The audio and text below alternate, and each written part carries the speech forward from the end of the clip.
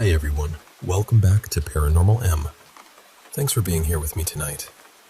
Before we start, please subscribe to the channel and turn on notifications so you don't miss the next video. Tonight's first story takes place in a hospital during the overnight shift, where a nurse keeps seeing an elderly woman sitting beside a dying patient. The strange thing is, no one else seems to see her, and the cameras don't show her at all. So get comfortable, relax, and let's begin. I hope you all have a peaceful night and sleep well.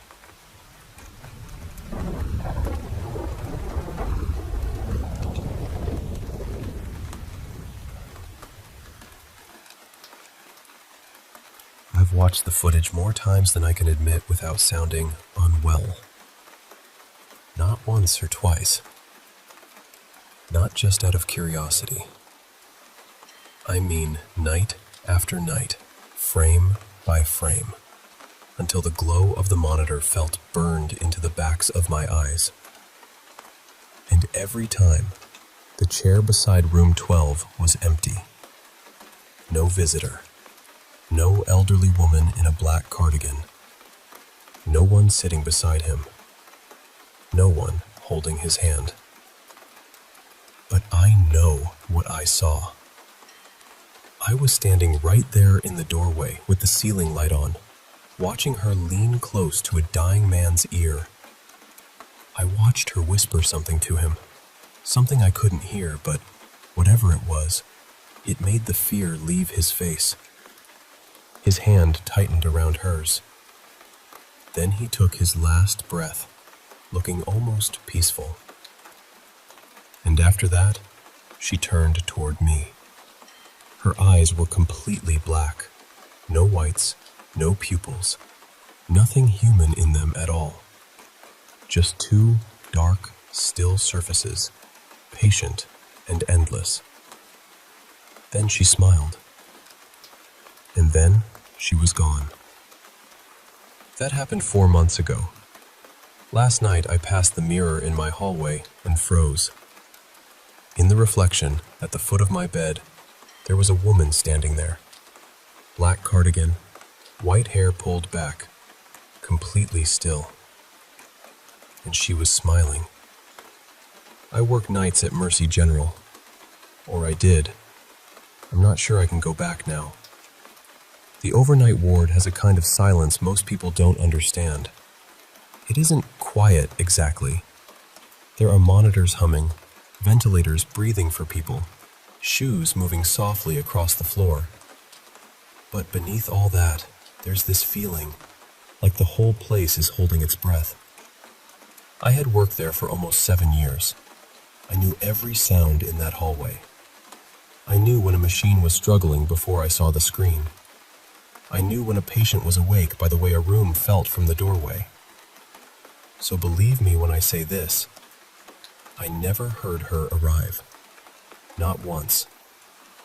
The first time I saw her, it was late October, just after 11. I was doing rounds when I noticed the door to room 12 was slightly open. That bothered me. The patient in that room, Alaric Vale, was one of our most critical cases. Organ failure. No next of kin. No family listed. No visitors.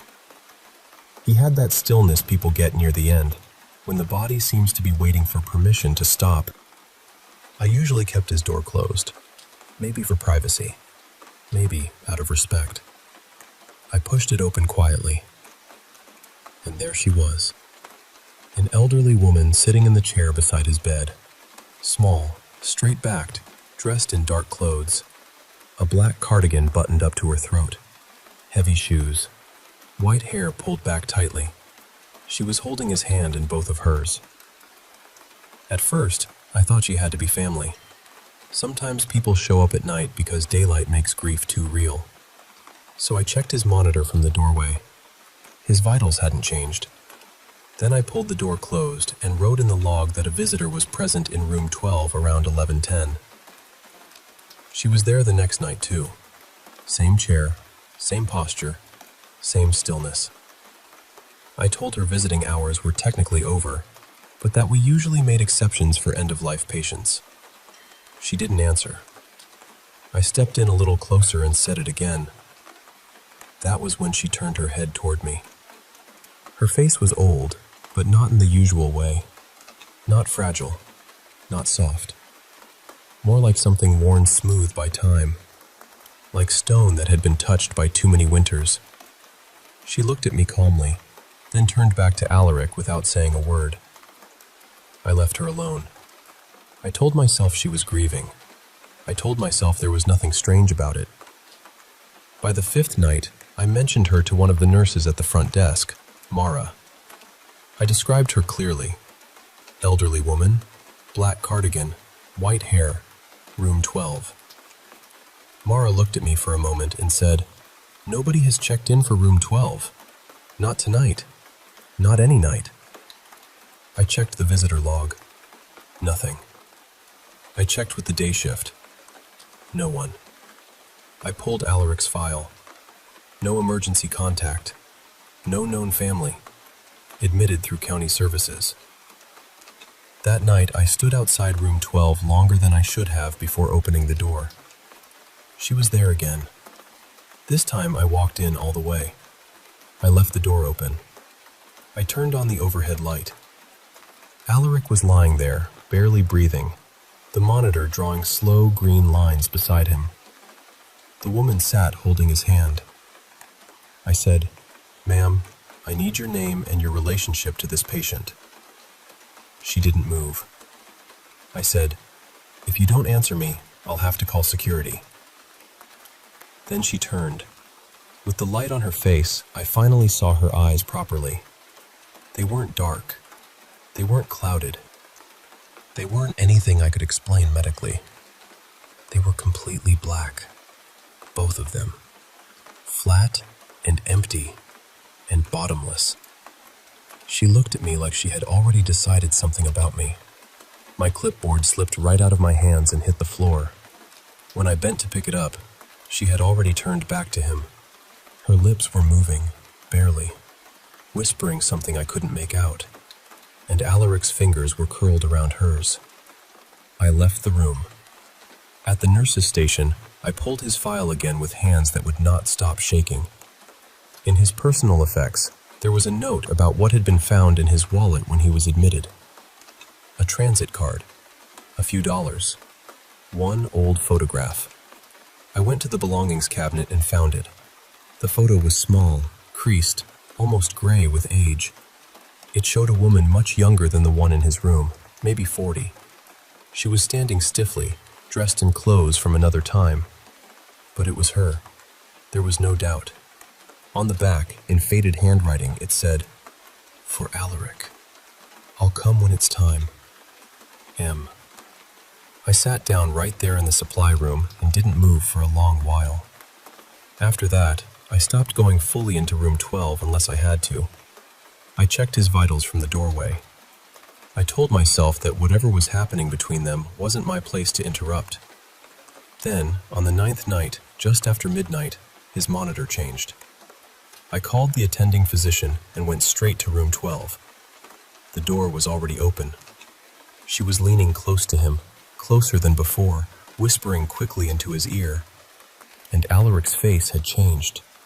The pain was gone, completely gone. He looked like a man who had finally heard the words he had waited his whole life to hear. His hand gripped hers with a strength I didn't think he had left. Then the monitor flatlined. The room went still. She slowly straightened and turned toward me, and she smiled. Not cruelly, not angrily. It was the smile of someone who had kept a promise. Then she vanished. No footsteps, no movement, no door opening. Just an empty chair beside the bed. I checked the security footage the next day. I watched every recording from every night she had appeared. The camera had a clear view of that chair. It was empty in every single frame. I told myself it was over. I went back to work. I did my rounds. I wrote my notes. I kept my eyes forward. But I started checking chairs before entering rooms. I couldn't help it. And twice, in the months after Alaric died, I saw chairs that should have been empty, but weren't. Both times, I turned around and walked away. I didn't look at the faces, because I had learned something the night he died. She had smiled at me, not at the room, not past me, at me, like she recognized me, like she had written me down somewhere. I tried to convince myself that wasn't true. I told myself night shifts do things to people. Death does things to people. Hospitals do things to people. And for a while, I almost believed it. Until last night. I came home around 6 in the morning. The sky was pale. My whole body felt hollow from exhaustion. I made tea, but I didn't drink it. I stood in the kitchen for a while, just staring at the sink. Then I walked down the hallway toward my bedroom. I passed the mirror and stopped, because in the reflection, over my shoulder, at the far end of my bedroom, there she was, the woman from room 12, standing at the foot of my bed. Not sitting, standing, black cardigan, white hair, hands folded in front of her. I turned around. The bedroom was empty. I looked back into the mirror. She was still there, only in the reflection. Then she slowly raised one hand and pointed, not at me, at my bed. I haven't slept since. I'm sitting in my kitchen right now, and I have been here for hours. I'm afraid to walk back down that hallway, because I know what it means when she points at a bed. I've seen it before. I just never thought the next one would be mine.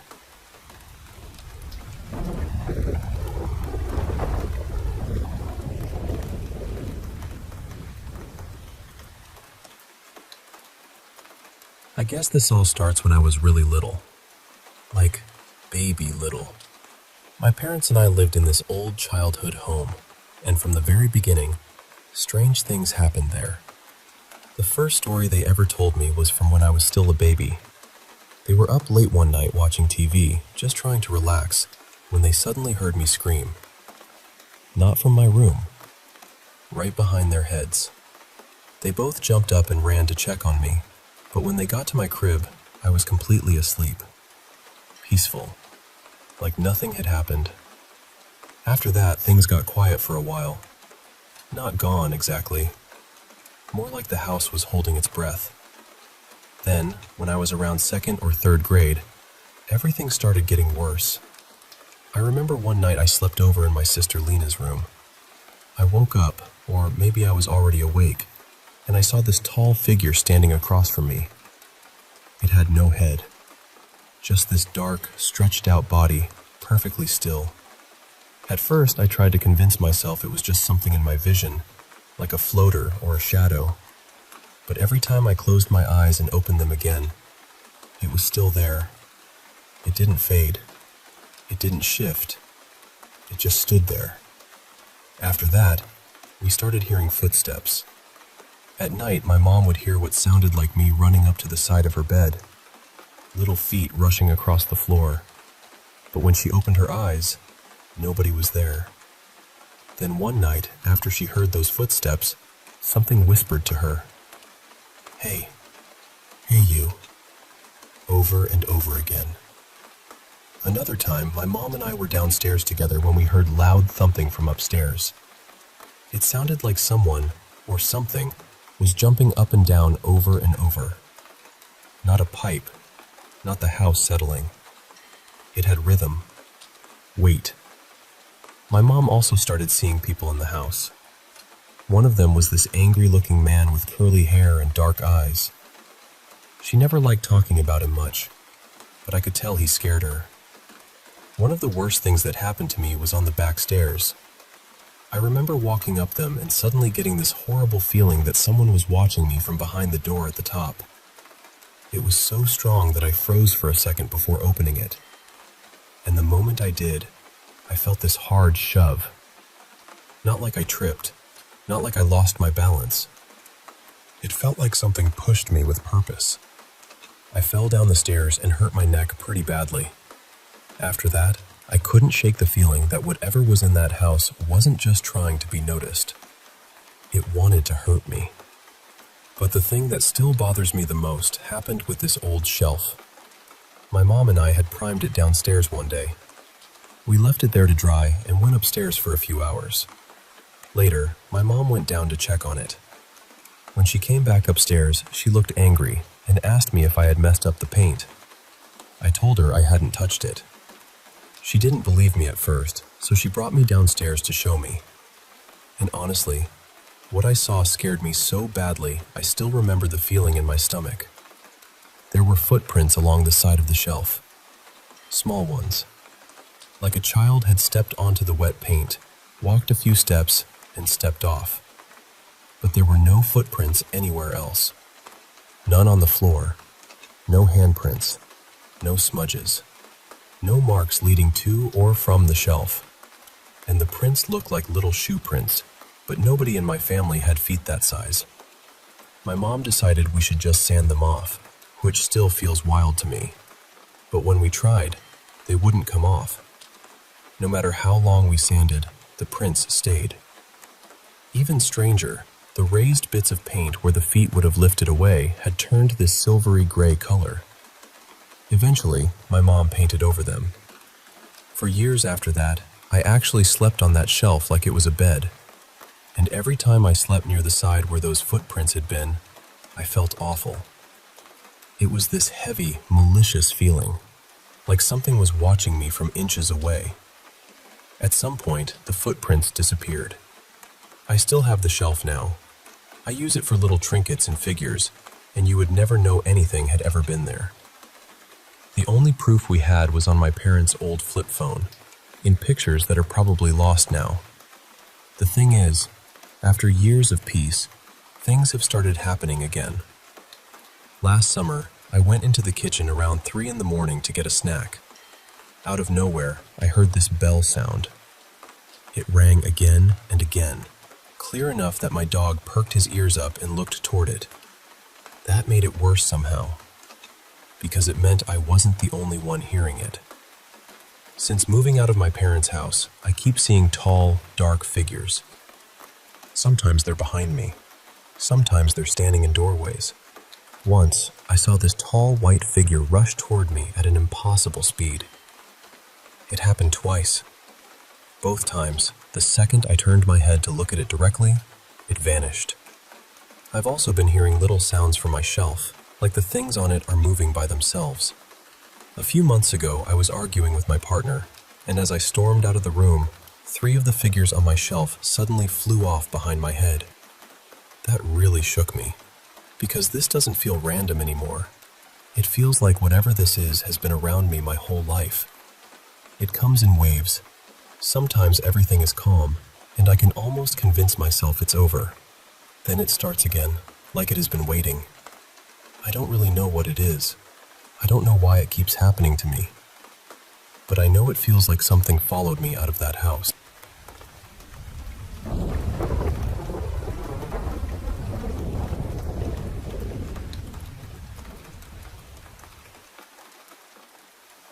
I want to share something deeply personal with you.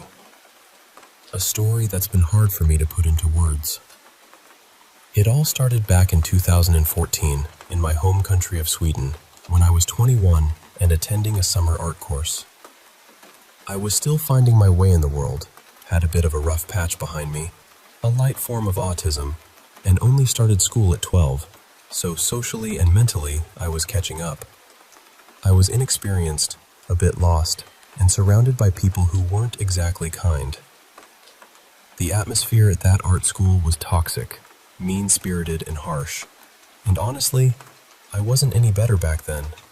A bit of a troublemaker myself. Among the people there was a woman named Melina. She presented herself as a famous artist and carried herself with an unsettling intensity. One day, she clashed with a teacher over some acrylic paint that was about to be thrown away. She claimed ownership of it, even though it was just leftover paint. Melina had this eerie habit of sniffing the paint to identify which was hers, saying she'd mixed in some oil to track it. She even showed me court documents and CCTV footage related to a prior stalking case, which she had somehow obtained illegally through her father's connections. She told me about a voice from above that guided her, claiming it was her mission to keep an eye on me and make sure I behaved. At first, I was scared, but thought it would blow over. But it didn't. She threatened the school, insisted on guarding her paint, and came back years later to sniff around again.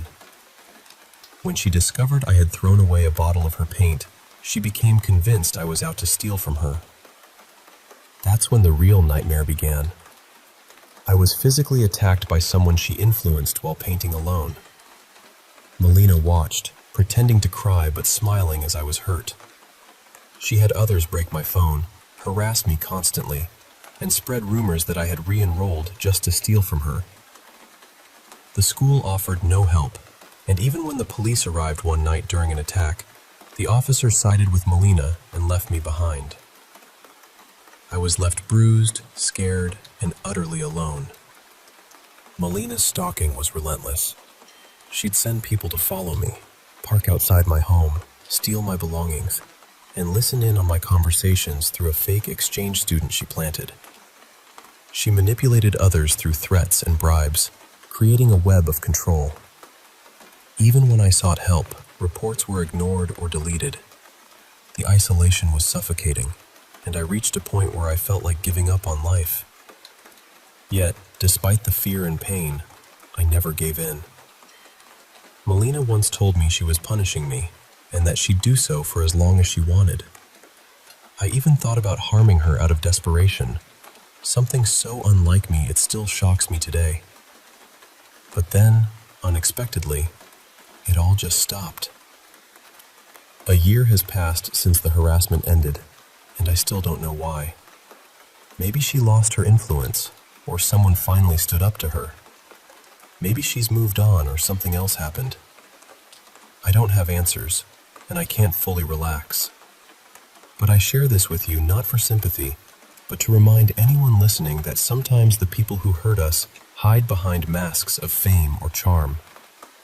And sometimes the hardest battles are the ones fought in silence. To Melina, if you're out there, let's not meet again.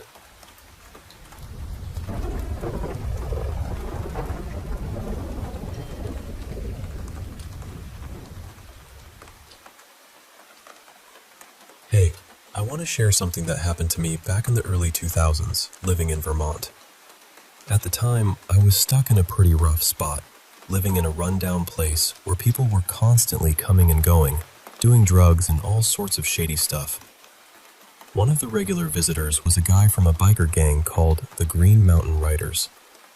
We used to hang out, smoke some weed, and he'd talk, a lot. Honestly, he bragged about things that sounded serious, stuff I didn't want to hear, but he just kept going, like it was no big deal.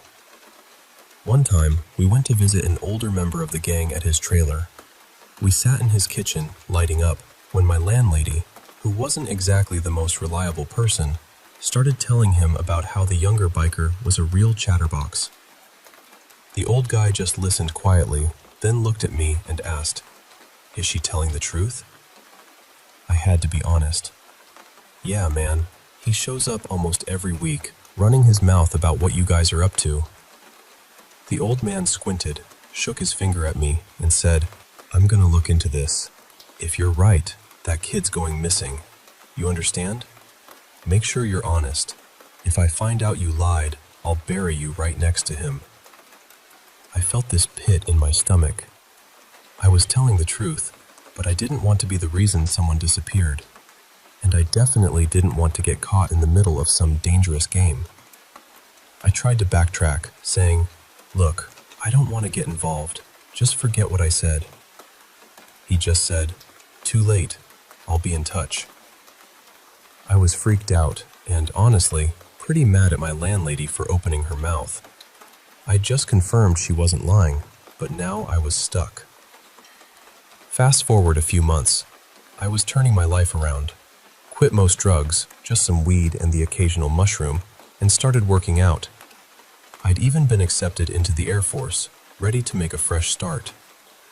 Then one day, after a meeting with the recruiter, my roommate said, "Hey, your dad's been looking for you. Showed up 3 times since this morning." I was confused. I hadn't spoken to my dad in years, How does he know where I live? No idea, but he was really determined to see you. I asked what he looked like. Old dude, beard, hand tattoos, denim jacket. That wasn't my dad. I knew who it was. The biker. The fact he came by once was bad enough. Coming 3 times meant he was serious about finding me. And pretending to be my dad? That was a clear trap, trying to lure me out. I never found out what he wanted. I never knew what happened to that young biker. That night I moved out and lived in my car until it was time for basic training. Last time I was back in Vermont, the same landlady was still there, still caught up in the same world, hanging out with bikers and using.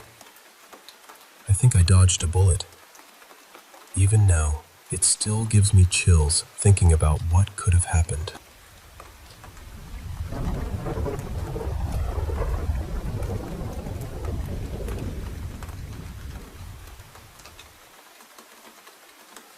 Years ago, I was home alone one evening.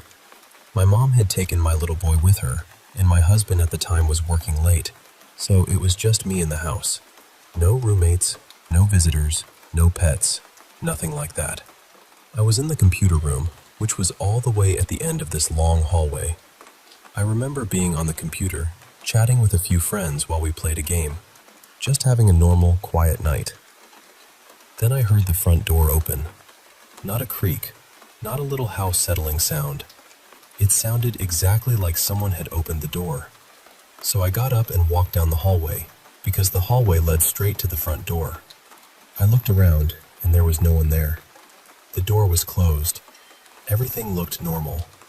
I stood there for a second, trying to make sense of it, and then I told myself I must have imagined it. So I went back to the computer room and sat down again. A few minutes later, I heard it again. This time, it was followed by this strange sliding sound, like something being dragged across the floor near the front door. So once again, I got up and checked.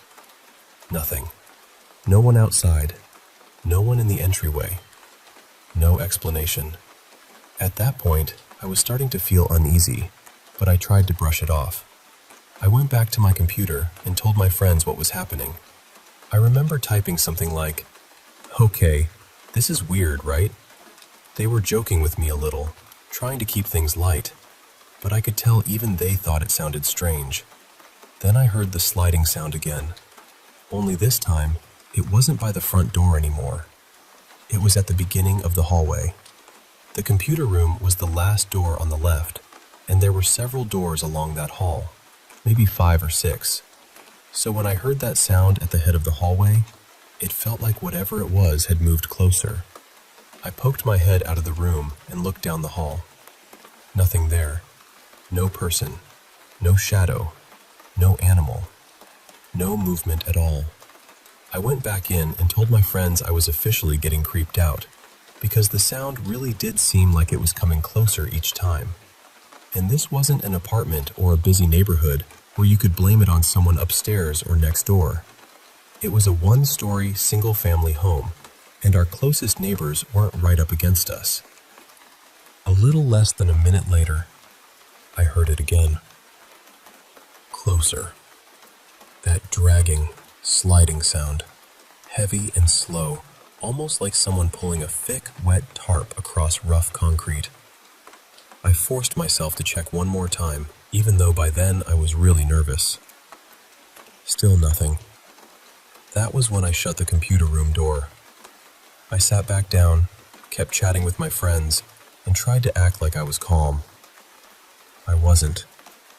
I was listening so hard that every little noise in the room felt huge. Then it happened again. The sliding sound was halfway down the hallway now. I didn't get up that time. I just sat there, frozen, staring at the door. A little while later, I heard it again, and it sounded like it was almost right outside the computer room. Then, maybe 30 seconds after that, it came again. Right outside my door. I remember trying to joke with my friends because I didn't know what else to do. I typed something like, "Well, If I disappear, tell everyone a ghost got me. But I was scared. Really scared. And then, all at once, right behind me, right next to my ear, I heard a voice whisper, "Mara." Clear as day. Not far away, not through the wall, not like a sound from outside. It sounded like someone had leaned in close, right beside my head, and whispered it directly into my ear. And then there was nothing. No footsteps, no sliding, no door, no voice. Just silence. When my family came home, I told them what happened. I don't think I ever had anything else strange happen in that house, at least not that I can remember. But that one night stayed with me. I've told the story so many times over the years because I still can't explain it. I don't know if it was a spirit, my mind playing tricks on me, or something else entirely. But whatever it was, it felt deliberate. Like something had made its way down that hallway just to get close enough to say my name.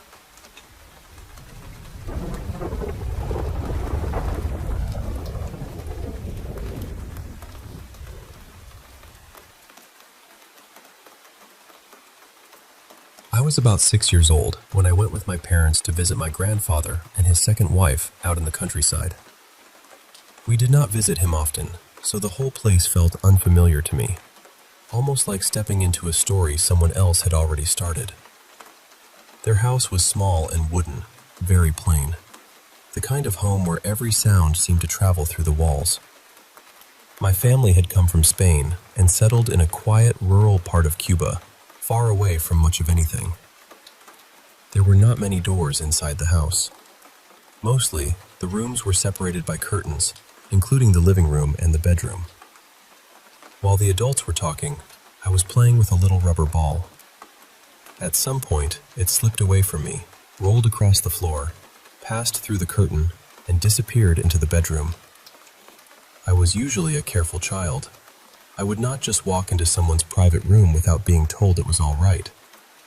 So either I asked, or I assumed that because the curtain was open and my ball had gone in there, it was okay. I followed it in. The ball had rolled under a large old wardrobe, hit the wall behind it, and gotten stuck somewhere I could not reach from the front. So I went around the side of the wardrobe, trying to find a way to grab it. And that was when I saw something in the narrow space between the back of the wardrobe and the wall.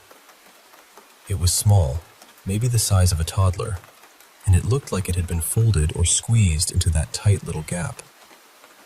The moment I saw it, it seemed to pull away from me, like I had startled it. I still do not really know how to describe it. It did not have a face. It did not look like an animal or a doll. The closest thing I can say is that it looked like it was made of flesh-colored yarn, almost like tangled strands of soft, skin-toned material. But it also seemed to have little limbs, or at least shapes that moved like limbs. I froze for just a second, and then I ran. I ran out of the bedroom and back into the room with the adults. I do not remember if I ever got the ball back. I think my grandfather's wife asked me why I had suddenly stopped playing, but I did not tell anyone what I had seen. I just stayed close to my parents for the rest of the visit, barely moving from their side. I have never seen anything like it again. And honestly, I try not to think about it too much, because I am afraid that if I keep turning the memory over, my mind will start adding pieces that were never there. I want to remember it as clearly as I can, without decorating it by accident. Still, it has stayed with me all these years. I have wondered if anyone else has ever experienced something like that, some kind of strange thing connected to furniture, or hidden in a house, or tucked away where it should not have been. I have also wondered whether there are any domestic spirits or household entities in Cuban, Spanish, or Canary Islander folklore that sound even remotely similar. I was raised in a very practical, secular household, so these were not the kinds of stories I grew up hearing. But sometimes I wonder if my grandfather or his wife had beliefs or practices I never knew about. Part of me has also wondered if it could have been some kind of effigy, maybe an object used in a ritual, or a strange old doll that had been hidden behind the wardrobe. Maybe I startled myself and only thought it moved. But even now, I cannot quite convince myself of that. This is the only unexplained thing that has ever happened to me. It still feels completely outside anything I would have imagined at that age, and outside anything I have encountered since. That is why I have never been able to fully dismiss it as a dream or just a child's imagination.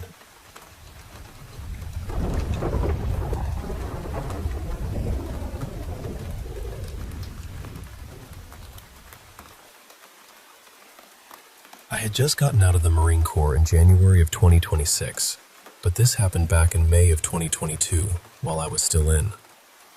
At the time, I was at Camp Geiger, and inside Camp Geiger there's this smaller training area called Camp Devil Dog.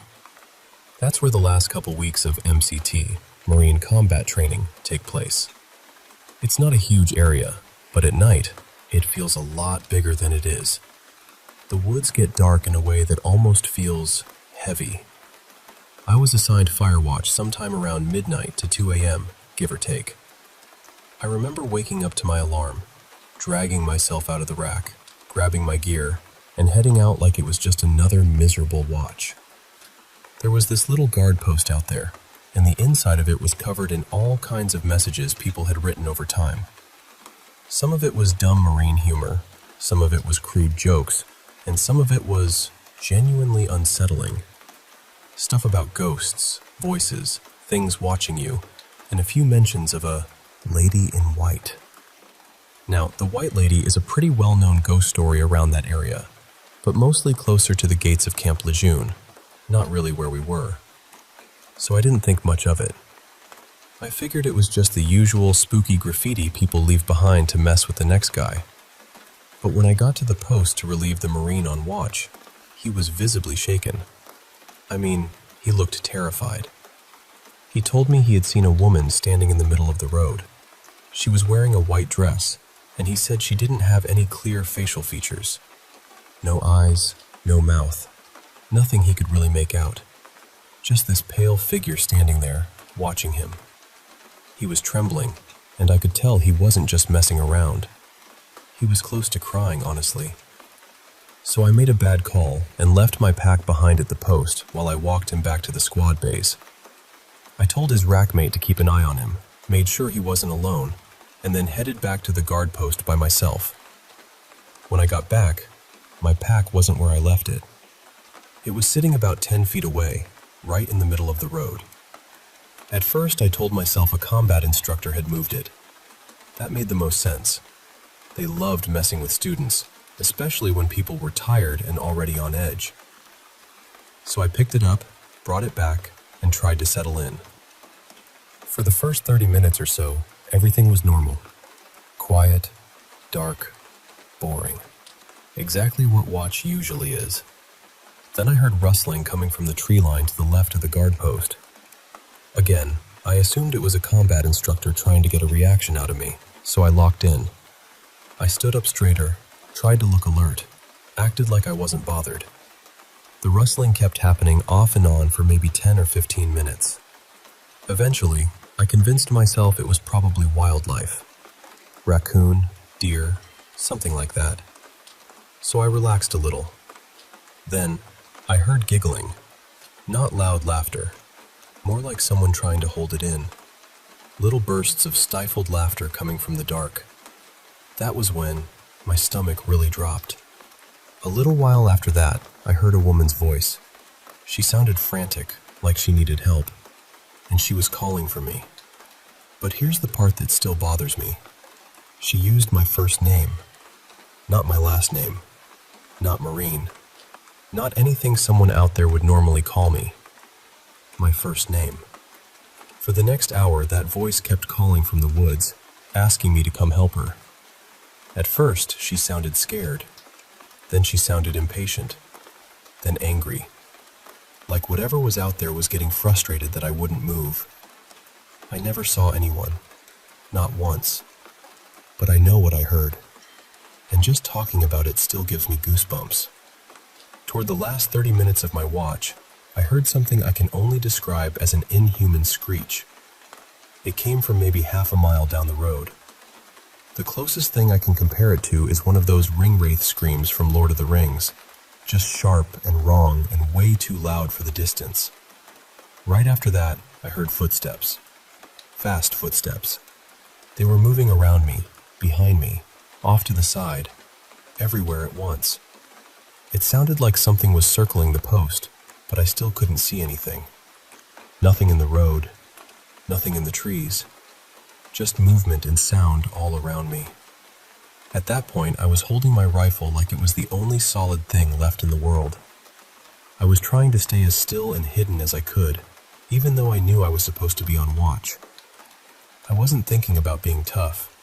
I was thinking, do not move, do not answer, do not follow that voice. Then, just like that, everything stopped. The rustling, the footsteps, the voice, gone. I sat there frozen, gripping my rifle, hoping my relief would show up early. He did not. He actually showed up late.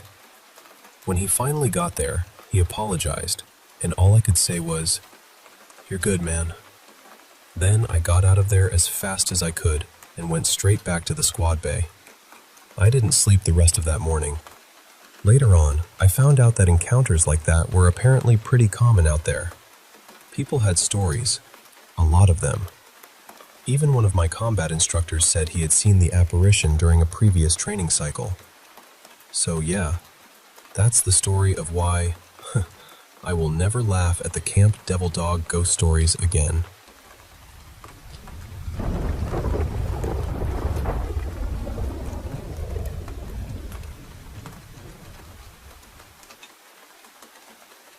You know, it's been over a decade since that night I first called the police, trembling and desperate, telling them our little girl Lily was missing. I remember sitting there next to my husband Jake, tears streaming down my face, begging them to find her. She was just 6 years old. Only a few hours had passed, but in our quiet town, that was enough to know something was terribly wrong. Everyone knew each other, and for the most part, life was peaceful. So how could this happen? The officers came quickly, and when they saw how scared we were, they started to worry too. Our home sat on a big piece of land, right at the edge of the woods, a place we'd chosen for the fresh start we wanted when I got pregnant with Lily. Jake and I dreamed of that classic life. You know, white picket fence and all. Some folks might think living so close to the woods was risky or scary, but not us. We took family walks there often, and Lily loved exploring those trees. She knew the woods like the back of her hand. So when she disappeared, the woods were the first place we searched. We threw everything into finding her. Search parties, combing through every inch of the land. But we found nothing. No footprints, no clothes, no sign of her anywhere. It was like she vanished into thin air. Then the harsh reality settled in. Maybe she'd been taken. But in our tight-knit community, everyone was kind, and I just couldn't believe anyone here would hurt her. If someone did take her, she was probably already far away. Weeks turned into months, and hope started to fade. The police promised they'd keep looking, but their voices lost that spark, that confidence. Jake and I felt it too. The posters with Lily's face began to fade and tear on the street corners. Reminders of a pain no one wanted to forget, but couldn't bear to face every day. People were kind at first, neighbors, friends, offering hugs and words of comfort. But after the initial shock passed, we were left alone with our grief. That's when it truly hit us. Jake never stopped waiting by the phone, hoping for a call that would never come. He loved Lily with everything he had. His little girl with those bright blue eyes that always searched his. I watched him sometimes, aching with the knowledge that she was gone, while he held on to hope. One night, on what would have been her 16th birthday, we sat together watching one of her favorite movies. a Disney film we'd all loved before she disappeared. We ate cake and tried to pretend, just for a moment, that she was still with us. Then suddenly, the phone rang. Jake snatched it up so fast I barely caught my breath. I was ready to see the hope drain from his eyes again. But this time, something was different. Tears streamed down his face, not in sorrow, but in joy. "They found her," he whispered, trembling. "I knew they would." My heart stopped. I wanted to believe him, but a cold part of me held on to the fact that Lily had been gone for 10 years. I thought she was dead. But there she was, standing in the police station when we arrived. A beautiful young woman with the same piercing blue eyes. I was frozen, overwhelmed, unsure if she remembered me. She looked at me hesitantly, her voice barely a whisper. "Mom?" I choked out, "Lily?" And she collapsed into my arms, sobbing. It was like holding a ghost, a miracle, and a nightmare all at once. She had amnesia, barely recalling anything from before she disappeared. The doctors said it was from a head injury, but no one knew how it happened. Later, the truth came crashing down on me. The night she vanished, I had taken her into those woods and, in a moment of desperation, struck her with Jake's old baseball bat. I thought I'd ended her life that night, thrown her body into the lake, and watched her float away. But here she was, alive, a second chance I never expected. Now she's back in her old room, and the whole town has rallied around us, sending gifts and meals. Jake's never been happier, doting on her with a love deeper than before. But me? I'm haunted. I fear the day her memory returns, when she'll remember that night in the woods. I don't know what I'll do, how I'll face her, or live with the secret I've kept for so long. Tonight she asked to see me. As I open her door and see her smiling at me, I take a deep breath, bracing myself for whatever comes next. Because no matter what, I am her mother, and I will protect her, even if it means living in fear for the rest of my days.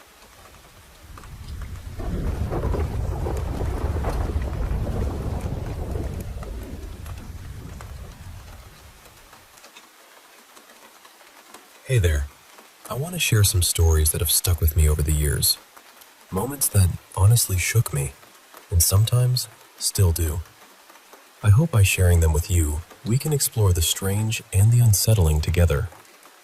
First up, let me tell you about a place from my childhood, a rundown farmhouse way out in southern Ohio. Back in '88, my family grew by one, my little brother Victor. Our tiny rented apartment was bursting at the seams with 2 little kids, so my parents took a chance on this old 2-story farmhouse sitting on 7 acres of quiet land. It was so far from town, nearly an hour's drive, and the house itself? Well, let's just say it had seen better days. I remember the very first time I saw that house. I was terrified.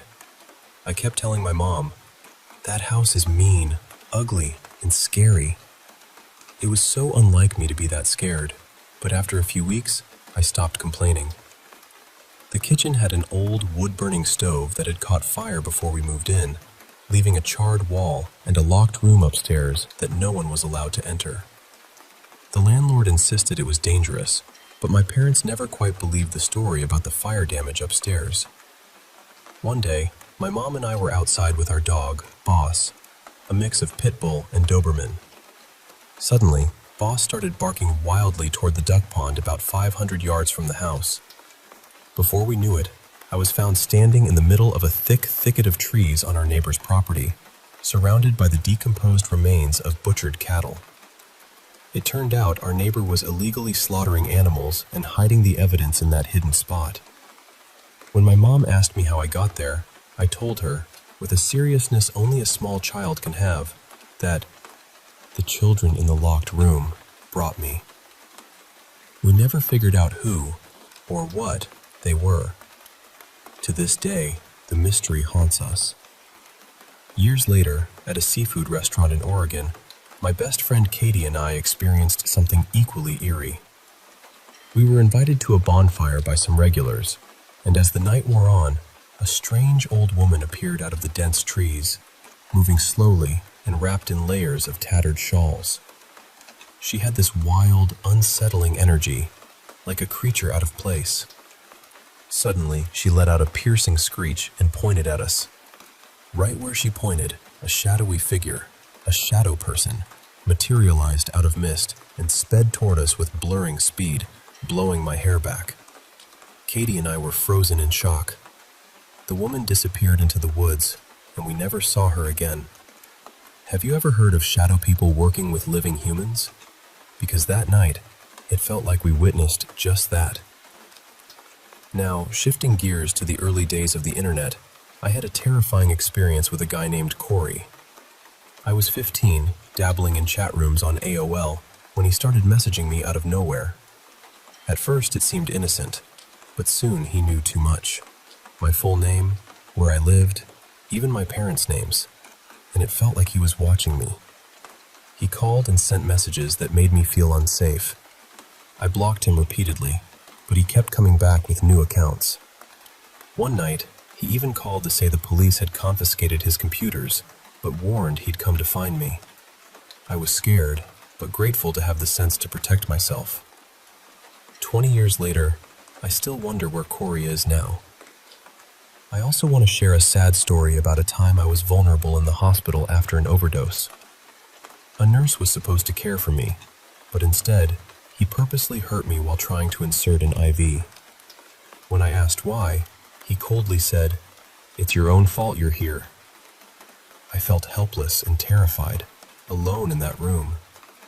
The next day, another nurse was horrified at the damage. It was a reminder of how important kindness and care really are. On a lighter, yet still unsettling note, in high school, I once followed a girl with long brown hair after a night out, thinking it was my friend Hannah. Later, I realized it wasn't her at all. She probably thought I was a creepy stranger following her for half an hour. I felt awful about it for years. Recently, a friend of mine shared a chilling story about being stalked by a junkie hookup.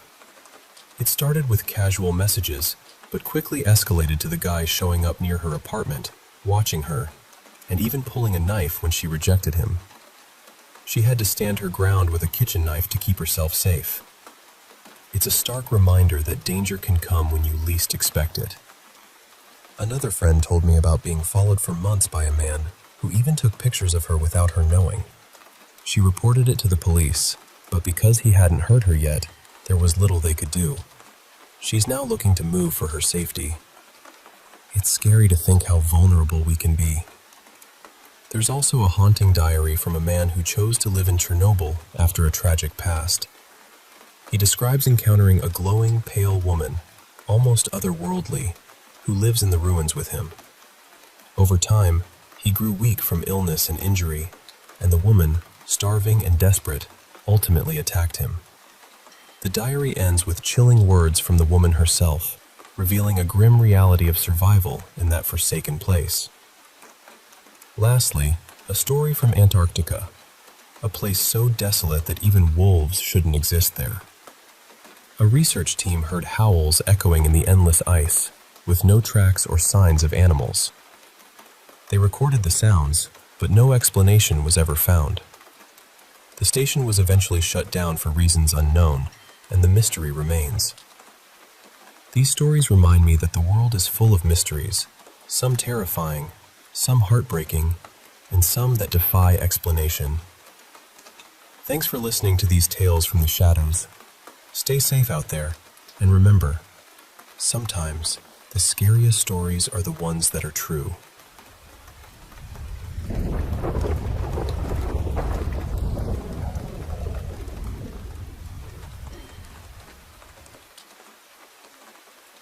Hey, I need to tell you a story. One that's been eating away at me for a while now.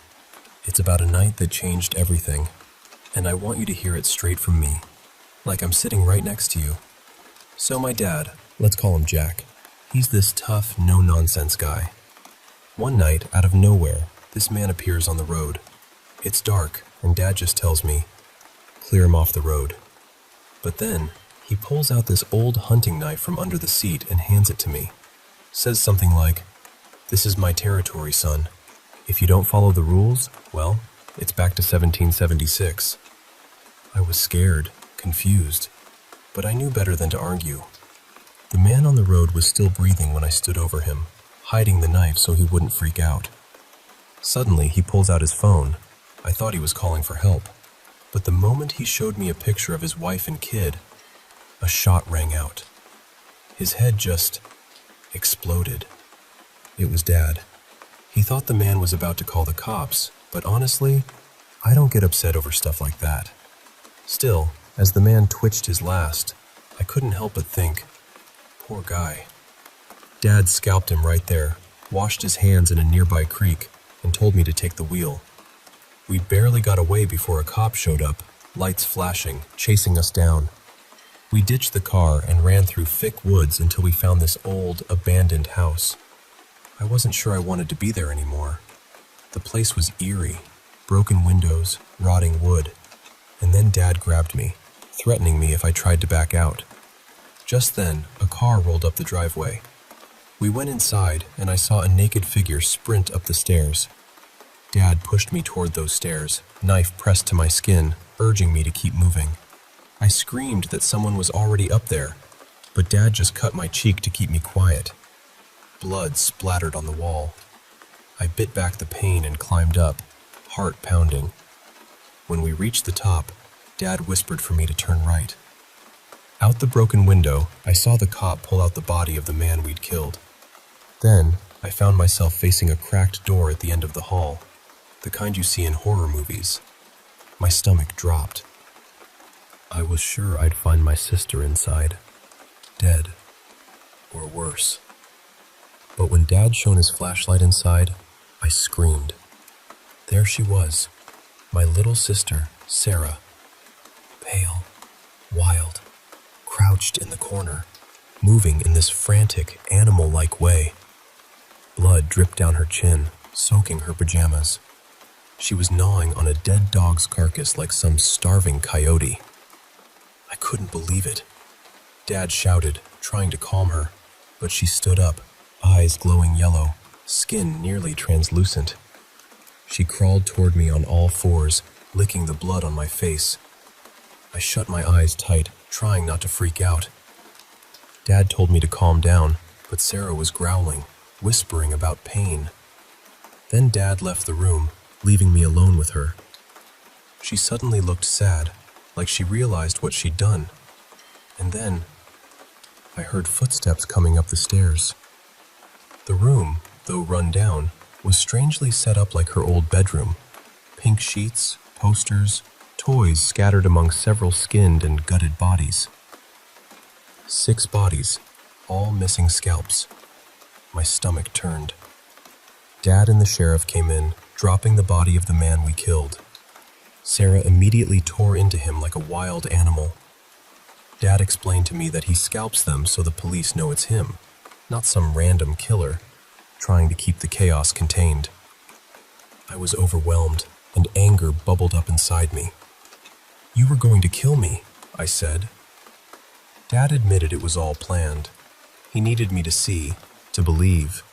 He said Mom could never find Sarah, that something in the woods changed her. I asked Sarah how it happened, but all she did was glance up with those terrifying eyes, then bury her face in flesh again. Dad told me to say goodbye, but I wasn't ready. I knew he was responsible. He should have been watching her. Especially when livestock started turning up skinned and drained, with bite marks on their necks.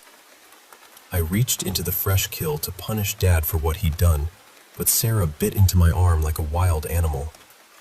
Dad shouted to stop, and I looked him in the eyes, full of hate, and said, "Now you've got 2 of us to feed."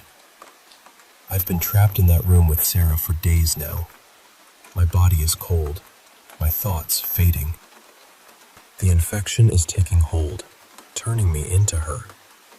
I'm writing this because the police just arrived, loading their shotguns outside. Honestly, I don't think bullets will help. Because at this point, neither of us are truly alive, and you can't kill something without a pulse.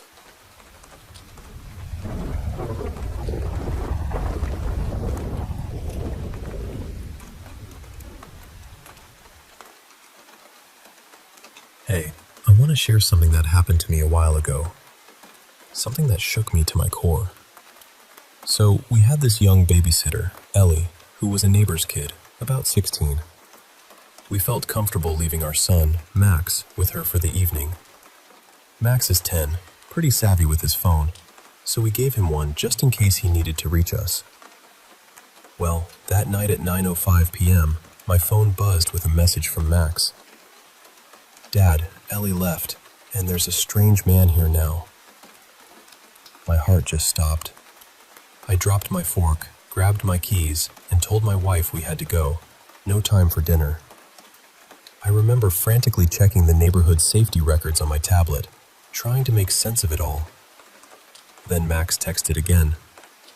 He's on the couch, asking me to sit next to him. I'm scared. I was practically shaking, my mind racing.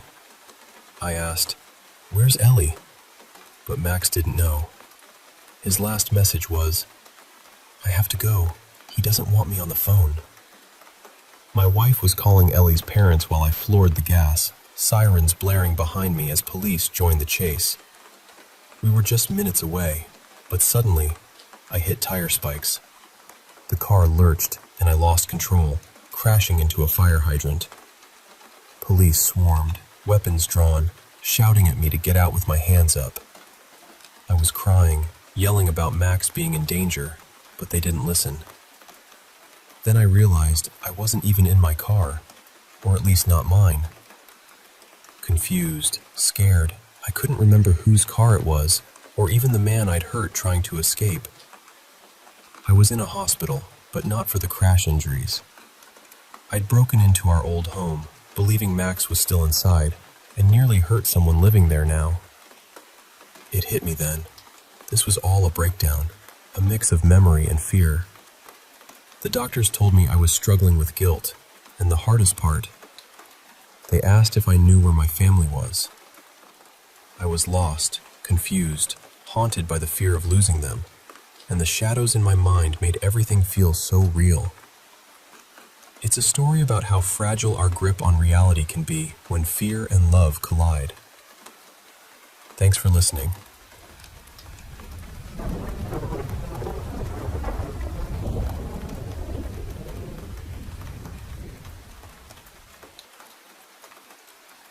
Hey, I want to share a story from when I was about 9 years old. Our little town had this summer festival every year, full of the smell of funnel cakes and the sound of carnival games, with those old-fashioned rides that creak and groan, making you wonder if they'll hold up till morning. This one year, something felt different. There was this performer, a man on stilts, who gave me the creeps. There's just something about the way they move that's kind of eerie, you know? The festival wrapped up around 10 p.m. that night, and we headed back to our farmhouse, which sat right next to a big open field. It was late summer, just weeks before the harvest. I usually hit the hay around midnight, but before that, I let our dog Bruno out for one last bathroom break. He barked a couple of times, probably at some critter out in the dark. Just as I was about to bring him inside, I heard this strange sound coming from the edge of the field. It was like the rustling and snapping of stalks, corn stalks being crushed, one after another, in a slow, steady rhythm. I called out, "Hello?" And the noise stopped right away. That sudden silence, it sent chills down my spine. I flicked on the floodlights, but I couldn't see a thing beyond their glow. Then, the sound started up again, but this time, it seemed farther away. But what really got me was this odd, haunting melody that played along with it. A slow, eerie tune that stuck in my head. I grabbed my flashlight and headed toward the barn to turn on more lights. Then I saw it. A tall shadow standing just at the edge of the trees. But it wasn't any regular person. This thing was at least 14 feet tall, with long, thin limbs, a tiny head, and arms that looked too short for its height. I took a cautious step closer, hand on my pocket knife, flashlight shining right at it. And then I realized it was that man on stilts from the festival. But this time, his face wasn't painted. No bright colors, just a long, tangled gray beard. His eyes were hidden in shadow, and I didn't want to see them. I called out, voice shaking, "What do you want?" He didn't answer. Instead, he started humming that same strange tune again, something like, "Oh, wee, oh, whoa, oh," over and over, like something out of an old spooky story. Then he slowly turned and walked away, his stiff-legged stride moving deeper into the woods beyond our field. That was the last night of the festival. School started in a couple of days, and when I told my parents, they just laughed it off, thinking I was making it up. I asked around town, but no one knew who he was or where he came from.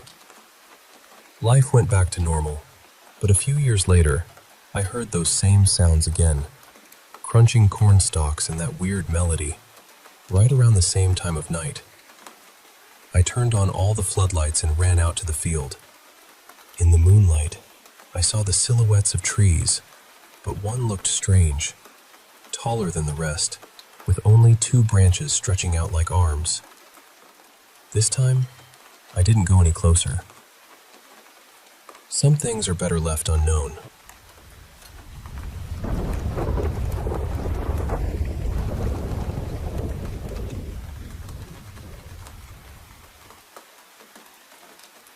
Hey, I want to share something really personal with you. It's about my dad, who passed away when I was just about 10.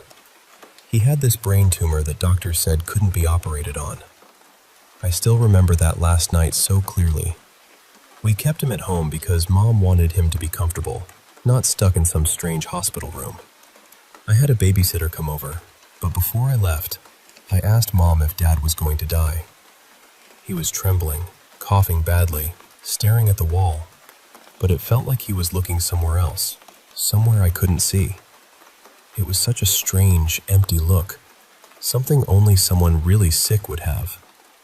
Mom told me, "No, sweetheart, your dad's going to be okay." I kissed Dad on the forehead, hugged Mom, and then left for the night. I was so worried that I actually called Mom at midnight, asking if Dad had passed. She calmed me down, said he was still okay, and told me to try to sleep.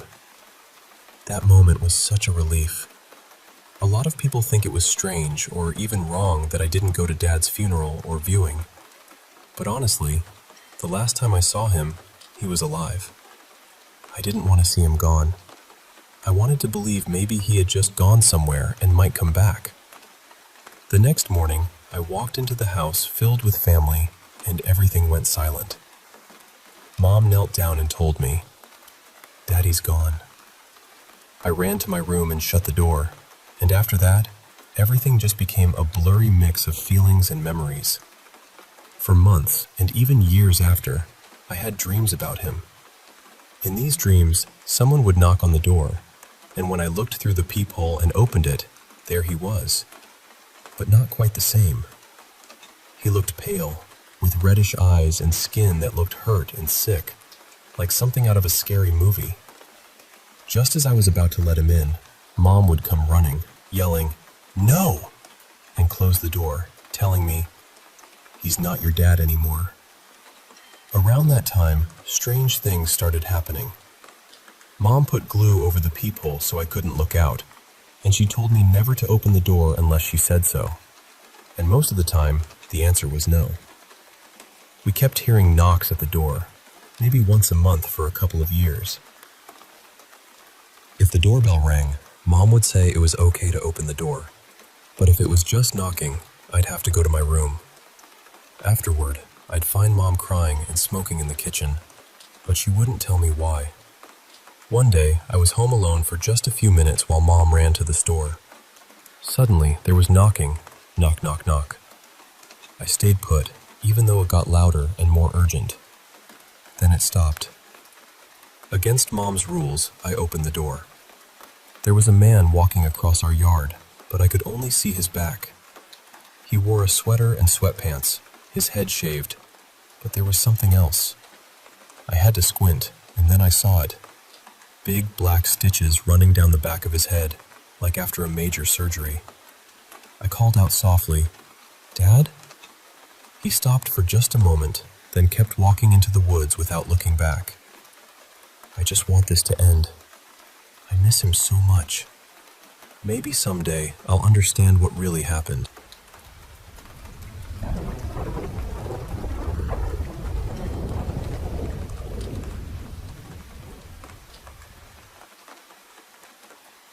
Hey, I want to share something that happened back in 2014 that really shook me to the core and changed how I see things, especially when it comes to the spiritual side of life.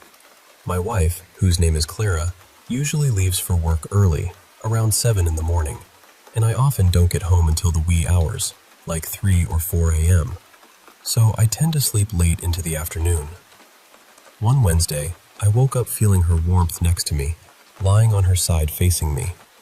At first, I thought it was early morning, maybe 6 a.m., so I closed my eyes to drift back to sleep. But something felt off. She wasn't breathing like she was asleep. No deep, steady breaths. I didn't think much of it then and fell asleep again. Then I woke up again, and she was even closer, her breath quick and shallow right by my ear, almost panicked.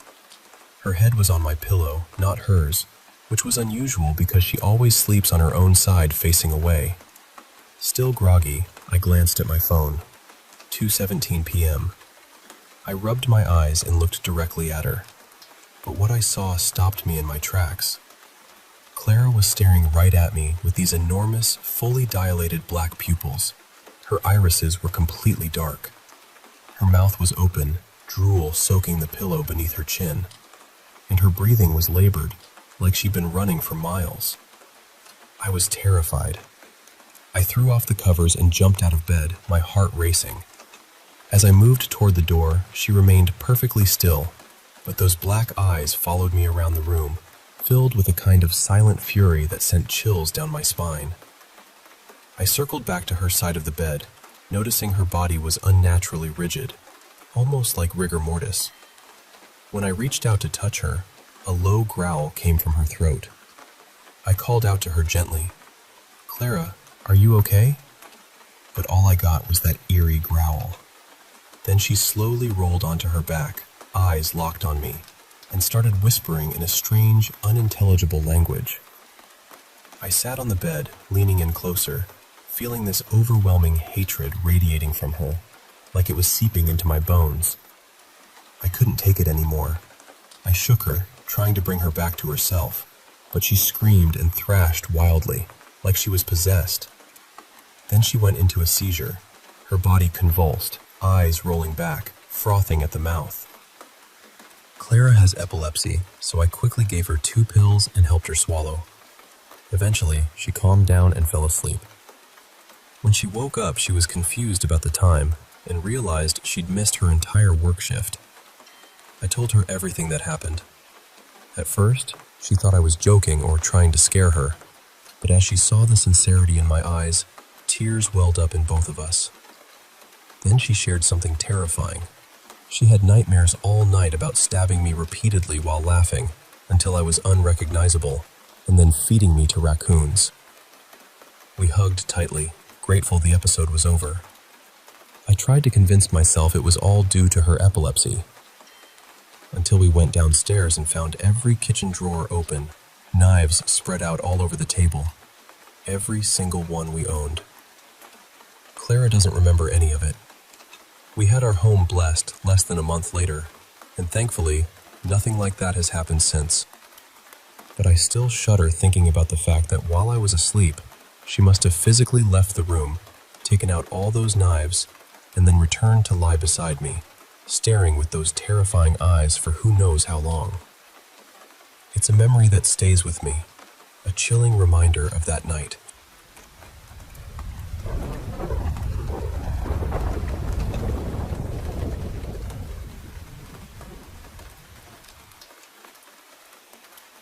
Before anyone writes this off as a kid making something up, I need to explain something about my daughter. My oldest, Ray, is autistic, and she has always been a very serious, very precise child. She thinks deeply about things, and she has this strong inner compass around fairness and honesty.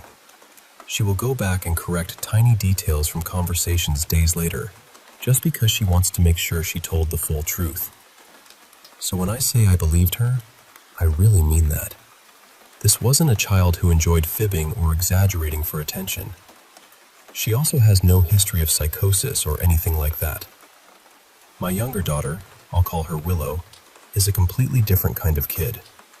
Bright, chaotic, funny, always moving. The type who couldn't keep a prank secret if her life depended on it. One afternoon, I was relaxing in my bedroom when Ray suddenly burst through the door. She looked terrified.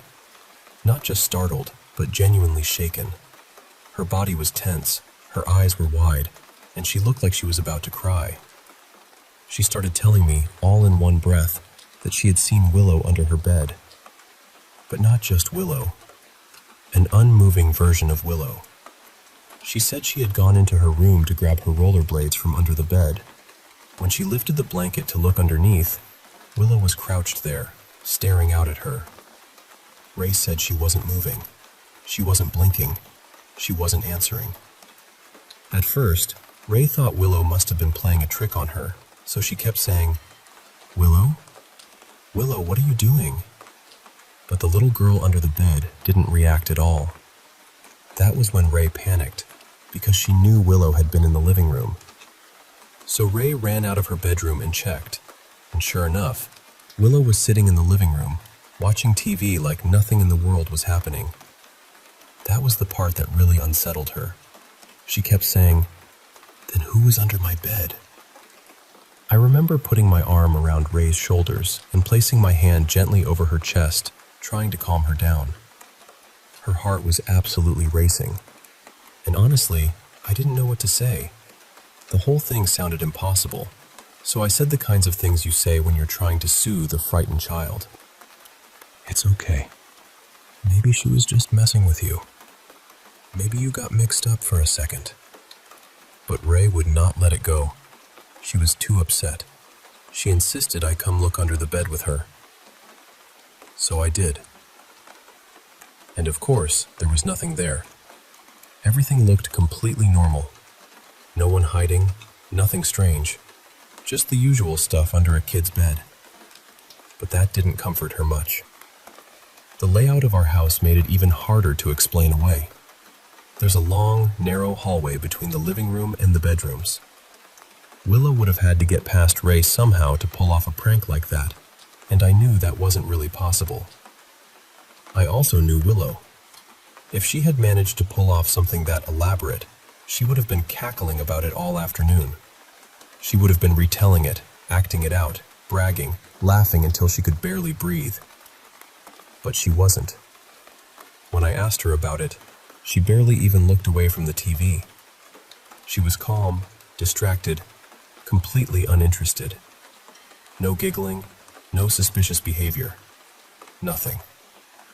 Meanwhile, Ray spent the rest of the afternoon deeply unsettled. She wasn't being dramatic. She was confused and scared in a way that stayed with me. It wasn't until years later, when I came across stories online about mimics, that I realized other people had described things that sounded somewhat similar. I can't say our experience matches every detail of those stories. It doesn't fit perfectly into the usual pattern. But I still think about it, because Ray saw something under that bed. And whatever it was, she was absolutely certain it looked like her sister.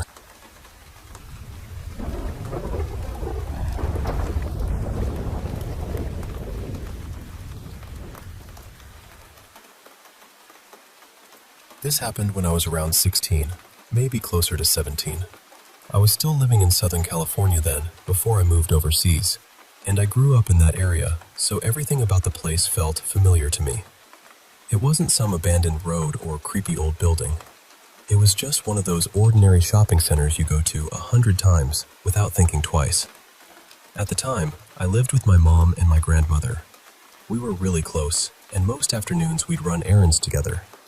Sometimes we'd stop by the bank, grab groceries, pick up dinner, that kind of thing. There was this strip mall we went to all the time because it had pretty much everything we needed. A pharmacy, a grocery store, our bank, and this little takeout place we liked. That afternoon, I went with my grandmother to the pharmacy. She parked the car and went inside, and I stayed in the passenger seat. It was still light out. There were people walking around, cars coming and going, nothing strange. The spaces beside our car were empty, maybe 2 or 3 open spots right next to me. I was just sitting there, probably looking around or zoning out, when I caught movement from the corner of my eye.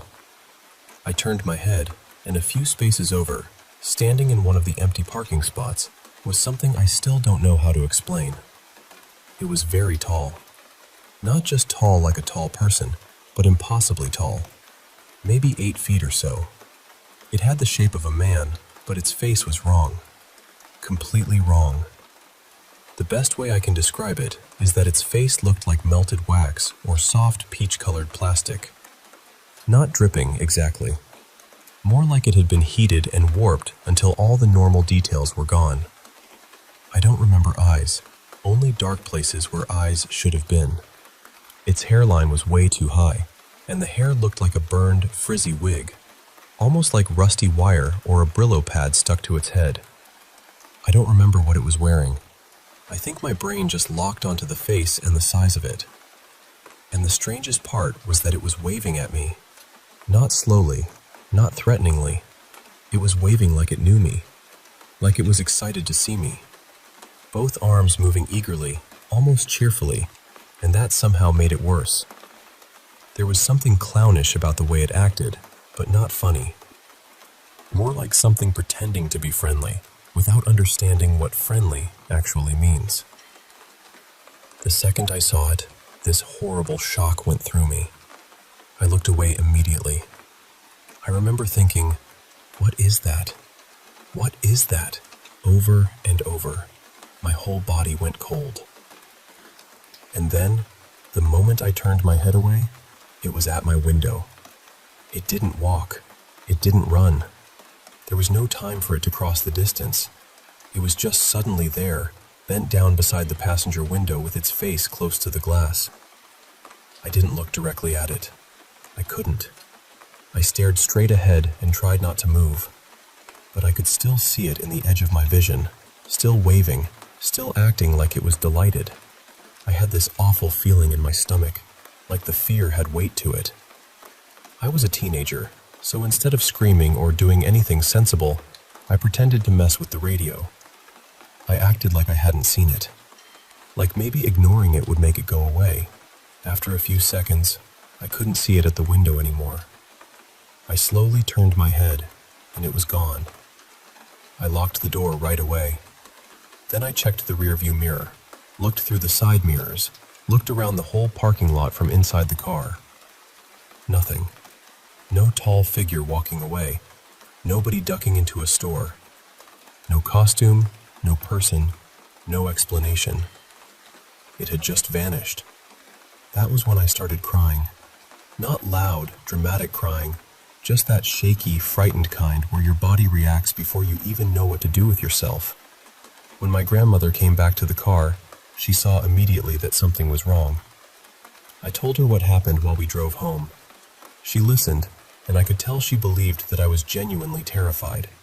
When we got back, I went straight to my mom and told her too. I was still crying, and she comforted me. They both believed me, but honestly, I could barely believe myself. For years, I had a hard time telling the story because I'd start tearing up just trying to describe it. It wasn't only that it scared me, it was the feeling of seeing something that looked real, solid and present, but also impossible. Something I knew was not a person.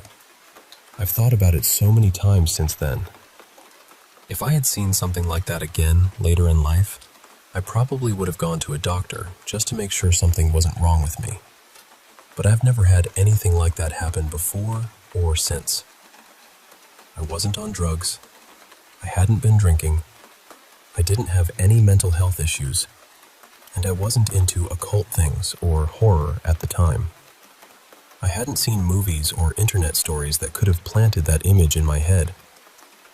And this shopping center was not creepy. It was busy, normal, familiar. I had been there my whole life and never heard of anything strange happening there.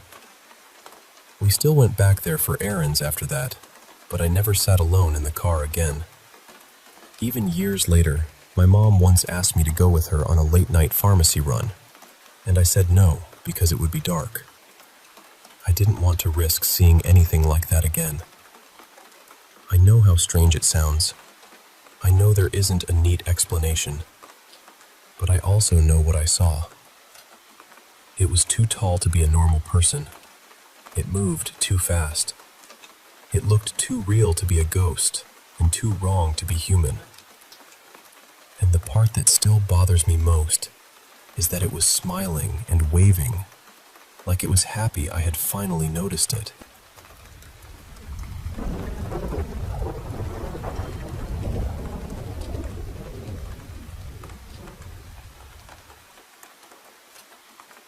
I've felt connected to the other side for as long as I can remember. Even when I was very young, there was this quiet sense in me that the world had more layers than people talked about out loud. My first real experience happened when I was about 5 years old. Back then, my family lived in a modest little house in a place called Irishtown. Across from us was a small store owned by a family in the neighborhood.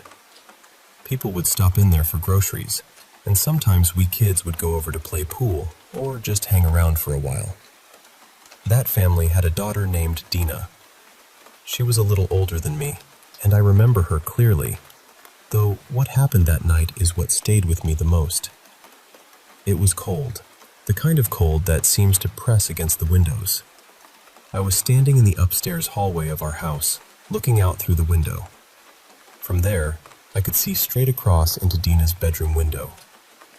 Then something went wrong in our house. The furnace made this terrible sound and blew out.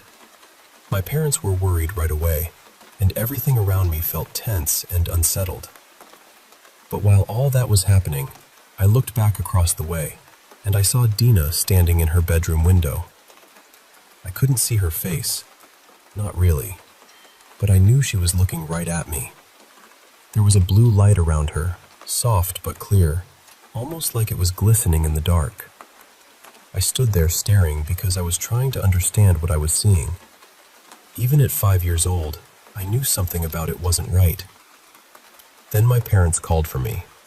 They were too worried about the furnace for us to stay in the house, so we had to leave for the night. The next day, when we came back home, people were everywhere. Neighbors, townspeople, everyone seemed to be searching for Dina. She was missing. I tried to tell my parents what I had seen the night before, how she had been standing in the window with that blue light around her.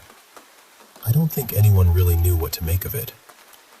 People searched all over, but as far as I know, Dina was never found. The strangest part is that a faint blue ring remained around her bedroom window. Not just for a little while, for years. Much later, I was driving through the old town with my sister because we had to go somewhere in that direction.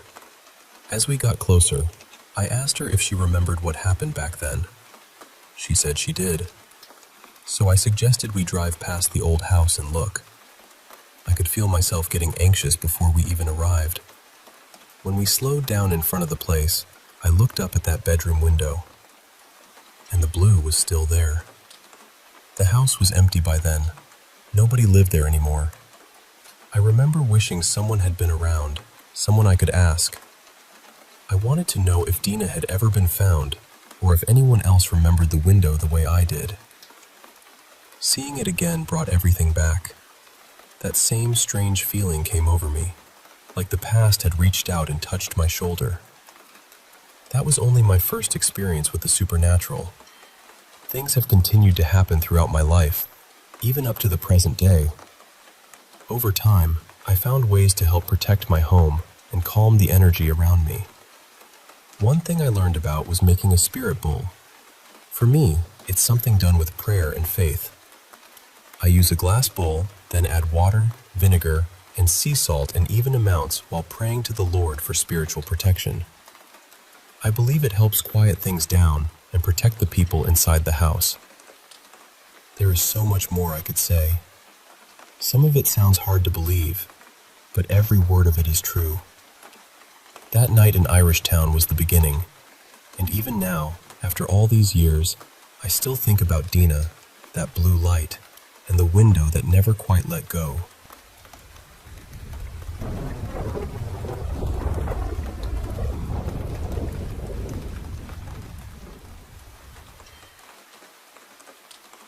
So yesterday, my friend and I were walking through this huge old cemetery.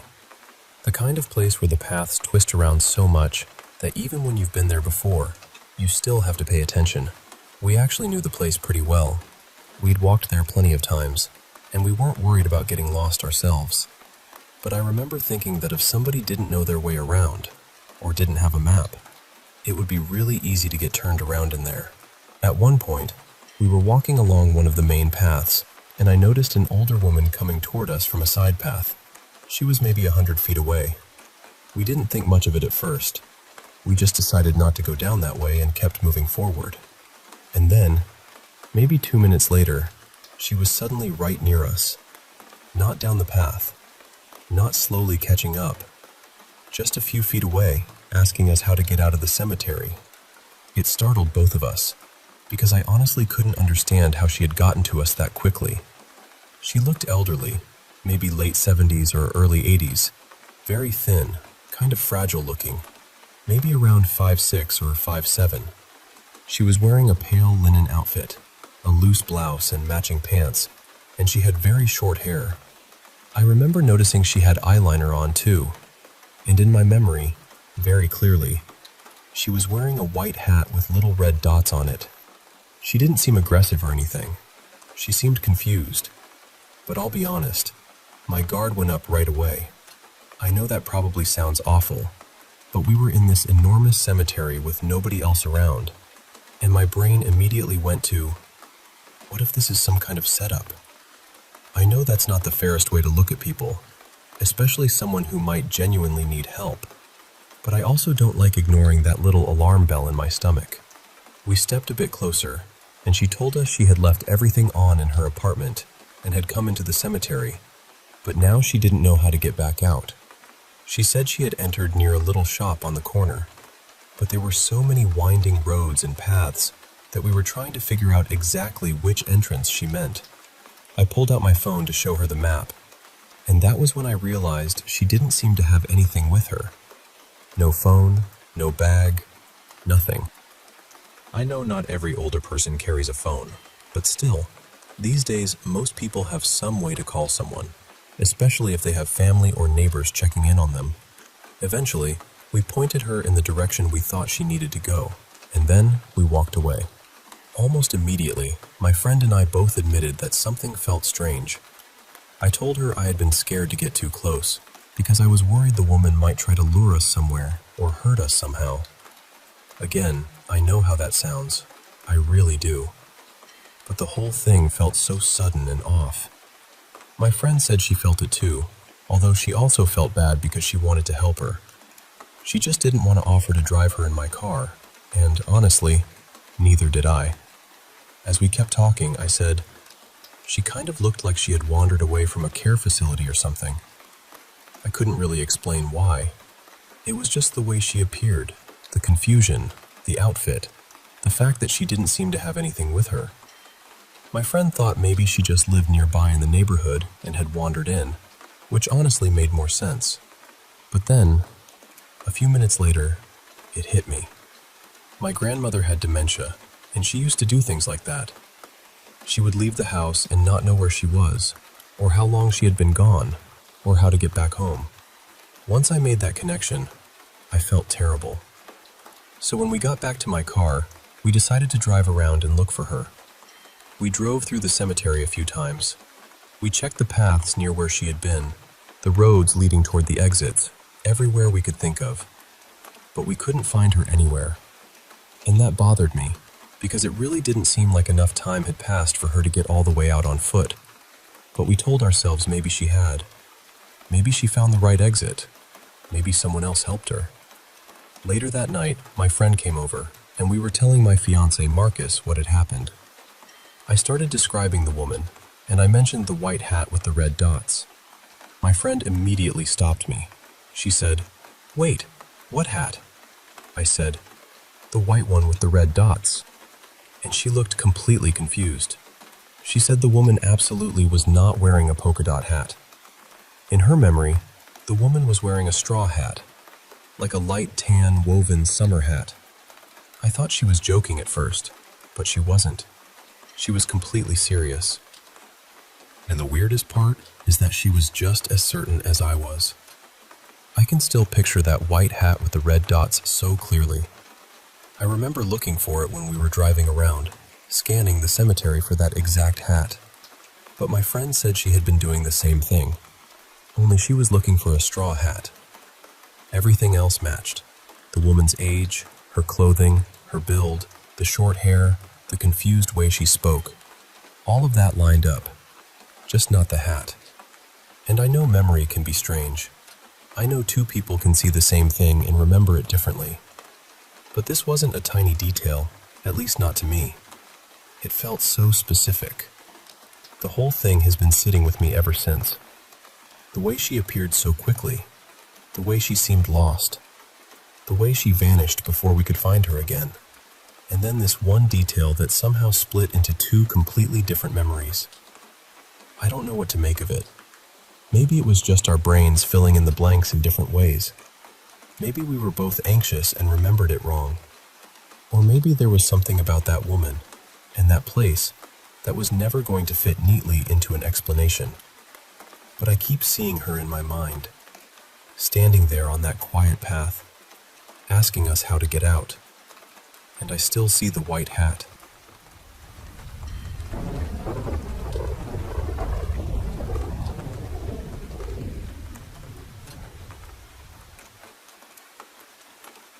Back in 2012, I started working as a tour guide at the Old Manse in Concord, Massachusetts. It's one of those houses where history doesn't feel tucked away behind glass. It feels awake. The house was built in the late 1760s for Reverend Elias Emerson, the town minister, and it stands right near the North Bridge, where some of the first shots of the American Revolution were fired in April of 1775. Elias was also connected to the family line of Ralph Waldo Emerson, so the place already had this deep literary and revolutionary weight to it. When the war began, Reverend Emerson joined the colonial army as a chaplain and was eventually sent north to Fort Ticonderoga. He never made it home. He became ill and died in 1776, leaving behind his wife, Phoebe, and their children.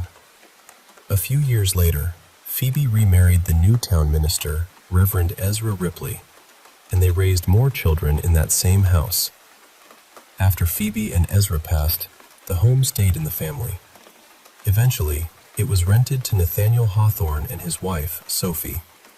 They actually moved in on their wedding day in 1842, which has always struck me as strangely romantic. They stayed there for a few years before leaving in the mid-1840s. Later, another family member, Silas, moved in with his wife, Caroline. After Silas died, Caroline supported herself by tutoring young men who were preparing for Harvard. She was brilliant, completely self-taught in languages, science, history, philosophy, mathematics, and law. She turned part of the house into a classroom, and, in a way, her presence still felt stronger there than almost anyone else's. By the time I worked there, the house had long since become a museum, and with a house that old, with that much life pressed into the walls, there were stories. The most common thing was the lights. At closing, we would go through the house and turn every light off. But sometimes, just as we were leaving, someone would notice a light glowing inside. So we'd go back in, turn it off again, lock up, step outside, and there it would be again. On. Quietly shining from inside the dark house. Other mornings, the first person to arrive would find lights already on, even though everyone swore they had been turned off the night before. Most often, it happened in a small upstairs room that had been used as a study. Ralph Waldo Emerson had worked there, and later, Nathaniel Hawthorne did too. Both men had desks in that room. So of course, we used to wonder, half joking and half not, whether they still came back at night to write. That room had another story attached to it too. It was said that Reverend Emerson had stood at that window on April 19, 1775, watching the fighting at the North Bridge. One day, I was leading a tour and had the group gathered near the top of the stairs, just outside that room. A visitor asked me, very casually, "Who's the man in there?" I thought he meant the portrait of Hawthorne hanging on the wall, so I told him that was Nathaniel Hawthorne. He nodded, and we moved on. A few minutes later, when we actually stepped into the room, I noticed he looked confused. Then I heard him quietly ask another guest, "Where did the man at the window go?" I asked him what he meant. He said he had seen a man standing by the window, looking out toward the bridge. He described him as wearing a wide-brimmed hat and a dark coat, the kind of thing a colonial-era minister might have worn. The thing is, no one had left that room. I had been standing right outside the whole time, and we didn't have costumed interpreters. There was no actor, no staff member, no hidden exit. Just an empty room, a window facing the bridge, and a man who apparently vanished before we walked in. But the moment I think about most happened on my very first day. I had come in early to fill out paperwork before the museum opened. There was only one other person there, my site manager, a British man named Martin. I went into the house to get things ready for the day and ended up standing in the room Caroline had once used as her classroom. I was alone. Then, from directly behind me, I heard a woman's voice say, clear as anything, "Tell me what you know." I turned around immediately. No one was there. There was nowhere anyone could have gone without making noise. The floors were old, the doors were loud, and the whole house had that creaking honesty old buildings have. You couldn't sneak through it easily. I went back to Martin and asked if anyone else was in the house. He said, "No, just us. Why?" So I told him what happened, and he didn't look surprised at all. He said that sort of thing happened now and then, especially to male staff members and volunteers, and almost always in that same room. I've thought about that ever since. Maybe it was Caroline, still testing the young men who came through her classroom. Maybe she mistook us for students trying to prove ourselves worthy of Harvard. Or maybe she just wanted to make sure we knew what we were talking about. Either way, I never gave a tour in that house casually again.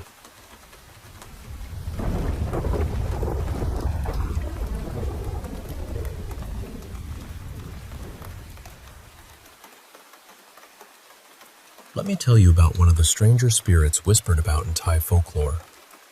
It is not the kind of ghost that floats through a doorway in white cloth or cries beside a lonely road. No, this one is quieter than that. Smaller, easier to overlook. People call it Phi Ja Klai. In some southern villages, older folks have another name for it, Phi Luan. And what makes this spirit so unsettling is that, at first glance, you might not think it is a spirit at all. You might only see a cat. Just a cat. Maybe it is sitting near the edge of the yard after sunset. Maybe it slips across the path in front of you without making a sound. Maybe it watches from beneath an old wooden house, where the shadows are thick and the earth smells damp. But the stories say that if you look closely, you will know something is wrong. Its fur is black, but not the soft, shining black of a healthy animal. It is dull and rough, almost lifeless. Some say the fur grows the wrong way, pointing forward toward the head instead of back toward the tail, making the creature look swollen and unnatural. And then there are the eyes, The old storytellers described them as deep red, glowing faintly in the dark, like fresh blood caught in moonlight. The Phi Ja Klai is said to move with frightening speed. It prowls mostly at night, and during the day it hides underground, in holes, burrows, or hollow spaces beneath the soil. If someone spots it while the sun is still up, it will not stay to be stared at. It bolts away and vanishes into the earth before anyone can get close. People believed this ghost cat hated humans. Some traditions say it was not born naturally at all, but created through dark magic. A sorcerer, someone skilled in curses and hidden rituals, could make such a creature and keep it as a servant. When the sorcerer wanted revenge, the ghost cat would be sent out in the night. And once it found its victim, the trouble could begin. Illness, madness, sudden weakness, even death, if the stories are to be believed. But there is another version too. In that telling, the Phi Ja Klai begins as an ordinary cat. Then, little by little, something changes inside it. It develops a hunger for raw flesh and blood. That hunger draws wicked spirits near, spirits known in Thai belief as prai. And once those spirits enter the animal, the cat is no longer only a cat. It becomes something cursed. What makes this legend especially interesting is that the Phi Ja Klai was not only spoken about in village stories. There are old references to beings called Ja Kla in ancient Siamese law, including records from the Three Seals law of the early Rattanakosin period. One strange legal idea said that if a person being accused in court could prove the accuser was one of these supernatural beings, the case could be dismissed. Now, whether people took that literally or symbolically, it tells us something important. Belief in these spirits was not just entertainment. It lived inside the way people understood danger, justice, illness, and fear. The Phi Ja Klai is sometimes compared to Japan's Nekomata, another supernatural cat from folklore. But the Thai ghost cat feels darker in a different way. It does not need to transform into a person. It does not need to speak. It remains in the shape of a cat, and that is what makes it so disturbing. Because cats are familiar to us. They sleep beside our homes. They wander through kitchens. They curl up in doorways and stare at things we cannot see. And maybe that is why this legend lasts. The fear is not only that a monster might come from the forest. It is that something ordinary, something we trust, might be hiding a curse beneath its skin. Today, fewer people truly believe in the Phi Ja Klai the way they once did. But the name still appears in folklore collections and ghost stories, lingering like a scratch on an old wooden door. And somewhere, in a quiet village after midnight, when a black cat slips under the floorboards and its eyes catch the light just wrong, someone may still remember the warning. Do not follow it. Do not touch it. And whatever you do not let it know you are afraid.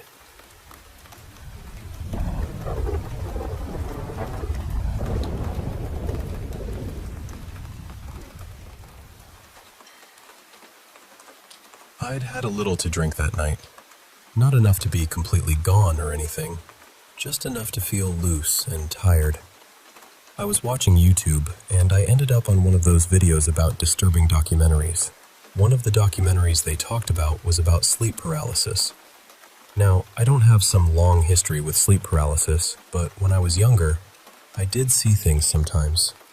Shadows, people, animals, things that no one else ever saw. So I'm willing to admit that maybe it was just a kid's imagination, or that thing where you think you saw something and your brain fills in the rest. But there are a few things I still can't explain. A few years ago, I moved into a 3-bedroom townhouse. I moved out almost a year ago, but not because of what happened there. Honestly, it was because the rent got ridiculous. The layout was a little strange. There was one bedroom downstairs, along with the living room, kitchen, and a bathroom. Then there were 2 bedrooms upstairs and another bathroom. I stayed in the downstairs bedroom. The first month was normal. just moving in, unpacking, getting my room set up.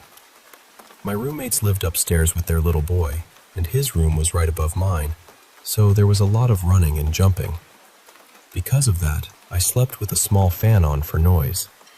I still sleep with one now. Then one night, I woke up with this strong feeling that someone was in my room. My eyes immediately started filling with tears, but it wasn't like I was crying. I didn't feel sad. I didn't feel like I was about to break down. My eyes were just watering like my body knew something before I did.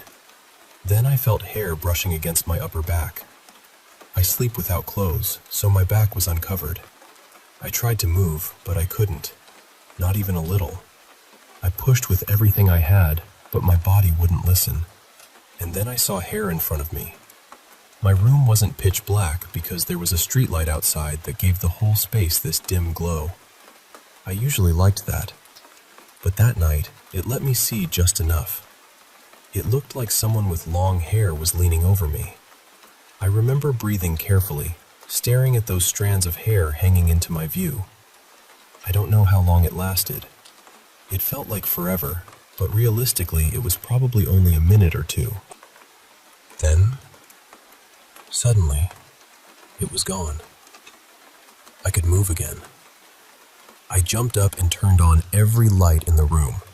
I checked the closet. I checked the corners. I even lifted up my king-size bed to see if somehow someone was under it. Of course, there was nothing there. I left the lights on, turned on the TV, and put on some dubbed Korean drama on Netflix because I didn't have my contacts in and couldn't read subtitles. Eventually, I fell back asleep. The next morning, I told myself it was stress. Too many horror movies. Too much imagination. Just my brain acting weird. A couple weeks later, my friend Lacey stayed over. I woke up in the middle of the night because I thought I heard her getting up to use the bathroom. But when I opened my eyes, she was still asleep beside me. She had been drinking a bit that night, but I hadn't. Her back was turned to me, and she was completely out. Then my eyes started watering again. That same strange feeling came over me. Not fear exactly, but something close to it. Something cold and warning. This time, it felt like I was being pressed down. Not held exactly. More like there was a weight on me, pinning me in place so I couldn't move. When I was a kid, certain ghost stories would make my eyes water for no reason. I never understood it. This felt exactly like that. Then I felt breathing. Right against me. And again, I saw the hair. Long hair. Not jet black, but definitely dark. Not blonde, not white. Just this curtain of hair hanging near my face like someone was bending over me. It lasted long enough for me to feel trapped inside my own body. Then it stopped. The second I could move, I turned on the light and checked the room again. Nothing. Lacey barely stirred. A few minutes later, she woke up groggily and went to the bathroom, like nothing in the world had happened. Again, I tried to explain it away. Bad sleep. A weird dream. Imagination with its little claws in the dark. A couple days later, I was talking with my roommates, and I joked that the townhouse was haunted. One of them went quiet. Then she looked at me and asked, "Did you see the woman?" I swear every part of me tightened up. I asked her what she meant, and she said she thought she had seen a woman a few times near the stairs. Like someone walking down from upstairs, except no one was there. I laughed because I didn't know what else to do. I told her, maybe it's the woman living in the attic. That was the wrong joke to make, because after that, she insisted on putting locks on the attic door. The strange part is, after those locks went on, I never had another visit. We all moved out about a year ago. Like I said, it was really because the rent got too high and my roommates wanted a place with a backyard. But all of us agreed on one thing before we left. Sometimes, out of nowhere, you could smell freshly smoked cigarettes in that townhouse. None of us smoked. Nothing like that has happened in my new place. But I'll be honest with you. While I'm telling this story, my eyes are starting to water again.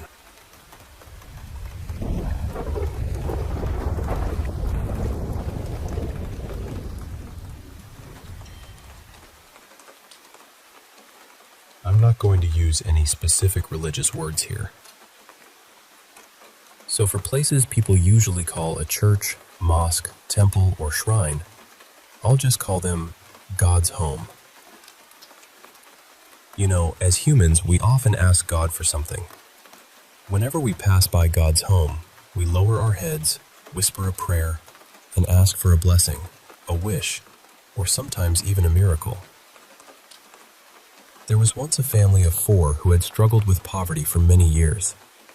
They had a small roof over their heads, but most days, even putting food on the table was difficult. The mother sold vegetables in the market, and the father worked at construction sites whenever someone hired him. They had 2 daughters, sweet and bright girls, but in many parts of Asia, people still believe a family is not complete without a son. And that thought lived inside this family, like a shadow. Even though they could barely afford school supplies for their daughters, they kept wishing for a son. They prayed again and again. They offered small things at God's home, almost like they were trying to bargain with God. But nothing changed. Then one day, a distant relative passed away and left them a piece of land in his will. The family sold that land, and with the money, they slowly improved their life. They started eating better. The girls had proper clothes and school things. For the first time in years, the house felt lighter. But as their money grew, their promises to God grew too. It became a habit. Whenever they passed God's home, they asked for a son. They even taught their daughters to pray for a baby brother. If they traveled to another town and saw another God's home, they would stop and make the same wish again. Sometimes they promised donations. Sometimes they promised offerings. They didn't really understand what they were doing, or how many promises they were making. After some time, the wife became pregnant. This time they visited even more God's homes. Their prayers became stronger, their promises bigger. And then, the child was born. It was a boy. They named him Ariv. The family was overjoyed. They felt like their biggest wish had finally come true. They donated at some of the places they remembered, trying to keep their promises. But soon, something began to feel wrong. Ariv was always sick. Not just once in a while, almost all the time. Some weeks he would get better, then suddenly fall ill again. They took him to doctors. They did tests. They bought medicines. But every report looked normal, and still, the boy kept suffering. 2 or 3 years passed like that. His health kept going down, and the family became desperate. They started thinking maybe someone was jealous of them. After all, their life had changed quickly. They had received money, their condition had improved, and then they had a son. Maybe, they thought, someone had cursed them. So one day, someone suggested they visit a medium. The parents went, hoping for an answer. The medium listened quietly and then said, "He is waiting for you to fulfill your promises." The father asked, "Who is waiting?" And the medium said, "God." The parents froze. The medium explained, "You asked at too many God's homes for a son. One of them blessed you. But now that God is waiting for you to keep the promise you made there, He gave you what you asked for, but you forgot what you promised in return." The mother began crying because they had made so many promises in so many places. They had even taught their daughters to ask for a brother. How could they know which God's home had answered them? The medium said, "He is angry. Your son's health is suffering because of that anger. The one who gives can also take away." The family was terrified. After that, they began praying with a different heart. Not asking for more, not bargaining, not offering things like a trade. They asked for forgiveness. They admitted they had been careless with their promises. For nearly a month, they prayed, visited the places they remembered, and did what they could to make things right. And then, slowly, Arif's health began to improve. The fever stopped coming back. His body became stronger. His face looked alive again. Within a short time, he was running around the house like he had never been sick at all. And from that day on, the family never treated prayer like a bargain again.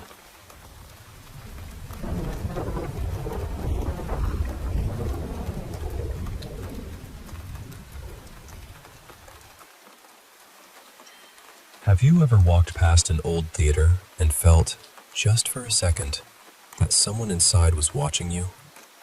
That's the feeling people still talk about when they remember Eastgate Cinema in Wan Chai. It opened in the mid-1960s, right around the corner of two busy streets, and at first, it looked like pure glamour. There was a polished stone lobby, soft, artistic lighting, and more than 1,000 seats waiting in the dark. People came from all over Hong Kong to watch films there. Tourists came too. From the outside, it was just another beautiful cinema. But the land had a different memory. Before the theater was built, the site had been a funeral parlor. For years, families had gone there to say goodbye to the dead.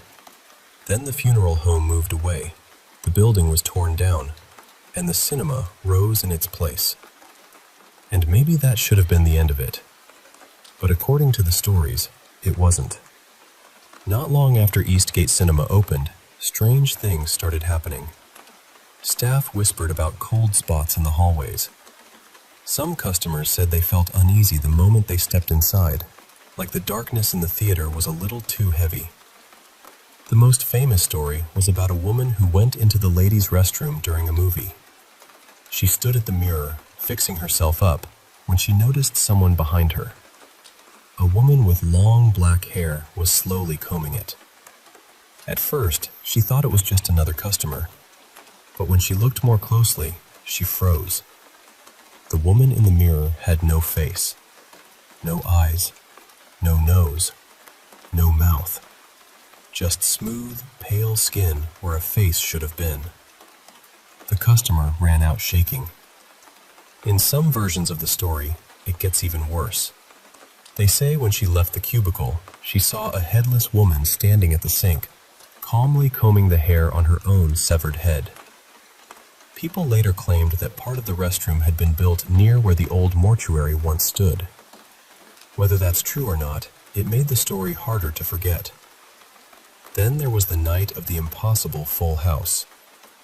One usher said the cinema had been nearly empty when the film began. Only a few people had bought tickets. But halfway through the screening, he looked across the room and saw every seat filled. Not with ordinary customers, with pale, silent figures. They sat stiffly in the dark, moving their hands in strange little motions, almost like they were performing some kind of ritual. The usher was too frightened to speak, but when the lights came on after the movie, the room was almost empty again. Only the real customers remained. Everyone else had vanished. After that, some workers refused to take late shifts. A few reportedly quit altogether. And from then on, when people said a cinema had a full house, the phrase carried a colder meaning. There was another story, too, about the rear stairwell. A man had stepped out during a movie to smoke. As he stood there in the dim light, he felt a tap on his shoulder. A voice said, very politely, "Brother, can I borrow a light?" He turned and saw a man standing behind him. His face was gray and sunken, his eyes dark and hollow. Still, the smoker handed him the lighter. The stranger lit his cigarette, said thank you, and then simply disappeared into the shadows. After that, people said the stairwell never felt empty.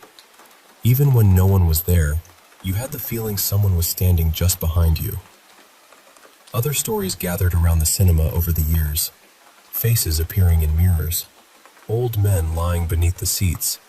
tickets that suddenly felt thin and brittle, like funeral paper. Maybe some of it came from tired eyes, flickering lights, and nervous imaginations. Cinemas are strange places after all. You sit in the dark with strangers, staring at ghosts made of light. But Eastgate had something more. It had a past people couldn't quite bury. The cinema eventually closed in the 1970s. The building was torn down, and a modern office tower took its place. Today, if you pass by, you won't see the old lobby, the rows of seats, or the shadowy staircase. But stories don't need buildings to survive. They live in the telling. And that's why people still remember Eastgate Cinema. Not just as a place where movies once played, but as a place where the past seemed to sit quietly among the living, waiting for the lights to go out.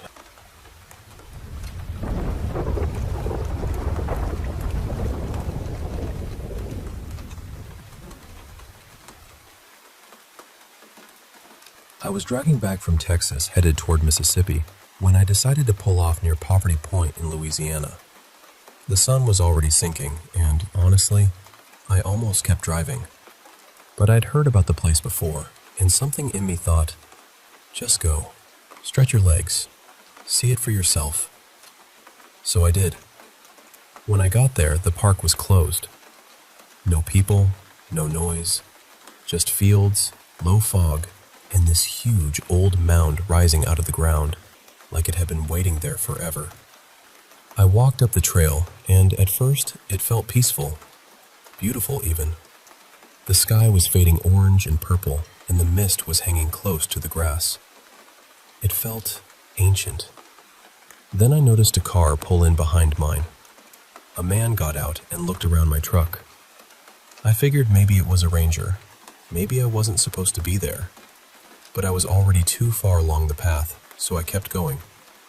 I made it to the top of the mound and stayed there a while, just watching the last light disappear.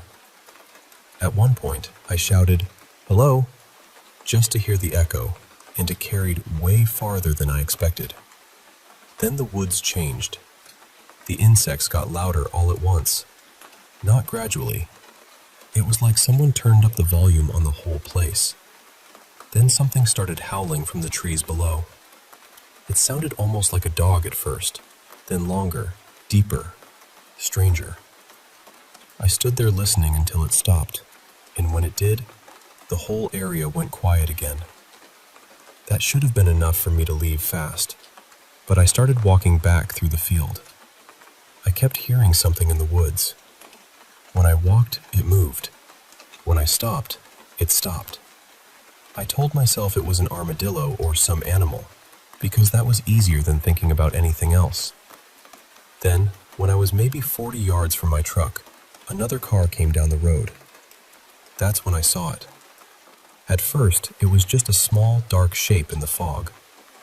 I thought maybe it was an armadillo. Then it got bigger. Maybe a dog. Then bigger again. It was running beside the road, chasing the car. For a few seconds, it looked like it stood upright. Its arms were down at its sides, and it moved on two legs in this stiff, unnatural way. My brain kept trying to explain it. A person? A ranger messing with me? Some animal caught in the headlights? Then it dropped forward and ran on all fours. It was fast. Too fast. Long-limbed, gray-brown, with a tail, but not like any animal I could name. Another car came up behind it, and the headlights hit it just enough for me to see the body before it disappeared into the dark. I just stood there. I couldn't make sense of it. It was like my mind kept flipping through pictures. Dog, panther, monkey, coyote, person. None of them fit. I called my cousin and said, "Stay on the phone with me. I'm not crazy, but I need you to talk to me until I get to my car." Those last few steps felt endless. When the truck lights flashed as I unlocked it, I have never felt so relieved in my life. I got in, locked the doors, and just sat there trying to explain what I'd seen. I still don't know what it was. Later, I looked up local legends. Some things sounded close. Rougarou, Dogman, shapeshifter stories, even some older native stories people connect to places like that. But I'm not saying I know what I saw. I'm only saying this. Something crossed that field in front of me that night, and it didn't move like anything I've ever seen in the real world.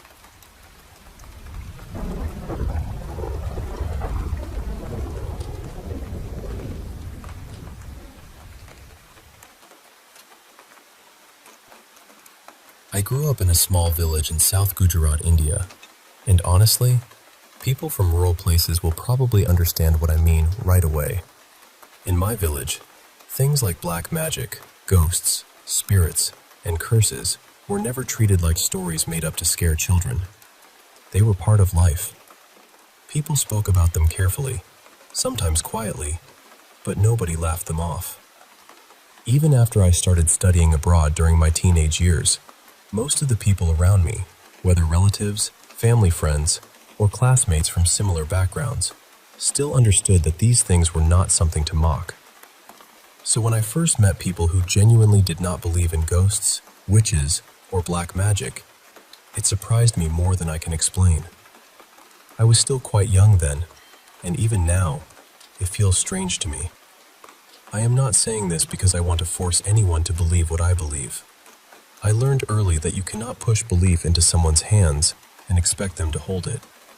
Some people will reject anything that does not fit their worldview, no matter what they see or hear. You could show someone the clearest truth in front of them, and if they have already decided not to accept it, they simply will not. But what worries me is how many people get hurt because they refuse to even consider that they might be wrong. Back home, black magic is taken seriously. When something like that happens, people usually recognize it quickly and try to deal with it. Not always perfectly, of course, but at least they do not ignore it until it is too late. Most of the time, the person affected survives because the family acts fast. But while studying in New Zealand, I saw two situations that shook me deeply. The first was a relative named Nilesh. I had attended his wedding, and I remember him as a kind man, maybe a little too trusting, but not a bad person at all. He did not believe in ghosts or black magic. A few years later, another relative admitted that she had done black magic on him. Shortly after his wedding, he suddenly became very sick with what seemed like the flu. He had been healthy before that, a young man in his early 30s, full of life, and then within days, he was gone. People can call it coincidence if they want. I understand that. But for those of us who knew the details, it did not feel natural. The second person was a family friend named Rohan. He called himself a secular humanist, and he was very firm about not believing in God, spirits, or anything beyond what he could explain. I always felt he was too dismissive, not because he asked questions, but because he refused to respect even the possibility that something could exist outside his understanding. One day, his mother was given food by a woman she barely knew. There were concerns that something had been done to it, but Rohan ate it anyway because he wanted to prove that black magic was nonsense. A few days later, he became severely ill. A spiritual practitioner in India was contacted, and interestingly, he did not say to avoid doctors. He actually told the family that Rohan needed to go to the hospital as part of the treatment. But Rohan refused for several days, partly because he did not want to follow advice that came from someone connected to the paranormal. By the time he finally went, his condition had become very serious. He slipped into a coma and passed away soon after. The cause was never clearly explained. I know some people listening to this may not believe any of it. Maybe you grew up in a place where disbelief felt safe, where the paranormal was treated like entertainment or superstition. I understand that your life may have taught you something different. But from where I come from, ignoring these things can be dangerous. Questioning is fine. I actually think it is healthy to question. But refusing to look at evidence, inventing explanations just to avoid discomfort, or mocking people who have experienced these things is not wisdom. It is pride dressed up as logic. When life is normal, It is easy to say, "I don't believe in any of that." It is easy to laugh when nothing is happening to you. But if one day you feel deep down that something is wrong, if you are experiencing hauntings, strange disturbances, or signs of black magic, please do not ignore it just to protect your pride. Speak to someone trusted, not a random person online, not someone who wants to scare you or take advantage of you, but a known and respected expert. A genuine person will not tell you to reject medical or psychological help. In fact, many of them will encourage it if they think it is needed. Real help should protect you from every side. Now that I am older, I am trying to understand people who do not believe. I am trying to have more patience and sympathy because I know everyone comes from a different life and different experiences.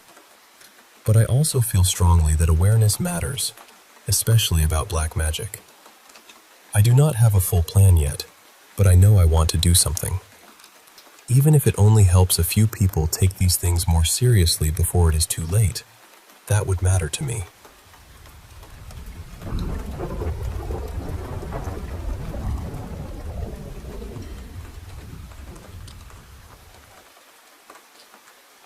So my wife and I drove about 4.5 hours from Maryland to visit this old asylum I've been wanting to see for years.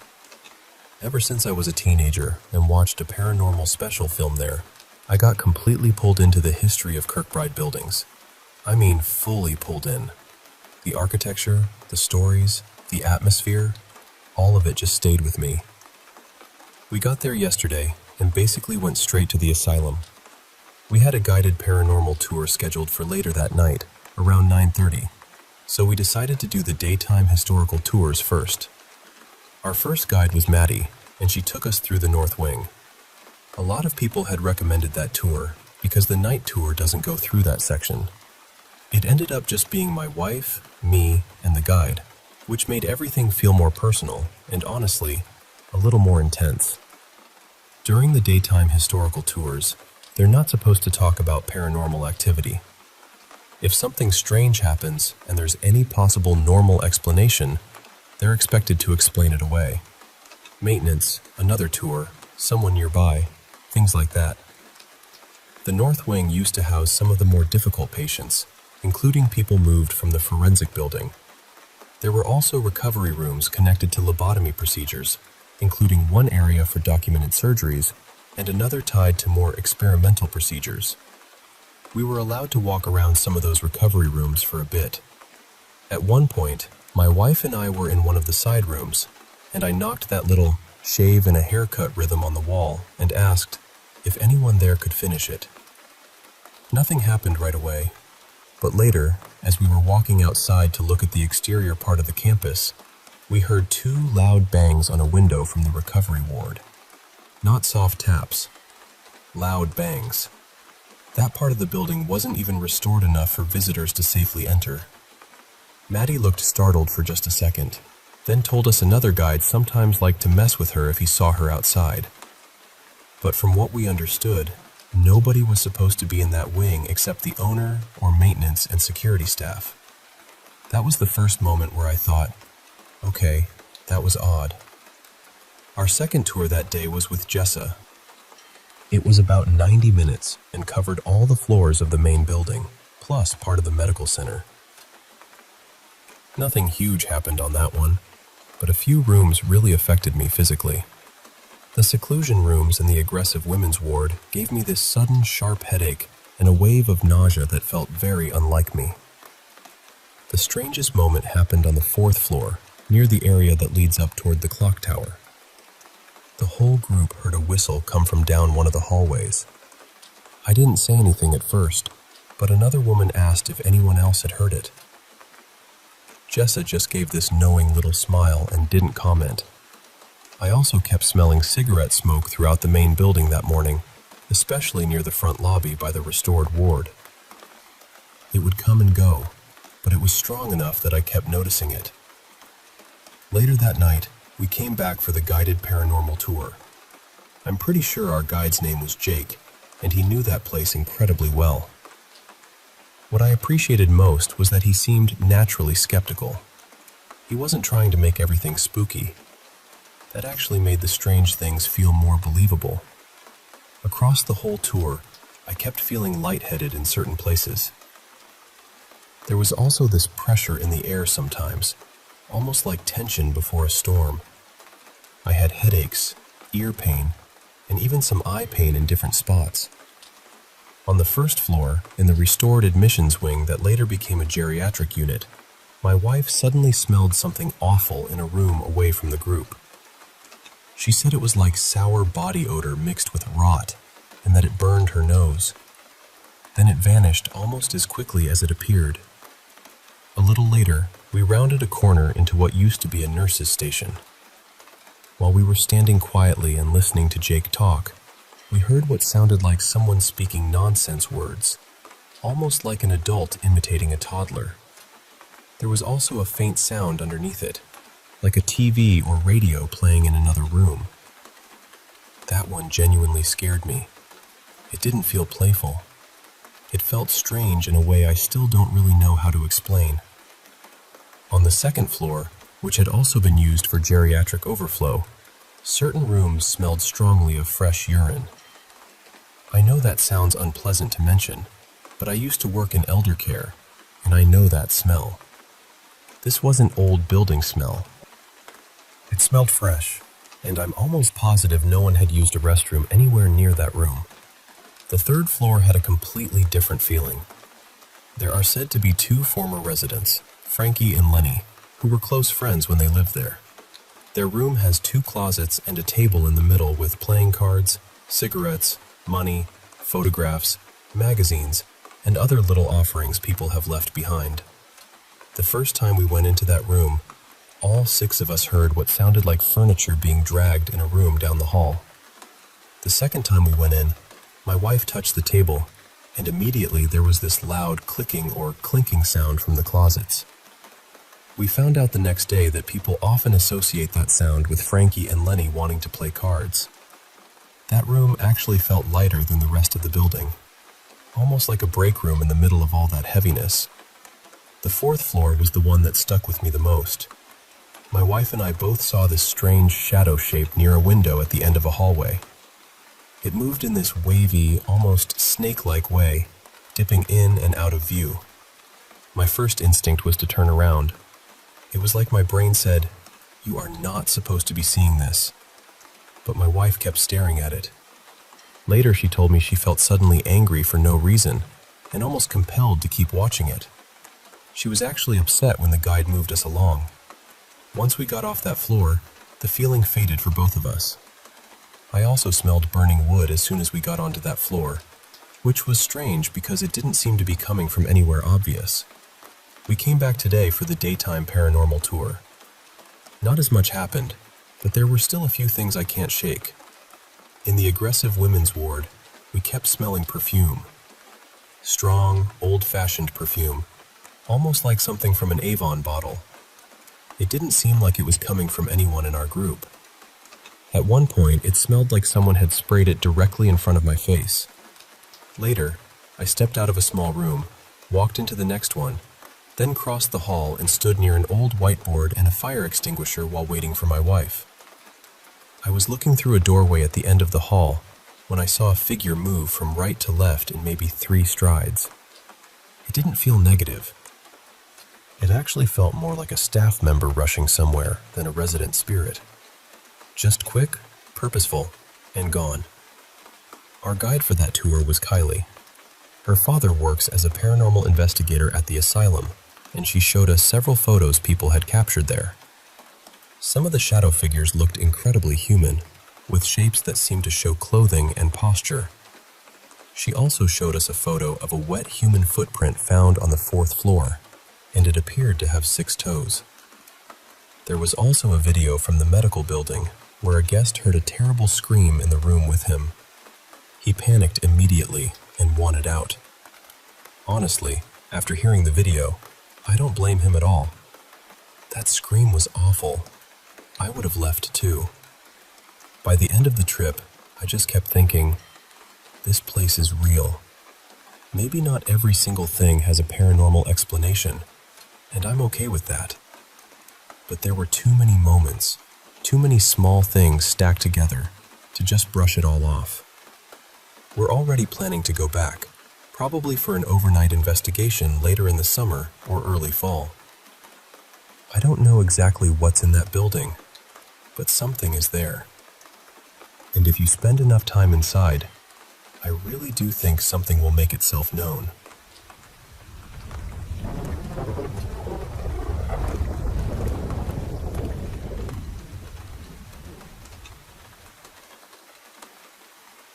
I'm the oldest child in my family, and I'm 20 now. My younger brother Ryan was born in 2009, so he's 16. Before he came along, though, my mom went through a really painful stretch. Around 2008 and early 2009, she had several pregnancies that didn't make it. Some were miscarriages, and some were medical emergencies tied to complications with her blood type. She's A negative, my dad is O positive, and because she was still pretty young and things got complicated, most of those pregnancies ended early. But the one right before Ryan was different. That baby was a boy, and my mom lost him around the 7th month. She saw him after he was delivered. He was still, and I don't think that image ever really left her. Not long after that, she had my brother, and as we grew up, she would tell us something I never knew how to process. She said sometimes she could see that baby or hear him crying. She said it happened so strongly at times that she would start lactating, even though she knew it wasn't Ryan crying. And this didn't just happen once or twice. It carried on through my brother's childhood. Now that we're older, she still talks about him. She says whenever she starts to forget him, even a little, he shows up again. And the thing is, I'm not particularly religious. I'm not someone who jumps to spiritual explanations. Neither is my brother. But we've both had moments in this house where we felt something. Lately, I've even started seeing him too. Not clearly. Not like someone standing in front of me having a conversation. It's more like a tall, thin figure passing through the edge of my vision, wandering through the house like he lives here too. My mom has this theory that he feels left out. Whenever she buys something for Ryan out of love, or whenever our family is happy and laughing together, she thinks he gets upset. Not angry exactly. More like he wants to be included. We live right under the terrace, and in the evenings, we sometimes hear what sounds like someone running around up there. Sometimes it sounds like a ball bouncing.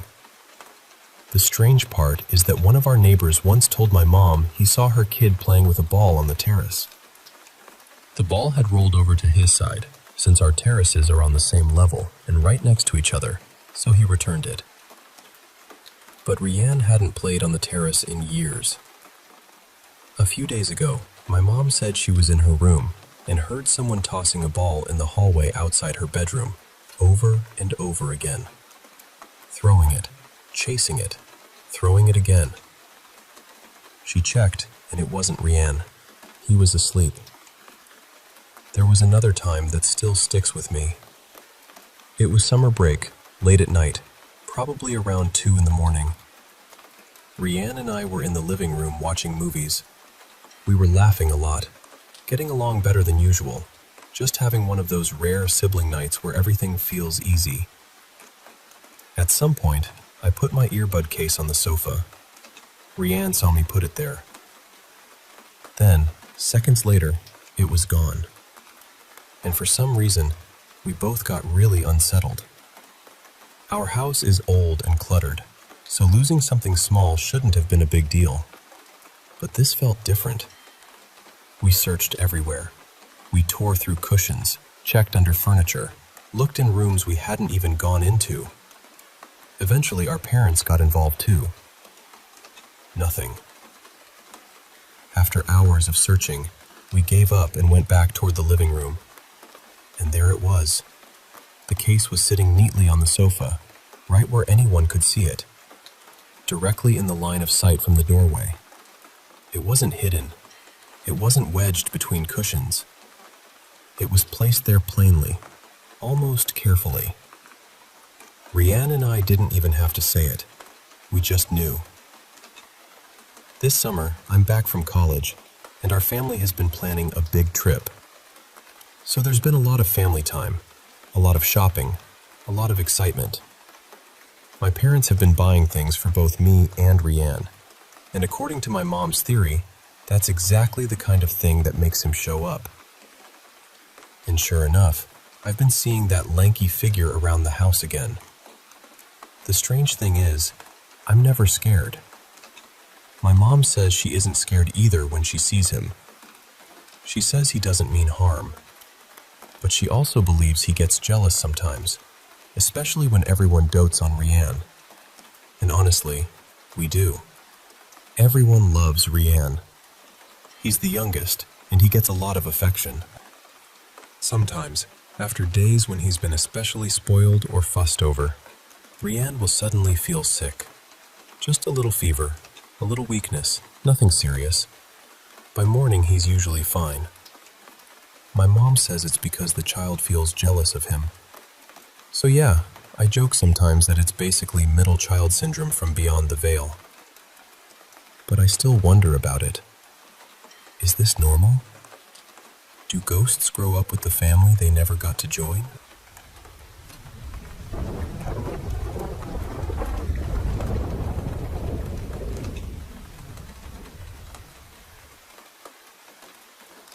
A few years back, I went with my then girlfriend and a couple of her friends to do the Waverly Hills Sanatorium tour.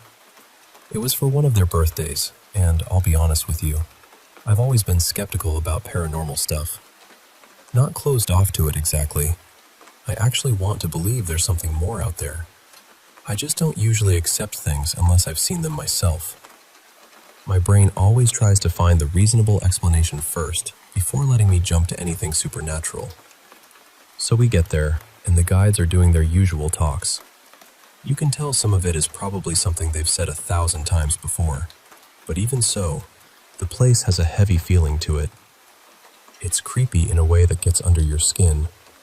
Even if you don't believe in ghosts, the history alone is enough to make the whole building feel charged. We moved through different parts of the facility, and our guide showed us some strange photos that had supposedly been taken in the rooms we were standing in. He also took us down near the tunnel they used back then, and honestly, the whole tour was really interesting. I learned a lot. But at that point, I still felt like most of it was probably just part of the experience. A haunted tourist attraction, you know? Creepy, well done, but still a show. Eventually, we got to the dorm and kitchen area. The guide started telling us about the hauntings people had reported there. The dorm rooms were small, maybe around 12 feet across, with old door frames instead of actual doors.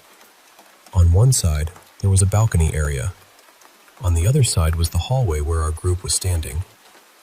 Then the guide said he wanted to try something with shadow figures, or shadow people. Personally, I've always thought that kind of thing could be your brain playing tricks on you in the right lighting. And the fact that he wanted everyone to stand in one very specific place made me even more suspicious. He started calling people up one at a time, and while everyone else was focused on that, I just began looking around the building. That's when I looked through the doorway right beside me. Across the room, on the far side, I saw a man standing there. I couldn't make out his face clearly. It was too dark. But there was this faint bluish light around him. I still don't know if it came from him, or if maybe there was some emergency light nearby that I didn't notice. He looked about 5'9". He had shoulder-length white hair, a white shirt, a faded denim jacket, denim pants, and a bit of a belly. He was just standing there, looking in our direction. We stared at each other for what felt like forever, but it was probably only 15 seconds. And here's the thing that bothered me right away. From where he was standing, he wouldn't have been able to see whatever shadow experiment the guide was doing. So whether he was a real person or something else, it was deeply unsettling. Just this man standing completely still across a supposedly haunted dorm room, watching in silence. Then he turned and slowly started walking away. The second his face passed behind the wall, I moved. I practically jumped through that dorm room. One step in the middle, then straight to the other doorway, looking in the direction he'd gone. There was no one there. My first thought was that maybe he ducked into another dorm room nearby, but he would have had to move fast. Really fast. And when I checked, there was no sign of him anywhere. That alone would have been strange enough, and honestly, it stuck with me. But the part that really made me question everything happened after we got home. We were exhausted, but we still had to take care of the dog and the cat. Both of them came right up to greet us when we walked in, so we knew exactly where they were. We sat down in the living room for a minute, just trying to settle back in. Then a ball came flying out of my office and rolled into the living room. Both animals were sitting with us. I went into the office and checked it the same way I had checked those dorm rooms. Nothing. Nobody there. Nothing out of place that explained it. That happened about 4 years ago, and I still think about it. I'm not saying I have every answer. I don't. But I do believe we ran into something that night. And one last thing. After I saw that man, I started paying close attention to everyone in our group and all the workers whenever we got into brighter, more open areas. I looked hard. Not one person there had that white shoulder-length hair. Not one person was dressed like him.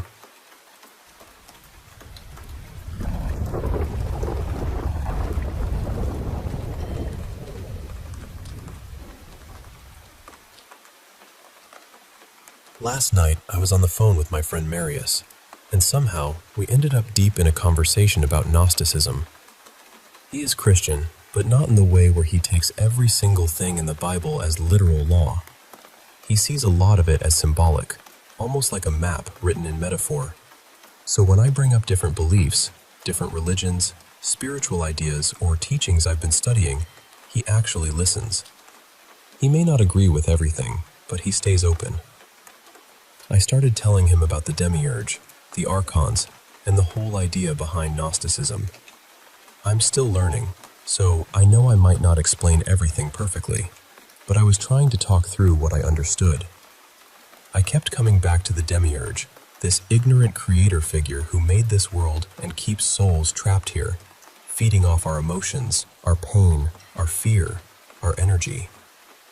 I don't even know if I have the right words for it, but that was the feeling I was trying to describe.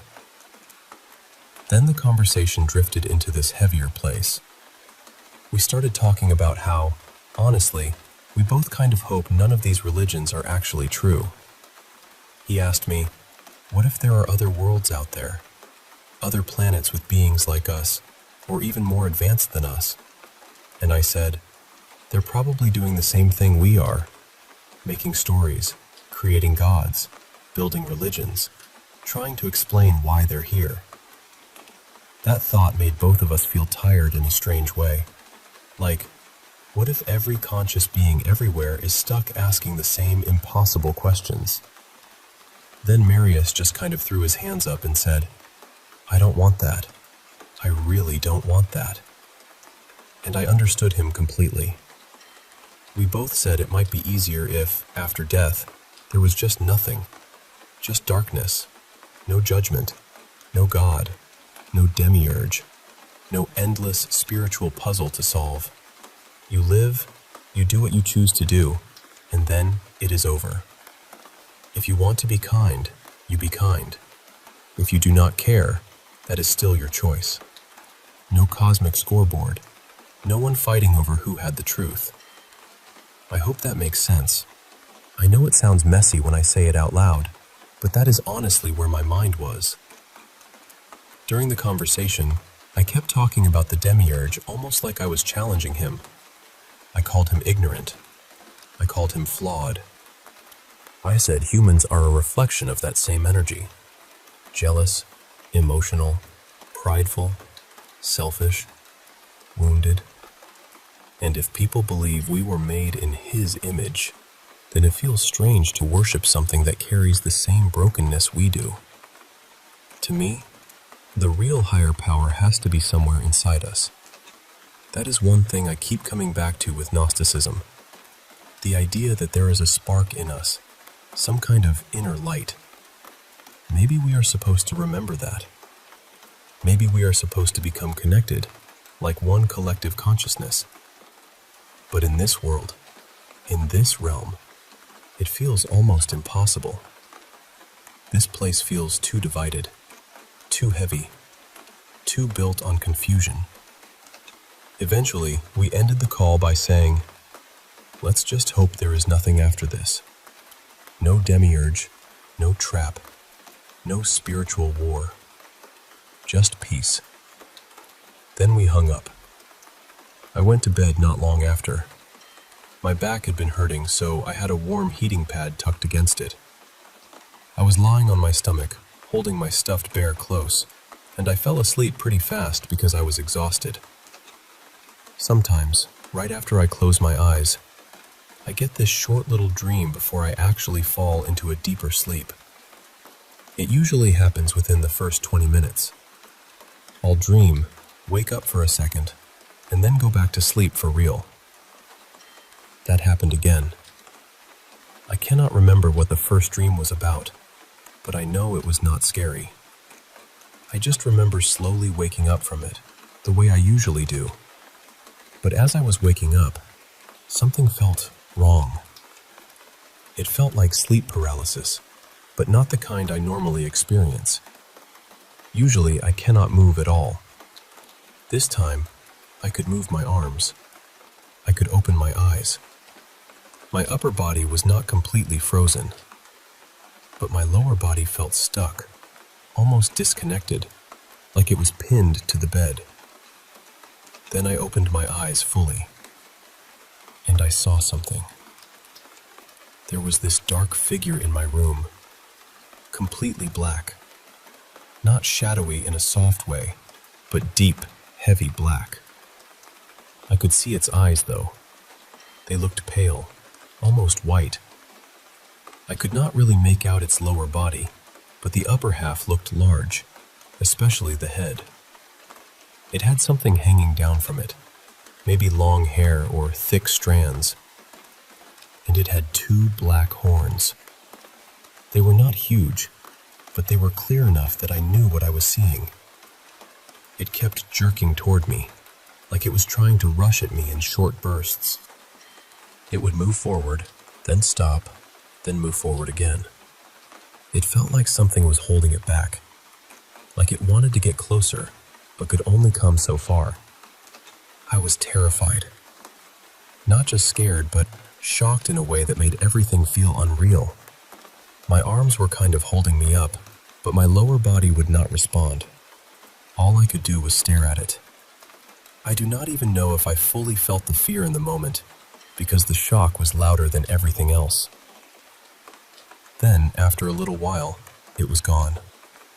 I looked around my room, trying to understand what had just happened. My heart was racing. The whole room felt different, like the air had been disturbed. I started praying. I prayed to the Almighty, to the Divine, to anything truly good and higher than whatever that thing was. I rebuked it. I kept saying it over and over, telling it to leave me alone, telling it it had no place near me. Then I got up and used Florida water around my space because I needed to do something physical. I needed my room to feel like mine again. After that, I was not exactly scared anymore, but I was still shaken. I kept sitting there thinking, what was that? Was it connected to what we had been talking about? Was it the demiurge? Was it something under him? Or was it just my mind pulling something from the conversation and turning it into a nightmare? I do not know. But it felt real, and even now, I keep wondering what actually came into my room that night.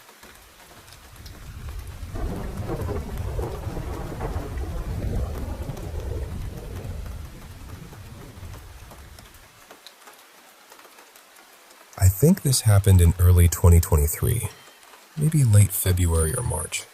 I'm not completely sure, but I remember there was still snow and ice everywhere. My friend Marin and I decided for some ridiculous reason to go up to the hot springs in the middle of the night. It was probably close to midnight. We were not dressed for it at all. No proper boots, no traction, nothing smart. Just the two of us sliding around like newborn deer on this icy trail. We made it a couple miles in, slipping and falling the whole way, and eventually we both realized, okay, if we keep going, we're going to have to hike all the way back, soaked, freezing, and miserable. So we gave up and decided we'd come back another time. The hike back was normal at first. Nothing felt strange. Nothing felt creepy. We were cold and annoyed, but that was really it. Then we got back to the road, and the parking lot was still maybe half a mile away. The whole road had this thick sheet of ice over it, so we were walking really carefully. At one point, Marin stopped because there was this frozen waterfall along the rocks beside us, and she wanted to take a picture.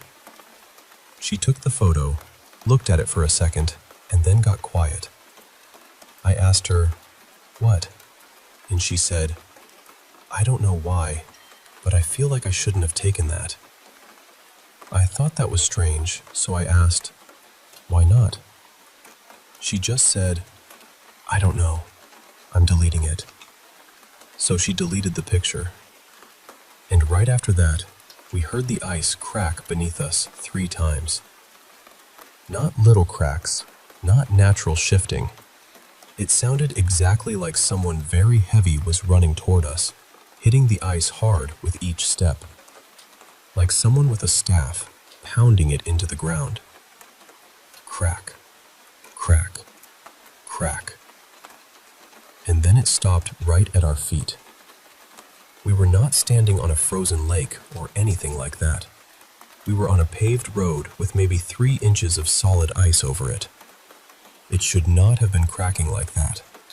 Not with that kind of force. Not in that pattern. It felt intentional. We both froze. I grabbed her, she grabbed me, and for a second, neither of us moved. Then we both knew, without really needing to say it, that we had to get back to the car. So we started walking as fast as we could without wiping out. We were holding on to each other, trying not to slip, and we could hear footsteps behind us. They were moving back and forth. First one side of the road, then the other. Then they seemed to move up the hill on our right, still keeping pace with us. The worst part was this overwhelming feeling that we should not turn around. It wasn't just fear. It was more like a warning inside my body. Don't look. Don't acknowledge it too much. Just keep moving. We did say out loud that something was following us. We were praying too, just asking for protection, talking to each other enough to stay calm, but not too much. The river was down below us on the left, flowing the opposite direction from where we were walking. And then I started hearing a man's voice from that direction. It sounded like he was floating along beside us somehow, keeping pace with us from down by the water. In my mind, I kept getting this image of a man drifting on something, maybe a raft, though I have no idea why. At first, the voice was going back and forth between chuckling and crying, laughing a little, then sobbing, then laughing again. I told Marin, "I'm hearing a man's voice." She said she could still only hear the footsteps, and as soon as she said that, the voice changed. It said, "Help." Then again, louder, "Help." Then a third time, "Help." It didn't sound like someone who truly needed help. It sounded like someone pretending, like it knew we weren't going to fall for it, so it was just trying to scare us instead. After the third time, Marin said, "I hear it now." That made it worse somehow. Finally, we could see the parking lot ahead of us. As soon as it came into view, the man's voice turned into this wild, hysterical laughter. Just laughing and laughing from down by the river. Then the footsteps up on the hill to our right stopped sounding like footsteps, and something started whispering at us. "Wait." Then louder. "Wait." Then, "Come back." The voice by the river started fading, but the thing on the hill kept calling after us. By then, there were patches where we could see the actual ground under the ice, so we stopped being careful and just ran. We got to the car, jumped in, shut the doors, and drove away. And that was it. I've been to those hot springs during the day, and honestly, they're beautiful, peaceful, quiet. The kind of place that feels almost unreal in a good way. But I don't think I'll ever go back there at night. Not even with a group. I've experienced strange things before, but that night felt different. It felt like something was playing with us, and it wanted us to know it was there. That is one place I will never whistle in the dark.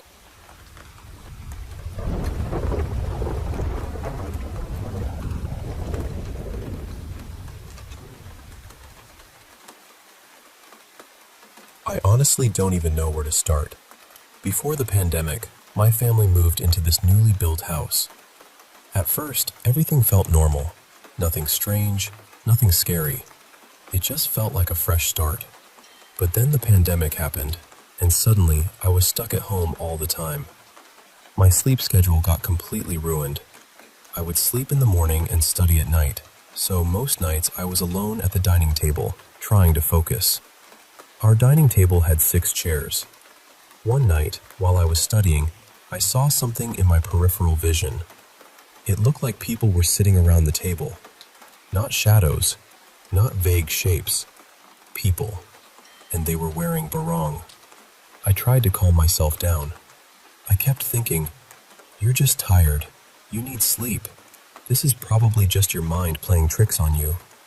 But even while I was telling myself that, I was scared.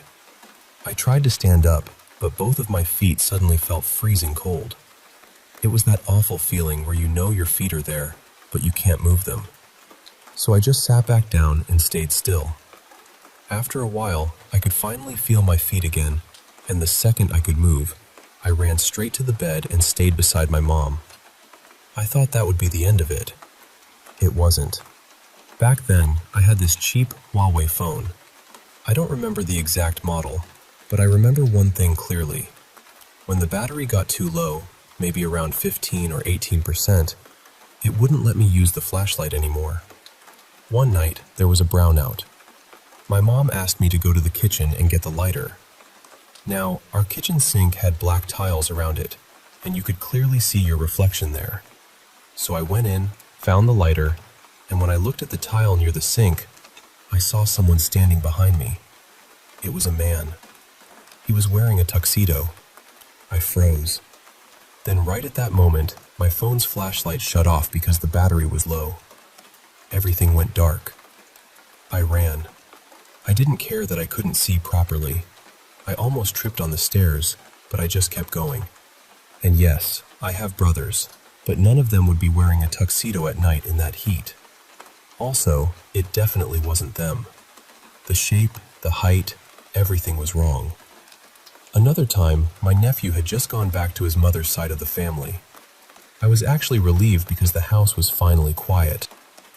I was alone, and since it was still morning, I decided to clean. While I was moving one of the chairs, I saw a little boy run past me. He was laughing. Even though the chair I was holding was heavy, my eyes followed him. Then when I turned, I saw a girl sitting on the stairs.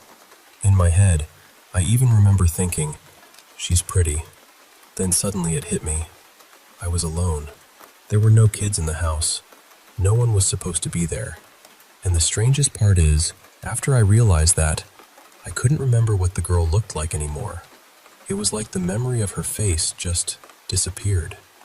I ended up going outside and waiting there until someone came home.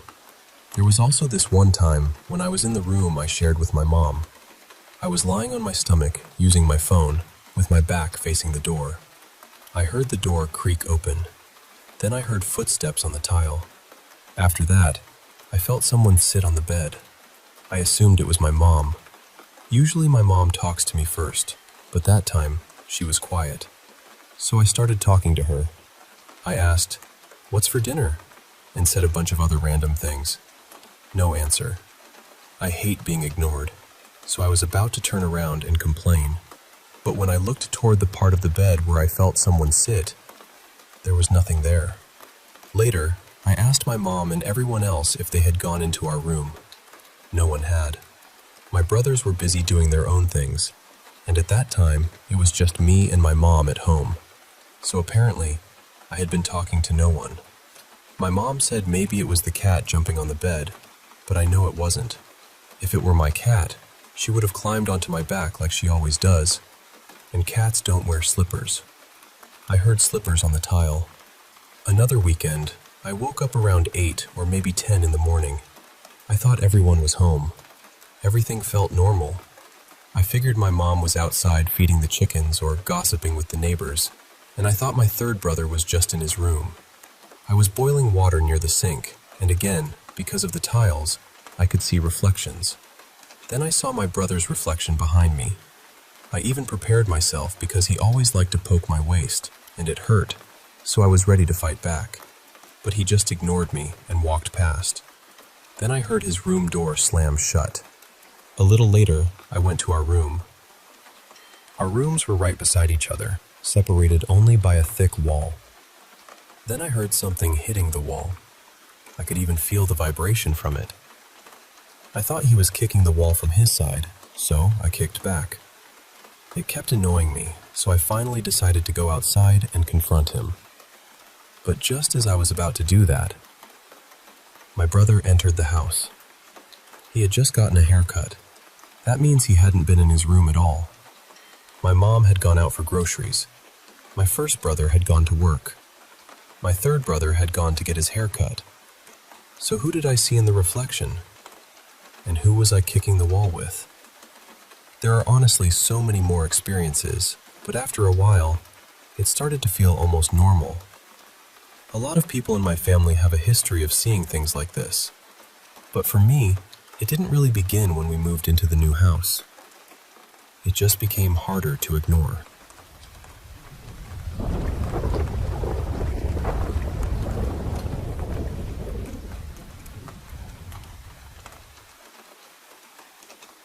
This happened when I was studying at a university in Lucknow. I was staying in the college hostel then, sharing a room with my roommate, Pallavi Didi. By that time, I had already been living in that same room for almost a year and a half, and honestly, nothing had ever felt strange before. It was just a normal hostel room.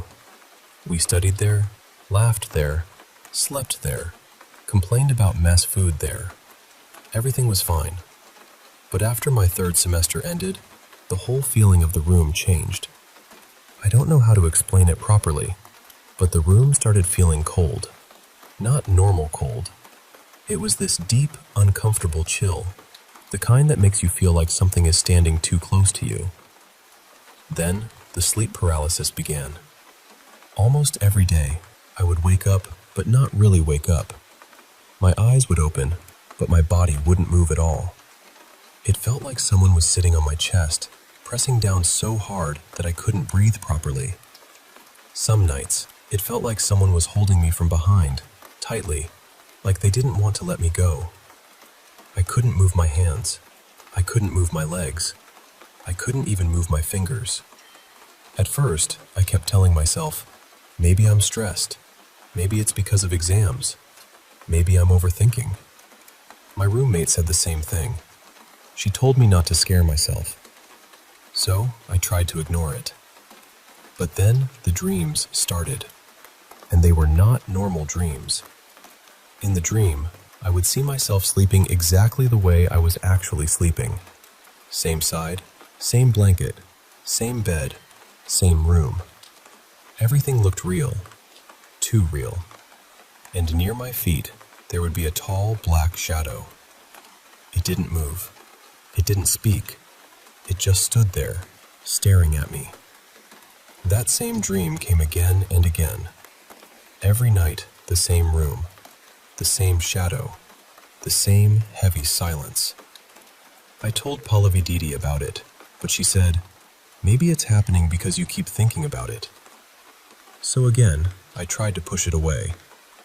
But one afternoon, things became much worse. I came back from class completely exhausted. I didn't even remove my shoes. I just dropped my bag near the bed and lay down. My roommate was in the library, and she usually returned around evening. I fell asleep almost immediately, and then I saw that same dream again. But this time, the shadow didn't just stand near my feet. It came closer. Slowly, it reached my bed. Then I felt something touch my leg, starting from my ankle and moving upward toward my thigh. I woke up instantly, and the worst part was, I could still feel that touch. It wasn't like a dream fading away. It felt physical, real, like someone had actually touched me.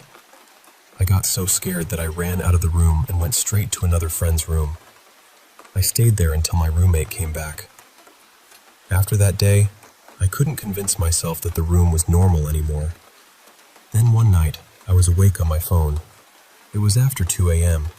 Pallavi Didi was asleep, and we had left the door slightly open for ventilation. Suddenly, I saw someone enter the room. It looked like a short figure, walking quietly inside. I froze.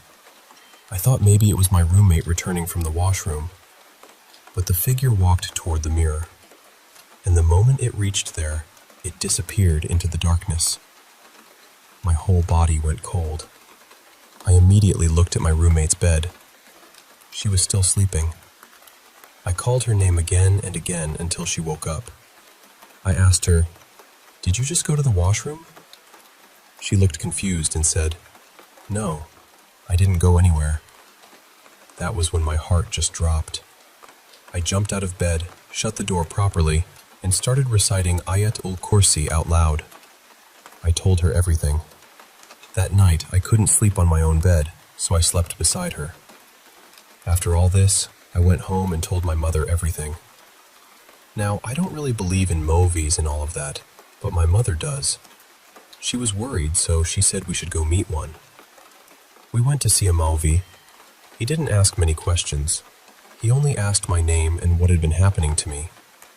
Then he sat quietly, closed his eyes, and started doing something strange, like touching the ground with his finger and whispering near his ear. After about 15 minutes, he opened his eyes and said, "Where you stay, there is a narrow lane nearby, and there is a mosque there, right?" I was shocked, because yes, there was a mosque near my hostel. But he didn't know where I lived. He didn't even know I was staying in Lucknow. Then he said, "Someone near that mosque has done black magic on you. They sent a jinn to watch you.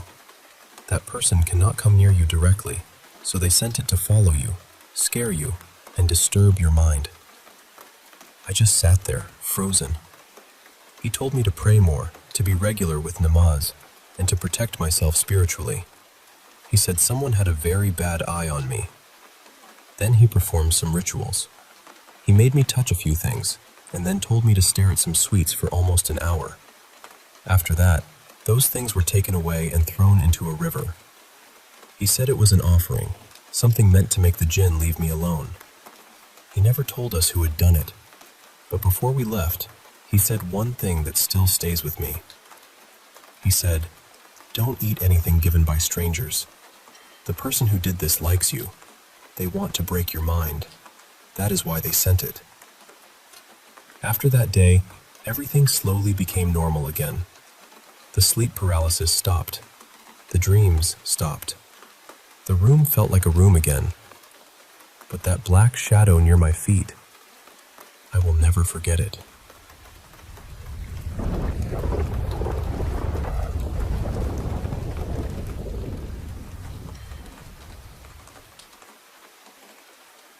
For a little bit of context, I honestly do believe I've always had some sort of spiritual sensitivity, even if it's only a quiet, small kind of thing.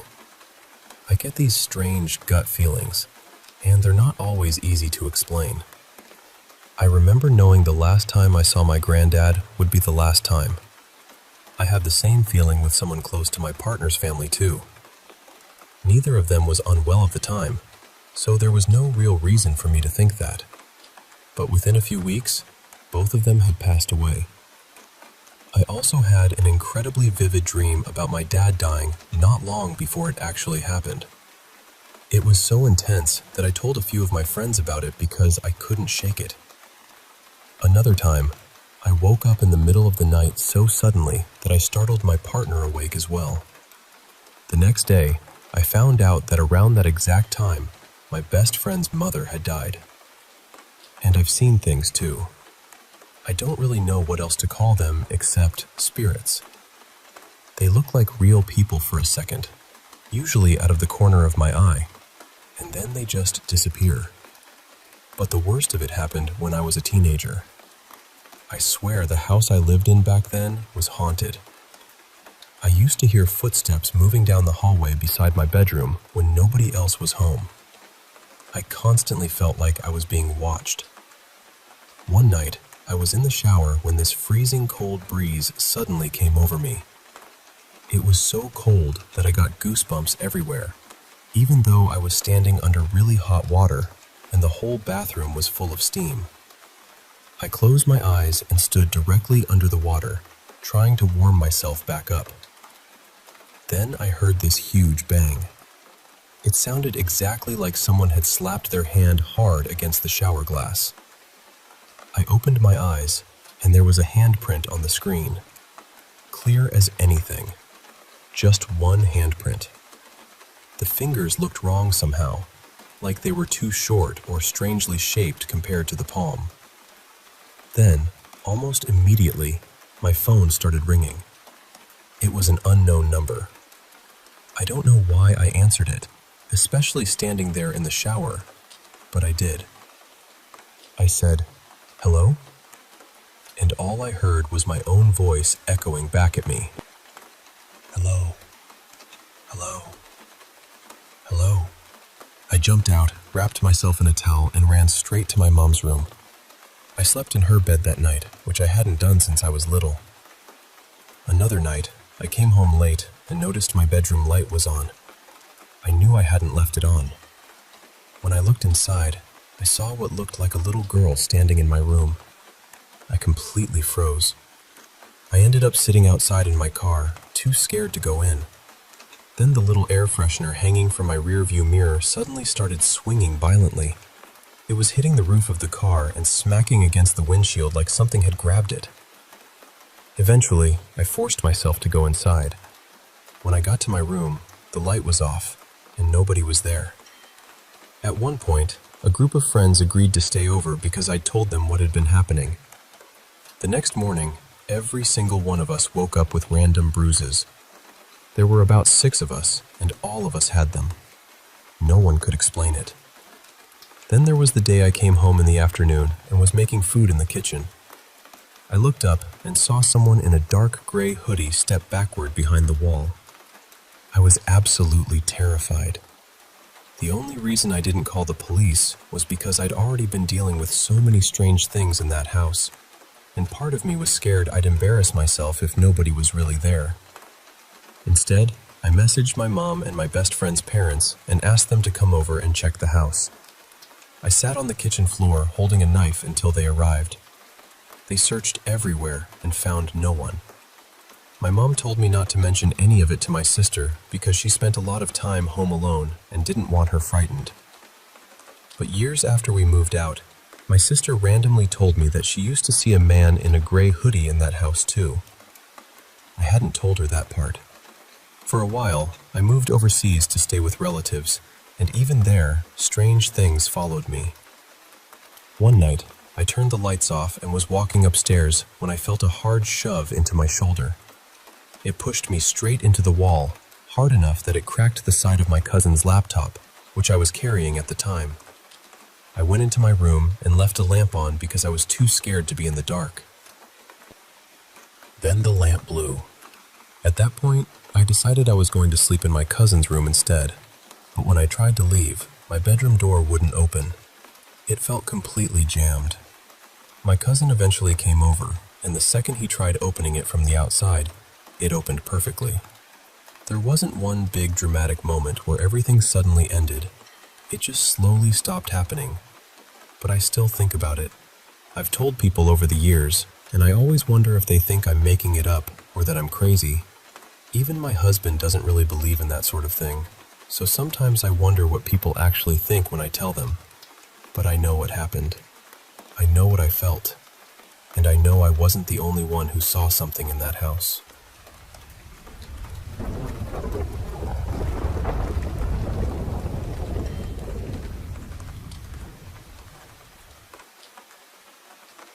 I want to tell you about something that happened on a Friday night, because even now, thinking back on it, there's this strange weight to the whole thing.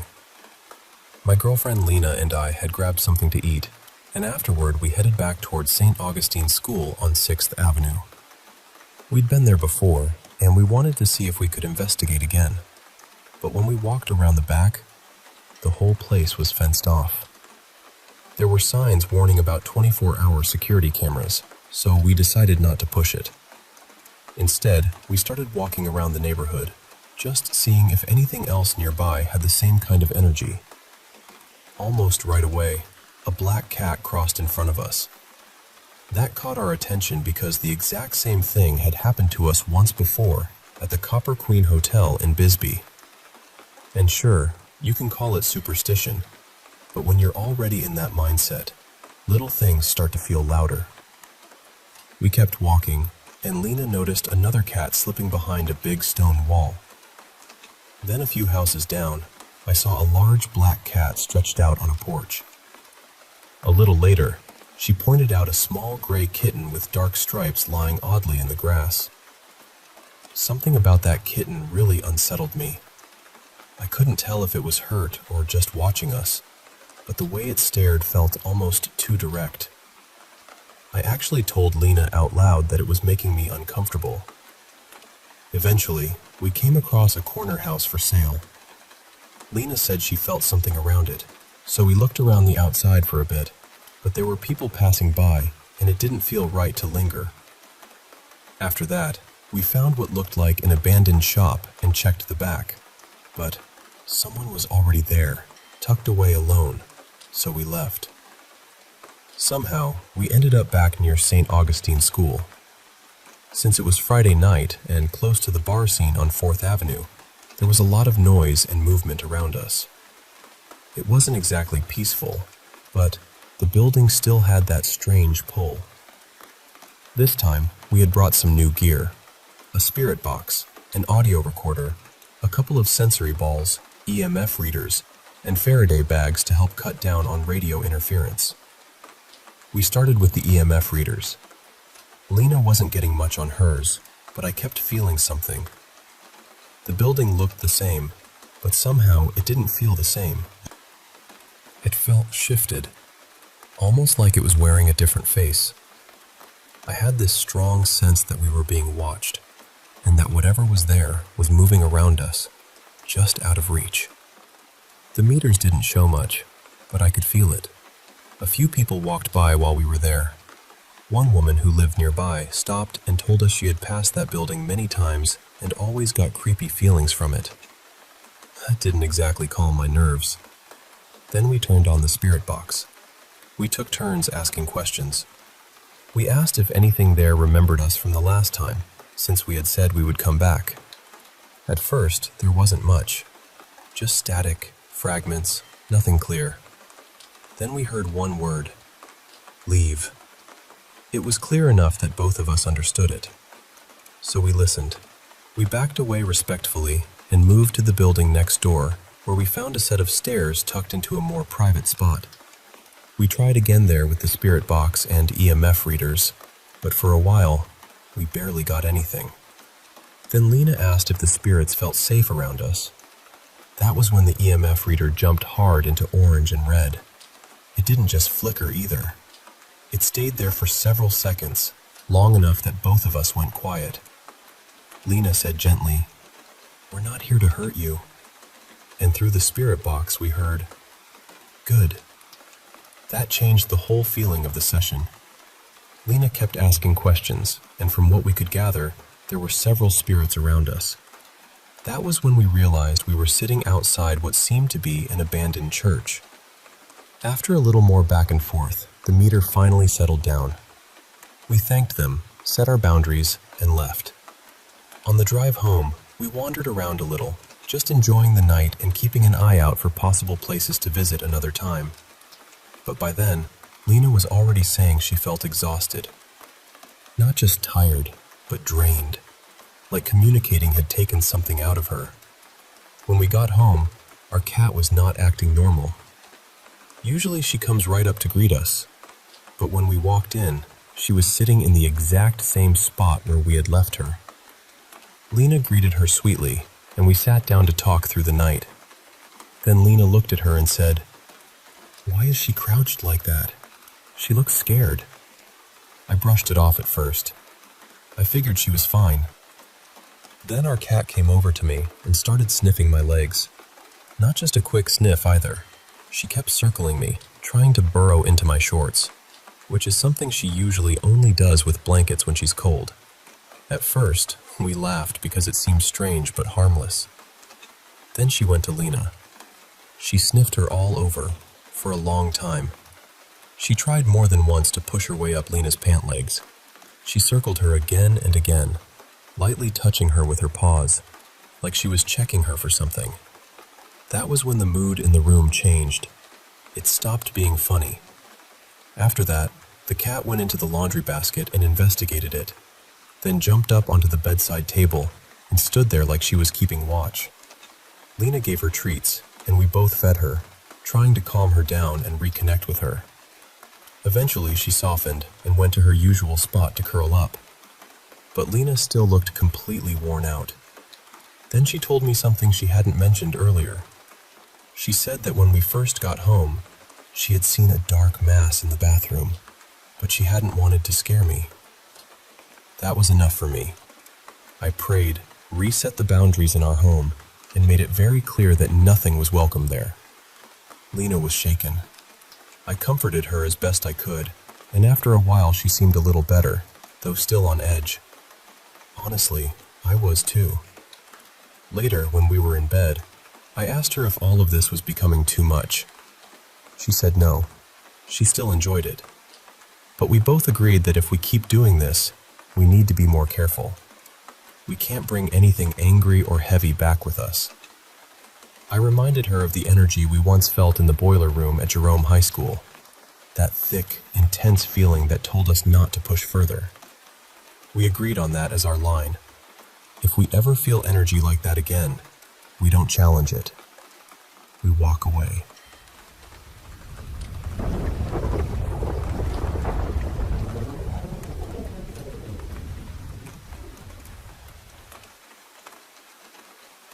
I was driving home from my friend's place one night, and she lives about 45 minutes away from me. By the time this happened, I was probably 12 or 15 minutes from home. It was one of those back roads I know really well because I drive it every few days, and normally I know I have service there. That's important, because this wasn't some dead zone in the middle of nowhere. But that night, it was almost completely black outside. No street lights, no porch lights, nothing. I think there were maybe 1 or 2 houses set back from the road, but I honestly couldn't tell because everything was so dark. I'd been on the phone with my mom for maybe 20 minutes while I was driving. We were just talking like normal, and then I saw something in the road. It was a big red puddle. And I mean red. Not dark like oil, not brownish, not something I could easily brush off. My first thought was, that looks like blood. I slowed down a little, but not enough to really see what it was. It was around 10:30 at night, and the road was so dark that my headlights were the only thing giving me any kind of view. There was a lot of it too. Enough that I started worrying maybe an animal had been hit, or something worse had happened. So I decided to turn around and check, just to make sure. Nobody was on the road anyway.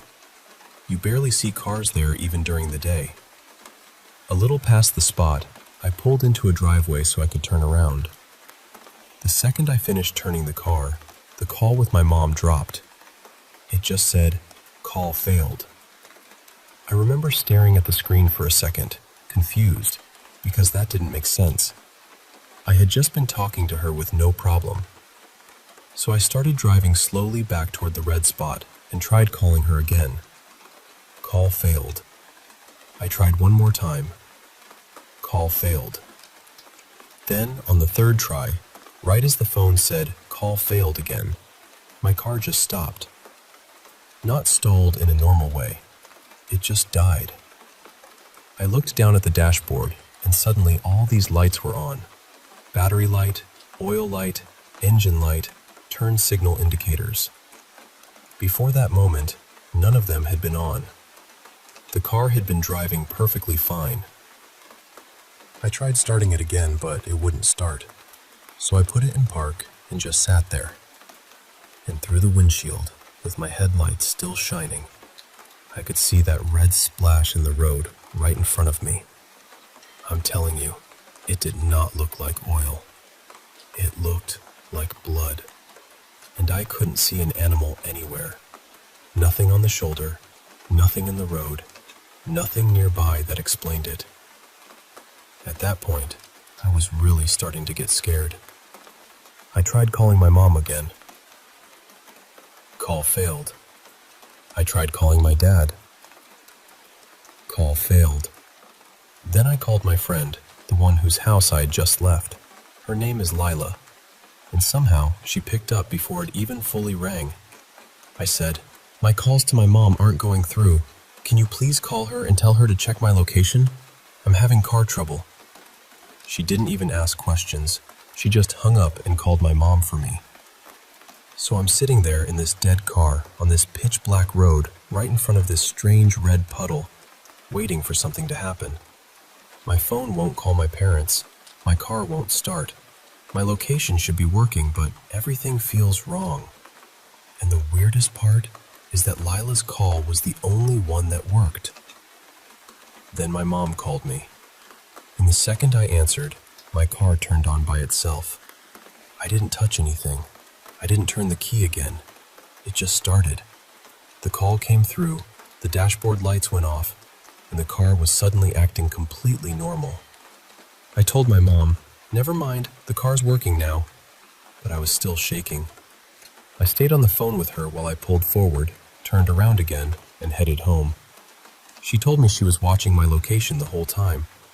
We use Life 360, and usually when I'm on my phone, it updates pretty accurately.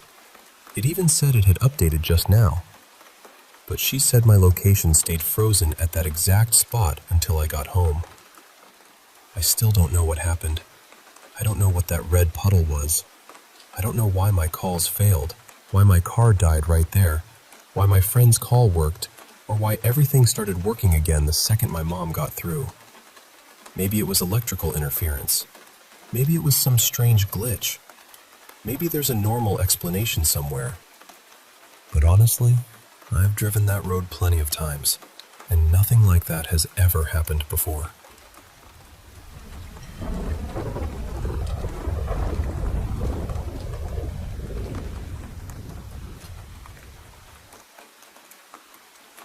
I've got two stories I've never been able to fully explain. They both happened sometime in the 2000s, and I'm still not sure I'd call them paranormal exactly. But strange? Absolutely.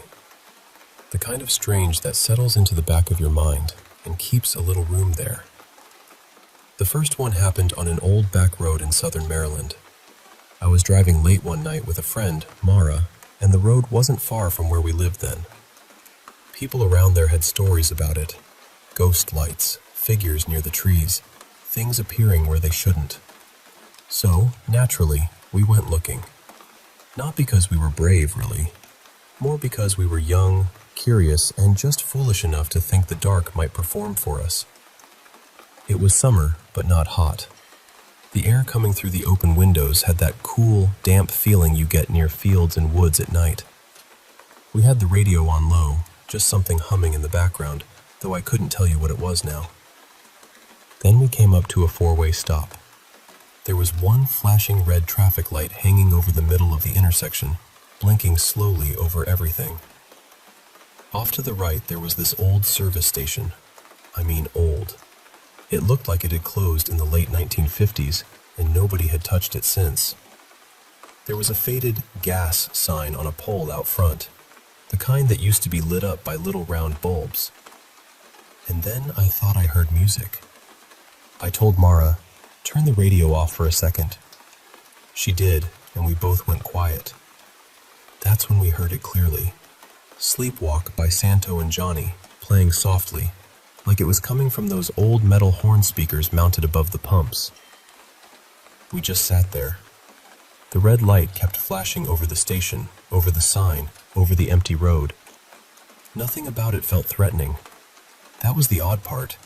It didn't feel like a horror movie. It felt peaceful, almost beautiful. Like we had accidentally driven through a little pocket of somebody else's memory. We listened for a minute or two, then drove on. The next day, I said, "We should go back and take pictures of that old gas station in daylight." Mara agreed right away. We grabbed coffee and headed back out, both of us kind of excited to see it again. After about 15 minutes, we came around the bend, and there was the intersection. There was the flashing red light.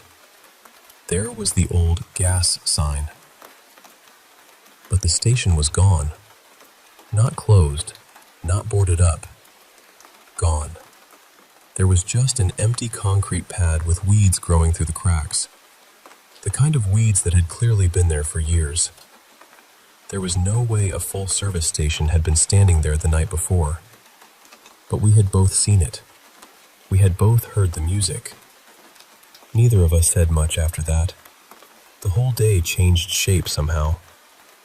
It felt like we'd stepped into something we weren't supposed to notice, and then the world quietly corrected itself behind us.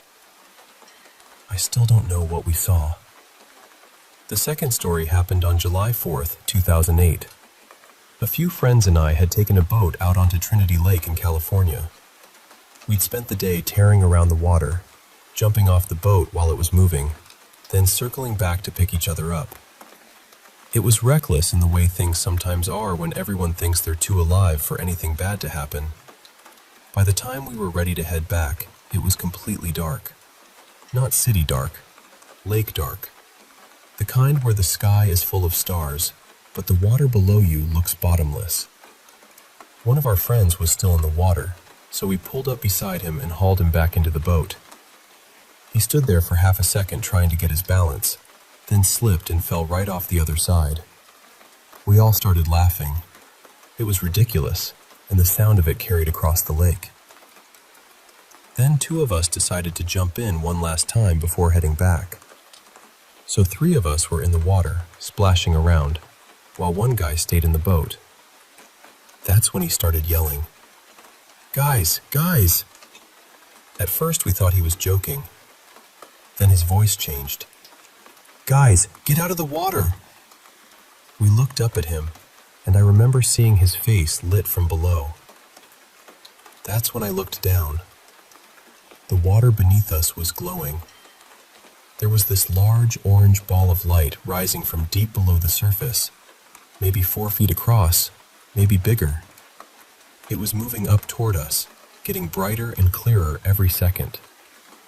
I can still see it in my head, that orange glow under the black water, our legs and feet lighting up as it came closer.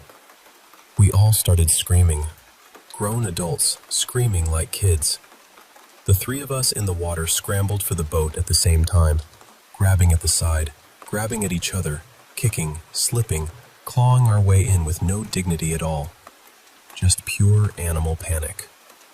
We got back into the boat right before the light reached the place where we had been floating. And then it stopped. It shifted direction and sank back down into the lake. A few seconds later, the water was black again. Completely black, like nothing had ever been there. None of us had an explanation then. I still don't have one now.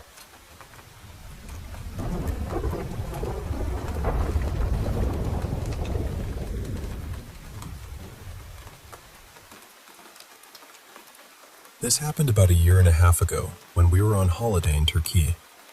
We were staying at this resort in Antalya, right by the water, and one night my son, Leo, who was 10 at the time, and I got this lovely idea that we'd sleep out on the balcony so we could listen to the waves.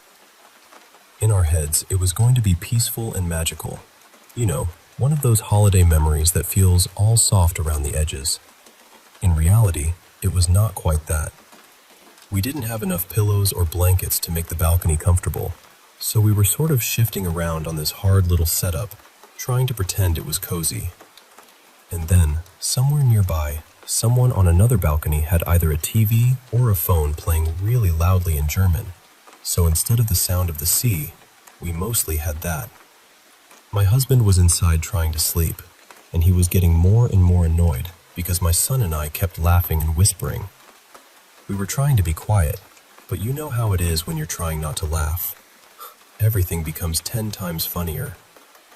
Eventually, the person with the loud TV turned it off, and we both settled down properly. I thought, right, now we can actually sleep. And then a huge insect landed on me. I sat straight up and brushed it off, and that was it for me. I told Leo, "No, I'm done. This is uncomfortable, there are bugs, and we are absolutely not sleeping out here." But he said, No, let's just watch the sea for a little bit. Dad will be annoyed if we go back in and wake him up again." So we stayed there for a moment, looking out toward the beach. It wasn't far away, just a short walk from the hotel. The waves were dark and silver, and the whole place had that strange quiet you get at resorts late at night, where everything feels half asleep, but still somehow watching. Then I looked down. There was a path directly below our balcony. It ran past some sliding glass doors that led into the hotel, then along by an open-air restaurant area. And right in the middle of that path, there was this big, strange thing. I could not work out what I was looking at. I stared at it for a few seconds, waiting for my brain to make sense of it, but it just wouldn't. So I asked Leo, because I thought maybe his eyesight would be better in the dark. I said, "What is that?" And he went quiet for a second, then said, "I don't know." That made my stomach do this tiny little drop, because I expected him to say something normal. A trolley, a plant, a stack of chairs, anything. But he couldn't tell either. The only way I can describe what I saw is this. It looked like a huge pile of washing, maybe 7 or 8 feet tall. It had a round sort of base, like it was sitting on the ground, and there was something like a pole sticking out of the top. On the end of that pole was what looked like a round glass lampshade or bulb. But the rest of it was just impossible. A big, messy, shapeless bundle. Like laundry, but not laundry. Like an object pretending to be an object and doing a terrible job of it. And the oddest part was that the path wasn't completely dark. There were lights around. This wasn't some shadowy corner where your eyes could invent things. It was right there, in the middle of the path. Then 2 men came walking into view from the beachside. They looked like they'd been out for the evening, dressed quite smartly, walking quickly and talking in Turkish. And they just walked past it. Not around it in a careful way, not slowing down, not looking at it. They passed either side of it, far too close, as if they didn't see it at all. I'm not saying they walked through it. They didn't. But they moved so close to it that it made no sense if that thing was really there in the ordinary way. It was big. It was in the middle of the path. You couldn't miss it.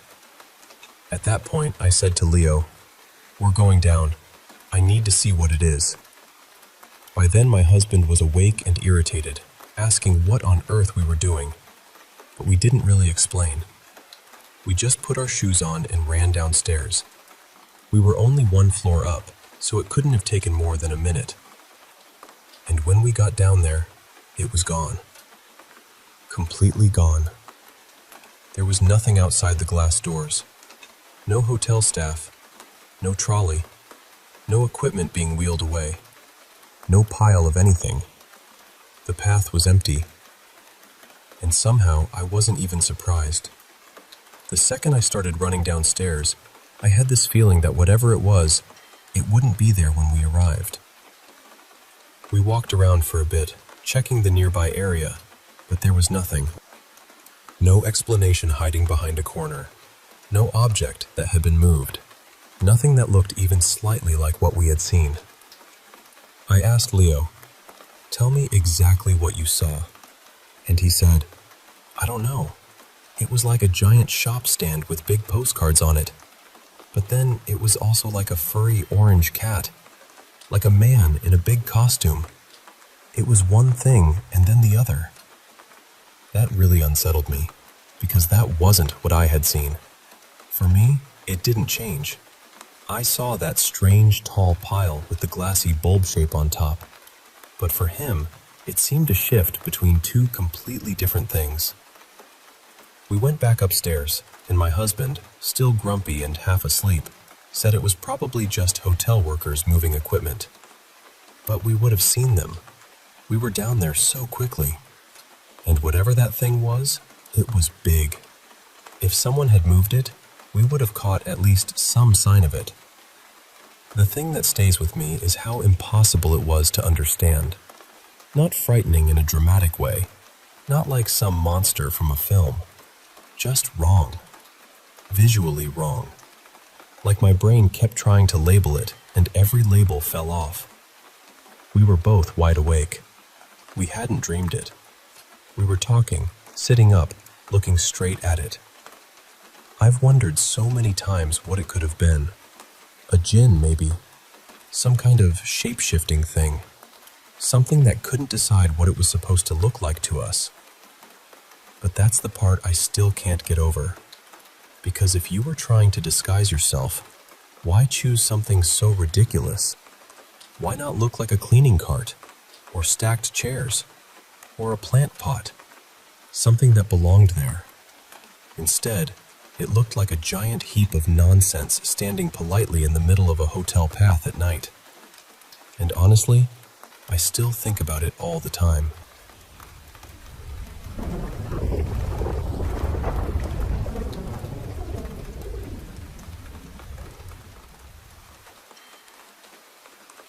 I want to tell you about something that happened to me in broad daylight. Something I still don't fully know how to explain. I was sitting out in my backyard one afternoon, listening to music through my headphones, just having a quiet moment to myself. Then I heard this sound. At first, my mind tried to make sense of it as something familiar, maybe metal crashing together, like a car accident out front. So I stood up and looked toward the street. But there was nothing there. No accident. No cars pulled over. No one shouting. Nothing. I sat back down, confused, and the more I thought about it, the more I realized it hadn't really sounded like a crash at all. It was strange, almost mechanical, but not in any normal way. The closest thing I can compare it to is something from a science fiction movie, like a portal opening or time tearing open. I laughed it off at first and figured maybe my headphones had glitched. Then, maybe 10 minutes later, I heard the exact same sound again. And this time, there was no brushing it off. Right there, in front of my house, this enormous, luminous blue sphere appeared. It was huge, almost the size of two cars side by side. It looked like an orb, or maybe some kind of Merkaba shape, but it was also hard to pin down because it kept shifting. It was every shade of blue you could imagine. Deep blue, electric blue, pale blue, colors inside colors. Somehow it looked transparent and solid at the same time. It just hovered there in the air, and the light coming from it didn't feel like ordinary light. It looked alive. It moved and shimmered like it was breathing. I remember having the feeling that I wasn't just looking at an object. I was looking at something aware. Then I saw two cars coming down the street from opposite directions, and my first thought was, someone else is going to see this. Finally, I won't be the only one. But they didn't see it. Neither driver slowed down, neither one reacted. And as the cars passed through the sphere, the front of each car just vanished into it. For a split second, when both cars were inside it, they disappeared completely from view. Then they came out the other side and kept driving like nothing had happened. After that, the orb moved. It almost seemed to pull itself backward, like it was gathering force, and then it shot forward toward my front yard. I didn't know what to do with what I had just witnessed. I kept replaying it in my mind, trying to find some ordinary explanation, but nothing fit. And then, later that night, something else happened. I was near the back of the house when I saw a tall figure made of white light moving along the side of my backyard. It had a human shape, but no face, no eyes, no mouth, no details. Just this bright, living white radiance. It moved incredibly fast, like it was sprinting, except it wasn't touching the ground. At first, I panicked. I ran back toward the door because my body reacted before my mind could catch up. But then, something strange happened. I realized I didn't actually feel afraid. Not really. There had been that first shock, that instinctive jolt, but underneath it was curiosity. More than that, there was a kind of calm. So I went back outside. I started down the steps into the yard, and I had barely reached the second step when the light being bolted behind a tree maybe 5 feet away from me. I froze. Then I felt this surge of energy shoot up through my body, starting from the soles of my feet and rushing all the way to the top of my head. It felt like lightning, but not painful. It was powerful, overwhelming, and somehow deeply familiar. That moment changed something in me. And the reason I say that is because, up until then, I had lived for years in a constant state of dissociation. Because of severe childhood trauma, I had been disconnected from my own body, my own emotions, my own sense of being here. People had often told me that my presence made them feel calm or safe, but I never understood it because I didn't feel that way inside myself. I had been cut off from my feelings for a very long time. I think some part of me had left in order to survive. But that night, after that encounter, I felt something return. I don't have perfect words for it. The closest I can say is that it felt like my soul finally felt safe enough to come back into my body. Afterward, I researched everything I could. I read about soul retrieval, about the idea that parts of us can leave during trauma and return when we are finally ready. I found stories and traditions that sounded close to what I experienced, but nothing that gave me complete proof or a neat explanation. I still don't have that. What I do have is what changed afterward. Since that night, my ability to feel has continued to grow. It's like something opened in me that has never fully closed again. I was already alive before, technically, but I was surviving more than living. That night felt different. That night, it felt like I came back.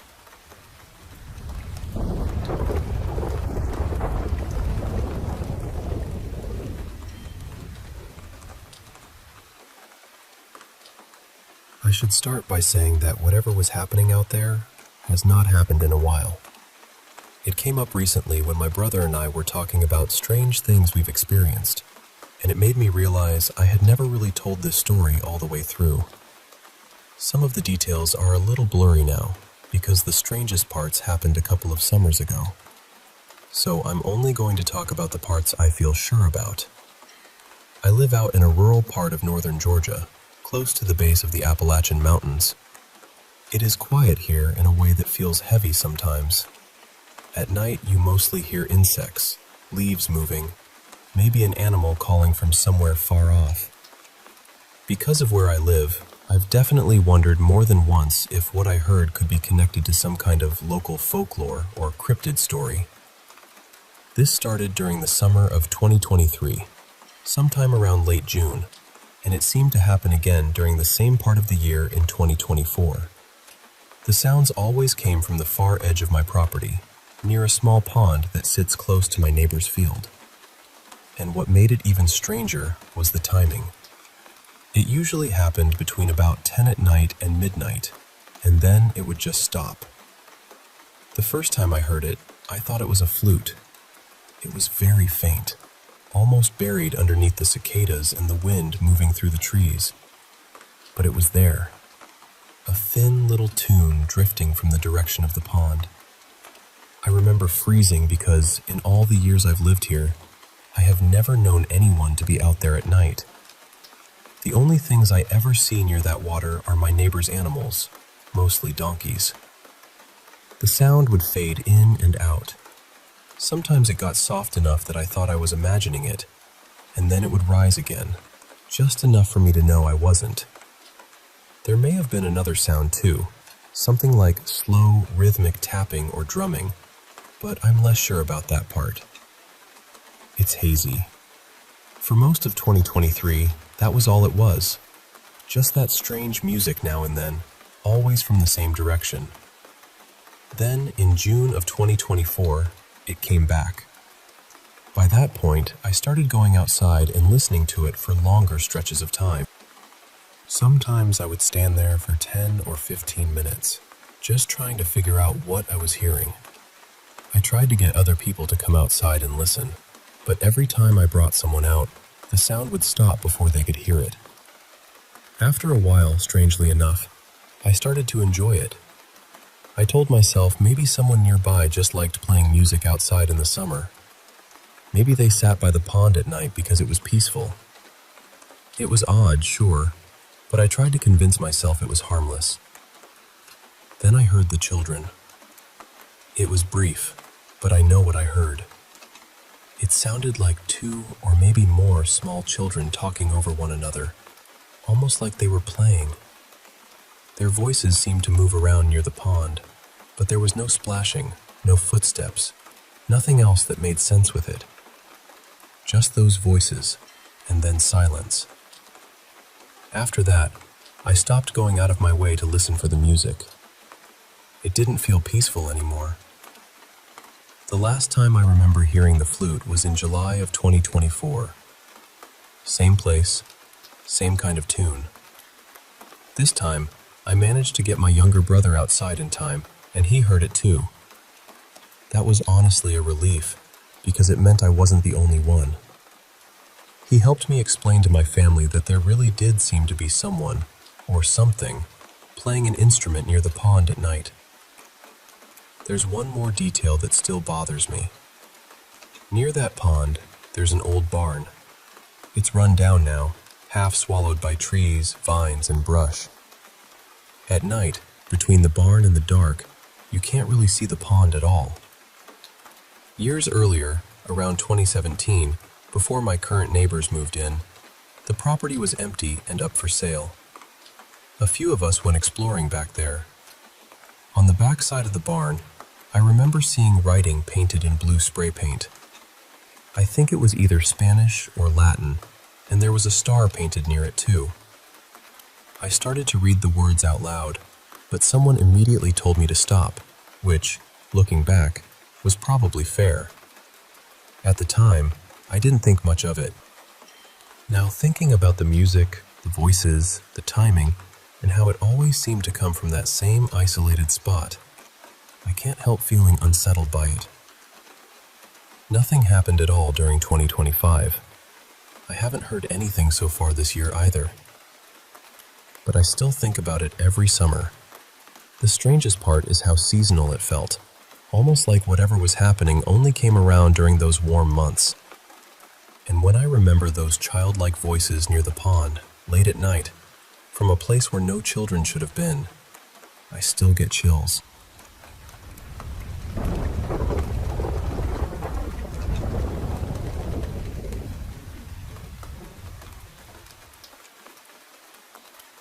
I want to tell you about the closest thing I've ever had to a paranormal encounter. I know how strange it sounds. I know it probably sounds impossible. But this is one of those memories that never really loosened its grip on me. I was very young, maybe 5 or 6. It would have been sometime in the late 80s. Back then, I slept in a little loft area in the first place I ever remember having my own space. It wasn't exactly a bedroom. It was more like a raised room built into an old converted garage apartment my grandfather had put together. One night, I was lying there in bed when I heard tapping at the window. That alone didn't make sense. The window was too high for anyone to reach from outside unless they had a ladder. I remember staring toward it, confused, trying to see what was there. But beyond the glass was just darkness. Not normal nighttime darkness either. It felt thick, like the world outside had been swallowed. For some reason, I got out of bed. I didn't wake my parents, which still seems impossible to me because they were light sleepers. I just walked outside, quiet as anything, and ended up near one of the old storage sheds where we kept tools and random things. I remember the air feeling cold. I remember reaching up for the old brass doorknob. The shed sat a few feet off the ground, so I had to pull myself up to get inside. The sky above me was this deep, eerie blue. Not fully night yet, but right at that moment where the last trace of daylight disappears. Inside the shed, there wasn't any light, but I could still make out shapes. Shelves, tools, corners, dusty things stacked along the walls. And then I got that feeling. I was being watched. I looked up toward the peak of the slanted roof, where there was a small triangular window. And there, somehow inside the glass itself, was this thin, black figure. I don't mean it was standing behind the window. I mean it looked embedded in the glass. Perched there, waiting. It had a shape that was almost human, but not quite. It was too spindly, too wrong. It was darker than anything around it, like it didn't reflect light at all. Around its edges, there was this faint shimmer, almost like oil moving on water, or a badly animated shadow flickering where it shouldn't. As a kid, the only way I could understand it was to think of a Sesame Street puppet, something like Grover, but pitch black and completely featureless. Then it moved. It unfolded itself out of the window, and with one huge step, it was right in front of me. I froze. I don't mean I got scared and stood still. I mean I couldn't move. I tried to scream, but nothing came out. Then its round head began to split open sideways, like an enormous mouth. From inside it came this blinding light, every color at once, bursting out in sharp patterns. Triangles inside triangles, circles flashing through them. A tunnel of color that kept folding into itself. And there was a sound. It filled my whole head. It was like countless trumpets playing the lowest notes possible, all wrong, all at once. I didn't just hear it. I felt it in my body. I have no idea how long it lasted. It felt endless and instant at the same time. The next thing I remember, I was standing inside the house at the front door, looking out through the glass panes. The sky outside had turned orange, probably from distant streetlights. I went back to bed, but something in me felt off for a long time after that. Over the years, I tried to explain what happened, but people dismissed it. I was too young. It was a dream. It was imagination. And honestly, I understand why they would say that. But it didn't stop there. Growing up, I would sometimes find myself wandering outside around dusk or near nighttime, and that same feeling would come back. That watched feeling. Sometimes I thought I caught a glimpse of something like that figure again. I lived in a wooded, rural area near a small creek. We had deer sometimes, and there were coyotes and mountain lions farther up in the hills. But this wasn't that. I knew what animals looked like. Every so often, even now, I still get the feeling that it's nearby. There was one awful night years later when someone at a party slipped something into my drink. Whatever it was, it brought back that same kind of experience. Only this time, the night sky looked bright green, and there were several of those figures around me. It didn't feel like they had entered our world. It felt like I had accidentally stepped into theirs. That night ended with me trying to sleep while one of them tapped on my window again and again. Sometimes it comes back in lucid dreams, not in some strange fantasy place either. Usually I'm just in my room. It's at the window or standing beside my bed. I can see it even with my eyes closed. It still scares me. That same old terror comes rushing back. But over time, I've learned how to push against it. Sometimes I can even communicate with it, though not with words. It's more like feelings passing back and forth. And when I show it that I see it, when I face it without letting the fear take over completely, it changes. It almost seems startled, flustered maybe. Then it leaves. Sometimes it appears as someone else in dreams, or as something else entirely, but I can usually recognize it now. I know the feeling of it. I call it out, and it goes away. I don't pretend to know what it is. The closest description I've ever found is something like a black stick figure, though that still doesn't quite capture it. It seems to show up mostly from fall into spring, though I can't remember what season that first encounter happened. And look, I know how unbelievable this sounds. I really do. Maybe it was fear. Maybe it was my mind creating something from darkness and childhood dread. Maybe it was never there at all. But whatever it was, the effect it had on me was real. And some nights, when the window taps or the room feels just a little too still, I remember that shape in the glass.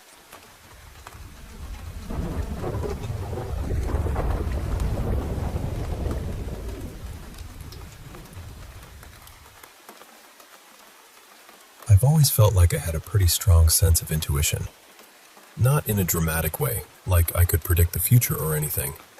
It was more like this quiet inner alarm that would go off before I had any real reason to be afraid. And over time, I started to notice that anxiety and intuition didn't feel the same to me. Anxiety felt scattered, heavy, loud, in a way that made everything blurry. But intuition felt clean and sudden, almost sharp, like something in my stomach had been tapped with the edge of a blade. The thing is, that feeling wasn't the only strange part of my childhood.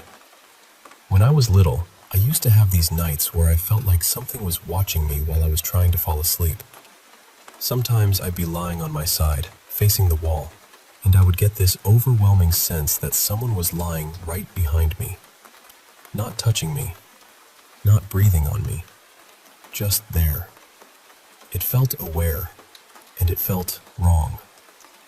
I know that could easily be explained as a child being scared of the dark or having an overactive imagination. I've told myself that plenty of times. But then things changed after my family went through a really painful loss. After that, the house felt different. Things would fall off counters or shelves for no clear reason. Door handles would shake. The television would turn itself off and back on. Our dog would suddenly bark down the hallway or stare into empty corners like someone was standing there. At first, we all tried to brush it off. Old house, grief, stress, bad timing. But then, something started copying me. One night, my mom woke up because she heard my voice right next to her ear saying, "Mom." She said it sounded like I was trying to wake her up. She even felt a little tap, like someone had touched her. But I wasn't in the room. Another time, she heard her own name spoken in my voice. And on one of those nights, I wasn't even home. I was sleeping over at a friend's house. Then my older sister, Liana, had her own experience. She was in her room when she heard what sounded exactly like me outside her door. It was whispering her name, then saying, "Hey," over and over again. At first, she thought I was trying to scare her, so she ignored it. But it kept going. Finally, she snapped and told me to stop. That's when she said the voice changed. It wasn't my voice anymore. She said it turned into this horrible, growling, hissing sound right outside her room. She got so scared that she ran down the hallway to wake me up. And I remember that night clearly, because when she came to get me, I looked toward the dark end of the hallway and saw what looked like two cat-like eyes staring back at us. After a while, we had the house blessed, and honestly, after that, things seemed to stop. Years went by, and I tried not to think about it too much. But then I had another experience that still bothers me. I was taking a nap, and I had what felt like either a lucid dream or an out-of-body experience. I remember seeing myself asleep in bed. Then I was on the floor, crawling toward the clock in my room because I was trying to read the time. That's when I saw it. There was this dark, cloud-like shape hovering over my sleeping body. And then I heard a voice inside my head say, "We have you now." I know how all of this sounds. I really do. I'm open to the idea that some of it could be explained by grief, stress, sleep paralysis, hypnagogic hallucinations, or the mind trying to make sense of fear. I'm not trying to force one explanation over another, but the part I keep coming back to is the mimicking. Why would something copy the voice of someone who is still alive? Why me specifically? That's the part I've never been able to shake. So I'm just wondering if anyone else has experienced anything like this, especially something imitating a living person's voice. I'd really appreciate any insight, even if it's just a grounded explanation or a similar story.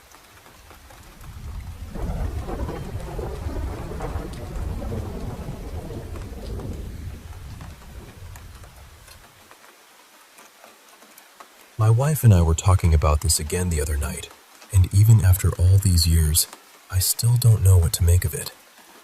It happened about 6 years ago when we drove out to this small farming town for my cousin Daniel's wedding. I was in the wedding party, so there was no way I could skip it.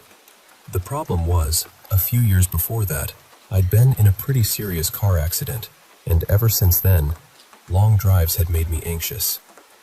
But strangely enough, the drive there was fine. Calm, even. We stayed in this little rental house outside town, tucked off a gravel road with fields on every side.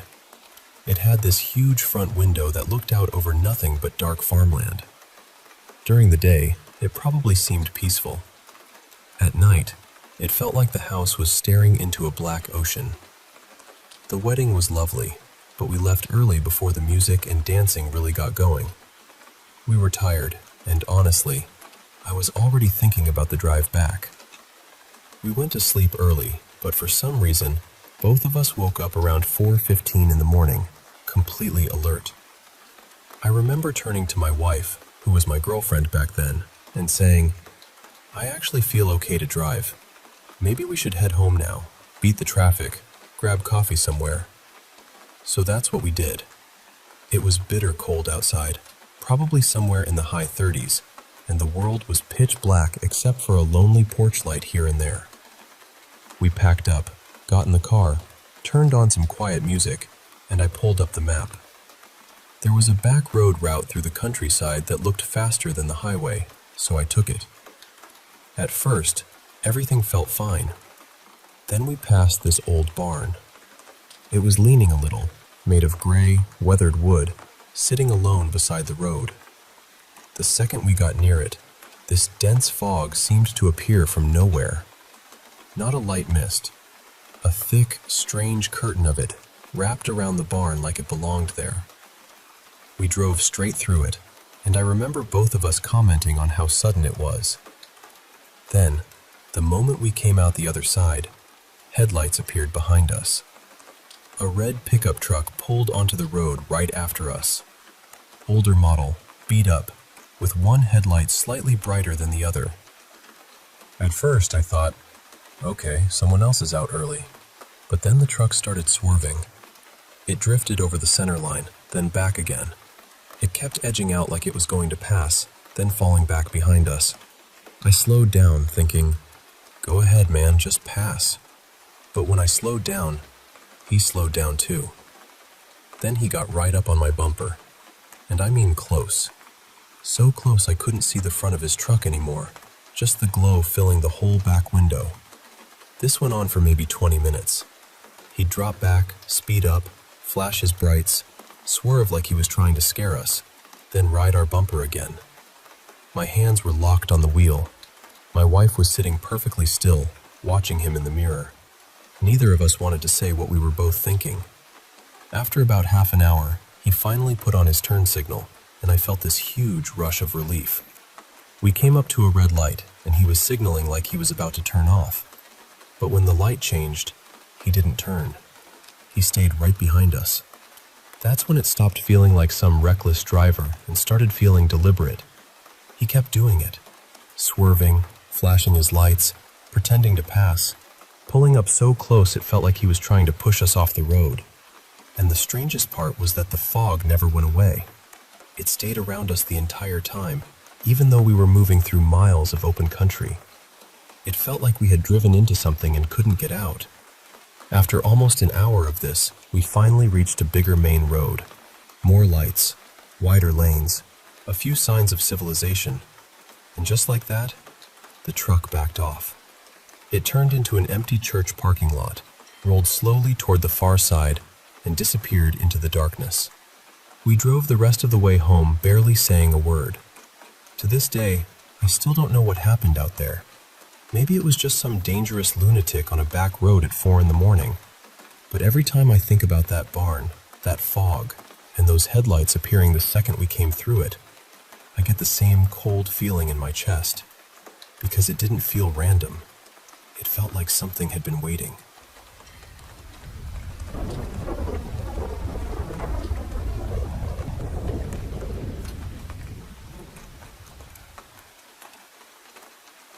I'll call myself L for privacy.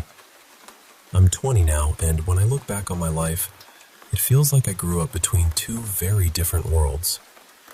Part of my childhood was in Florida, and part of it was in Alabama. I moved between my dad's side of the family and my mom's side, and both families had completely different ideas about the paranormal. My dad's side was very Catholic, but they also believed deeply in spirits, curses, reincarnation, dark presences, and brujeria. When I was little, there were rooms in my cousin's house that we were never allowed to go into. He was involved in witchcraft, and the adults took that seriously. My abuela would make us stay in our rooms whenever certain people came over. There was one man they called the Voodoo Man, and we were told not to look at him, speak to him, or ask anything about him. Back then, I was more curious than scared, but even as a child, I could tell the adults weren't pretending. They were genuinely afraid of certain things. Later, we moved to Alabama, onto my mom's family land. That place had a completely different kind of heaviness to it. It was deep in the woods, behind a long gravel road and a locked gate. There were old barns, empty workshops, hunting trails, abandoned houses, and a family cemetery down the hill. Some of the graves had names, some didn't. Past the cemetery was my great-grandfather's old house, slowly falling apart in the woods. During the day, I would wander around because I was a curious kid. But at night, I wouldn't even look out the windows toward that cemetery. I didn't just feel creeped out there. I felt watched. And the strange thing is, my mom had felt it too, long before I was ever born. She told me her friends hated sleeping over because they thought the property was haunted. One night, one of her friends woke up crying because she said she saw lights moving through the cemetery and heard 3 loud knocks at the front door in the middle of the night. Her mom had to come get her around 2 a.m. because she was so terrified. My mom eventually admitted that she had always felt watched there too. Even my mama had stories about that land. There's one old family photograph that still bothers me. In it, my mama is standing in her garden, smiling at the camera. But behind her, there's a tall man nobody recognizes. He has light hair, pale eyes, and overalls on. He's standing there so clearly, like he meant to be in the picture. My family swears he wasn't there when the photo was taken. Nobody knows who he was. Something else has always made me uneasy too. People have always said I look exactly like my mom. Not just a little bit, almost identical. We even have photos of us at the same age, and honestly, if it weren't for the clothes, we could almost pass for the same person. Sometimes I wonder if whatever was on that land ever mistook me for her. One day, I asked my grandmother why some of the graves didn't have names. That was when she told me that, years ago, when plantations were still operating nearby, my family found a young runaway boy in the woods. He was very sick with a fever. They tried to help him, but he died there on the property, and they buried him near a tree. After I heard that, the whole place felt heavier.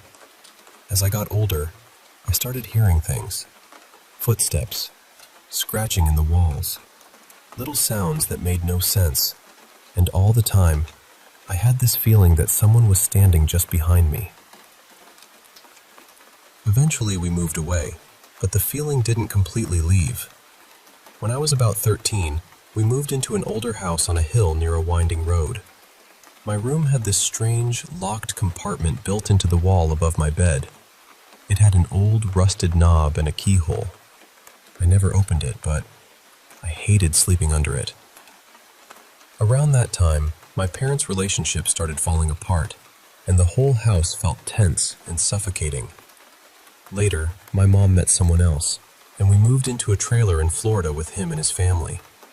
From the moment I met him, something about him felt wrong. That was where I had the first experience I truly cannot explain. One summer night, I woke up suddenly with the feeling that something was staring at me. Everyone else was asleep. Down the hallway, there were sheer curtains, and it looked like something was moving behind them. Then the air turned freezing cold. It felt like pressure was pressing down on my chest and throat. I couldn't breathe. I couldn't speak. I just stared down the hallway, terrified, while my body felt weak and dizzy. Then, just as suddenly, it stopped. The next morning, I saw scratches along my side. After that, things in my life seemed to get worse, and through all of it, I always felt like something was close by. My freshman year, I became really interested in paranormal topics and spirituality. Not because I wanted to summon anything or invite anything in. I just wanted to understand what had been happening to me. Eventually, I moved in with my foster mom. Things were peaceful at first, but after a while, strange things started happening there too. Footsteps, scratching sounds, my doorknob rattling at night. One night around 3 a.m., my foster mom woke up angry because someone had been knocking on her bedroom door. My brothers were awake playing video games, and they swore they didn't knock. They said they hadn't even heard anything. The cameras didn't show anyone. Eventually, she got uncomfortable enough to ask me what I thought we should do. I suggested cleansing the house with sage and firmly saying that whatever was there wasn't welcome. And strangely enough, after that, things slowly stopped. Years later, I reconnected with my dad's side of the family and moved in for a while with my grandparents and aunt. That house felt unbearably heavy from the start. Everyone there openly admitted they heard and saw things. One morning, after I came home from a friend's house, my grandma and aunt asked me out of nowhere if I thought something might be attached to me. Then they asked if I had ever been baptized. I laughed at first because I thought they were joking. They were not joking. My aunt told me that a little girl had died in the house years ago, and that they sometimes saw her at night. She said the girl had black hair, a white dress, and no face. Then my aunt said something I've never forgotten. She doesn't like you. Later, they had me sit alone in the back room, where most of the activity supposedly happened. Within minutes, the room turned freezing cold. I felt this overwhelming sadness and fear, like it had been poured over me. Then came that pressure again, all over my body, making it hard to breathe. Every part of me was screaming to get out. I finally ran out of the room shaking. My aunt later said my face looked different when I came out. After I sat down, they noticed 3 long scratches across my back. I still remember my grandmother praying over me afterward. The strangest part is that even after moving away, I still sometimes feel watched. Sometimes I hear scratching or movement at night. Nothing violent has happened recently, thankfully, but that feeling has never fully gone away. What really stays with me is how people react when I tell them about it. My boyfriend doesn't laugh or brush it off. He gets genuinely concerned. He's told me more than once that the things I describe don't sound normal, and sometimes he seems almost scared when I talk about them. Part of me wonders if growing up around fear, trauma, old family land, and strong spiritual beliefs shaped the way I see things. But another part of me can't ignore how consistent it has all been. Different houses, different people, different times in my life, and somehow, the same feeling always finds me.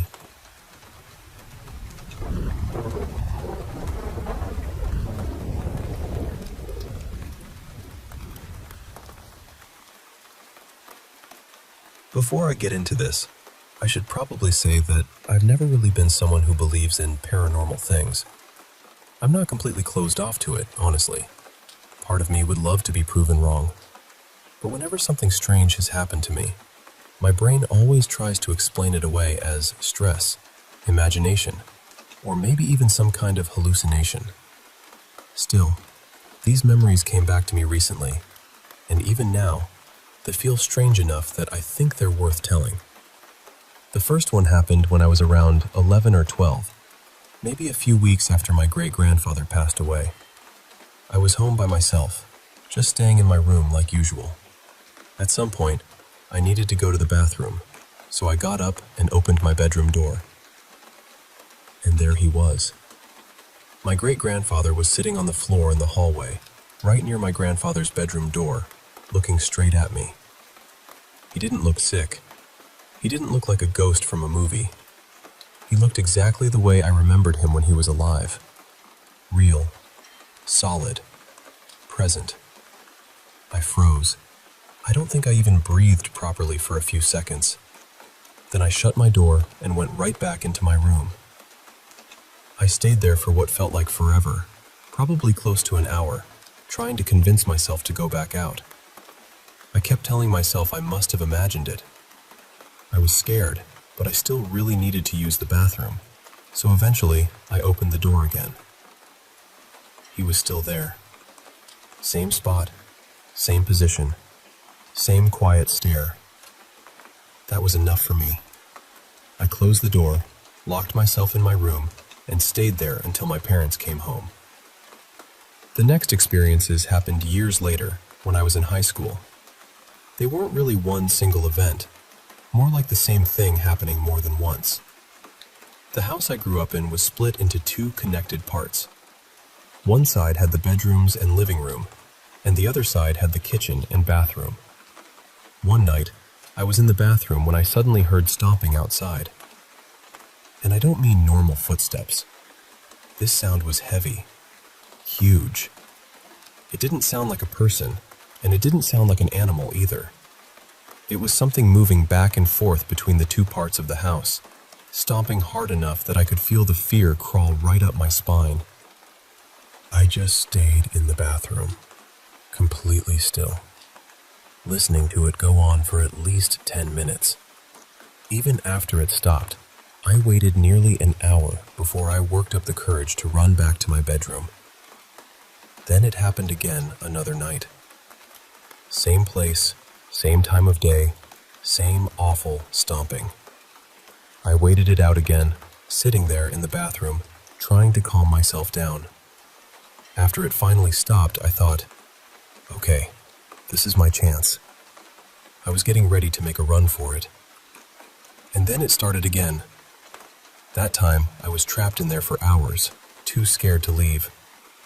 It happened once when I was on the bedroom side of the house too, but I felt a little safer because my family was closer.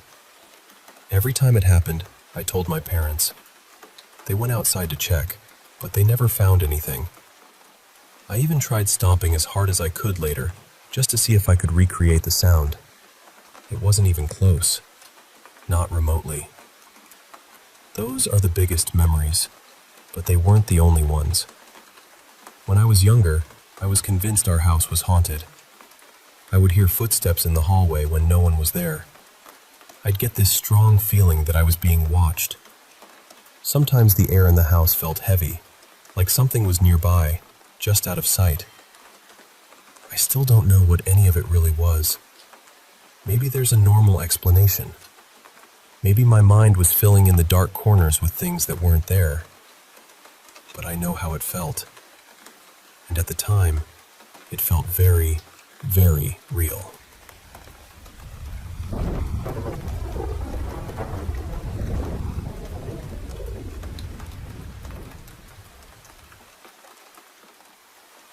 I still don't really know what to make of this, and honestly, part of me keeps wondering if my brain was just exhausted and filling in shadows. Back in April, I moved out of a newer apartment and into an older place because the rent at my previous place had gotten completely out of hand. My landlord had already been frustrated with us being behind on rent a few times, and eventually, we were given 10 days to find somewhere else. So I was rushing, stressed, and just trying to land anywhere decent. That's how we ended up in this older apartment in downtown New Westminster. It was about $1,000 cheaper than what we had been paying before, which felt almost suspicious. We kept thinking, okay, there has to be something wrong with it. Mice, bugs, mold, noisy neighbors, something. But there wasn't anything obvious. It was still a 2-bedroom, 2-bathroom place, just older. The appliances were dated, the carpet had seen better decades, and the tile looked tired. But when I first toured it, I didn't feel anything strange. The only real issue was that the landlords clearly hadn't cleaned it.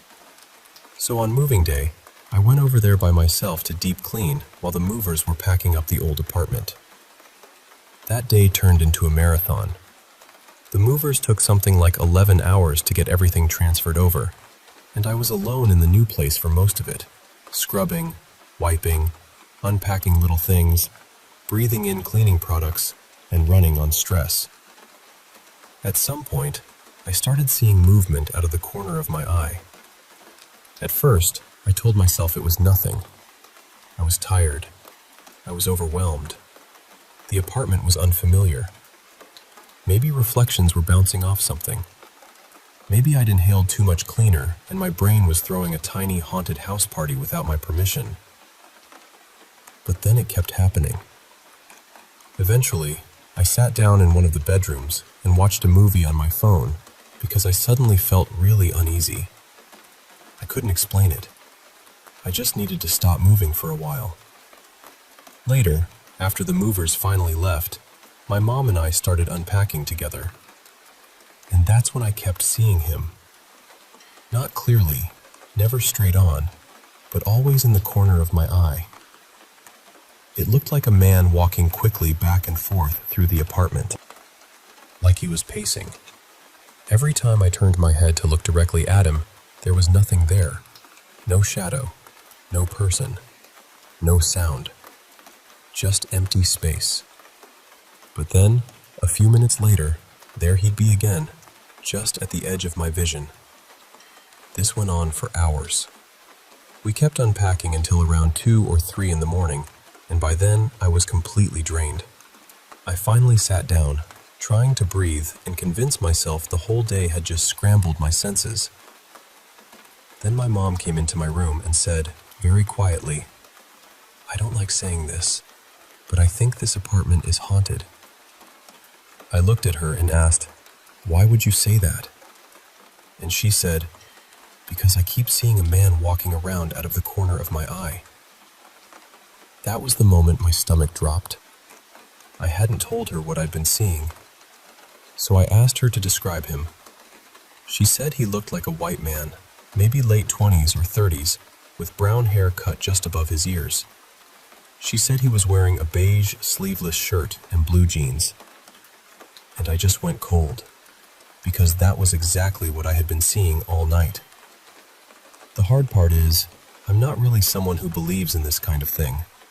I'm agnostic, leaning more atheist, so ghosts and spirits have never been part of how I explain the world. But that night, I finally said out loud, "If someone is here, we don't want to see you." We know you're here, and we don't mean any harm, but please don't show yourself to us." And after that, things changed. It's been a couple of months now, and neither of us has seen him like we did that first night. Every now and then, one of us might catch a quick flicker of movement in our peripheral vision, but nothing as constant or as clear as that first night. So I'm still left wondering what actually happened. Was it stress? Exhaustion? Some weird trick of the eyes? Or is there some kind of phenomenon where two people can see the same figure, especially when it disappears the second you try to look straight at it?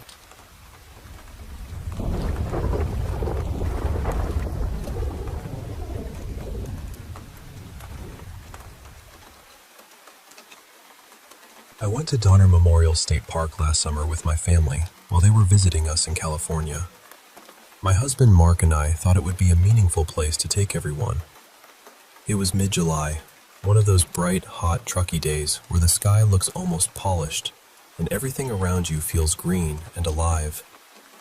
The trail there loops along Donner Creek. One side opens up near this flat, marshy meadow, and the other side is more wooded and shaded. We came in through the wooded entrance first, passing the huge boulder where one of the Donner Party cabins had once been built against it. After that, we crossed the creek and followed the path around the other side. I'm always stopping to take pictures, and that day was no different. The place looked strangely beautiful. Blue sky, tall evergreens, sunlit grass, all of it so peaceful on the surface. I remember thinking how odd it was that somewhere with such a tragic history could look that calm. At one point, I looked up from my phone and realized my family had already rounded a bend ahead of me. There were a few other visitors behind me on the trail, so I hurried a little to catch up. The path crossed a marshy section on a boardwalk, then changed into sandy ground before meeting a strip of asphalt. As I came around that curve, I suddenly felt like I had walked straight through something. The only way I can describe it is a spider web, but not a normal one. It felt thick, cold, and heavy, like it passed over my face and arms all at once. The strange thing was, there was nothing there. No web, no branch, nothing touching me. But my body reacted immediately. I shivered hard, even though it was hot outside. Every hair on my arms stood straight up. I got this deep wave of goosebumps, the kind that feels like your body knows something before your mind can explain it. And almost instantly, this awful sense of dread settled over me. I caught up with my family and showed them my arms. The goosebumps were still clearly visible. I told them what had happened and asked if they had felt anything in that spot, but none of them had. They were totally fine. No chill, no weird feeling, nothing. I tried to shake it off, but I couldn't. I felt uneasy for the rest of the walk, like something behind me had noticed me. It wasn't panic exactly. It was heavier than that. A kind of warning feeling, low and steady in my stomach. Eventually, once we went into the museum and wandered around the gift shop, the feeling faded enough that I could distract myself. I told myself it was probably just the weight of knowing what had happened there. I'm practical by nature, and I knew the history of the area. I figured maybe my imagination had gotten tangled up in the place. But then, about a year later, I was putting together a slideshow of our California trips. I came across the photos I had taken at the park, especially the ones from that exact stretch of trail. The photos looked completely normal. Bright sky, warm sunlight, green grass, tall trees. Nothing strange, nothing dark, nothing that should have bothered me.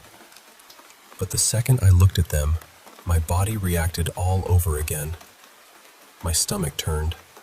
I felt nauseous almost immediately. That same uneasy sinking feeling came back, as if I were standing on that trail again. I had already added the photos to the slideshow, but after looking at them for a while and feeling worse instead of better, I removed them. That surprised me more than the original experience, honestly. I've seen plenty of disturbing things online over the years, And I've visited ghost towns, battlefields, old mines, caves, and abandoned cemeteries. I've been in places with sad or violent histories before, but I have never had my body react like that to a place. Even now, just talking about it, I can feel that queasy feeling starting again. I don't know what happened there. I don't know if I walked through some kind of energy, or if my body picked up on something my mind couldn't process, or if the history of that place simply landed on me in a way I wasn't expecting.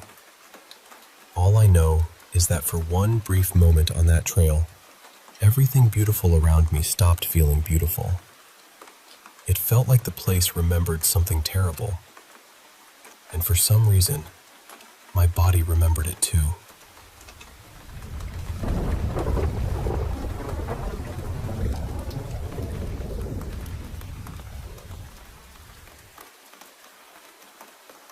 I lived in this little duplex out near the woods when I was a kid, but only for about 2 years. And honestly, I don't remember much from that place. Not because nothing happened there, but because that whole stretch of my life was heavy, blurry. The kind of time your brain quietly folds up and puts away somewhere dark. My mom's sister, my Auntie Lena, had passed away from cancer not long before. A few months later, my baby sister was born early, and she was really sick. Nobody knew if she was going to make it. My parents were barely holding themselves together. My dad was deep in addiction, and my mom was just trying to survive, medicated and numb, moving through the days like she was underwater. My little sister was named after my aunt, too, which made everything feel even more tender and painful. And if it hadn't been for my granny stepping in, I really believe my sisters and I might have ended up in foster care. I even failed first grade while we were living there. So when I say I don't remember much, I mean it feels like trying to look through fogged glass. This was more than 20 years ago. Anyway, not long ago, my older sister and I were talking about that duplex. We were remembering how strange it felt there, how creepy some of the nights were, and she brought up something that I had completely forgotten. A memory I guess my mind had buried so well that when she said it, I just sat there thinking, wait, what?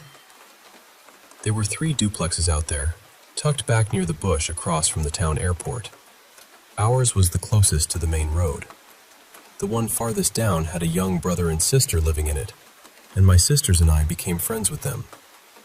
They ended up moving away while we were still living in our place, but before they left, my mom let us sleep over at their house one night. I don't remember much about playing there during the day. I just remember the feeling of that house.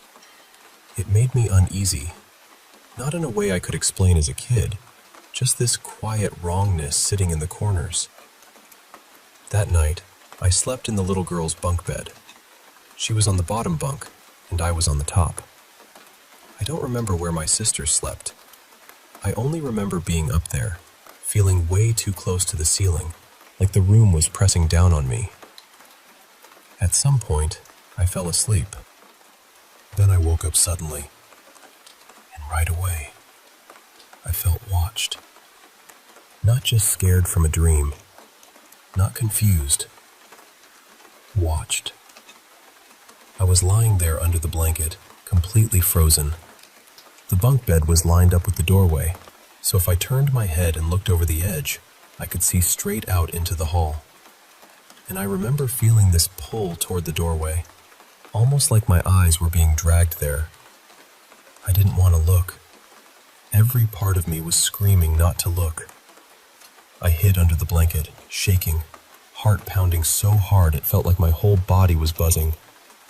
There's something about being a kid under a blanket that makes you think nothing can touch you there. Like cotton has magic in it. I stayed like that for as long as I could, but that feeling didn't go away. Eventually, I peeked. At first, everything was almost completely black. There was just a little bit of light coming in from the window near the foot of the bed, barely enough to see the room. I looked toward the window first, and everything seemed normal. Then my eyes moved to the doorway. and I saw something there. It looked almost like heat waves, or that weird shimmer you see above a barbecue when propane hits the air. It was thin and distorted at first. Then it started becoming more solid, turning into this faint white smoke. And then I realized it had a shape. A head. A body. Legs. Within a second, it looked like my Auntie Lena.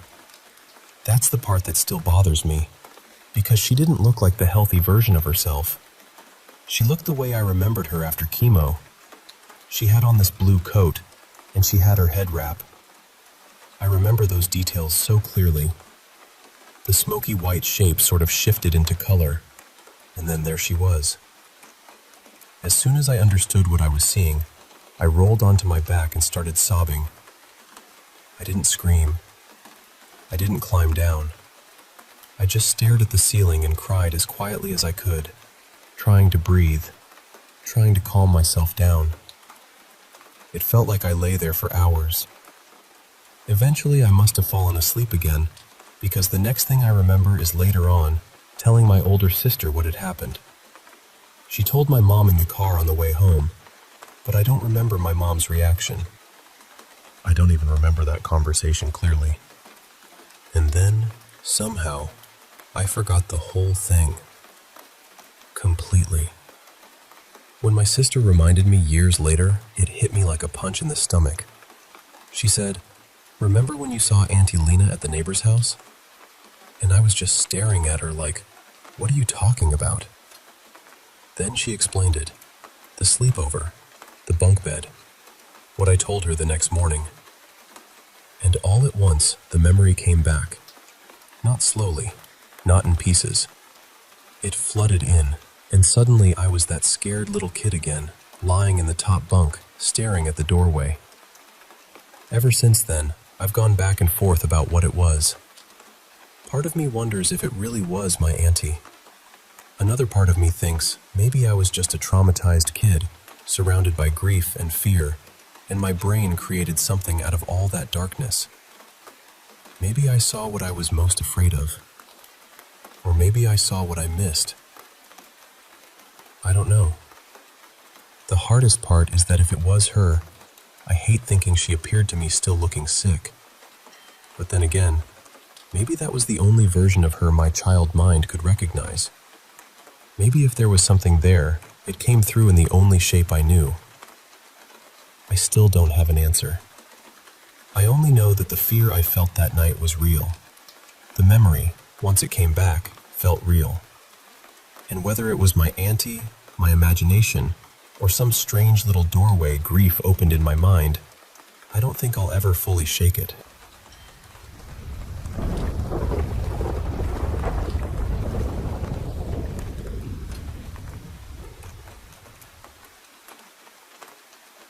I was probably around 11 when all of this happened. My family had just moved into this new house, and honestly, at first, I loved everything about it. The backyard felt massive to me. My bedroom was bigger than any room I'd had before, and we even had a fireplace, which made the whole place feel warm and kind of magical. For a while, I really thought we had found the perfect home. But then, I started noticing something. It was this shadowy figure, always just at the edge of my vision. I'd see it for a split second, turn my head, and it would be gone. At first, I tried to brush it off. You know, little kid imagination, weird lighting, things like that. But my family had always said I had a strange sensitivity when it came to seeing or feeling things. So, part of me knew I shouldn't completely ignore it. It kept happening for a while, just quick glimpses here and there. And then one night, it changed. I was in the living room with my mom and my younger sister, and we were all watching TV together. I got up to use the bathroom, and I left the bathroom door open. From where I was sitting, I could see straight down the hallway into the living room. The kitchen was off to the side, and my bedroom was close by, right near the bathroom. While I was in there, I saw the shadow figure again. But this time, it didn't vanish. It came out from the kitchen and moved right across the hallway, directly in front of the bathroom door. Then it turned so sharply and went straight into my bedroom. And the speed of it was what scared me the most. It didn't move like a normal person. It was unnaturally fast, almost like something from a vampire show, but I could still clearly see it. It wasn't just a blur. It was there. I completely froze. Then I ran back into the living room, half-dressed and panicking, trying to tell my mom and sister what I had just seen. I could barely get the words out because I was so scared. After that night, I still caught little glimpses sometimes, but nothing ever happened as clearly or as terrifyingly as that. About a year later, my older sister Marissa got her first apartment. She was around 19, and she invited us over for a sleepover. Later that night, things had calmed down, and I was lying on her bed waiting for my other sister to finish showering so we could play Monopoly. Marissa walked past the bedroom, glanced in, and then suddenly stopped. She backed up slowly and just stared at me with this worried look on her face. She had always been very into spirits and paranormal things. She used to visit graveyards with her friends and believed she could sense things too. At first, she didn't really explain what was going on. She just started cleansing the apartment, and then she cleansed me too. After she finished, she finally told me what she had seen. She said there had been a shadow figure hovering above me, up in the corner of the room near the bed. She said it felt dark, evil even. And then she told me I didn't need to worry about that shadow figure anymore. The strangest part is that Marissa had lived with my dad, so she didn't know anything about what I had been seeing in that house. I had never told her about that awful night in the bathroom, or the thing that ran into my room. But after she cleansed me, I never saw it again. I'm 25 now, and I still think about it sometimes. It still gives me chills, because the idea that something like that might have been following me when I was just a kid is honestly terrifying. And part of me still wonders, what would have happened if my sister hadn't stepped in that night?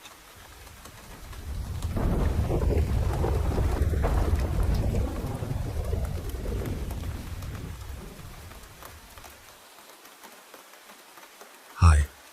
I want to tell you about something that happened when I was a kid. Something I've carried with me for years. It's been more than a decade now, and even after all this time, I still don't have a clean explanation for what my sister and I saw that day. I was about 12 when I went to stay with my grandmother in a quiet village in western Ukraine. She had this beautiful little garden behind her house, full of flower beds she cared for like they were family. She loved flowers, especially the first ones that came up in spring. So one morning, when the snowdrops had just started blooming, she asked me to go into the forest and bring some back for her. My older sister, Katerina, came with me. She was 19 then, and honestly, I was glad she was there. The forest wasn't terribly far, but to reach it, you had to cross a wide field that climbed sharply uphill. At the top of that slope, the trees began. Before the field, we passed a few houses standing away from the rest of the village, and then we came by an old, abandoned military base. That place already had a bad feeling to it. Broken concrete, rusted metal, empty buildings with dark windows, and that strange kind of silence that makes every small sound feel too loud. We wandered around there for a little while, just being nosy and careless the way kids can be. Then we kept going toward the forest. But there was one place on that hillside that always felt different. About halfway up the slope, there was a mound of land pushing out from the hill, almost like it didn't belong there. In the middle of it stood 3 enormous oak trees, arranged in a near-perfect triangle. I remember looking at them even before anything happened and feeling uncomfortable, though I couldn't have told you why. The air around them just felt heavy. We reached the forest, picked a basket full of snowdrops, and started heading back down through the field. On the way, I noticed small clumps of dry grass or straw scattered all over the ground.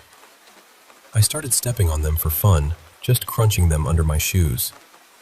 My sister looked at me and said, very seriously, "Stop doing that. You might wake something." I laughed it off. I thought she was just trying to scare me, But a few minutes later, as we were walking downhill, I suddenly felt something change.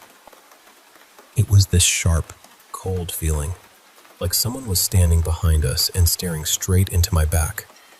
I don't know why, but I had to turn around. So I did. I looked back toward the hill with the 3 oak trees, and there, right between them, I saw a woman. Except she wasn't standing, she was floating. She wore a long white dress, and her black hair hung down over her face so completely that I couldn't see any features at all. She was just suspended there between those trees, not touching the ground, not moving like a normal person would move, just hanging in the air. For a second, my mind tried to make it into something ordinary. A branch, a cloth, a trick of light, anything. I blinked several times, but she stayed there. Then I grabbed my sister's arm and whispered for her to look. I'll never forget what happened to her face. Her eyes went wide, wider than I had ever seen them, and her whole body stiffened. Then her hand started shaking in mine. She didn't scream. She barely made a sound. She just whispered, "Run!" And we ran. We tore down that field as fast as we could, the basket bouncing, flowers flying everywhere behind us. I looked back once while we were running, only a few seconds later. There was nothing there anymore. The space between the oaks was empty. We didn't stop until we were far from the hill, maybe a kilometer away. By then, we had lost almost all the snowdrops. We were breathless, shaken, and too scared to even argue about what we had seen. When we got back and told our grandmother, her face changed. She said that during World War II, people had been tortured and killed near those 3 oak trees. According to her, Jews and Ukrainians had been executed there by German soldiers. That stayed with me. What stayed with me even more is that, years later, I began hearing similar stories from other people. One friend told me she once stayed at a country house near a forest. Late at night, she stepped out onto the balcony and saw a white figure in the distance, a woman with long, dark hair moving between the trees. But she said the same thing we had seen. It didn't look like walking. It looked like floating. I still don't know what we saw that day. Some people might call it a banshee. Others would say witch, spirit, restless soul, or just some dark energy left behind by terrible things. I don't know. All I know is that the fear I felt on that hillside was real. The silence, the trees, that white figure between them, my sister's shaking hand in mine, all of it stayed with me. And even now, whenever I think about those 3 oak trees, I feel that same cold pressure in my chest. So I have to ask, has anyone else ever seen something like that?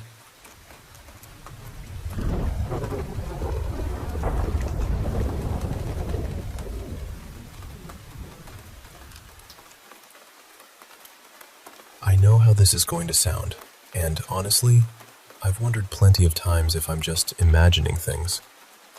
My family says I'm probably exhausted, that I'm not sleeping enough, and maybe that would be easier to believe if this kind of thing happened to me everywhere.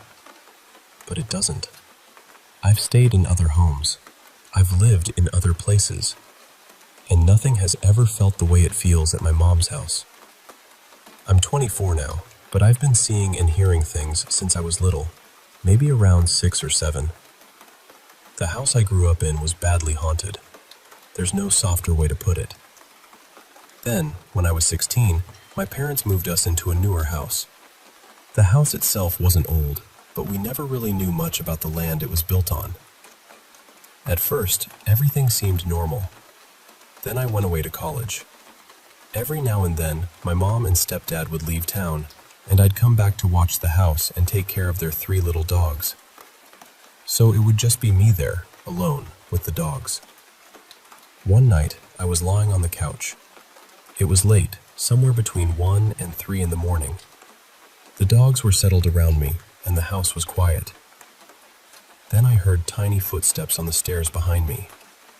Not a creak, not the house settling. Footsteps. I turned around, expecting to see one of the dogs or something, anything, but there was nothing there. The next night, I told myself I was going to bed early. It was around 11, and I remember thinking, just a few more minutes, then I'll go upstairs. Then I heard the dog's kennel slam shut. It was loud enough that I immediately thought one of them had gone inside it. But when I looked beside me, all 3 dogs were right there on the couch. I didn't even get up to check. I just lay down fast, pulled the blanket over myself, and stayed still. The room had this awful feeling, like something was standing there, watching me. Years later, I was up late sketching in the living room. The house was quiet again. Then I heard footsteps coming down the carpeted stairs, followed by this wet little slap sound on the hardwood beside me. I looked. Nothing. Another time, I was home alone watching a documentary about Judith Barcy, the little girl who voiced Anne-Marie in All Dogs Go to Heaven. Before the video even ended, a framed photo that had been hanging on the wall for years suddenly fell. No one touched it. No door slammed. It just dropped. For a while, I moved away. Then one weekend, I came home to visit, and my mom told me something had happened to her. She said she had been asleep when a man yelled at her. It woke her up, and when she opened her eyes, she saw a man standing at her bedroom door. Then he turned, walked away, and disappeared. About 2 weeks after that, I was taking a nap in my old room. It was the middle of the day. When I woke up, I saw someone walk past my doorway. At first, I thought it was my stepdad. But then the man stopped, leaned his head into my room, and walked toward me. He didn't walk around my desk. He walked through it. Then he vanished. I didn't have my glasses on, so I couldn't make out his face clearly. He just looked like a regular man. And I know what people usually say, but I don't have sleep paralysis. I could move. I was awake. It was daylight. I waited a little while because I wanted to see if my stepdad would actually pass by my door. Eventually, he did. I asked him if he had looked into my room earlier, even though I already knew the answer. He said no. My mom also says she hears someone walking around in my old bedroom, which is right above hers. One night, I was heading upstairs to my room, and I saw a figure standing across the hall in another bedroom doorway. At first, I tried to explain it away. I told myself it was just the lights making a shape. But the next night, I looked again. The shape wasn't there. There are also nights when I'm lying in bed, and I swear I hear the TV on downstairs.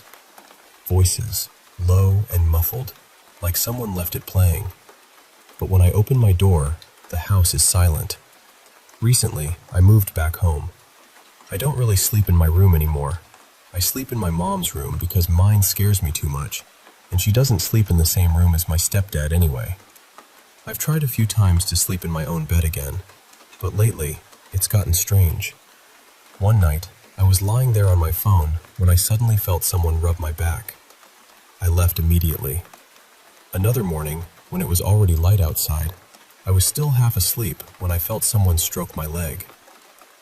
I was so tired that I just ignored it and went back to sleep. Then it happened again the next day. And tonight, I left my room because I felt my hair move. That was enough for me. The reason I think it's connected to the house is because this doesn't follow me everywhere. I've lived in other places. I've stayed in other houses. Only 2 places have ever felt this way. And my mom's house is one of them. And yes, there's a mirror facing my bed. I've tried covering it, but my parents keep taking the cover down. I don't know what's in that house. I just know I don't like being alone in my room anymore.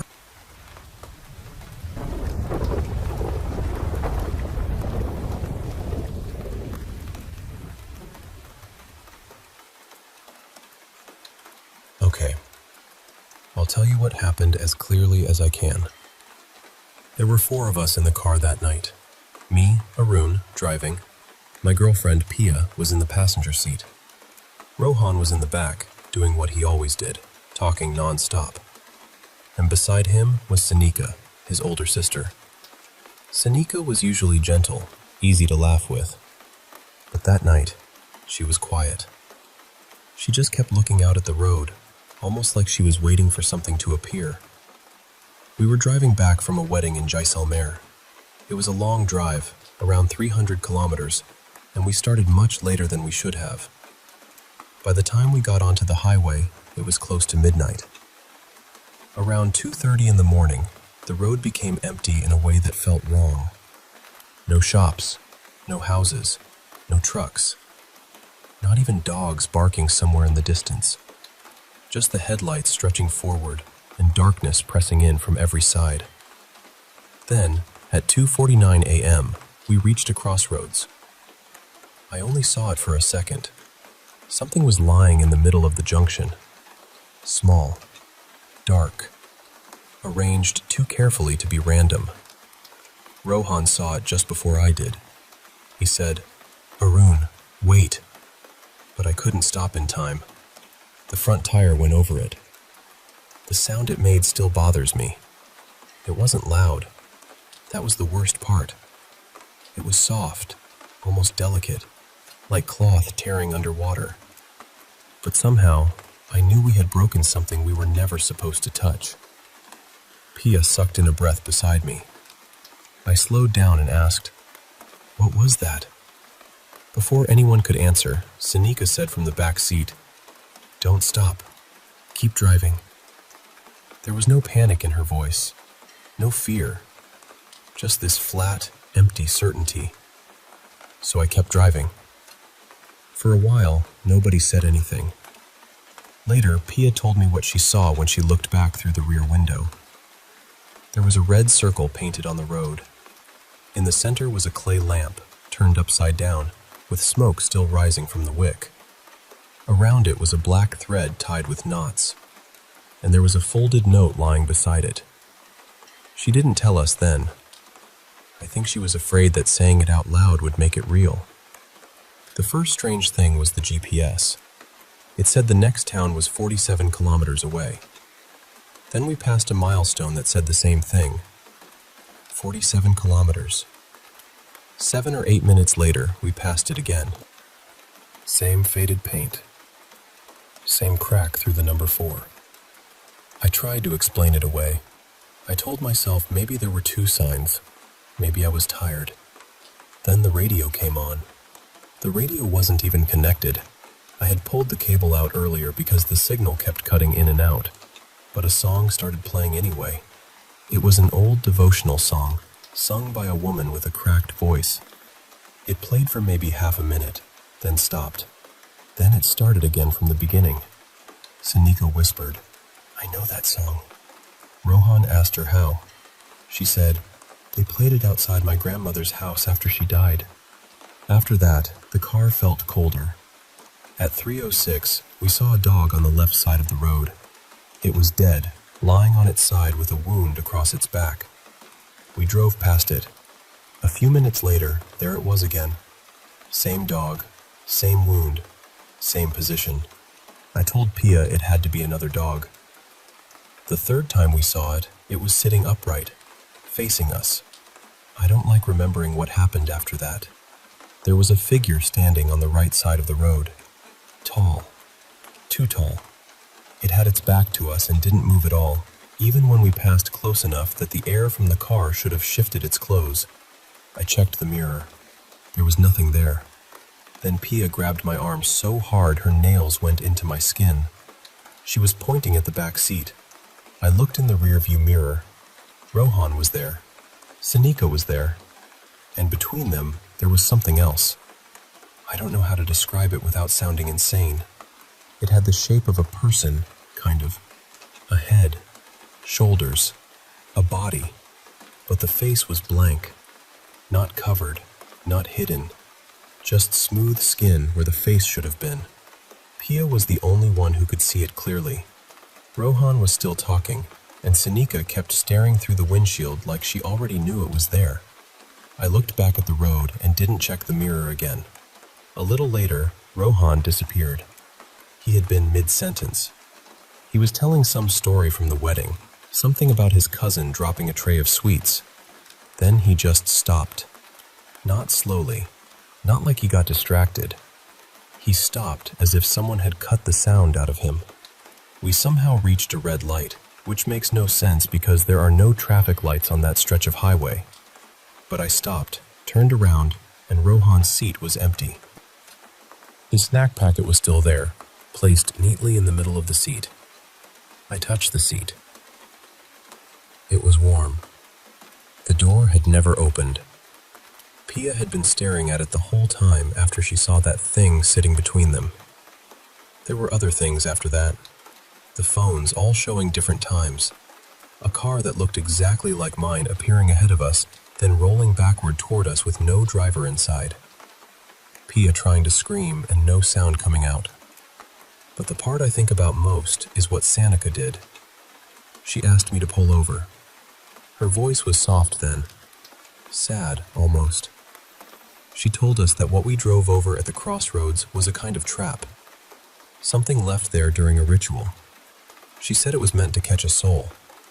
Maybe a particular one, maybe anyone unlucky enough to cross the boundary. She said when we drove through it, we carried it with us. Then she said something that still makes my chest hurt. She said, "It was calling me from the beginning." Her phone had died the moment we crossed that place. She said she understood then, but she hoped she was wrong. She opened the door. I begged her not to. She looked at me and said, "Don't stop. Don't look back. Just drive until the road ends." Then she stepped out, and I drove. I hate saying that, but I drove. 12 minutes later, the road opened onto a main highway. There were streetlights, a petrol station, a man sweeping near the pumps like it was the most ordinary night in the world. The time was 3:16 a.m. Sanika's seat was empty. Her phone was lying there, unlocked. The battery showed 100%. On the screen was a map I had never seen before. Not Google Maps, not any app I recognized. It showed one thin road, just one. And on that road, there was a blue dot, moving. At the petrol station, the man looked into our car for a long time. Then he asked, "Were there 3 of you, or 4? I told him 3. He didn't believe me. I could see that. He handed me the bottle of water I had asked for, but his eyes stayed on the back seat. Rohan is still missing. The police report says he was last seen at the wedding venue. There's no camera footage of our car on that highway. No record of the road we took. I've searched every map I can find, satellite images, local surveys, everything. That road doesn't exist. But Sanika's phone still works. The battery has never dropped below 100%. And the blue dot is still moving.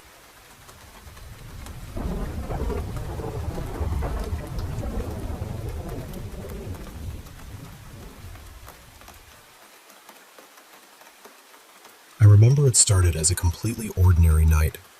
I had stayed up way too late finishing some assignments, and by the time I finally got into bed, it was around 2 in the morning. I was tired, but not the kind of tired where you just disappear into sleep. It was that restless kind, where your body wants to shut down, but your mind keeps pacing around like it forgot something. Then, sometime around 3, I woke up to the sound of pigeons outside my window. I know the time because there's a clock hanging right across from my bed. It's one of the first things I see whenever I open my eyes. I remember staring at it, feeling annoyed and uneasy, because I already knew falling back asleep was going to be difficult. My room has a window right behind my bed. I usually keep it open for fresh air, but because there are so many pigeons around the building, I have this thin, removable mesh screen covering it. It's not something I touch often unless I'm cleaning it. That night, after waking up, I started sweating for no clear reason. I kept turning under my blanket, trying to calm myself down. Eventually, after a lot of effort, I drifted off again. And then, I heard someone calling my name. In the dream, it felt close. Too close. like the voice wasn't coming from far away, but from right behind me. I turned toward the window. There was this pale figure standing there, white, almost blurred, with no clear face. I couldn't make out any eyes or mouth, but somehow I knew it was looking at me. Then, it grabbed my hand. That's the part I still can't explain properly, because I felt it. I felt the touch. I felt the pressure around my wrist. It started pulling me toward the window, and somehow my hand was already outside, through the opening. And then I woke up. The clock said exactly 4:15. I just lay there for a moment, frozen. I was too scared to move, too scared to look behind me. But eventually I forced myself to check the window. The mesh screen looked like it had been pulled open from the inside. I don't mean slightly loose. I mean it looked like someone had forced it out of place. And I knew I hadn't touched it. I barely ever touched it. After sitting there and overthinking every possible explanation, I called my dad. He came to my room, and I told him everything. He said maybe I had done it in my sleep. But that didn't make sense to me. I sleep almost completely still, wrapped up like a mummy. I cover my whole body with a thin blanket, except for my head. And when I woke up, everything was exactly the same. My hands were still tucked inside the blanket. My dad fixed the mesh and told me to try to sleep again. For a while, I tried to convince myself it was just a nightmare. Then, about a month later, it happened again. That night, I had gone to bed earlier because I was exhausted. I woke up to the sound of pigeons flapping their wings outside. This time, I immediately sat up on my bed and checked the window. The mesh was perfectly attached. It wasn't loose. It wasn't hanging. It was secure. No wind could have pushed it open. I checked it carefully, then lay back down. And then I fell asleep. Once again, I heard someone calling my name. It wasn't like a normal dream. I've had dreams before where I know I'm dreaming, where I can control things a little. This was different. I couldn't think clearly. I couldn't speak. I couldn't even look at certain things in my room, like my clock. The voice made me turn around. That same whitish figure was there again. This time, I think it might have had a face, but I can't remember it clearly. Maybe my mind blocked it out. Maybe I just don't want to remember. Then it grabbed my arm. Just like before, it started pulling me toward the window. The second I felt that pull, I woke up. The clock said 4:15 again. I turned and looked at the window. One corner of the mesh was pushed inward, like something from outside had pressed it in. There was an opening big enough for my arm to fit through. And that's what terrified me the most. I live on the 5th floor. There is no way someone could have been outside my window doing that. I left the room and went straight to my dad.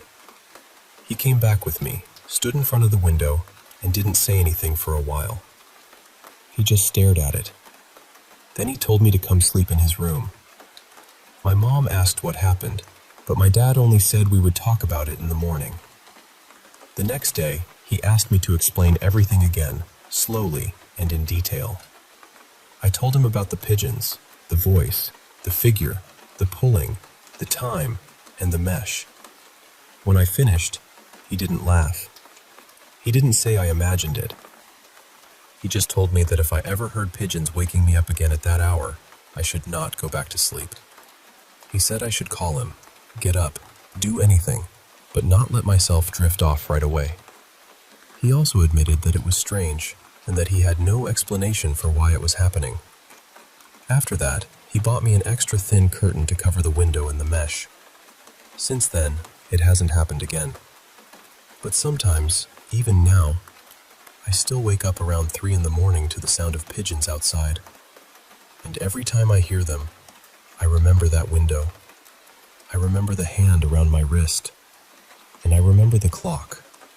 4:15.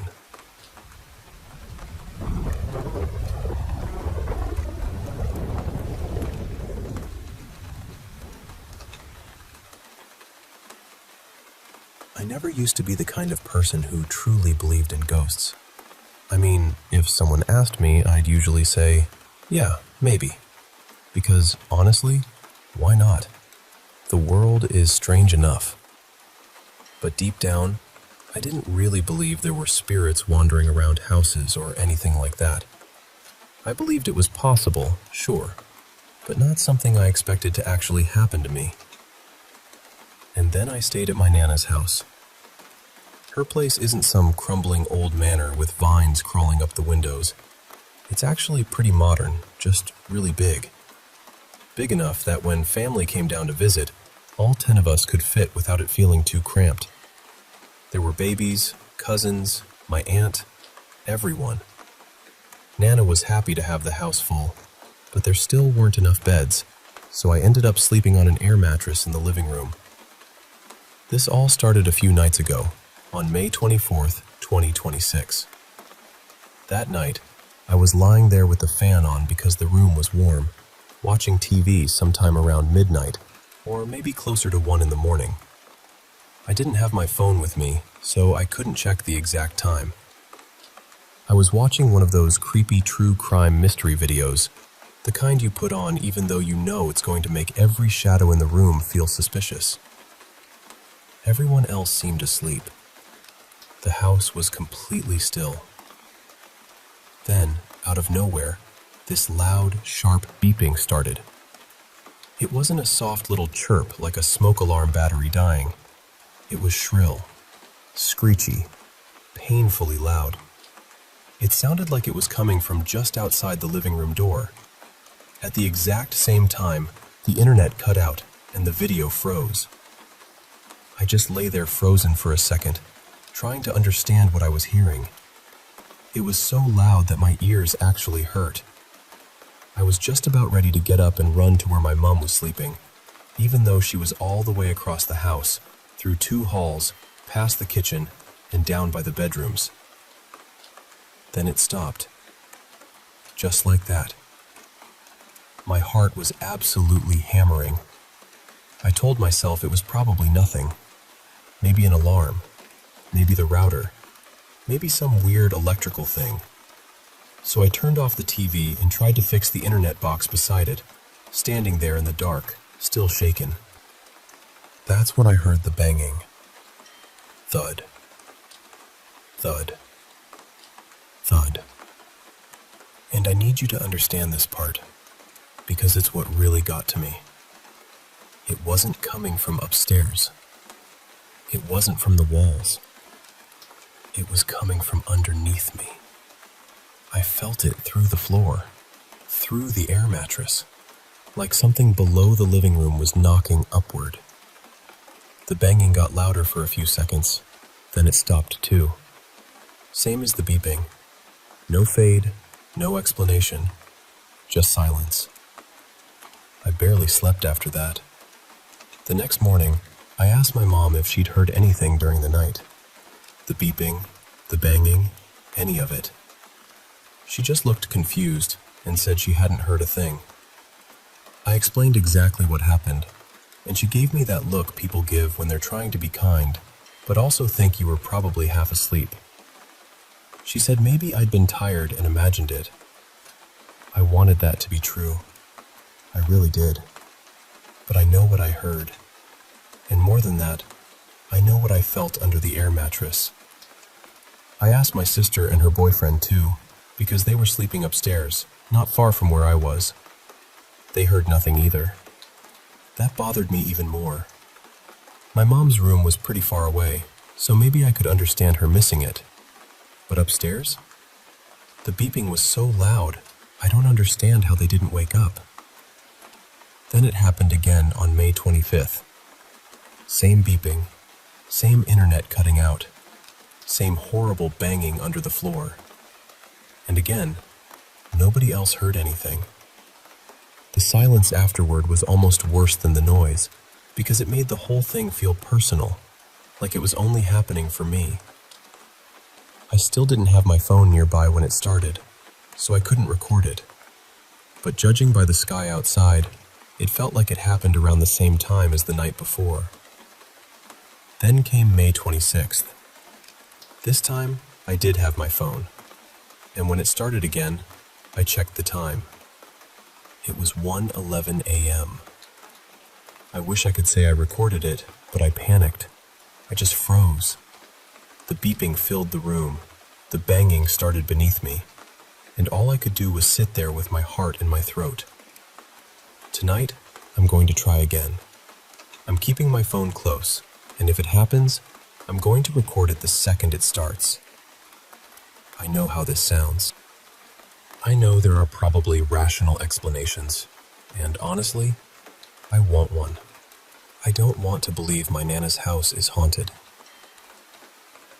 But something is happening in that living room. And whatever it is, it's loud enough to terrify me, but somehow quiet enough that no one else in the house can hear it.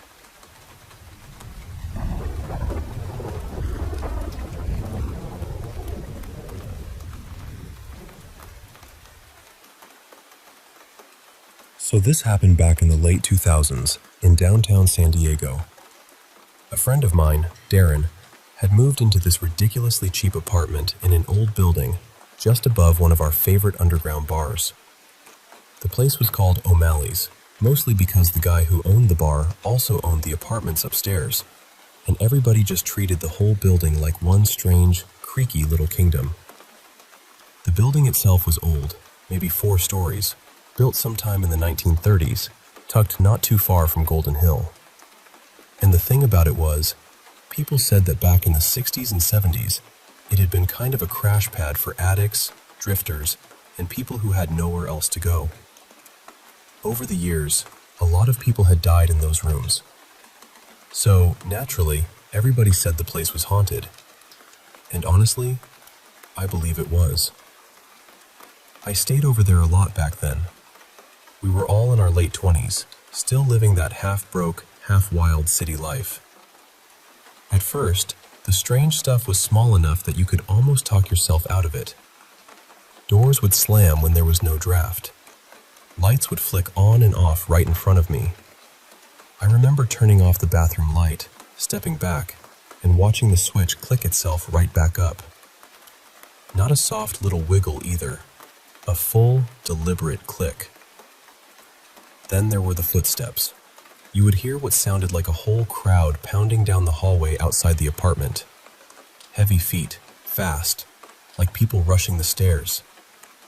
I would yank the door open, expecting to see somebody, anybody, but the hall would be empty. And the way the stairs were set up, if actual people had been running past, I would have seen them turning the corner or heading down to the next floor. But there was never anyone there. That kind of thing happened all the time. The moment that really stayed with me, though, happened one afternoon when I was there by myself. Darren was at work, and I was sitting in the tiny living room watching an old mystery show with the kitchen behind me, separated by this little half wall. Out of nowhere, I heard drawers sliding open, then cabinets. Then the kitchen faucet blasted on full force. I called out, thinking maybe Darren had come home early. Nothing. No answer. No sound of the front door opening either, and in that apartment, you absolutely would have heard it. That door had a heavy latch and a floorboard right inside that complained every time somebody stepped on it. I sat there frozen for a few seconds, and I could feel every hair on my arm standing up. I called his name again. Still nothing. Eventually, I forced myself to get up and look into the kitchen. Several drawers were open. A couple of cabinet doors were hanging wide. The faucet was running hard into the sink. And there was no one there. Nobody had come in. Nobody had gone out. I was alone in that apartment, standing there with the water roaring and this awful feeling that I had just walked in on something I was not supposed to see. That building had a presence to it. Not just one ghost either. It felt crowded in a way. like there were layers of people still lingering there, each one carrying whatever they had brought with them from life. I never really felt hatred from them, though. That is the strange part. It did not feel evil to me.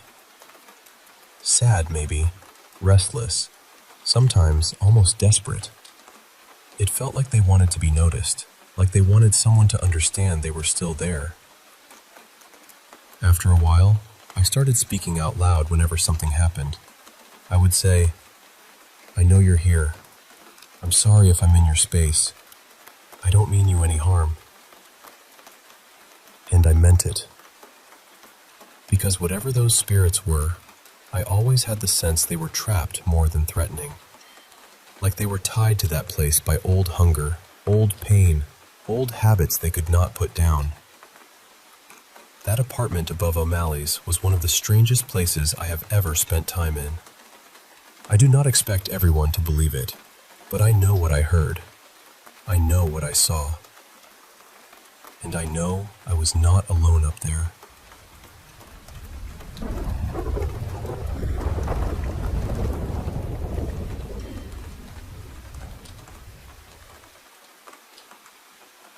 I still remember the dream I woke from that evening. It wasn't really a dream, not the kind that disappears the moment you open your eyes. It stayed on my skin. I saw feathers falling from the sky, torn little pieces drifting down over gray ground. There were bullet shells everywhere, shining faintly like dead insects in the last light of day. Then I woke up. The ceiling fan was turning above me, slow and tired, as if even it had lost interest in going in circles. I looked at the clock. 4:30 in the afternoon. That meant I had 6 hours before the park. 6 hours before 10:40. My name is Kamalish. Years ago, people used to call me a detective. Not in the grand way. I was never famous. But people remembered me. They lowered their voices when they said my name, as if intelligence itself required whispering. "You're a clever man, Kamalish." I heard that sentence often back then. Now it sounded like something left behind in an old room. I was almost 60, and by then I had learned one uncomfortable truth about life. Sometimes we do not become what we love. Sometimes we become what we failed to finish. I went to the bathroom, splashed water on my face, and looked at myself in the mirror. "So tell me, Detective Kamalish," I said softly, "after all these years, what exactly did you solve?" The answer was nothing I wanted to hear. I had come close many times, painfully close, but truth had always stopped just before my hand reached it. On my refrigerator, there was an old sticker of a hippopotamus with its mouth wide open. A tiny butterfly sat on its nose.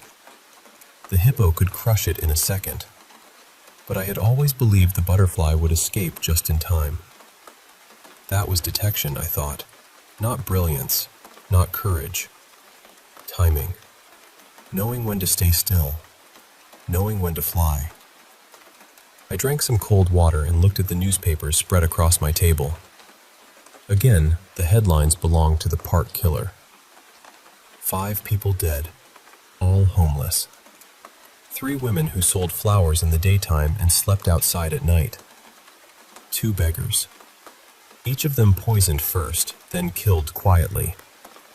The city was frightened, of course. Television anchors shouted.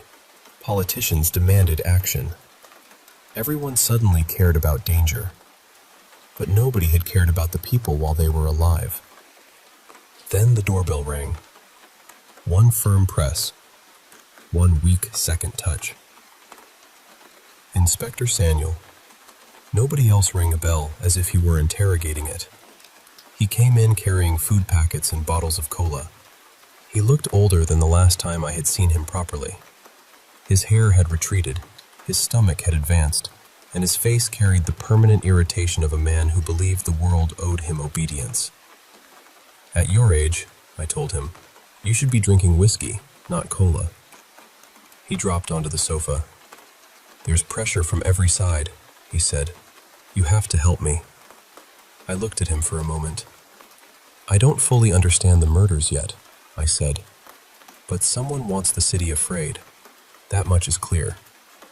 And just like that, another case came back to me. 20 years earlier.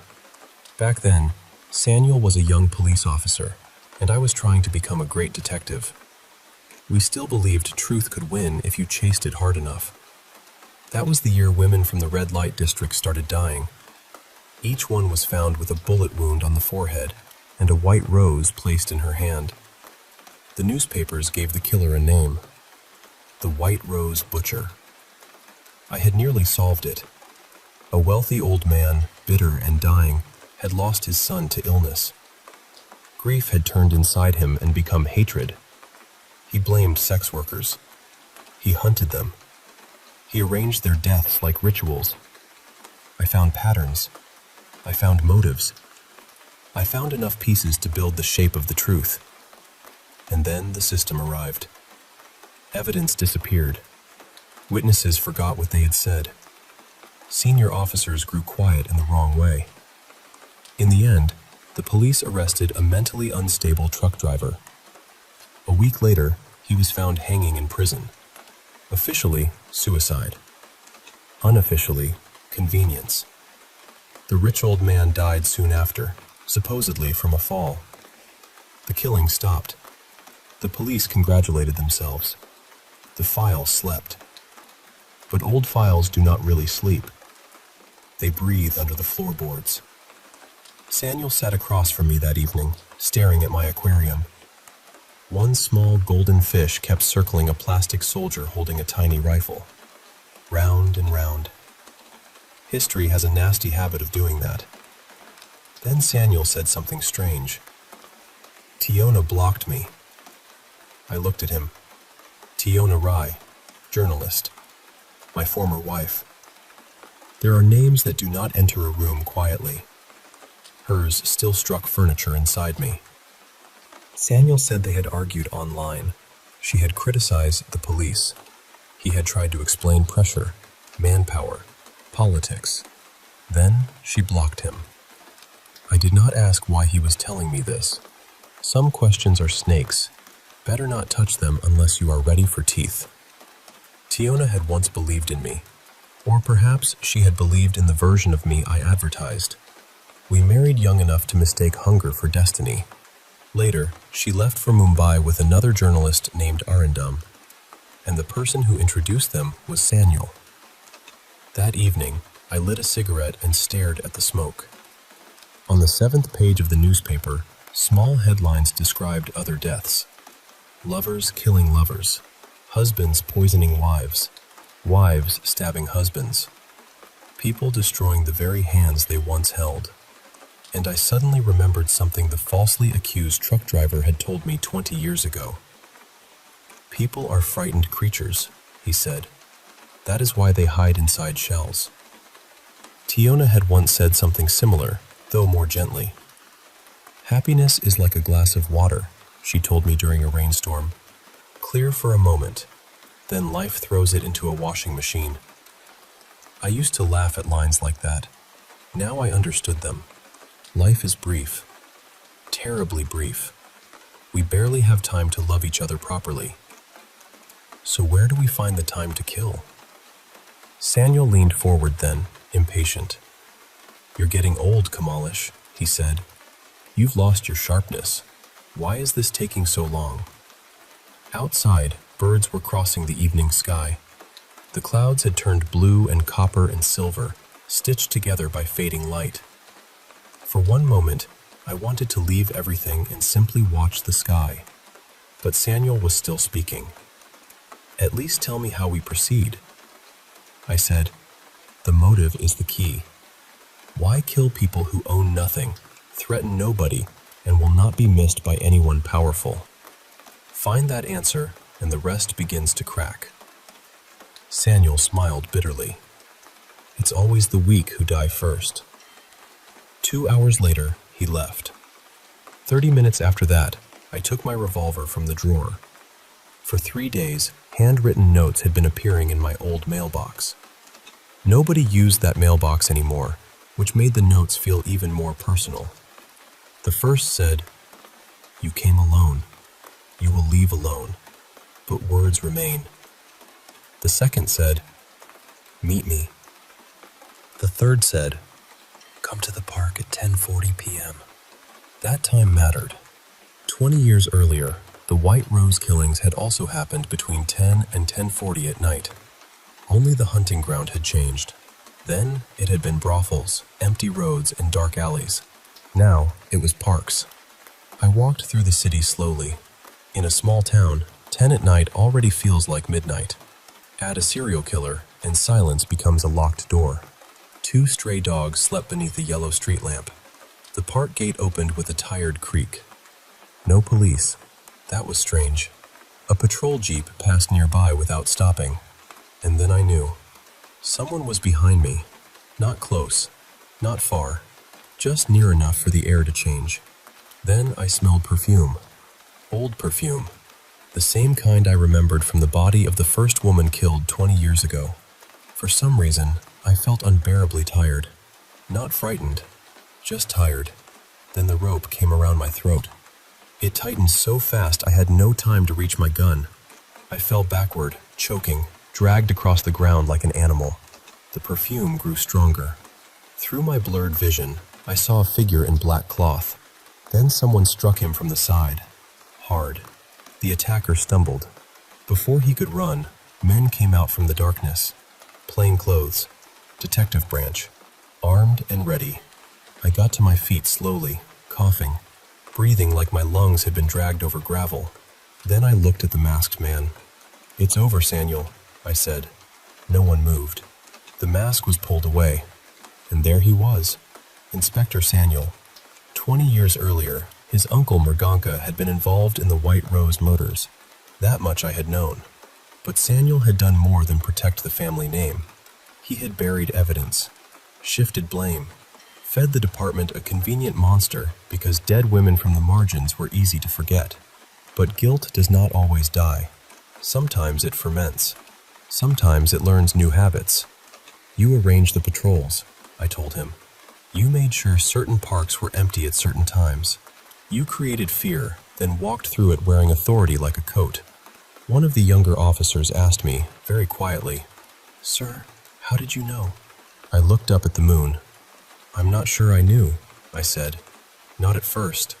Maybe I only kept walking until the truth got tired of hiding." But even as I said it, another memory returned. The first woman from 20 years ago.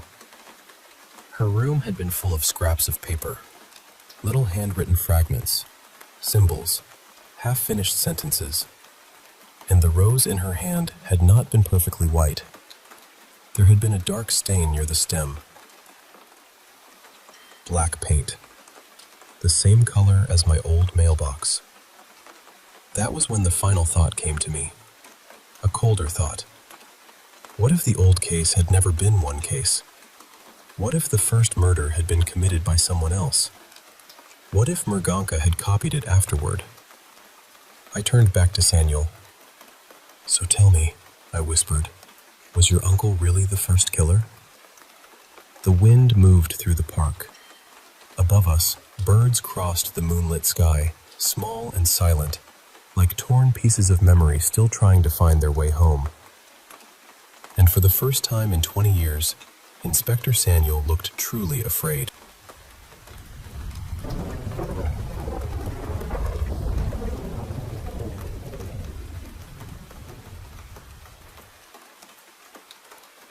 So this happened on a Sunday night. My girlfriend and I had gone out to dinner at Jay's, mostly because we wanted to sit outside, enjoy the patio, and just have a quiet evening together. But as soon as we were getting into the car, I noticed she had brought along our ghost hunting backpack. And when I saw that, I knew exactly what kind of night it was going to be. Over dinner, we started talking about where we should go afterward. We both felt like there was still something unfinished around St. Augustine School and the old church nearby. So after we ate, we ended up back on 6th Avenue, near those hidden steps by the abandoned church. We set out the EMF readers and a couple of cat balls just to see if anything would respond. We introduced ourselves again, made it clear we meant no harm, and pretty quickly the EMF reader started lighting up. Yellow, then orange. It felt like something was actually listening. We asked if whoever was there wanted to speak through the spirit box, and the EMF flashed orange, almost like a yes.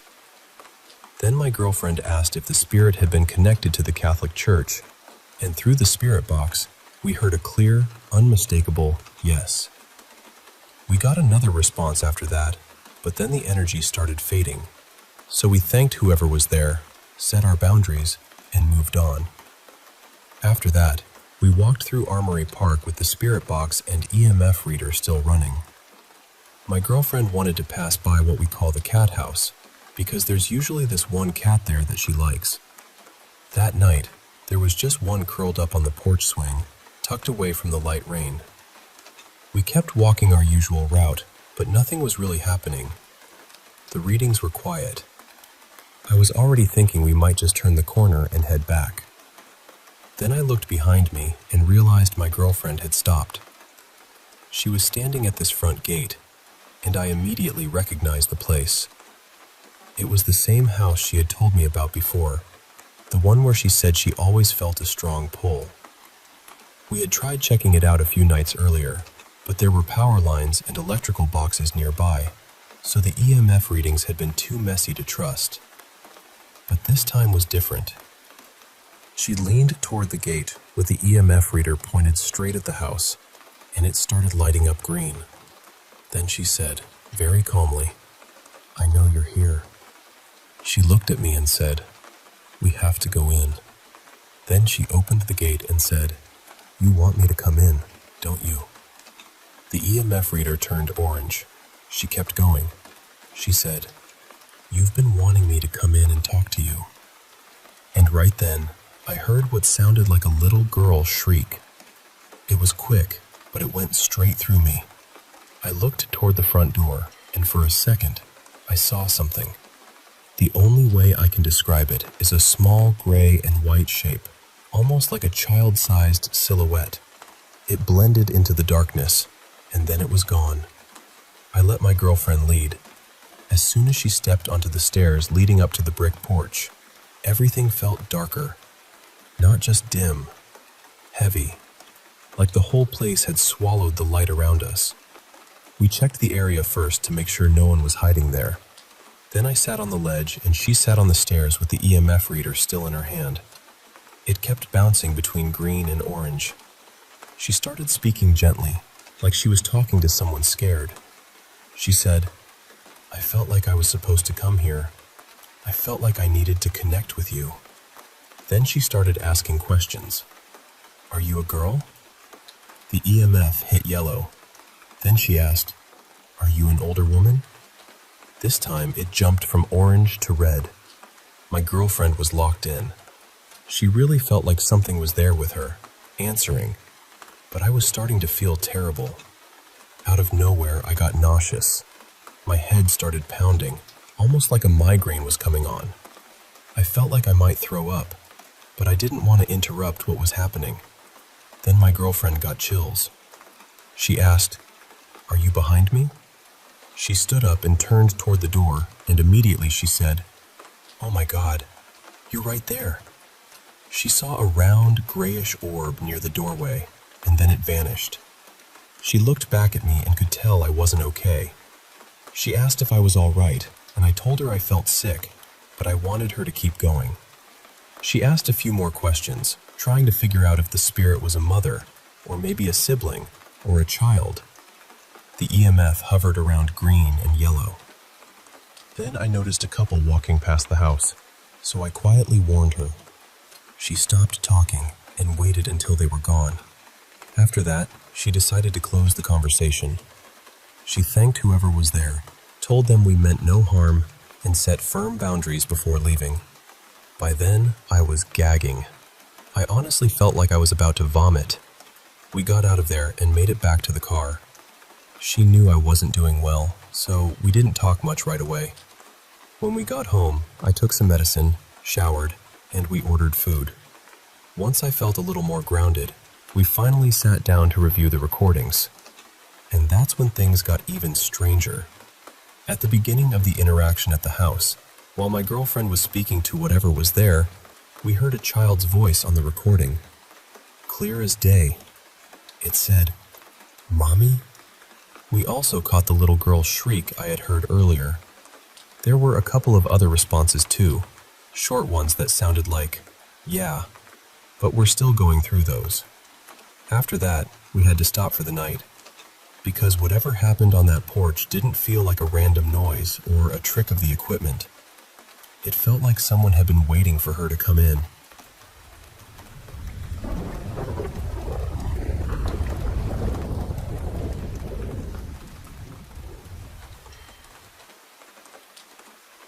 Let me tell you a story I've always found both strange and fascinating. In old Thai folklore, people spoke of a creature called the Sua Sameng, a were-tiger, and there were said to be two kinds. The first was a real tiger of the forest, one that had grown old, cunning, and dangerous. After taking many human lives, people believed a dark spirit could enter it, giving it an almost human awareness. But the second kind was even more unsettling. This was not a tiger becoming something more human. It was a human being becoming a tiger. According to old beliefs, a person who studied forbidden magic could learn the art of changing form. With the right spell, the right ritual, or even a sacred oil, he could turn his body into that of a tiger and roam the deep forest as something no longer fully man. Now, this was not only a village tale whispered beside cooking fires. One account was connected to the royal journey of King Chulalongkorn during his visit to Chanthaburi in 1876. At that time, Chanthaburi was surrounded by thick, shadowy forest. Wild animals were everywhere: deer, elephants, and especially tigers. There were so many tigers that the governor had the constant duty of protecting villagers from attacks. And these were not distant threats. People said tigers sometimes came right into homes and dragged people away. The fear became so heavy that villagers were afraid to work, travel, or even move about freely. So the governor gathered skilled forest men and gave them firearms. Others built tiger traps. A serious hunt began, and many tigers were killed or driven far back into the wilderness. For a little while, people could breathe again. But then another fear rose up. Rumors spread that a Sua Sameng, a were-tiger, had appeared in the district. The story said that in the Khmer lands, there had been a master of occult magic who made a special oil of transformation. 3 of his students secretly used it on themselves and changed into tiger form. They wandered into Chanthaburi, and one of them became especially savage, killing several people in nearby areas. The master followed after them and warned the villagers. He told them that if they met one of these tiger men, they should strike it with a carrying pole or cover its footprints with a coconut shell. That, he said, might force it back into human form. But there was one terrible condition. If the tiger had already tasted human flesh, then it could no longer return. Something inside it had crossed a line. The man was lost, and only the beast remained. Now, even the king himself seemed unsure whether these stories were true.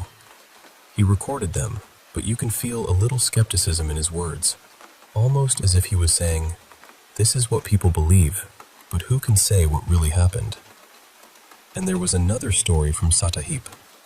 The king once sent soldiers to fetch fresh water from a pond a short distance inland. Local people warned them not to go because a were-tiger had been seen nearby. They said a monk, who was supposedly the creature's master, had followed it through the night and was sitting beneath a sugar palm near the pond, waiting for a chance to turn his student back into a man. The soldiers were frightened enough to return and report what they had heard. The king wanted to see this monk for himself, but it was already late. By morning, the monk had vanished. And as for whether the tiger had eaten him or not, no one could say. That is what makes these old stories so haunting to me. They stand right at the edge between history and legend. There are royal records, real places, real fears, And yet at the center of it all is something wild and impossible. Maybe the were-tiger was only a way for people to explain the terror of man-eating tigers.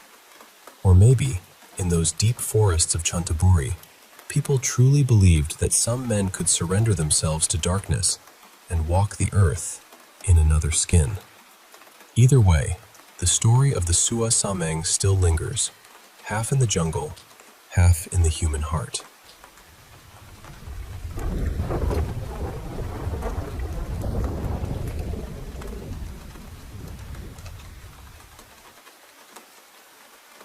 I was about 6 years old when this happened. I'm in my 30s now, and even after all this time, I can still picture it so clearly. My mom had been taken into the local hospital because she was unwell, and she ended up staying there for a few days. On one of those visits, my uncle drove my dad, my grandmother, and me to see her. When we got there, visiting hours hadn't started yet, so my dad went off to get us something to eat. My gran stayed with me in the waiting area. That's where we met him. There was an older man sitting nearby, with a pair of crutches resting against the bench beside him. He was warm, funny, and easy to talk to. Even as a little kid, I remember liking him straight away. My gran seemed to like him too. She spoke with him for a while, really properly spoke with him, the way adults do when they somehow fall into a conversation that feels like it was waiting for them. He told us he was there visiting his wife. The thing I remember most, apart from how kind he seemed, was that every so often he would reach for his crutches and force himself up. It clearly hurt him. You could see it in his face and in the way his body moved. But still, every 10 minutes or so, he made himself stand and shuffle around a little, as though he had to keep moving. The next day we went back to the hospital. I ended up in the same waiting area again, sitting in almost the exact same place, with my gran beside me. And the old man was there again. But this time, everything was different. He wasn't sitting down. He was standing, propped on his crutches, but he didn't seem to be in pain anymore. There was no strain in him, no discomfort. And around him was this beautiful golden light. I don't mean a little glow from a window or a reflection from the floor. I mean he looked as if he was wrapped in it. It stretched around him, soft and bright, almost like a shining outline. It made him look peaceful, almost regal.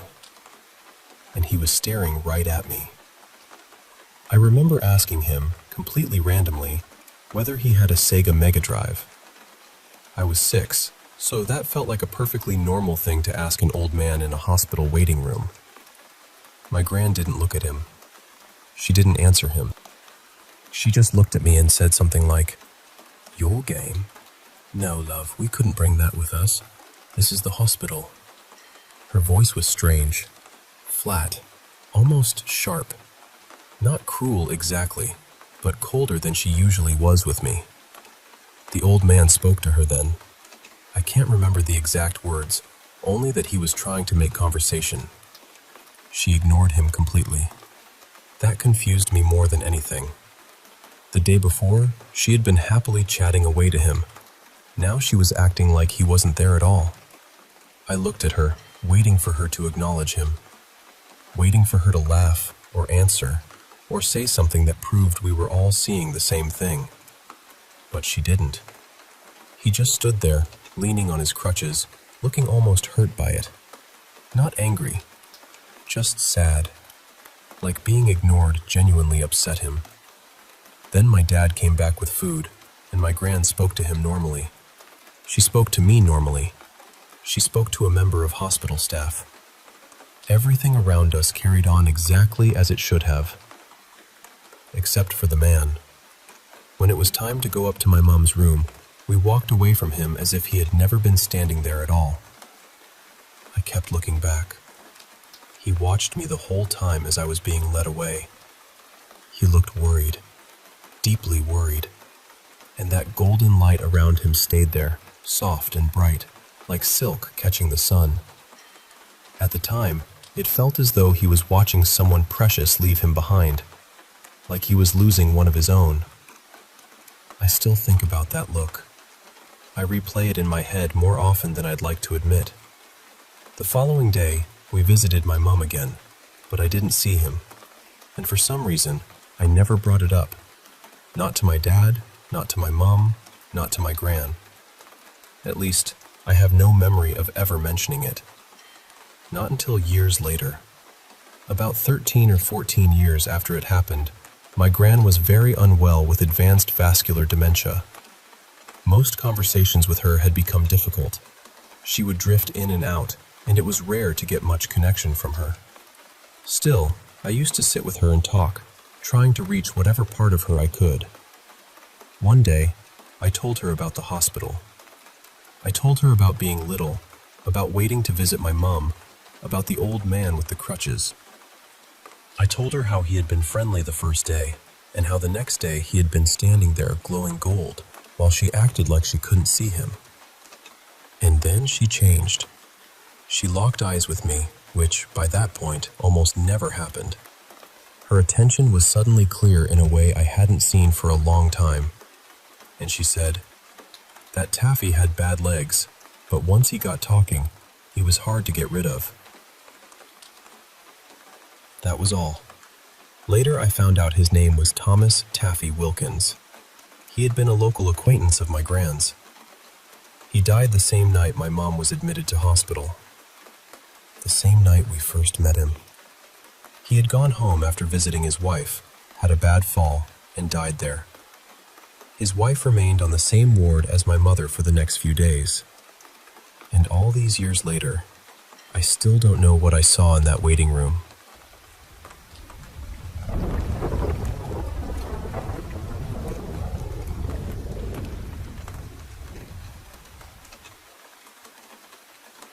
I see this kind of thing online all the time. Someone grabs a camera, a flashlight, maybe one of those little blinking gadgets, and heads off to investigate the haunted, abandoned place in town. An old school, a closed hospital, a burned-out house, a factory that hasn't made anything but dust in 30 years. Where I grew up, the spot was an old train station. It used to be a big deal for local ghost hunters. People posted pictures and videos all over the forums, claiming they'd caught shadow figures, ghost children, whispers from the dark, all of that. And I get why the place had a reputation. It was huge, echoey, half-rotted, and sitting in one of the roughest parts of town. The kind of building that already feels like it's holding its breath before you even step inside. But honestly, a lot of those shadow people probably weren't ghosts at all. They were probably people with nowhere else to sleep. And I'm not saying that to mock anyone who believes in ghosts. That's not really the point. I'm also not here to judge people who are unhoused. They're human beings. Everyone deserves a safe, quiet place to rest. Just imagine it for a second. You've lost your home. You're exhausted, cold, maybe scared. And you find shelter in this old train station because it's the only place you can get out of the wind for a while. You finally find a corner where you might be able to close your eyes. Then, out of nowhere, some guy bursts in with a flashlight bright enough to peel paint off the walls, a camera in your face, and a bunch of noisy equipment. He starts yelling, "Is anyone here? Can you tell me your name? How did you die?" And you're just lying there thinking, "I'm not dead.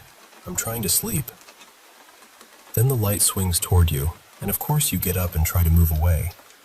Anyone would. But now he sees your shadow on the wall and thinks he's caught evidence of a spirit. So he either starts chasing you, screaming, or runs away screaming, and the whole thing ends up online. Meanwhile, you've had to leave the only shelter you had for the night. Or you spend hours hiding from people who came there for entertainment and left thinking they had a paranormal experience. And now think about this part. A lot of people experiencing homelessness are young. Some are teenagers. Some are children. So picture being a kid with nowhere safe to go, curled up in some freezing old building, and then a grown adult comes stomping through the dark, shouting questions at the dead. shining lights around, and maybe chasing after you because he thinks you're a ghost. That's not spooky. That's heartbreaking. So I really think we should leave abandoned places alone. Ghost hunt in places where people live, work, visit, or have actually agreed to let that happen. Places with permission. Places with rules. Places where you aren't accidentally terrifying someone who already has enough to survive. And funny enough, once that old train station was cleaned up and turned into a farmer's market, the ghost evidence almost disappeared. The shadow figures stopped showing up. The ghost children vanished, which probably says more than people want to admit. And honestly, even if it had been ghosts the whole time, maybe the same rule still applies. If something is hiding in an abandoned place, ghost or not, maybe it just wants to be left alone.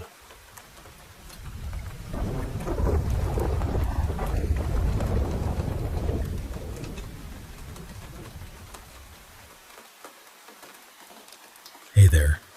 I want to share a story that's really close to my heart. Something about why my grandparents always warned me to stay out of the attic. I grew up on a quiet farm, raised by my grandparents after my parents passed away in a tragic car accident. Life was simple. No TV, just me outside helping with chores, feeding animals, and tending crops.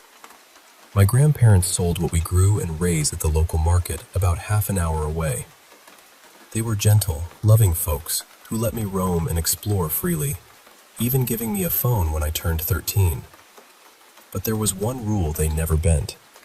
Never, ever go into the attic. It was right above my bedroom, but I only caught a glimpse once when Grandpa went up there. It was dark and empty, or so I thought. One night when I was 13, I was just about to fall asleep when I heard a soft groan from above. It was faint, like bumping your foot on a chair. Then, a quiet cry, like a child's whimper. My heart raced. I told my grandparents the next morning, and they said it was just them bumping into things. I didn't fully believe it, so that night I stayed up, waiting. Around 1 a.m., I heard it again, a low, painful groan turning into a man's cry.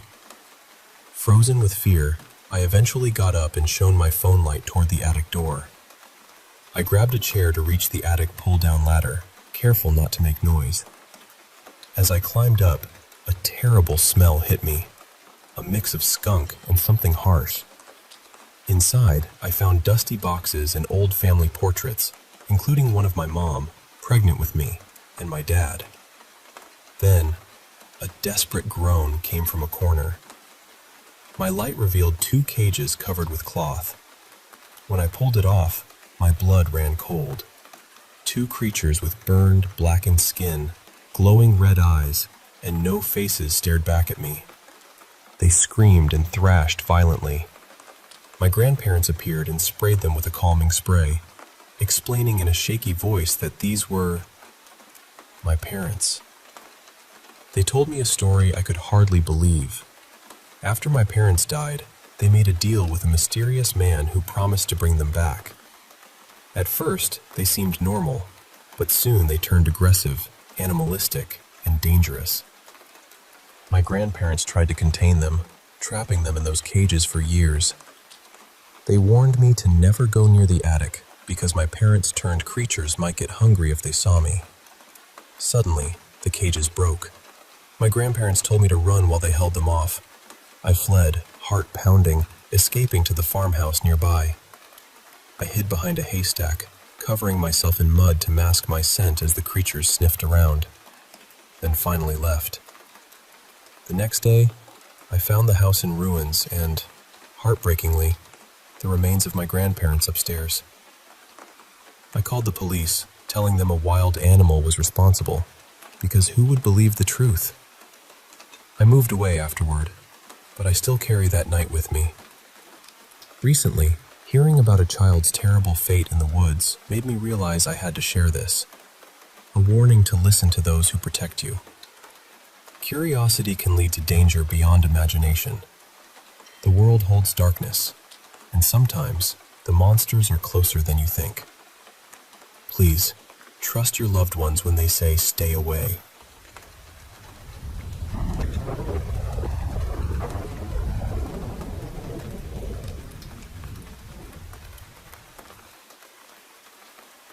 Hey, I want to share something personal with you. Something that's haunted me for years. It's about the woods near where I grew up and the terrifying presence that lives there. I hope by telling you this, it'll serve as a warning, because what I experienced was very real and very dangerous. So, I'm Liam. When I was a kid, my dad left us, and my mom decided to leave the city behind to start fresh. We moved to this tiny cabin deep in the Wisconsin woods when I was about 10. At first, I really hated it. Those woods? They scared me to death. Every time I looked out the window, I'd get this chill, like something was watching me from the shadows between the trees. It wasn't just a feeling. It was this deep, bone-chilling presence that never left me, not even as I got older. Walking to school through those endless, towering trees was the worst. I'd sense eyes tracking me from above, and it made me feel small and vulnerable. Funny thing is, my mom felt the exact opposite. She loved the woods. She'd take long walks, paint the trees, and always told me she felt safe and protected there. I never understood that. To me, it was the opposite. The woods were a place of dread. One night, I saw something. A huge silhouette with long arms, hunched, staring right at me from the darkness. I froze, but when my mom came in, it vanished. I tried telling her, but she just brushed it off, saying the woods were our shield from the bad in the world. I wanted to believe her, but I knew what I saw. Then, one morning on the walk to school, I heard snapping branches behind me. I didn't dare look back at first, but when the sound came again, I bolted. Fast footsteps chased me, and I ran until I burst out of the woods, my heart pounding. I told my best friend Jake, who lived nearby and shared my fear. He even admitted he'd seen something too. We tried walking home slowly together, hoping that if we stayed calm, the thing wouldn't chase us. But the snapping sounds followed, closer and louder, until we sprinted to my cabin, locking the door behind us. That night, I looked out my window again and saw it closer. This grotesque creature with a hunched back, long clawed fingers, no eyes, but somehow its gaze locked onto me. It wasn't human, wasn't any animal I'd ever seen. It was a predator, and I was its prey. The next day, the worst happened. Jake disappeared. His parents found his room empty. I was terrified, convinced the creature had taken him. I begged my mom to believe me, but she just said he might have run away, not understanding the danger lurking just beyond our cabin. At school, everyone was buzzing with rumors. Some thought Jake ran off, others whispered darker things. I wanted to scream the truth, but no one would listen. I felt alone, scared, and desperate. That night, I made a plan. I packed a flashlight, extra batteries, water, and pepper spray my mom gave me, and waited until she went to bed. Then, I slipped out into the woods to find Jake. The forest was eerily silent. No crickets, no owls, just darkness. When my flashlight died, panic set in. I scrambled for batteries, and when I turned it back on, I saw it. The creature, right in front of me. Its skin was raw muscle, its mouth full of razor-sharp teeth, no eyes but a terrible grin. It grabbed me by the head and dragged me into a dark cave I'd never seen before. I was hung upside down, ropes binding my ankles. There, I saw Jake's orange shirt on the ground. The creature spoke in a deep, gruff voice, calling me food, telling me it had been watching me and that Jake had tasted wonderful. I asked what it was. It said it was an ancient being, almost extinct, ruling the woods for centuries, preying on anything that dared enter. It only hunted kids because they tasted the best. It had no eyes but tracked scent like a predator. Just as it was about to eat me, I managed to spray it with pepper spray. It shrieked and dropped me. I ran, heart pounding, until I burst out of the cave into the daylight. I ran straight home, where my mom was waiting, tears in her eyes. We moved away soon after, back to the city, to my aunt's place. Even now, I think about Jake and that creature. I tried telling my mom, but she never believed me. What terrifies me most is knowing there are still more of those things out there, lurking in the woods, waiting. So, please, if you're ever near a dark forest, especially at night, be careful. Listen to the silence. Watch the shadows. They're watching too, and they're hungry.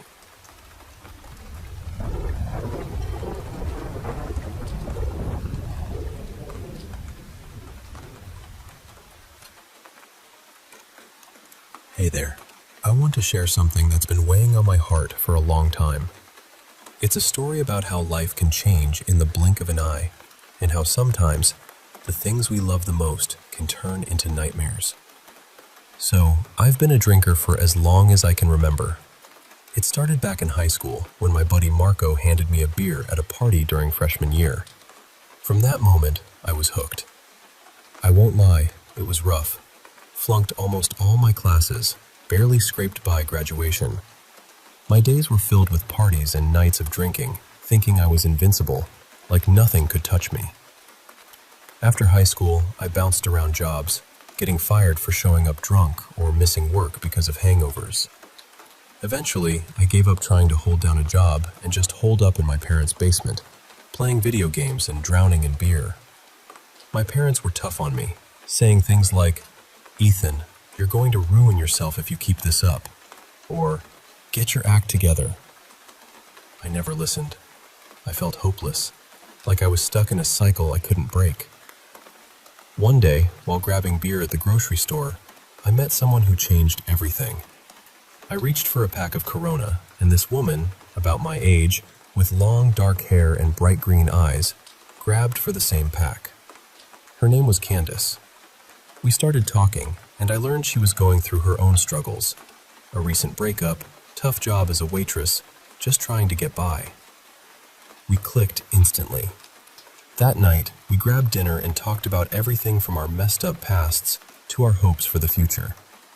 She gave me her number, telling me to call any time. Over the next months, we grew closer, dated, and eventually, I asked her to marry me. I bought her a gold ring with a sparkling diamond and surprised her by hiding it in the cake at dinner. Her face lit up with joy and tears. I'll never forget that moment. Candace became my rock. She helped me get a bartending job where she worked, and we supported each other to quit drinking.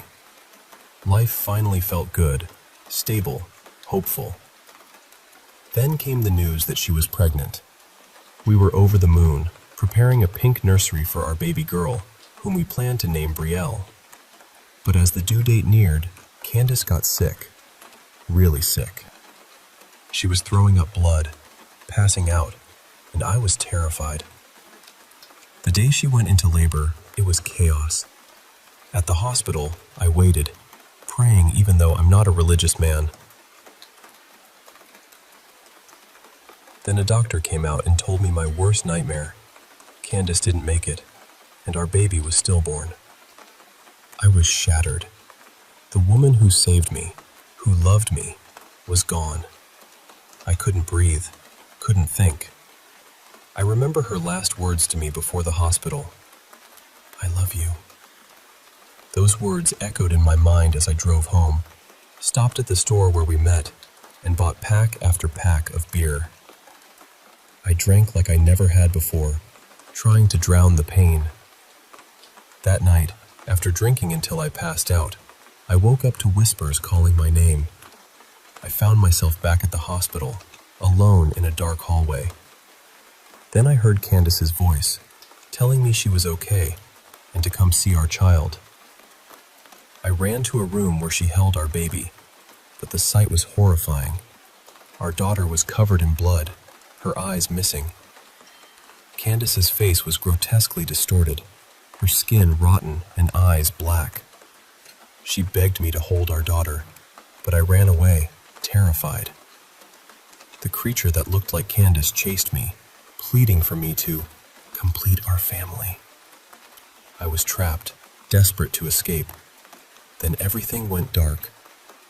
The voices kept calling my name, louder and louder, until silence. I woke up in an ambulance, paramedics working frantically to save me. One of them, a woman with dark hair, reminded me of Candace. I whispered to her, promising I was coming back, that I wouldn't leave her again. I survived, but I was broken. I was sent to rehab, and I still hear those whispers at night, see that horrifying creature in reflections. It's like the shadows of that night never left me. Now, there's another story I want to warn you about. The tale of a boy named Greg and a Thomas the Tank Engine episode called Sir Topham Hatt's Day Off. Greg loved Thomas, even when others mocked him. One day, he found an old VHS tape with that title. Despite warnings from his father, he watched it and saw something terrifying. The episode showed the beloved trains being shot by Sir Topham Hatt, who had bloodshot red eyes and a sinister smile. The images haunted Greg, giving him nightmares for years. His therapist tried to help, giving him a red stress ball to squeeze whenever the memories returned. Eventually, he even passed a test of recovery when handed a Thomas toy. But the horror didn't end. That same day, news broke of a 10-year-old girl found dead with the same tape nearby.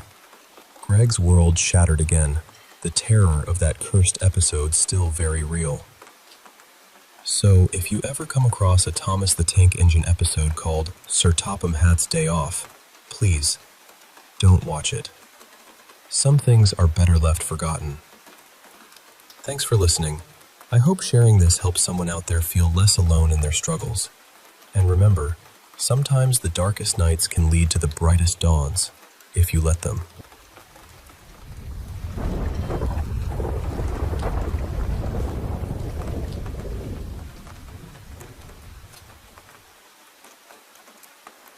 Hey, I want to share something really personal with you.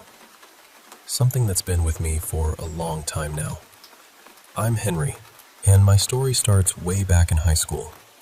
I was just a regular kid, until I got my first taste of alcohol at a party thanks to my buddy Mark. From that point on, drinking became my escape, my constant companion. I won't lie, it messed me up pretty bad. Sleepless nights, nightmares, flunked classes, you name it. Somehow, I barely graduated.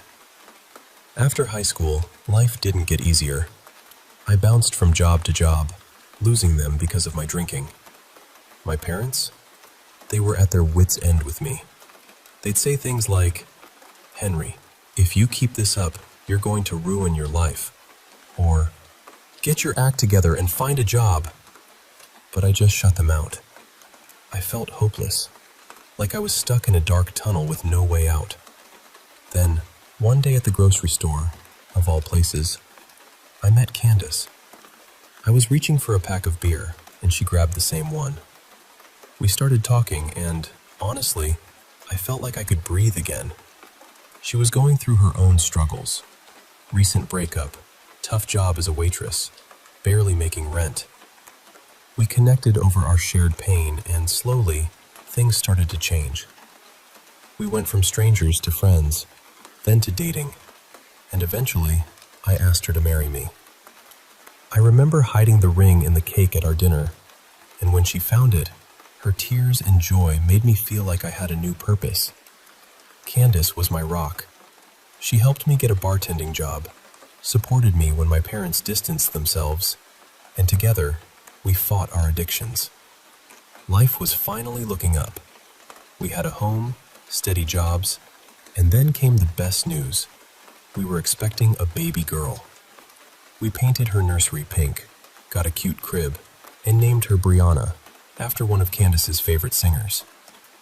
But as the due date approached, things took a turn for the worse. Candace got really sick, throwing up blood, fainting. I was terrified for both of them. The delivery was a nightmare. Candace passed away during labor, and our baby girl was stillborn. I remember the doctor's words like a punch to the gut, and the world just shattered around me. I was broken, lost, drowning in grief. That night, I found myself back at the grocery store, buying pack after pack of beer. I hadn't touched alcohol in almost 2 years, but pain made me forget everything. I drank until I blacked out. Then, the strange things started. I woke up in a hospital hallway, empty and dimly lit. I heard Candace's voice, telling me she was okay and to come see our daughter. I followed it to a room where she held our baby, but the baby's eyes were missing, her body covered in blood. Candace looked horrifying, her face twisted and decayed. She urged me to hold our child, but I was terrified and ran away. As I fled, Candace's figure chased me, begging me not to leave them, calling me to complete our family. I was paralyzed with fear, trapped in this nightmare until everything went black. Then, I woke up in an ambulance, paramedics working frantically to save me. One of them even resembled Candace, which made everything feel surreal. I was lucky to be alive, but the damage was severe. My lungs were ruined, and I couldn't breathe or speak for weeks. Now, I'm in rehab, trying to piece my life back together. But those whispers, they never leave me. At night, I still hear my name being called softly, haunting me. And sometimes, when I look in the mirror, I feel like that creature is just behind me, waiting. It's a reminder of the darkness I've faced, but I'm holding on, telling myself I won't let it win.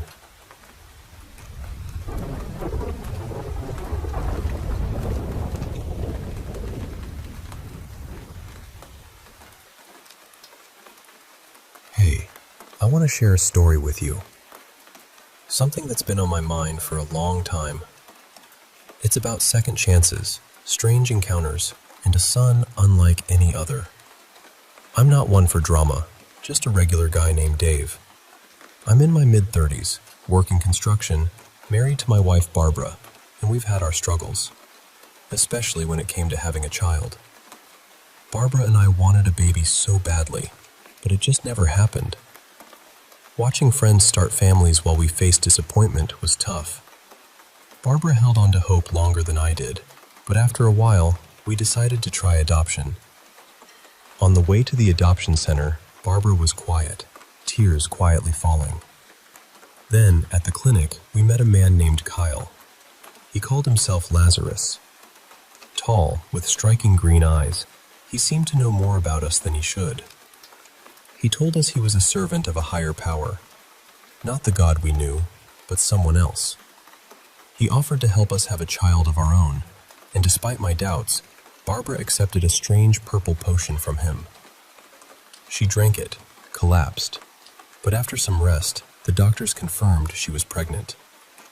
It was a miracle, but one wrapped in mystery. When our son was born, Lazarus showed up again, handing us a list of rules we had to follow.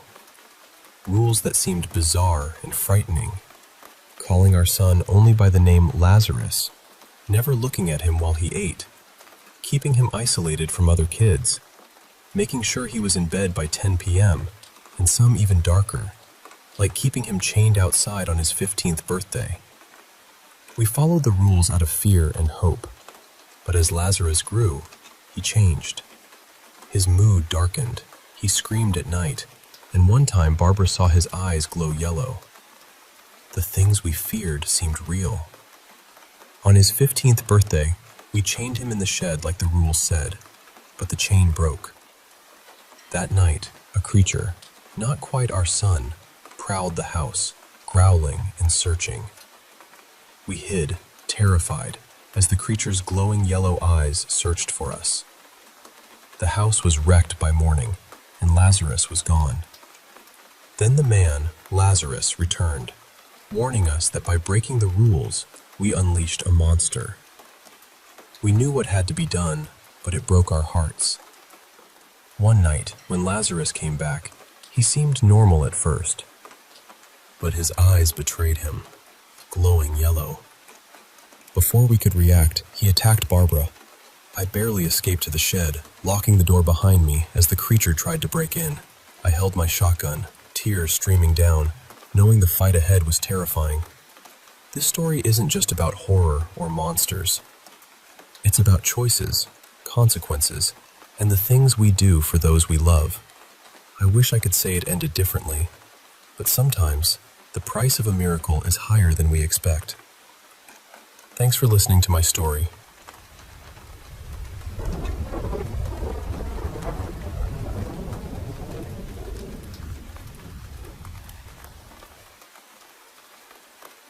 Hey, I want to share with you a story that's honestly changed how I see things forever. It all started when I was 16, just a regular high school girl named Emma. I wasn't really into all that internet mystery stuff, especially the dark web. Honestly, I had way better things to do, like hanging out with my friends or getting my nails done. But one day at school, my friend Kelly told me about her boyfriend getting dared to go on the dark web. She said, "There's some really creepy stuff there. Videos of cults, sacrifices, super disturbing." And I was like, why would anyone want to see that? Gross. Kelly agreed, and we didn't think much more of it. Except at lunch, everyone was buzzing about Robbie's dare and how maybe one of us should try it. I stayed quiet, not wanting any part of it. I knew the dark web had awful stuff, violent things, illegal things, and I was not about that life. Then my other friend, Christine, jokingly said, "Hey, maybe Emma should do it." I immediately said no. But then my friends started chanting, "Do it, do it, do it." I was so embarrassed, but eventually I just gave in and shouted, "Fine, I'll do it." They cheered, and Kelly said, "Okay, but you have to FaceTime me while you're on, and Robbie will send you a link." I was mad, but whatever. I figured I'd just glance and get it over with. That night, Robbie texted me a link and said, "Good luck." I got goosebumps, but I wasn't about to chicken out. I FaceTimed Kelly as I opened the link, grumbling, "This is so stupid. Can't believe I'm doing this." She laughed and said, "You just have to click on one site, then we'll all have a good laugh." The page loaded, a black screen with a skull and a bunch of red links. I clicked on the third link and found an auction site. At first, it didn't seem too bad, but then I saw female names with links. I clicked a random one and saw a blurry photo of a girl walking home from school. She looked about my age, brown hair, green eyes. The description said, "Tiffany, 16, high school, Riverside. Parents, Helen and Mark. Hair, brown. Eyes, green. Body, petite." And then a price, $20,000. My heart dropped. "What is this?" I whispered to Kelly. "It's like they're selling girls," I said, voice shaking. Kelly freaked and told me to call the police. I was about to hang up to dial 911 when I saw a name at the top of the list, Emma Morgan. My breath caught. I clicked on it, and there I was, a photo of me walking home.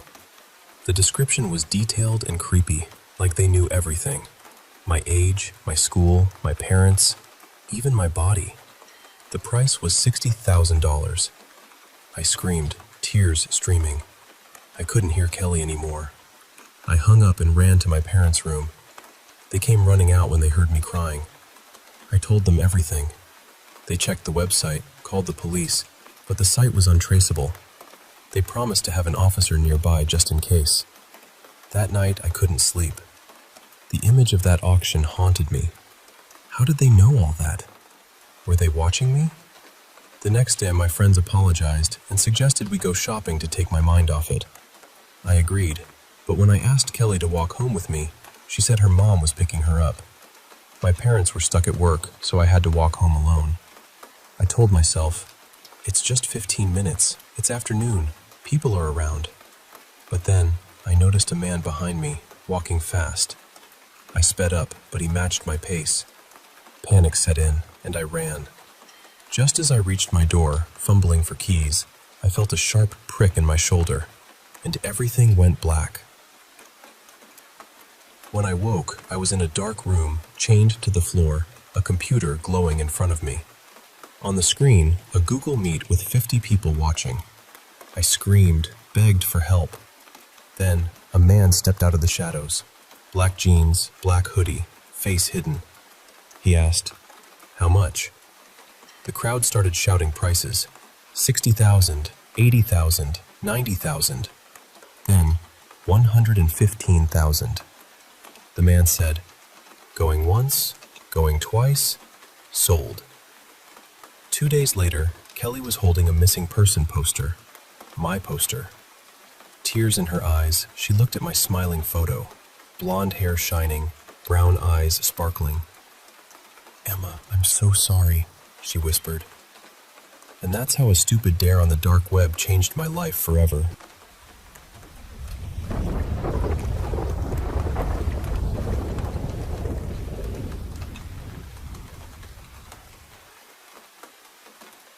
Hey, I want to share something that's been on my mind for a while. So, I've been seeing my girlfriend Jamie for about 2 months, and I've been over at her place quite a bit. But there was this one night that just felt different. You know how it is when you're a teenager. Anything to spend time with your girl, especially when her parents aren't around. But at Jamie's house, nighttime was always a little weird. Like, there was this vibe that something wasn't quite right. What really got to me was going upstairs to the bathroom at night. Every time, it felt like someone was watching me, or maybe just following me closely. It was unsettling. Jamie's mom was cool with me being there late, and when I knocked, she just let me in with that knowing smile and a wink. She told me she was heading out to dinner with her fiancé, and that I had the run of the house until Jamie got back. She joked, "Just don't steal anything," and then left. I settled in the living room, streaming some Seinfeld to keep my mind off things. But when nature called, I had to face those stairs. The dark stairwell freaked me out. I asked Jamie once why the lights in the entryway and stairs never worked for long. She said they'd only stay on for a day or so, and no one knew why. That just made me even more uneasy. So I bolted up the stairs, did my business, and was about to head back down when I heard it. Her dog, Max, was growling at something down the hall. But it didn't sound like Max. He's a tiny Pomeranian. No, this was a deep, angry growl, like a Rottweiler or something way bigger. I shouted, "Max, it's just me," and nearly tripped going down the steps. Max usually sleeps upstairs at this hour, so this growling was off. Then I heard the car door slam outside. Jamie was home. I never told her how freaked out I was by the house, but that night I rented the movie Sinister just to match the spooky mood. I was waiting for her to come in before pressing play. She walked in, the back of her facing me as she shut the door, and I was about to say, "Babe, your dog is acting really weird." But then she turned around, and I froze. The hair on my arm stood up. She was holding Max. She said she'd taken him to her cousin's place to play with the kids. I stammered, "Oh, I didn't realize Max was with you." She smiled and asked, "So what was it you wanted to say about him?" I just told her it was nothing and suggested we watch TV. After that, I avoided those stairs completely. But even then, I kept catching shadows moving out of the corner of my eye near the front door. Every time I looked, it stopped. Since then, Jamie started coming over to my place more often. At first, I asked her to, but eventually, it was her idea. Max passed away peacefully in his sleep at 13 years old, and since that day, Jamie's told me something that still sends chills down my spine. She said, "Ever since I was little, I thought it was Max growling outside the bathroom at night. But now that he's gone, the growling hasn't stopped. It's coming from my closet."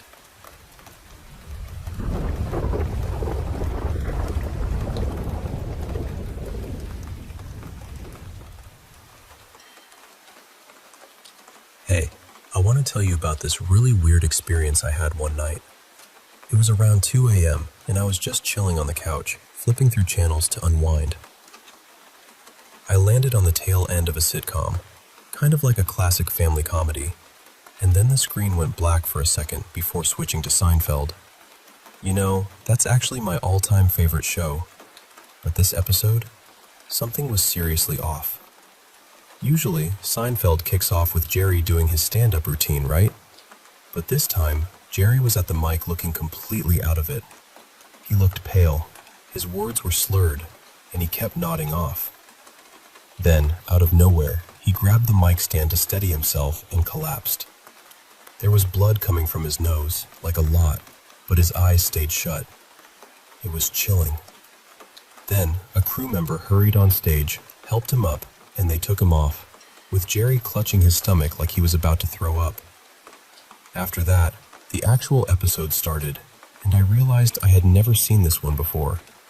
I mean, I've watched every episode multiple times over the years, and Jerry never got taken off stage like that. I just kept thinking, why would they leave that in? What is going on here? The scene shifted to Jerry standing in his kitchen, but it wasn't the usual clean, familiar kitchen from the show. This was some dingy, run-down place. Walls stained, dishes piled up everywhere. Just a mess. Jerry looked awful. 2 black eyes, mouth hanging open, drool pooling on the floor, barely conscious. Then the buzzer rang, and without hesitation, he let whoever it was in. It was Elaine. But this wasn't the Elaine we know. She looked worse than Jerry. Her clothes were torn and dirty, her skin pale and gaunt, her face scarred with smudged makeup, hair wild and tangled. She came in and kept shaking Jerry, saying over and over, "Jer, wake up, wake up." But Jerry just kept mumbling, what?" and wiping his face, barely responding. I won't lie, it was haunting. This version of the show was like a twisted nightmare of the characters we thought we knew. It felt so real, but at the same time, completely surreal. It stuck with me ever since, and honestly, I still don't know what to make of it. Just thought I'd share this strange little piece of my night with you.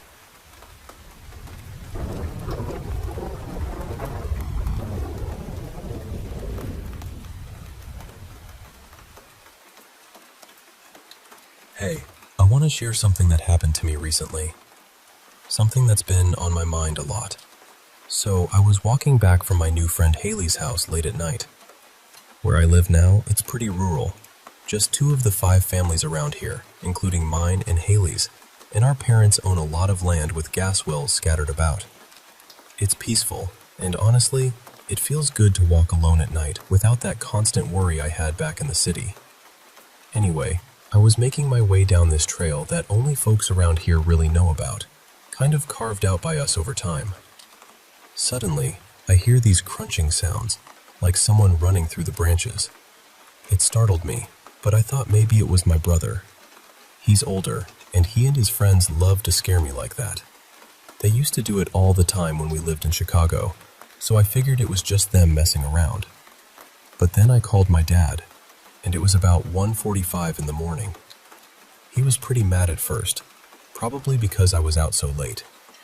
But then he told me my brother was actually in bed. He asked me exactly where I was. I told him I was coming back from Haley's place, and that's when he got really worried. He told me to run home as fast as I could. Turns out, he had just gotten a call from Haley's mom.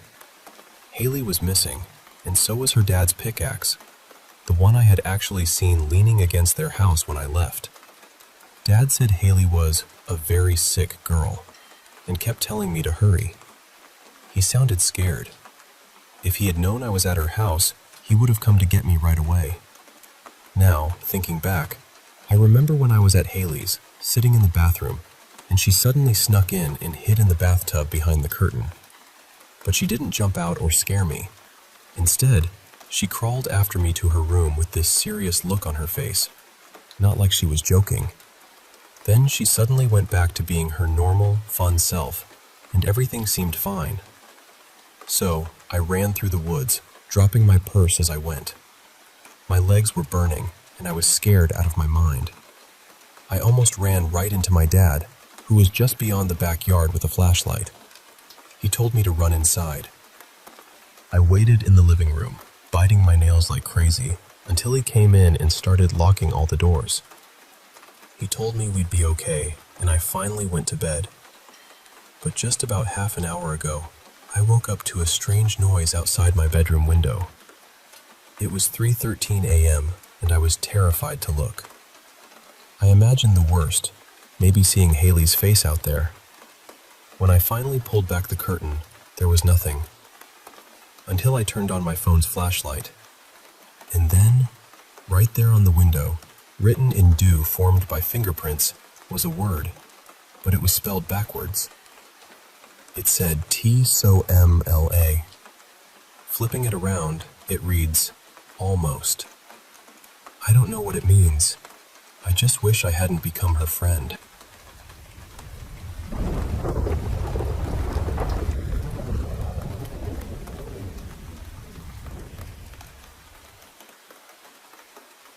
Hey, I want to share a story that's been on my mind for a while now.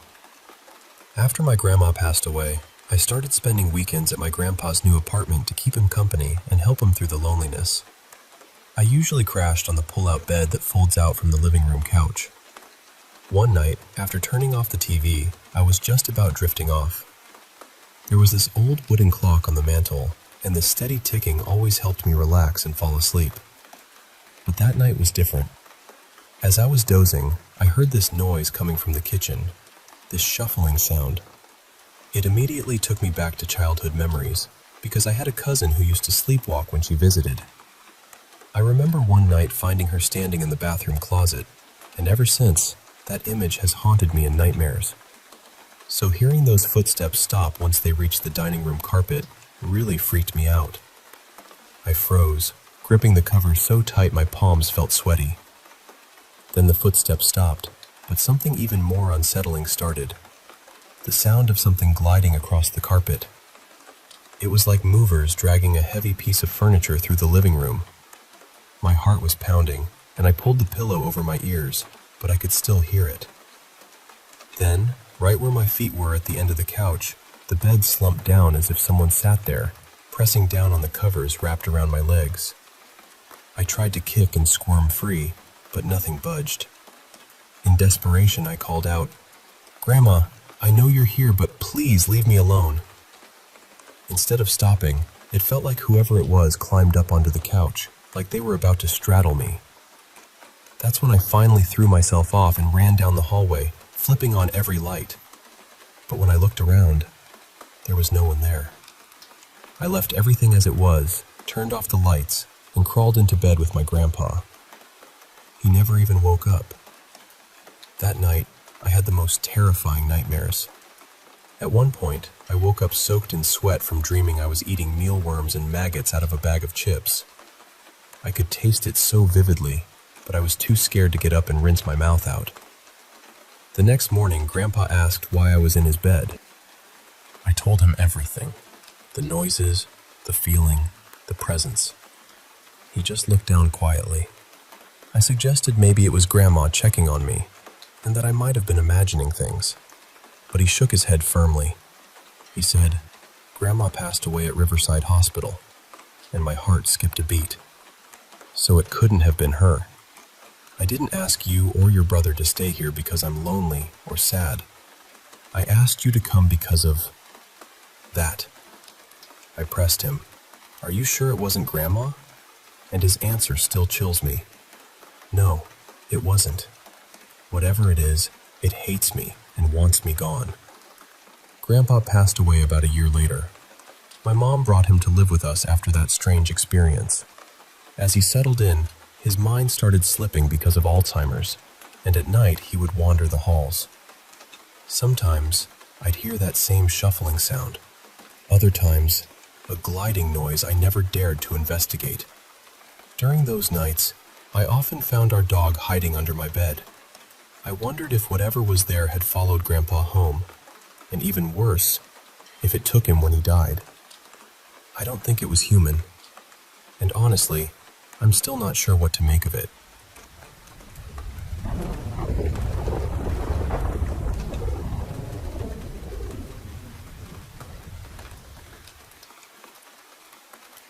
Hey, I want to share a story from my old neighborhood about this street called Pinewood Drive. It intersected with my street just a few blocks away, and there was this eerie local legend everyone whispered about. Back in the early 80s, a 16-year-old girl named Selena was walking home from school during a storm when a drunk driver hit her. The accident was so severe that she died instantly. What made it even more heartbreaking was that she had just found out she was pregnant a week before. Some folks in town believed she was actually coming back from a clinic after an abortion, and that somehow that was the reason this tragedy struck her. The story goes that her spirit wanders the neighborhood, but only when it rains, because she died in a storm. Now, I know stories like these sound like ghost tales, but growing up, my friends and I were obsessed with trying to find Selena's ghost. Once I got my driver's license, we'd drive around Pinewood Drive, usually after a few drinks, hoping to catch a glimpse. One night, just as a light drizzle started, we spotted a girl in a bright red coat walking by the side of the road. No umbrella, which was a classic sign of Selena's trick. She'd make drivers stop to help her get out of the rain. We slowed down, even though Jeff and I were uneasy about it. Our friend Kyle sighed, it's just Jenny. We rolled down the window and called out, "Jenny Vanelli, need a ride?" To our relief, she smiled and said, "Yes, please." I moved over so she could hop in next to me, and after she thanked us, we started chatting about the ghost story, half joking about how ridiculous it all sounded. Then the rain started pouring hard. Jenny, who was usually super chatty, suddenly went quiet. That silence was so unlike her. You might think, oh no, you picked up the ghost instead of Jenny. But no, I looked right at her. Definitely Jenny. After a moment, she looked up and asked, "Do you know how Selena tricks people into giving her a ride?" Jeff nodded and said, "Yeah, she walks without an umbrella, and people feel sorry and stop for her." Then Jenny added, "Do you know the other way?" We waited. Her voice dropped into this eerie, shrill whisper. "She tricks them by looking like someone they know." Right then, the car screeched to a halt. I caught a glimpse of terror in Kyle's eyes through the rearview mirror, and Jenny's face, her mouth twisted into this evil cackle, revealing missing teeth and blood trickling down. For a second, I saw a horrifying, disfigured face staring right at me. We all jumped out screaming. Kyle's car ended up being towed. The next day at school, Jenny told us she'd been home all night. It's been over 2 decades now, but I still get uneasy when it rains. Oh, and when Kyle finally got his car back from impound, there was a pacifier sitting right there in the back seat.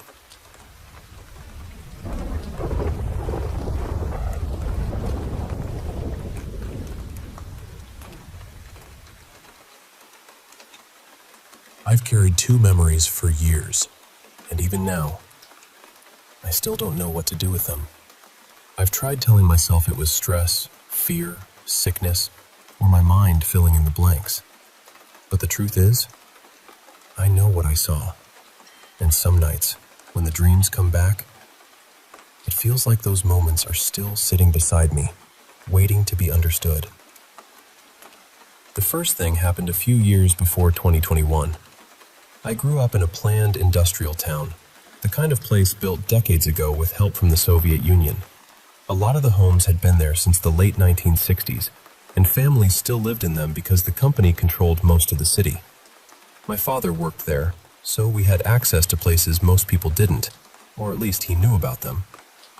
Near the old post office, there was this narrow road people sometimes talked about like it was a shortcut. But it was always guarded. No one was supposed to go in. When I asked my father about it, he said there was no such road, no hidden section, nothing like that. But one summer afternoon, around noon, I accidentally ended up there.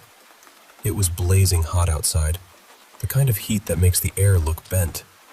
I was on my scooter, expecting the road to curve back toward the main street, but it didn't. It just kept going. The farther I went, the quieter everything became. The town behind me seemed to fade out, and suddenly I was in a place that felt completely wrong. There were broken signs, dry leaves everywhere, and an old board that looked like it once pointed towards some kind of library. That made no sense, because there was no ancient library anywhere in our city.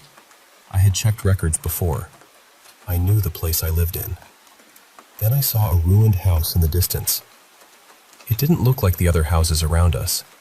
It had that older Russian style, heavy and strange, almost like it belonged to a different century. There was also a pond, cracked statues, and one statue that looked like a mother holding a child. Everything felt abandoned, but not empty. I remember wanting to leave immediately. I was scared in a way I couldn't explain. I kept driving, praying under my breath, trying to find an exit. Then I looked in my right mirror. There was a woman behind me, dressed in white, with something covering her head. For a second, I thought maybe she was just another person taking the same shortcut. I even thought about stopping to ask her how to get out. But then, she was gone. Not walking away, not turning a corner, just gone. Somehow, a road opened ahead, and I found my way out. I went home shaken and told my parents. They warned me not to take strange routes, but the part that still bothers me is this. When I went back later with friends, nothing was there.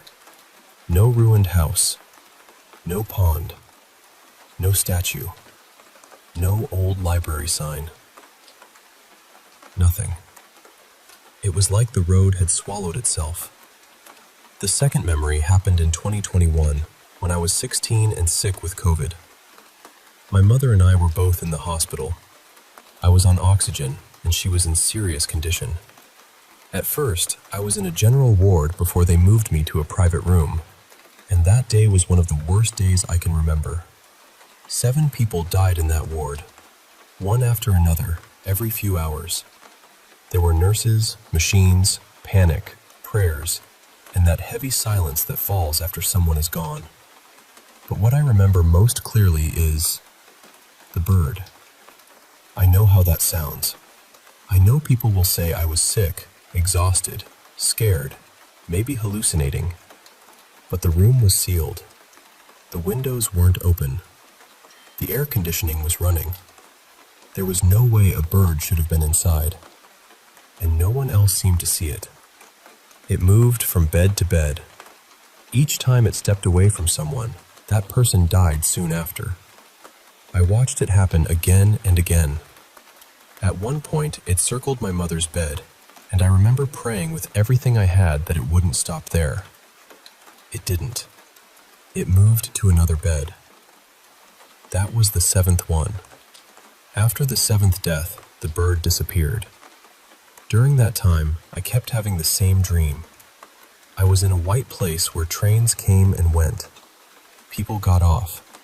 People got on. Some left and never came back. I kept trying to climb onto one of the trains, but someone always stopped me. Then I saw my grandfather board one. That night, I thought it was just another nightmare.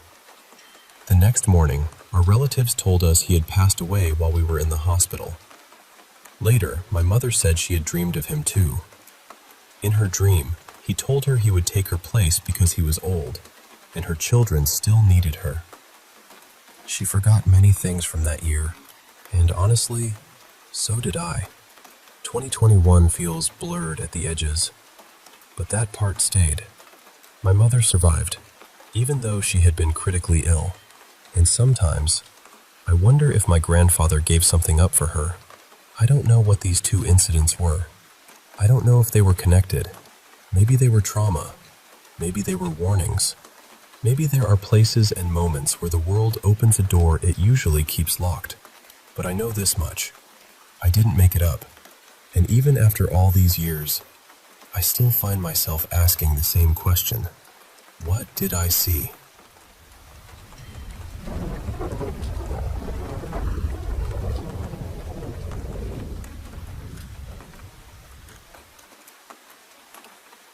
I'm going to tell you about something that still makes my stomach tighten whenever I think about it.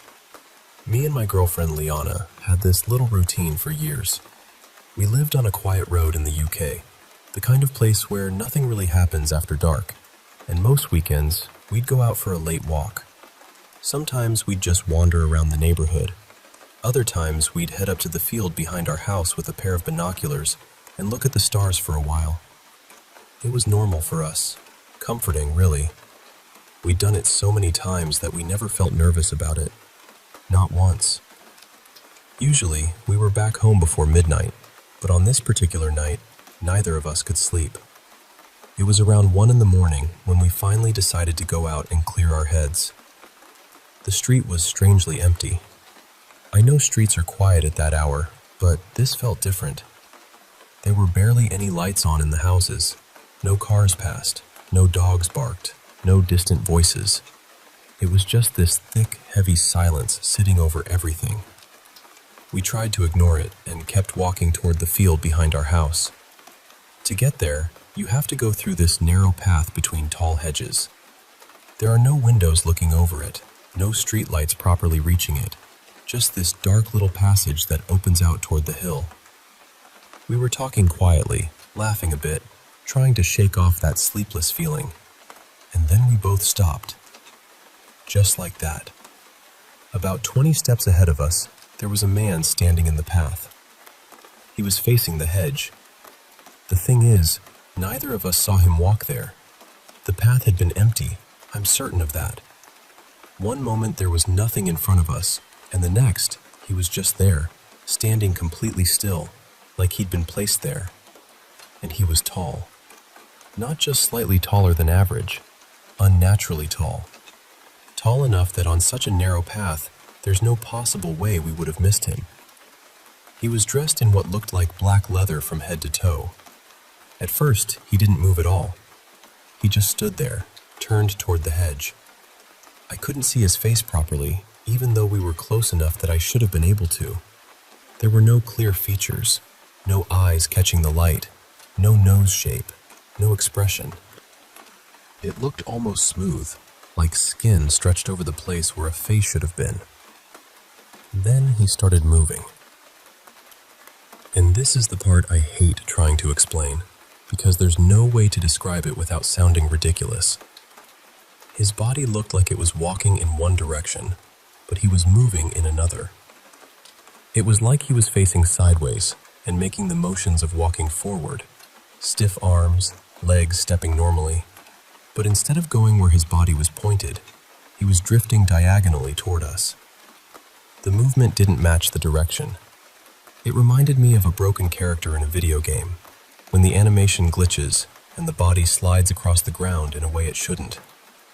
His steps were jerky for a second, then weirdly smooth, then wrong again. Like something had learned how walking looked, but not how it actually worked. And he was getting closer. That was the worst part. He was moving toward us in this impossible, sliding way, and there was no sound at all. No footsteps. No breathing. No rustle of clothing. Nothing. I grabbed Liana's hand and started backing us away. Neither of us spoke at first. I remember whispering, "Don't look at him," even though I was still staring right at him. Then we turned around and walked home as fast as we could without fully running. After a few seconds, I looked back. He was gone. Not walking away, not standing in the path. Gone. The whole way home, I kept checking behind us, expecting to see him at the end of the street or right behind us somehow. But every time I turned around, there was nothing. Just empty road, dark houses, and that awful quiet. Then, while we were still walking back, we both noticed something in the sky. 3 bright dots. They were moving together in a perfect triangle formation, way faster than any plane I've ever seen. Completely silent, too. They crossed the sky and disappeared out of sight in seconds. Maybe it had nothing to do with the man. Maybe. But after what we'd just seen, It felt connected in the worst possible way. When we got home, we locked the door and immediately started describing what we had seen. We both remembered it the same way. The height, the black clothing, the blank face, the impossible way he moved. We weren't drunk. We weren't on anything. We were wide awake by then, believe me. For a little while, we tried to calm down. Then our Ring doorbell notification went off. There is someone at your front door. Our bedroom window was open, which suddenly felt like the stupidest mistake in the world. We froze and listened. At first, we heard low grunting outside, like someone was hurt or struggling to breathe. Then there were slow, scraping footsteps near the house, dragging almost. Then, suddenly, another set of footsteps started, faster ones, like someone else was moving quickly outside. And then everything stopped. Dead silent again. We checked the Ring camera straight away. There was nobody there. The street was empty the entire time. No one at the door. No one walking past. Nothing visible on the camera at all. To this day, I don't know what we saw on that path. I don't know what those lights were, and I don't know what triggered the doorbell afterward. But I know this much. Whatever that man was, he did not move like a normal person. And both of us still believe he followed us home.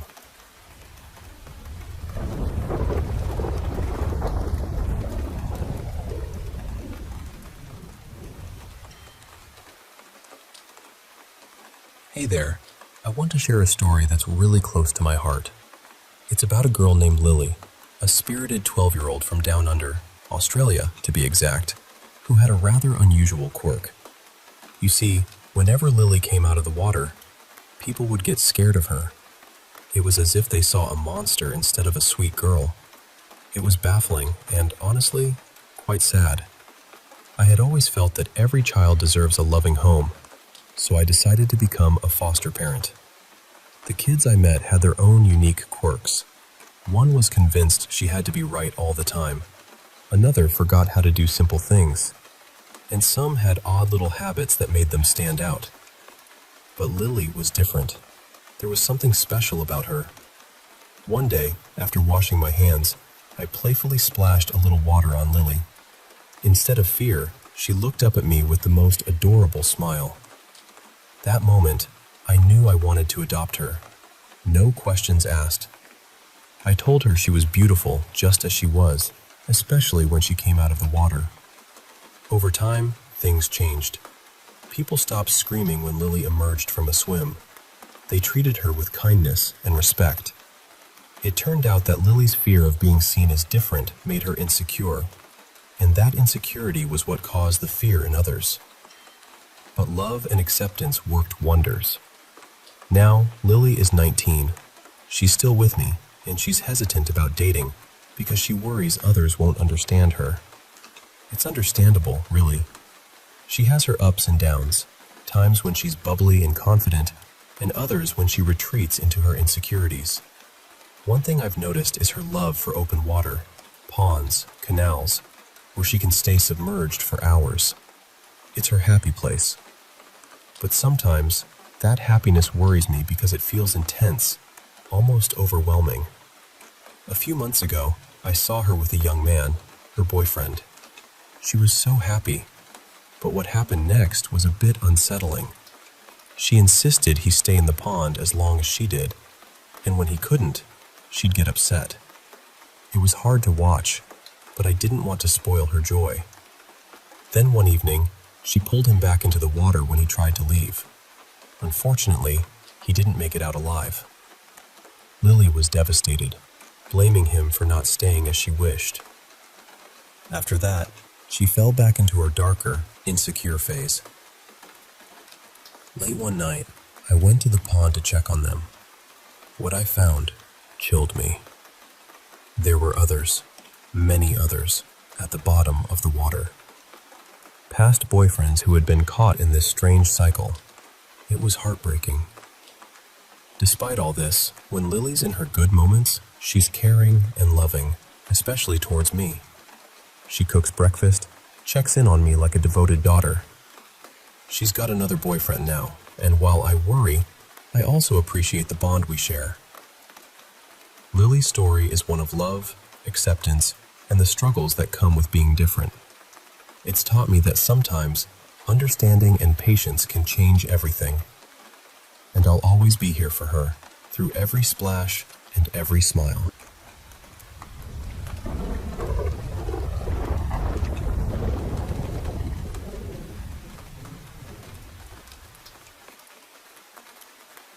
I want to tell you about something that supposedly happened in Taiwan in the late 1990s.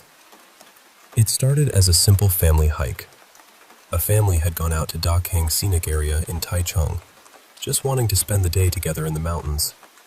Nothing dramatic, nothing unusual. Just relatives walking along the trail, talking, taking in the trees, the rocks, the quiet air, the kind of outing people remember more for the feeling than the details. One of them, a man named Liang, had brought along an old camcorder. And if you have ever seen home videos from that time, you know exactly what I mean. The picture was soft and grainy. The colors looked a little faded. Every step made the camera shake. It had that familiar, ordinary look of a family memory caught on tape. At the time, nobody noticed anything strange.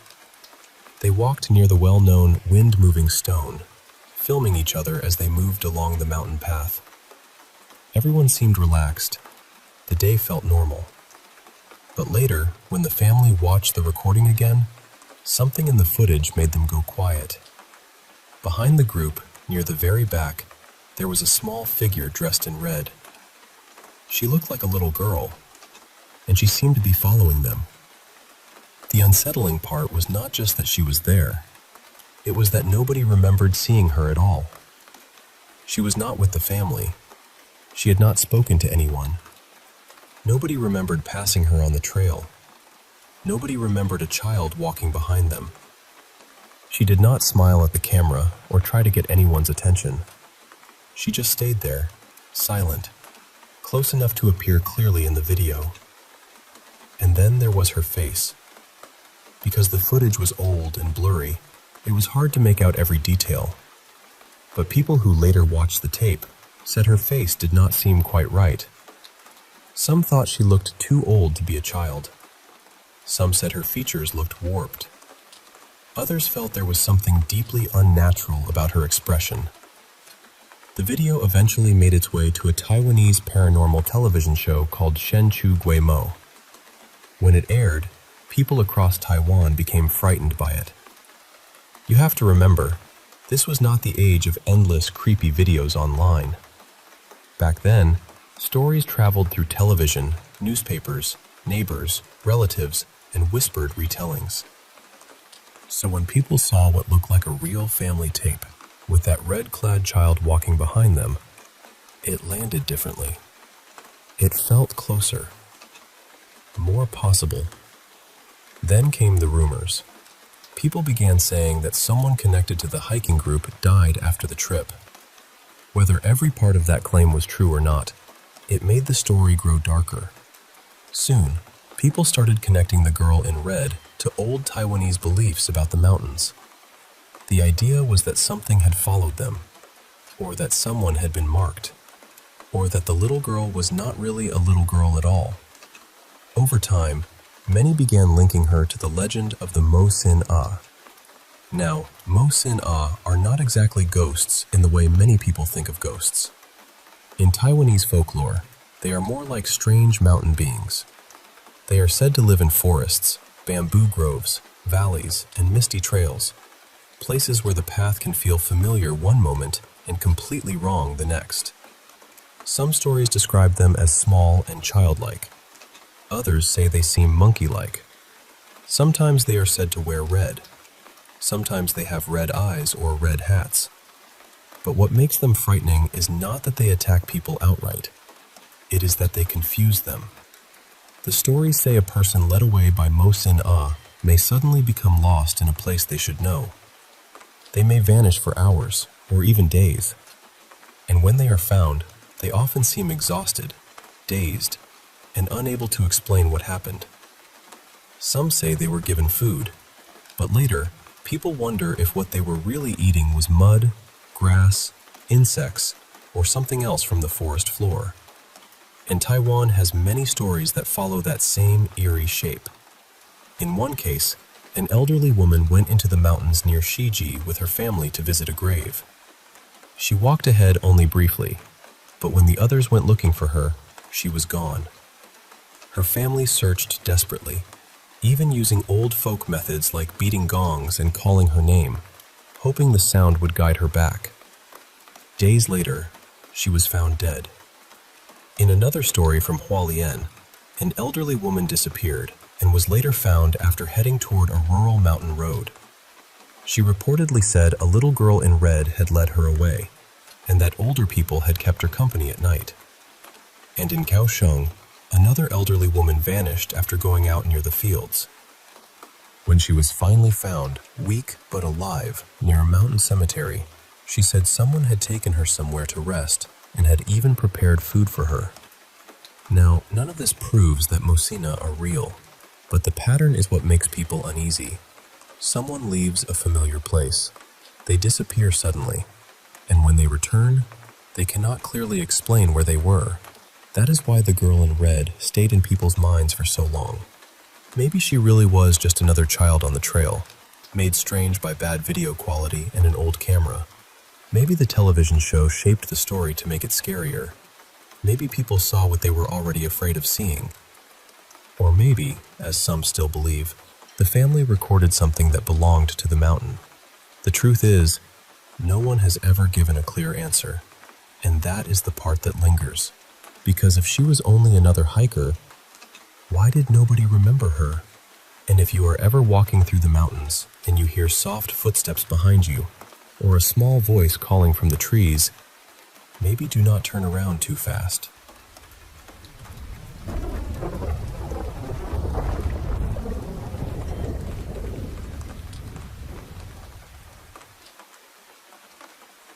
You know, I was about 16 when this happened. My family and I were visiting the coast of Gulf Shores, Alabama, and there was this ominous storm rolling in, with dark, swirling clouds hanging low over the water. The ocean was restless, waves crashing like thunder, and the sea was rougher than usual. I was out there, boogie boarding, just wanting to catch one last wave before heading back.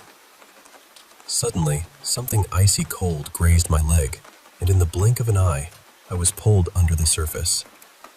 In that terrifying moment, it felt like I was a crab caught in a fisherman's net, both screaming inside and choking on salty water. I could feel this immense, unyielding force tugging me away from shore. My fingers clawed at the sand beneath me, but it just slipped away. Wrapped tightly around my ankle was something cold and unshakable. That's when it hit me. It wasn't a typical riptide. Something was holding on to me, dragging me deeper and farther from the beach. I tried to hold my breath as long as I could, but eventually, my survival instincts took over. Instead of fighting against whatever was pulling me, I decided to swim with it. When my head finally broke the surface, I vomited a mouthful of salt water and gasped for air. But before I could catch my breath, I was dragged down again. This time, I felt the same chilling grip on my forearm. I imagined it might be some sea creature, maybe a giant squid, but what I saw next was far more haunting. Staring back at me was a pale boy, his lips a deep, unnatural blue, skin tinged with a ghostly hue, and his jaw slack like someone who had drowned long ago. His bony hands gripped my arms tightly, and his eyes, oh, those lifeless white eyes, seemed to pierce right through me. The strangest part was watching him swim backwards, pulling me along as if he were guiding me to the depths. His legs moved slowly, almost painfully, kicking in the wrong direction. Panic surged through me, and with all my might, I pushed off his chest and broke free. The last image burned into my mind was that toothless grin spreading across his face as he sank into the dark abyss, a chilling lullaby echoing around me like some eerie, demonic song. When I finally resurfaced and took in deep, gasping breaths, I realized I was only about 100 yards from shore. I swam with every ounce of strength I had, despite the exhaustion dragging at me. Then, my feet found the sandbar, and I collapsed, waves crashing violently around me, thunder growling overhead. I told my parents what happened. The buoy, the grip, the terrifying pull beneath the waves. My dad, ever the skeptic, said, "Sometimes, in moments of extreme stress, your mind plays tricks on you." But the next morning, when I showed him the marks, deep, finger-shaped bruises on my wrists and ankles, his face revealed a fear he couldn't hide. I couldn't shake the feeling that maybe, just maybe, those lost to the sea weren't always victims of natural forces. Maybe there's something else beneath those waves, watching, waiting, and they just can't tell us about it.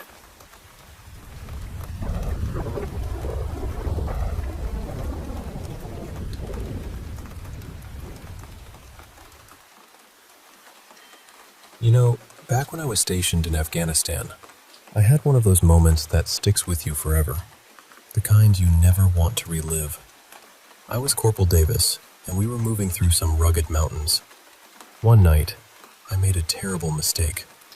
I thought I saw a hostile group, but it turned out they were just a wandering family, harmless really. I fired, and the guilt hit me like a freight train. We set up camp in a cave to rest, the kind of place where the silence feels heavier than the mountain air. In the dead of night, I woke up to this strange sensation, a light tickling on my face, and this whisper, almost like a breath, saying, "Devolve." It's Arabic for devolve. I swatted at my face, thinking maybe it was a bug, but when I turned on my flashlight, I saw this huge lizard dart away into the shadows. Then, just at the cave's mouth, a shadow moved. I grabbed my rifle, heart pounding, only to find Specialist Higgins standing guard in the trench. I asked if he had just walked by the cave, but he swore he hadn't left his post all night. Little did I know, that night was the last I'd spend in Afghanistan for a while. The next morning, right after the shooting, I got a text from my wife that felt like a punch to the gut. "Something's happening to our daughter. Call me ASAP." I scrambled to get home, but the flight was slow, and I was desperate. When I finally arrived, I was met with a nightmare. My daughter Callie looked like a ghost, pale, frail, with a rash spreading across her torso. I begged for the plane to move faster, but no luck. I was helpless. When I walked into the house, my heart sank even further. Callie was nowhere to be found, and my wife was sobbing in my arms. I asked what happened, if she'd been to the doctor, but my wife couldn't speak. She just pointed toward the dining room. There, sitting on the table, was a cage with a pale iguana perched inside. I lost it, shouting, "What kind of sick joke is this?" Then, the lizard opened its mouth and said, "It's me, Daddy." I broke down, thinking I was losing my mind. But I wasn't hallucinating. The next day, we had to put that iguana into a sanitized jar, and the day after, ashes scattered in an ashtray. Last night I was bathing my other daughter, Clara. She kept scratching under her arms, and when I lifted them, the rash was worse than before, and her ribs were sticking out. Then, she looked at me and said something that chilled me to the core. "Dad, what does devolve mean? I keep hearing it in my sleep." It's like the nightmare is far from over, and I'm just waiting for the next chapter to unfold.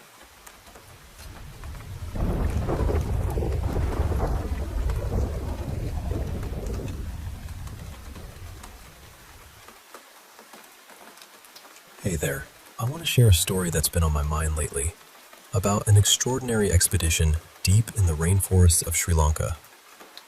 So, picture this. It's right after the northeast monsoon season, and COVID-19 is at its peak there. Our team, working with National Geographic, set out to investigate some unusual creatures the locals call fire spreaders. These aren't your everyday spiders. They're a kind of wandering spider, but with some truly terrifying twists. These spiders aren't just creepy, they're deadly. They roam the forest at night and hide high up in the trees by day. They travel from village to village, hunting mammals and reptiles, draining their blood and consuming the remains. On our first night, we stumbled upon a family of wild boars completely paralyzed, being eaten alive by these massive red spiders. Now, here's the weird part. When we shone our flashlights on them, instead of scattering like normal spiders, they actually moved toward the light and went on the attack. They can jump incredible distances, up to 4 feet high and 11 feet across, which makes them incredibly dangerous. Color-wise, these spiders are masters of disguise. Their fur changes with the seasons. A dark velvet red in spring, bright orange in summer, and jet black during the rainy, cooler months. It's almost impossible to spot them. And where exactly they came from? That's still a mystery. One night, while our team was camping in Adirondacks, we were suddenly woken by piercing screams. A man, woman, and toddler from a nearby village were attacked. They ran out of their hut, tearing at their own clothes and skin, screaming in agony before jumping into a raging river, where, tragically, they were swept away. This was the first time anyone outside the local tribes had witnessed the horrifying effects of a bite from these spiders. Sadly, one of our own scientists was bitten too. His reaction was chilling. He screamed that he felt like he was burning alive from the inside, claimed he could see smoke pouring from his mouth and lungs, and that his flesh was melting. We managed to restrain him just before his heart gave out, but he vomited a terrifying amount of blood before he passed away. We brought back a few of these aggressive spiders to the States for study, and set up hidden cameras and audio devices across hundreds of miles in the jungle to monitor them. Night after night, the forest echoed with chilling shrieks from both humans and other creatures. These spiders are not just carnivores, they're cannibals too. When confined together, they attack and kill each other. None survive. Scientists describe their behavior as pure fury, something never seen before in arachnids. Here's the twist. A few months ago, in a quarantined village suffering from COVID, 9 people were bitten by these spiders, 3 men and 6 women. Remarkably, their COVID symptoms vanished within hours. But the catch? They became violently psychotic, crawling on all fours, attacking hospital staff and other patients, biting and tearing flesh. The virus and venom seemed to mutate together, creating something terrifyingly infectious and aggressive. The hospital was quickly overrun. Sri Lankan forces had to intervene, tragically executing many infected individuals, but some disappeared into deep caves and haven't been found since. Recently, the CDC conducted a case study on a 72-year-old woman who was given a controlled dose of the pathogen and venom. Her reaction was extraordinary and terrifying. Though legally blind, she suddenly gained eagle-like vision and claimed she could smell roses from over 1,000 feet away, despite multiple walls and thick concrete between her and an actual rose garden. Her heart rate skyrocketed, and despite extreme sedation, she violently attacked staff, causing severe injuries. Now she's in an induced coma, and doctors are struggling to find a way to reverse the effects of this venom-pathogen combination. It's unclear if she will ever recover. Confidential reports suggest that this new mutation, called SRI-91, has already overrun an entire community in Sri Lanka. Evacuation plans are reportedly underway, but the full scope of this crisis remains unknown. It's a chilling reminder of how nature can surprise us, and how much we still have to learn about the world's hidden dangers. Thanks for listening. I hope you found this story as haunting and fascinating as I did.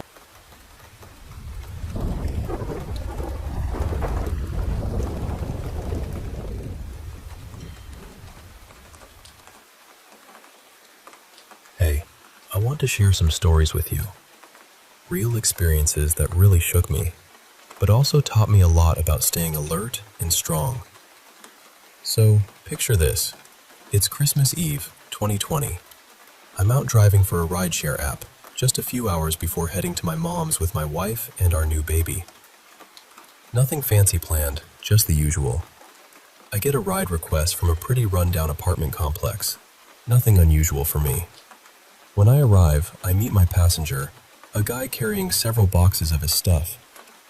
My car's an older Chevy Impala, so space is tight, but we manage. During the ride, he breaks down, telling me his girlfriend was cheating on him, and he caught them earlier that night. He couldn't stay there because the lease was in her name, so I'm taking him to a motel in a rough part of town, known for all the vices you can imagine. Drugs, gangs, shady motels. At the motel, he asks me to wait while he checks in, and sure, I do. I have a concealed, holstered gun under my seat for protection. I've had some close calls before, so I'm on edge, especially seeing homeless folks around, including one passed out with a needle still in his arm. As I help unload his stuff, I notice a guy emerge from a nearby room, followed by two women. One woman bangs on a door, opens it, and then the guy pulls out a shotgun from his coat and storms in, the women following behind. I hear shouting and get ready for the worst. Suddenly, my passenger comes up and says, "I've got this, man. You should get out of here. Merry Christmas." He even slips me some cash without me noticing. I knew those people saw me and my gun, so I had to leave fast, no witnesses. I sped off, called the cops with all the details, and signed out for the night. Later, the police couldn't find the gunman or those women, and the room's occupants denied everything. But I know what I saw. Now, another story from a few years earlier, July 4th, 2019. I was a corrections officer working nights in a maximum security prison. That day, I'd been enjoying a barbecue with my family, but I had to work, which was tough. At the prison, things were routine until just after midnight, when I heard an inmate cackling in a strange way. I checked around, but found nothing. Then I noticed one inmate acting weird, talking to himself and giving me attitude. I decided to have his cell searched. When officers went to pull him out, I waited downstairs to keep things safe, but he took forever to come out, only wearing shorts and a do-rag. I called him down, but he refused, watching intently as they searched his cell. I went upstairs to check on him and saw the Samsung logo reflecting in his do-rag. I realized he had a cell phone, which was forbidden. I called for backup, and as we tried to cuff him, he suddenly pulled out a sharp metal rod disguised as a phone. He attacked me, stabbing my chest. I yelled for the other officers to spray him with bear spray, which helped subdue him. I was stabbed 4 times but survived. After that, I was forced to resign for safety reasons, and things changed. Everyone in maximum security prisons now wears vests. It's been hard, feeling abandoned by former coworkers, but I keep going. Court is coming for him, with multiple attempted murder charges. Then, there was a night driving for Lyft again, this time in a big city. I noticed a black car with super tinted windows circling the parking lot where I was parked. It passed by slowly and stopped right behind my car once. My gut said something was off, so I moved to a better spot and eventually got a ride request. I never saw that car again. I don't know what their intentions were, but it definitely raised my paranoia. Stay observant of your surroundings, friends. These experiences taught me that. Now, on a different note, I want to share a story about a shadowy encounter in my teens. I was living with my dad in an apartment with a simple layout. One day, as I was heading to my room carrying some stuff, I suddenly felt this overwhelming dread. I looked up and saw a towering, inky black silhouette, a shadow person, with no eyes, just a dark outline of a man reaching the ceiling. I dropped everything in shock. I quickly turned on the hallway light, and he vanished. I don't know if he was there to protect me or something else, but I haven't seen him since. It was unforgettable. And lastly, a little creepiness from my retail job. I work at a big store, helping with online grocery pickup. There's this regular customer, Tom, who always wears a stained old mask and drives a blue car. Every time I load his groceries, I gag slightly because the trunk reeks of bleach, trying to cover up the smell of dirty laundry and something worse. Tom is friendly, but a bit socially awkward, often confusing me with other coworkers. He calls me beautiful and nice, which is polite but also a bit unsettling given the state of his vehicle. I keep my distance and stay professional. These stories might sound all over the place, but they all taught me about caution, resilience, and the weirdness life sometimes throws at us. I hope sharing them helps you feel less alone in your own fears and reminds you to stay safe and trust your instincts. Thanks for listening.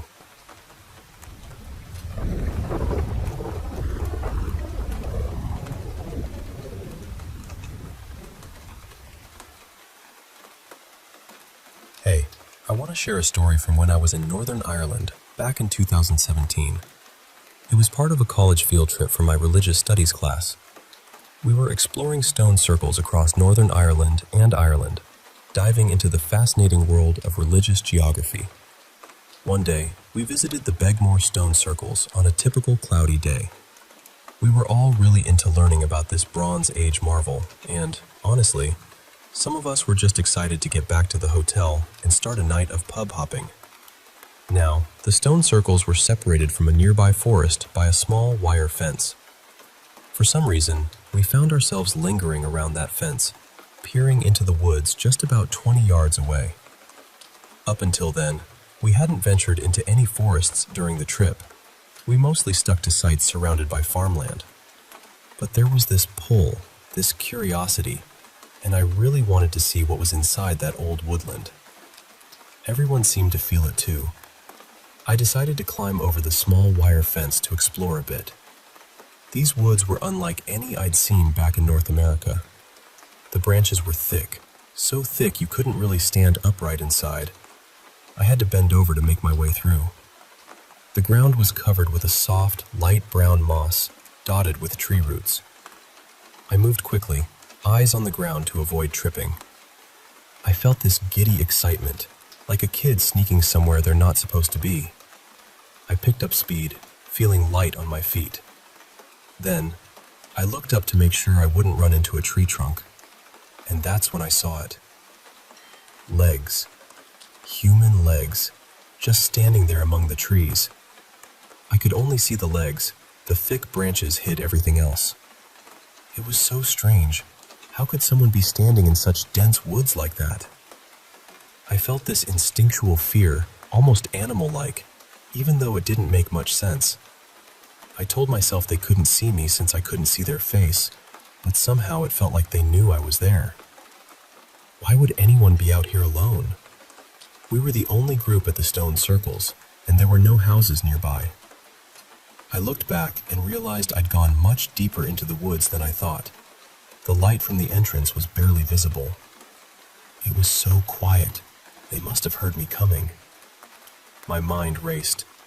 I'm closer to them than to the exit. They could reach me before I get out. I stood there for what felt like an eternity, but was probably less than a minute. I didn't see the legs move, but I could tell they were facing me, not away. Suddenly, that thrill of being somewhere forbidden faded, replaced by a heavy nausea. Like a deer sensing a hunter, I turned and ran. I sprinted through the trees, still bent over, dodging branches as fast as I could. I didn't look down this time and stumbled a bit, just focused on the light at the edge of the forest. Branches grabbed at my hair and clothes, and I couldn't hear anything but my own heavy breathing. When I finally burst through the tree line, that weight lifted off me. The group by the fence looked shocked to see me come flying out like that. I told them I thought I saw someone, or something, but it almost felt wrong to say it out loud. We left soon after that. To this day, I'm not sure what I saw. Was it just a person hiding deep in the forest? Or something else? A fae? A spirit? Maybe even the Green Man? All I know is that it felt otherworldly. Anyway, thought I'd share this little mystery with you. Happy St. Patrick's Day, everyone!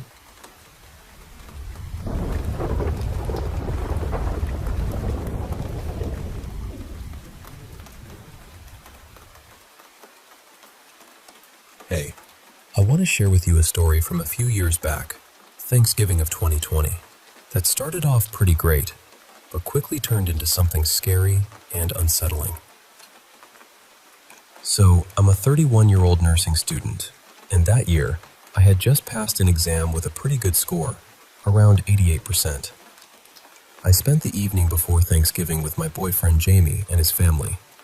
He was about to leave for a Cal Fire base, so it felt like a special time.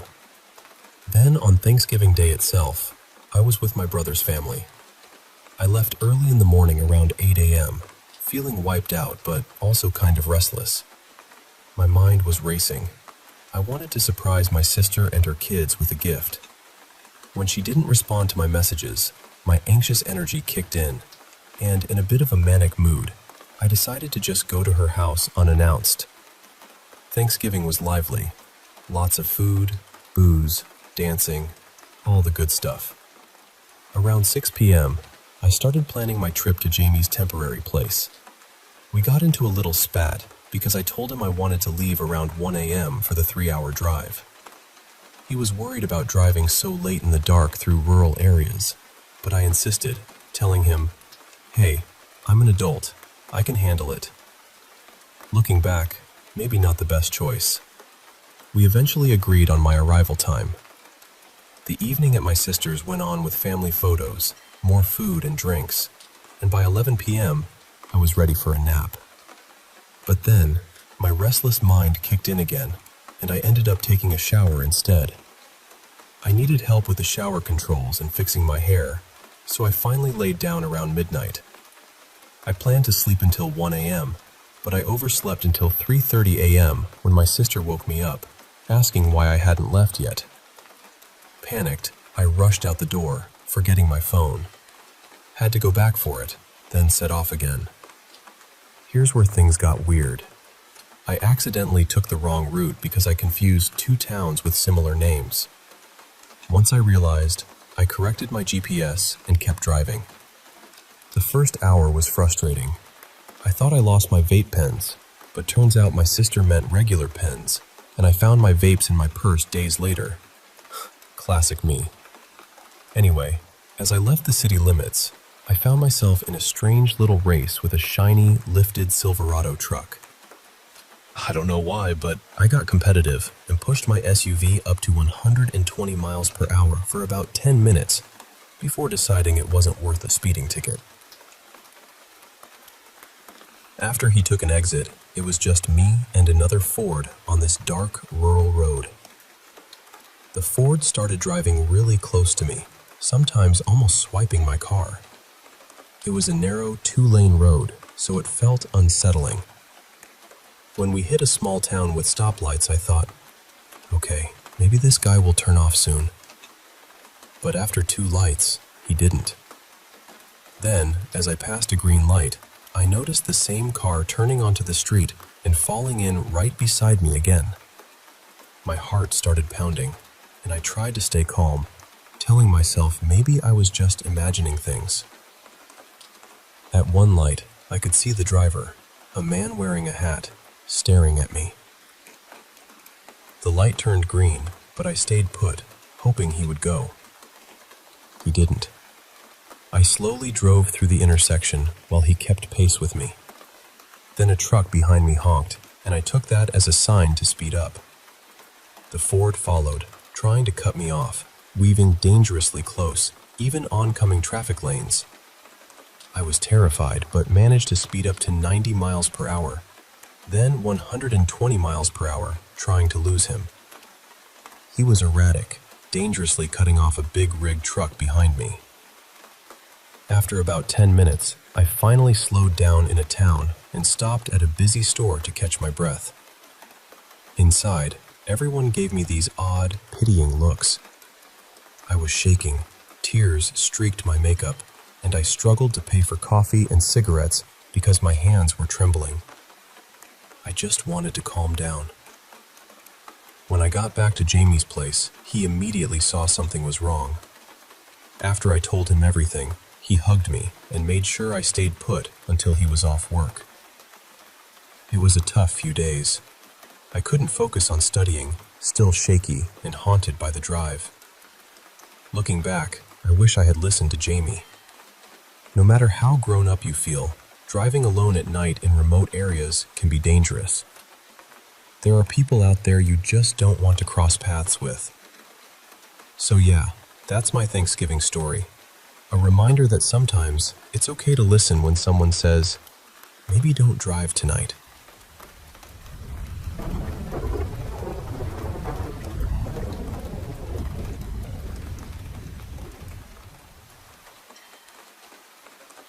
Hey, I want to share something that happened to me about a decade ago. It's still hard to wrap my head around how lucky I was to get away. Back then, I was 16, and, like most teenagers, often running late for school. One morning, as I was walking to the bus stop in my neighborhood, I noticed this dark green car with tinted windows slowly following me. Now, this was a quiet residential area, and cars often drove slowly, so at first, I didn't think much of it. It was around 9 a.m., a weekday, so I just figured everything was normal and kept hurrying toward the bus stop. When I got there, it had started raining, so I stepped into the small glass bus shelter to wait for the bus. Suddenly, that creepy green car pulled up right in front of the shelter. The driver got out and came over to me. The shelter was tiny, only enough room for 2 people, and he stood blocking the entrance, grabbing each side of the shelter so I couldn't get out. He was huge, really intimidating, and his eyes were cold, like there was no life in them. It sent a chill right through me. He asked if I knew the area well, and I said yes. Then he asked if I was headed to school, and again I said yes. Then he offered to drive me to school so I could show him the way. Something deep inside me screamed, "No, don't get in that car." So I politely declined and asked if he needed help with directions instead. That's when he suddenly lunged at me, grabbing my arm and pulling me toward his car. I started screaming, telling him no, but he kept saying it would be faster if I just got in. And then, just in the nick of time, the bus arrived. My instincts took over. I scratched his face, kicked, bit, and twisted until he finally let go. I jumped on the bus like my life depended on it, which, honestly, it did. The bus driver asked if I was okay, but I just nodded silently, finding a seat at the back and crying quietly as the bus took me to school. I didn't say a word about what happened all day. When I got home, I told my parents everything. They were, understandably, horrified, especially when they saw the bruise on my arm from where he grabbed me. We called the police, and an officer came that evening to take my statement. He told us there had been similar cases in the area and asked if I could come to the station to look at some photos to see if I could identify the man. The following week, my mom and I went to the station. We sat at a computer, scrolling through mugshots. So many faces, and it was overwhelming to see just how many offenders were out there. Just when I was about to give up, I recognized those dead eyes in one of the pictures.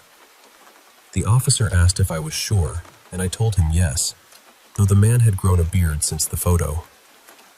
They thanked me and said they'd be in touch. 2 weeks later, the news reported that the police had caught the man suspected of kidnapping and assaulting young girls in our area.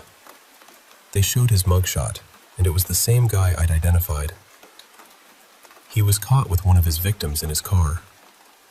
It took me years to fully grasp how close I came to something terrible. What if the bus had been late? What if I hadn't fought back? What if I hadn't noticed him following me? There were so many moments where things could have gone very differently. I feel incredibly fortunate, and I share this story because I hope it reminds you to trust your instincts and to fight for your safety, no matter what.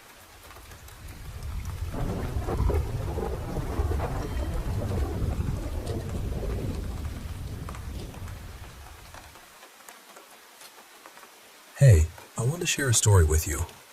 One that changed how I feel about camping forever and deepened the bond I have with my dog, who's pretty much a hero to me.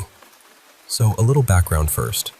Where I live, there aren't strict trespassing laws as long as you're respectful and don't damage anything. You can walk or camp on beaches freely, just as long as you leave everything exactly as you found it. When I was a kid, camping was this big family thing. We'd go several times a year with my parents and their friends, usually about 10 people, kids included. We'd head to this super remote beach on the coast. It wasn't just us there. Other families came too, with their boats and tents. It was this really chill, family-friendly spot. Even had some basic toilets and showers, which was a lifesaver in the middle of nowhere.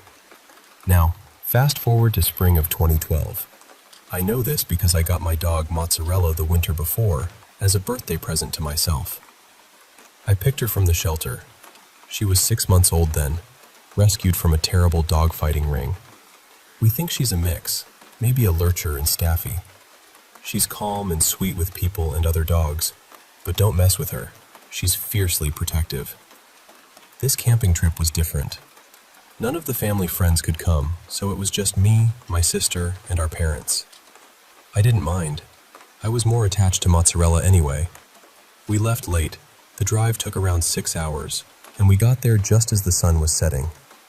Normally, there'd be other campers and campfires lighting up the beach, but this time, it was completely empty. We started setting up in the dark. Not ideal. My parents were trying to pitch the tent while my sister and I fetched bags from the car. I rolled down Mozzarella's window to give her some fresh air because it was still warm. As we were fumbling around, my mom noticed a car driving around the circular road that loops the beach. She mentioned it to my dad, but he brushed it off. Then, a guy got out of the car and walked toward us. It was clear he wasn't sober. He was staggering, and he had a big knife in his hand. My dad stood up, holding a camping mallet, and put us behind him. The man started shouting that we couldn't camp there and to leave immediately. My dad tried to stay calm, but the guy kept moving closer, shouting louder. My sister and I were terrified, crying and shaking.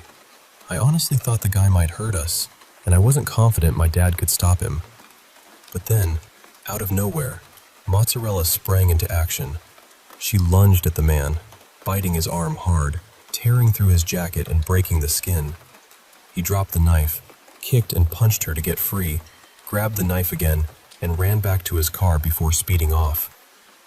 Mozzarella stayed with us, even though she was bleeding a little. We quickly packed up and got back in the car, shaken but safe.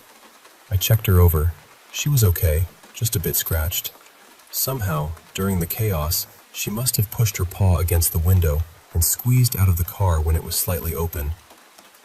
We decided to head home right away, but we needed gas. When we pulled into the nearest town's petrol station, we saw the guy waiting there, cleaning his wound. We didn't stop. My dad drove out immediately. Then, as we drove toward the next town, which was about 60 miles away, the guy started following us in his car. That hour-long chase was one of the scariest moments of my life. Our gas was nearly empty, and we were driving on fumes the entire time. But finally, he turned off, and we made it safely to the next town to refuel. After we got home and rested, my mom reported the incident to the police. They never followed up, but apparently, the guy matched the description of someone wanted for a serious crime. We don't know what became of him. So, what's the takeaway? For me, it's that Mozzarella isn't just a pet. She's family and a true protector. Despite everything she went through before I adopted her, abuse, fear, neglect, she had the courage to defend us without hesitation. I believe dogs can truly sense danger and understand human emotions better than we give them credit for. If you're thinking about getting a dog, please consider adopting. They'll change your life in ways you never expect. Mozzarella saved mine. And that $80 adoption fee? The best investment I ever made.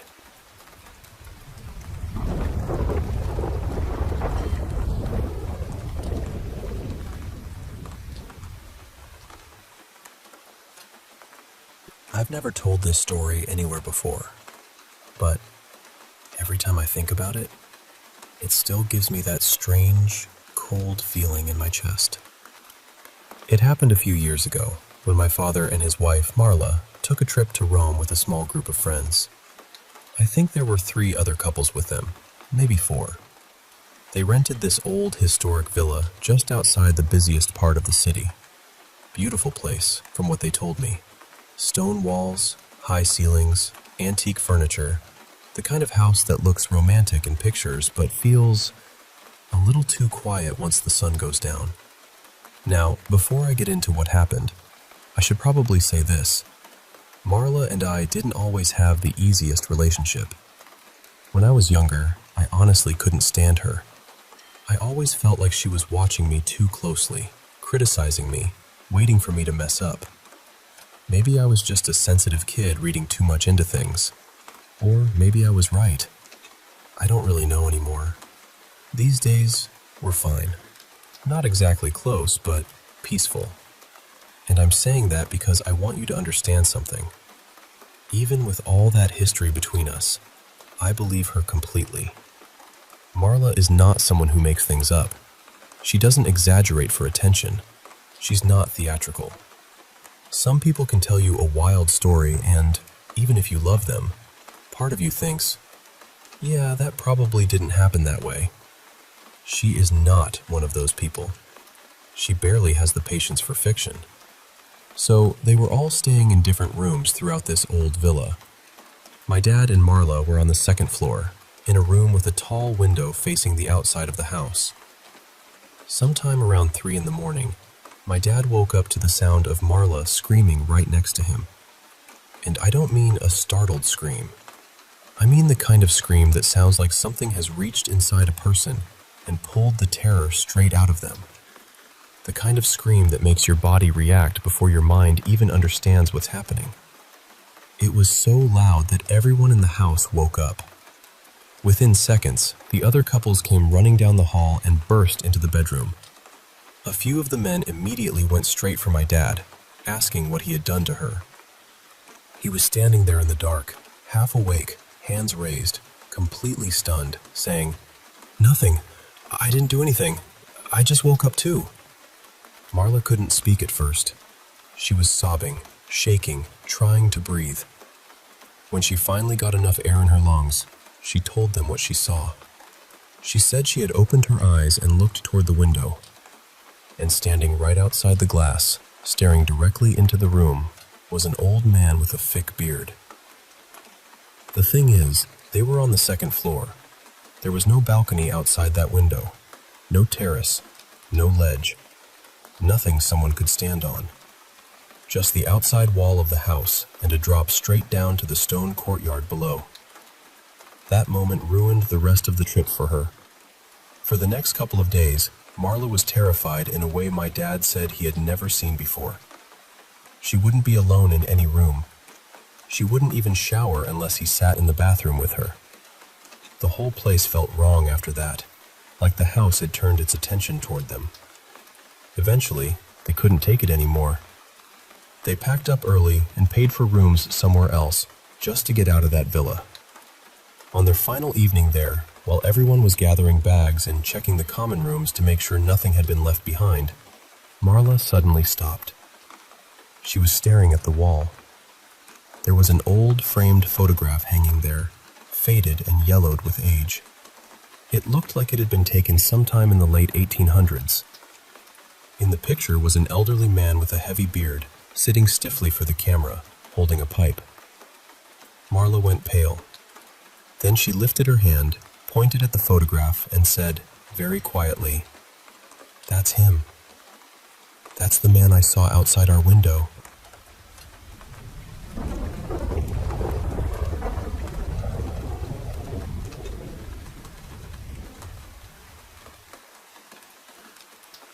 I was sitting in a parked car with a few friends one night, and we were just talking, passing time, telling ghost stories like people do when they're trying to scare each other a little.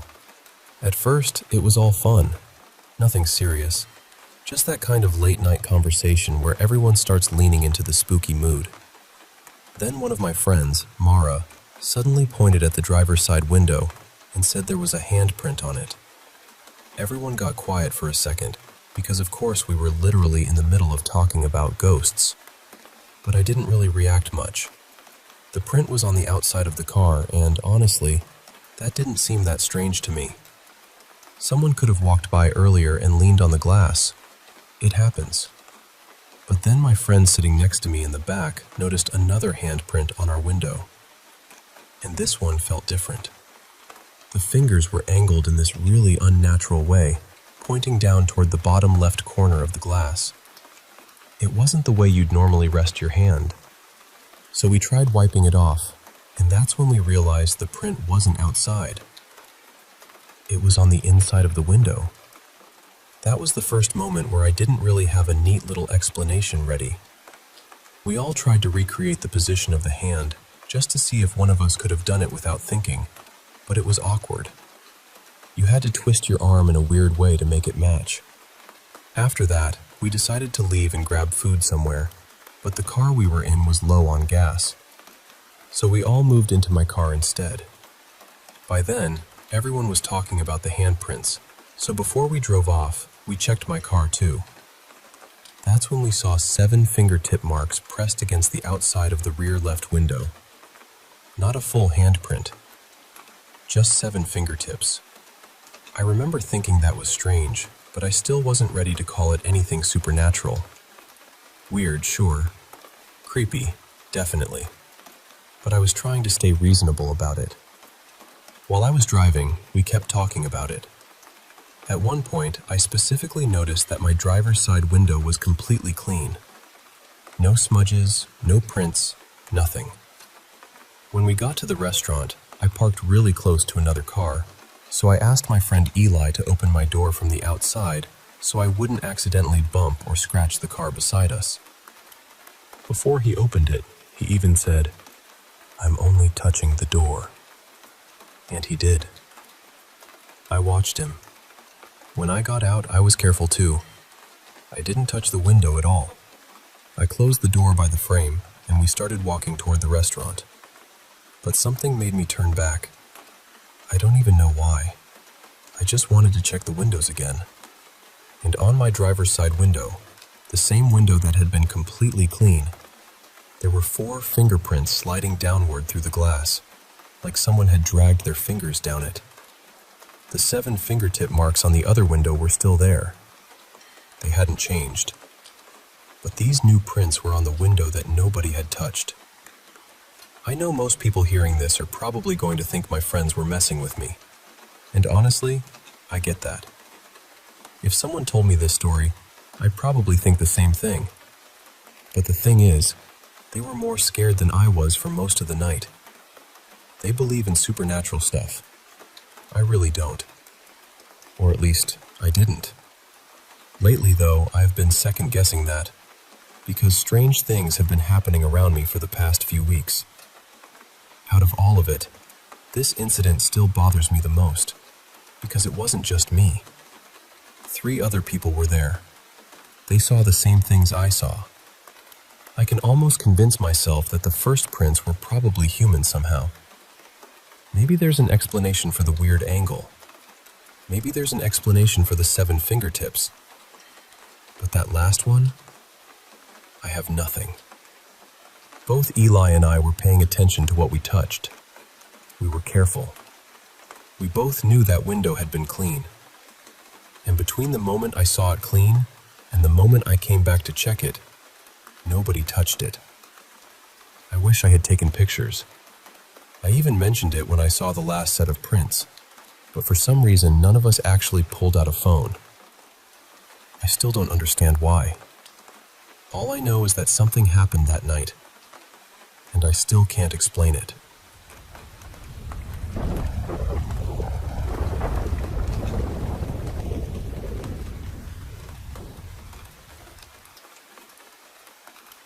I was a freshman in high school back in 2015, and a few nights a week, I would stay at my older sister's townhouse to watch her dogs while she worked overnight.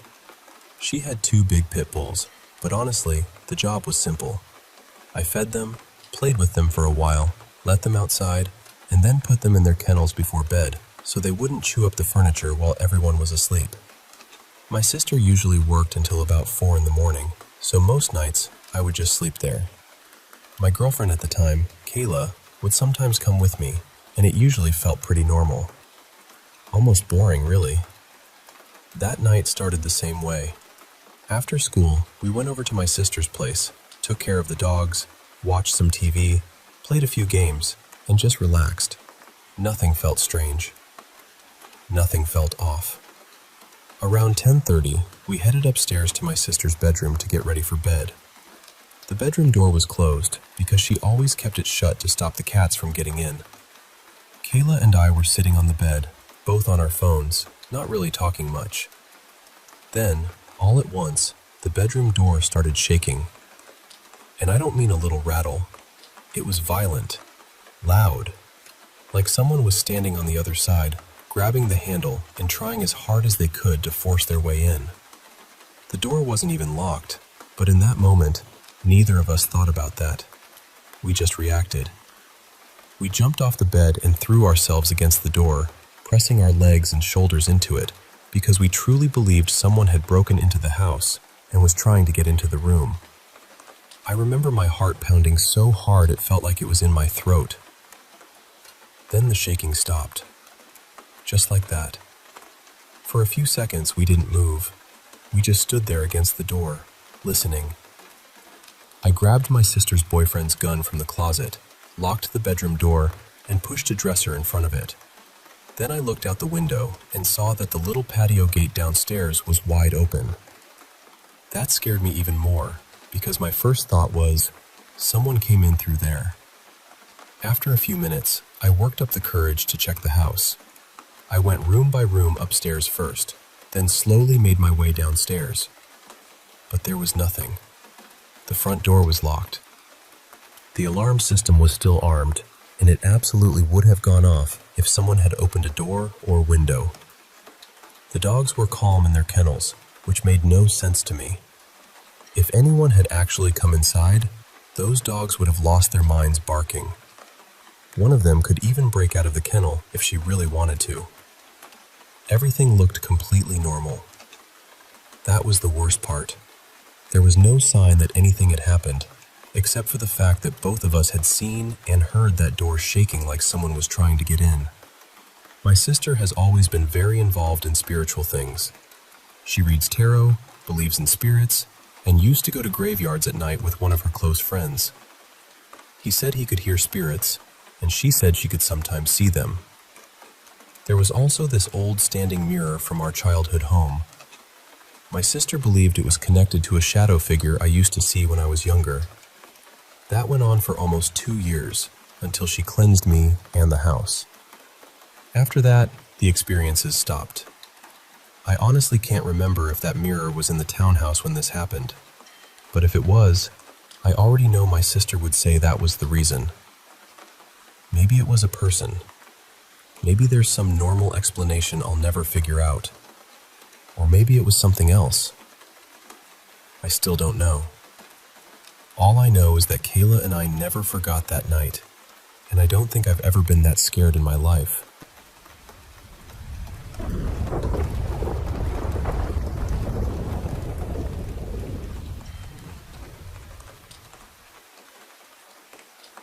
I share stories like this because sometimes the right words arrive exactly when someone needs them. And maybe someone hearing this right now is in a difficult place and needs the same reminder that came through for her. A woman came in for a deep session. I'll call her Alina, though that is not her real name. As she settled into trance, she moved into another lifetime. She saw herself as a medicine woman living near a wide, wild sea. She was gathering herbs and roots with her grandmother, learning the old ways of healing, tending to people, loving her family, and growing older inside a life that felt simple, sacred, and full. I'll only share the part that stayed with me most. Near the end of that life, she was lying in a narrow bed inside a small stone village. Her family was gathered close. One of the women caring for her, gently washing her hands and praying beside her, was her daughter in this life. But in that lifetime, she had been her younger sister. And Alina said she wasn't afraid. She wasn't grieving. She was deeply peaceful. She said, "I stayed for my family. Now that I am old, I am happy to go. They think this is the end, but it is not. It is only the end of this part." After she left the body, she saw a bright sphere of light, filled with every sound at once. Laughter, crying, celebration, sorrow, waves, voices, silence. All of it was there together. Then an elder from her village appeared.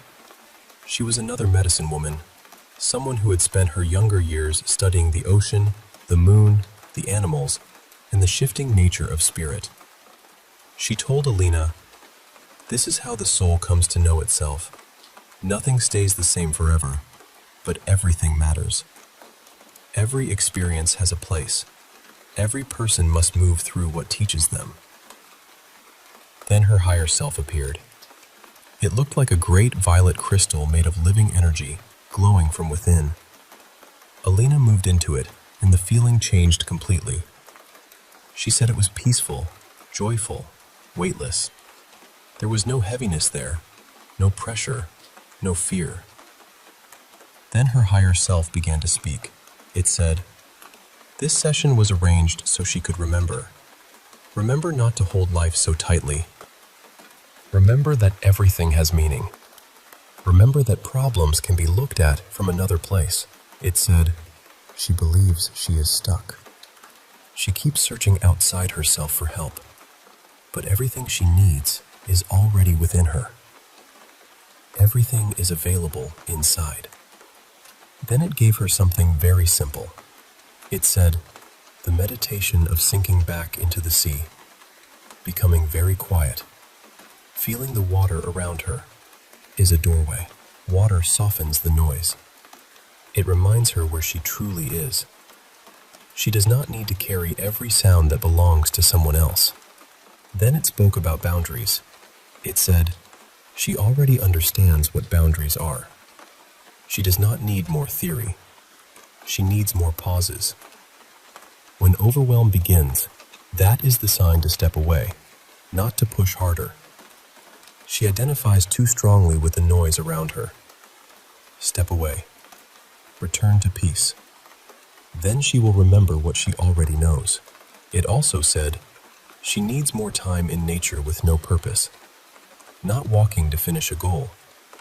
Not going outside as another task. Just being there. Watching life.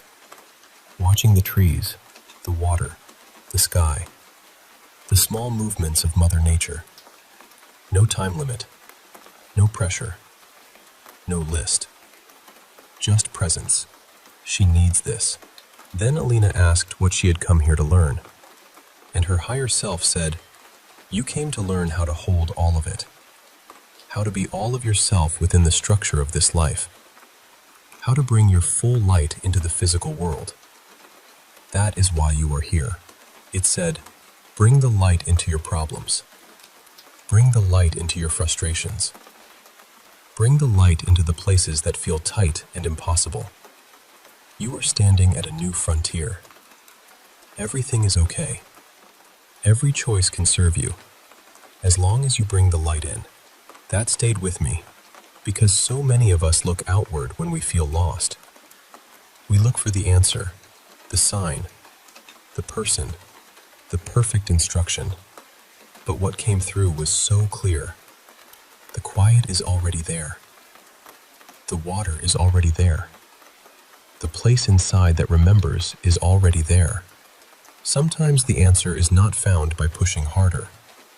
Sometimes it comes when we step away, soften the noise, and return to the part of us that was never truly lost.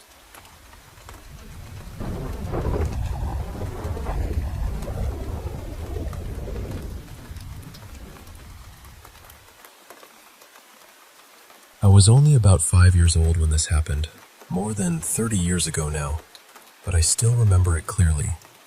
And it was not just something I dreamed up. Other people who were there have confirmed it many times over the years. I grew up in a small village in eastern Turkey where almost every family kept cows. Back then, the routine was simple.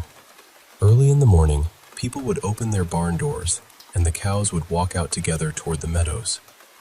The shepherd would guide them and keep watch over them during the day. Then, in the evening, just before sunset, the cows would come back on their own. Each one knew exactly which barn to return to. The owners would be waiting to milk them. But every now and then, one cow would not come back on time.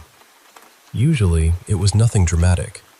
A cow would wander off, stop somewhere, get distracted doing whatever cows do, and forget to follow the others home. When that happened, the owner would go looking, sometimes with a neighbor or someone from the family. One evening, our cow did not return. My mother asked me and my Aunt Lena to go look for her. Lena was around 14 at the time, so I followed her. As we walked, we noticed other villagers were out searching too. More and more people joined, because that evening it was not just one missing cow. Several cows had not come back. Before long, there were maybe 20 or 30 of us walking together, adults and children. Some of the kids joined just because it felt like an adventure. A few miles from the village, there was a rocky hill with patches of grass. That was where the cows had been grazing earlier that day, so everyone headed in that direction. As we got closer, we saw smoke rising from the hill. At first, people thought there might have been a fire. A few older boys ran back toward the village to call for help, just in case. But as we kept walking, the smoke looked strange. It was not spread out like a normal fire. It was narrow and dark, rising straight up, almost like it was coming out of a chimney. Then we started hearing something. At first, it sounded like drumming. Then it became more like voices, rhythm, movement. The closer we got, the more it sounded like some kind of celebration. That was when the older women became very serious. The grandmothers began pushing people back, telling everyone, "Go home, go home. It is nothing, do not look." But Lena was curious. She slipped past them and ran toward the hill. I was little, and I did not want to be left behind, so I ran after her. When we reached the edge of the hill, we saw it. There was a huge fire, tall and narrow, burning upward but somehow contained. Around it, there was a circle of figures moving together. They looked like dark, tall shadows, linked in a chain, dancing around the flames. Even with the fire lighting everything, we could not see faces or clothes. Only those long black shapes turning around and around in the glow. The moment we saw them, we knew we had made a terrible mistake. Lena grabbed me, or maybe I grabbed her. I cannot remember clearly. We just ran. The others had seen enough too, especially the grandmothers. Everyone hurried back toward the village, and that night nobody cared about the cows anymore. We left them outside until morning. Later, the elders told us we had seen a jinn wedding. Even now, after all these years, I still cannot explain it away. That hill was far from the village. Nobody lived there then, and nobody lives there now. If it had been a normal wedding from another village, we would have known. We would have recognized the people, or at least understood the songs and voices from a distance. But this was different. I do believe jinn exist. Still, believing in them is one thing. Seeing something like that with your own eyes is something else entirely.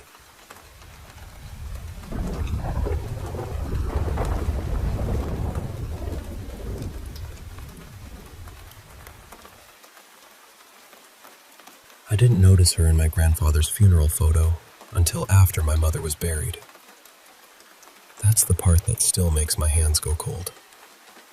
It was late, maybe a little after midnight, and I was sitting alone at my kitchen table with an old photo album open in front of me. The tea beside me had gone completely cold. The house was quiet in that awful way a house gets after a funeral, when every small sound feels too loud and every room seems to remember someone who isn't there anymore. My mother's funeral had been that afternoon at St. Andrew's. There were maybe 50 people there, family, old neighbors, a few friends from work. I remember the sky outside the church windows looked gray and flat, like wet cement. For most of the service, I was barely present. I stood when I was supposed to stand, sat when I was supposed to sit, nodded when people touched my arm and said kind things. Grief does that to you sometimes. It doesn't break you loudly. It just turns you into someone who can move through the day without really being inside it.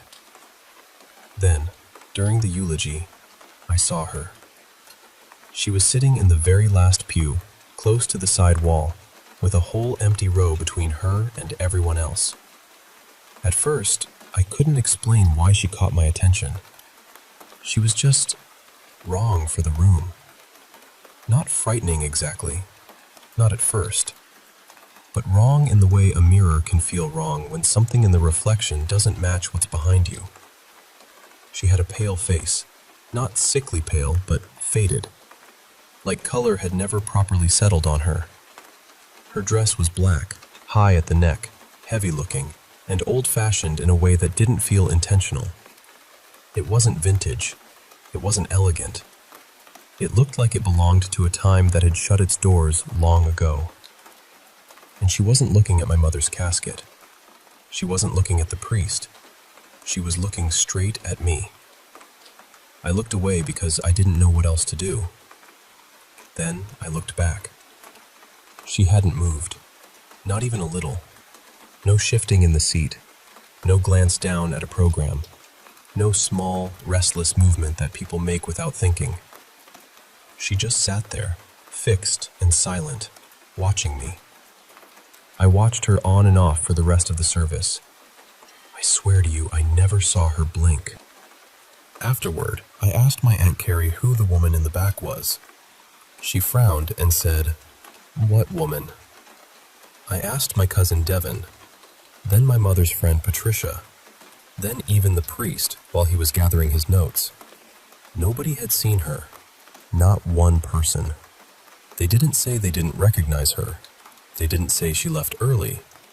They said there had been no woman sitting in the back pew. So I went home and told myself the only thing that made sense. I was exhausted. I was grieving. My mind had filled an empty space with something because it didn't know where else to put the fear. That should have been the end of it. But later that night, I found myself standing in the hallway closet, pulling down the old family photo albums. I don't know why. I wasn't thinking clearly. It felt less like a decision and more like something inside me had reached for them before I understood what I was doing. I took the oldest album to the kitchen table. The cover was cracked. The plastic sleeves had gone cloudy. I turned through photos I had seen my whole life. My grandparents on their wedding day. My mother as a little girl in a dress with crooked buttons. Relatives standing in yards and church steps and kitchens I didn't recognize. Then I found the photo from my grandfather's funeral. It was from 1963, black and white, taken from the front of the church, facing back toward the entrance. I had seen that picture so many times before, but I had never really looked at the last pew. She was there. Same pale face, same dark, high-collared dress, same stillness. She was sitting by the far wall, alone, just like she had been at my mother's funeral. Only in that picture, she wasn't looking at the casket either. She was looking directly into the camera. I remember pushing the chair back from the table, not standing up, just needing space between me and the photo. After a while, I made myself look again. Behind one of the cloudy sleeves, tucked slightly out of place, was another funeral photograph. Older, maybe late 1930s or early 1940s. The church was smaller, darker. Everyone in the photo had that stiff, formal posture people used to have in old pictures. I found her almost immediately. Back row, far wall, unchanged. 30 years between the two pictures, and she looked exactly the same. That was when I noticed the child near the doorway. A little boy, maybe 8 years old, half hidden by the frame. He wasn't looking at the camera. He was looking toward the last pew, and he was pointing at her. My mother had spent years building our family tree, so I opened her records on my laptop and started searching. I matched the funeral photo to a name. Then I found the boy. He died less than a year after that picture was taken. I wish I had stopped there. I really do. But once you see something like that, you can't unsee it. You start looking into the corners, the background, the places your eyes usually slide past because nothing important is supposed to be there. I went through every album. I found her in 5 more photographs. Different funerals, different decades, different churches. Always the same place. Last pew, far wall, alone. And every time, she was not watching the person being buried. She was watching someone still alive. I laid the photos across the kitchen table in a line. In my grandfather's funeral photo, she was looking at my grandmother, who died a few years later. In the older photo, she was looking toward the little boy, who died within the year. In the others, once I checked names and dates against my mother's notes, the pattern stayed the same. She was never watching the person who had just died. She was watching the next one. Or maybe not even the next one. The one after that. The person whose place in the line had just moved closer. I sat there for a long time, staring at those photos while the house seemed to get colder around me. Then I remembered the picture from that afternoon. My cousin Devin had taken it before the service started. He had stood near the front of the church and snapped a photo looking back across the pews. He sent it to me earlier, but I hadn't really looked at it. I opened it on my phone. Last pew. Far wall. There she was. Same face, same dress, same impossible stillness. I zoomed in with my fingers trembling. I needed to see who she was watching. The image was a little blurred near the edges, but the back of the church was clear enough. She wasn't looking at me. She wasn't looking at the mourners. She was looking at the camera. She was looking at Devin. I called him right away. It rang 4 times, then went to voicemail. I called again. Voicemail. I texted him. Please call me. It's urgent. That was hours ago. I've called again and again, every 20 minutes. Same thing each time. 4 rings, his voice, then silence. His address is written on a piece of paper in front of me. My keys are beside it, and I know I should go. I know I should get up from this table and drive over there. But something in me already knows that when I arrive, whatever I find, I'll be too late, because she has never been wrong before.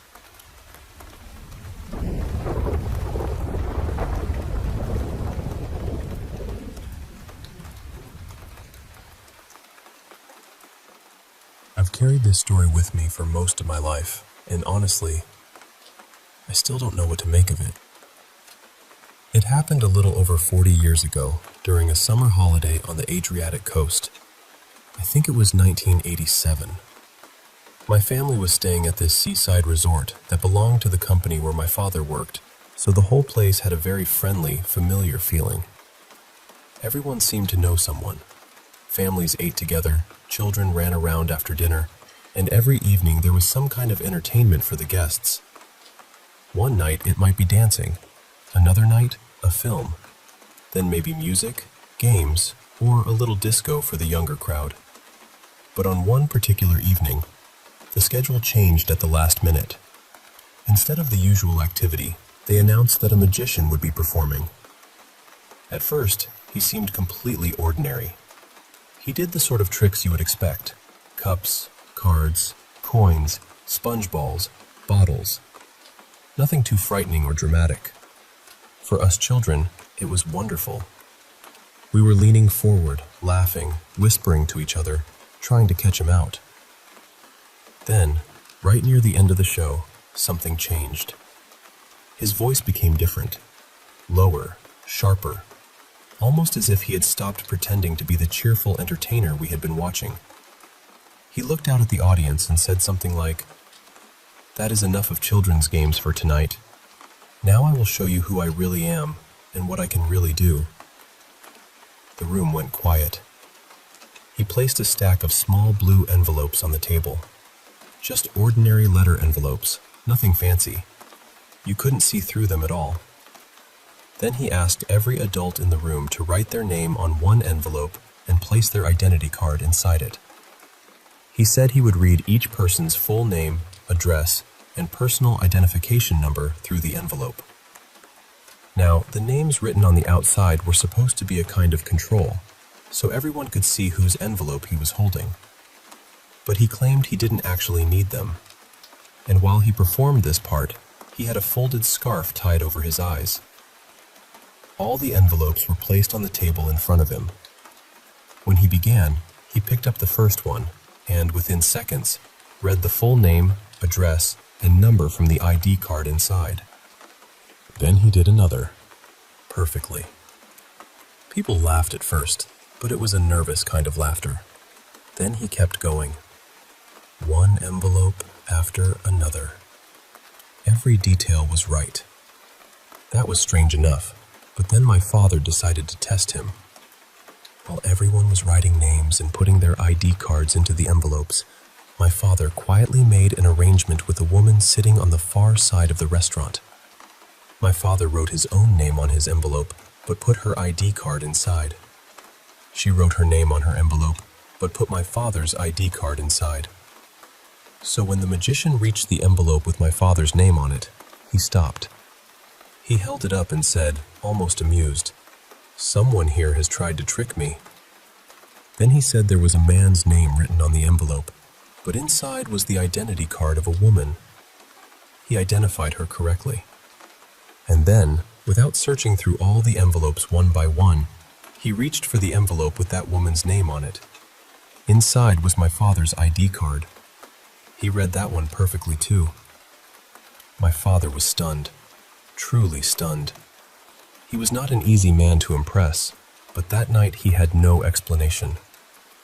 When the show ended and people began talking all at once, the magician looked directly at me.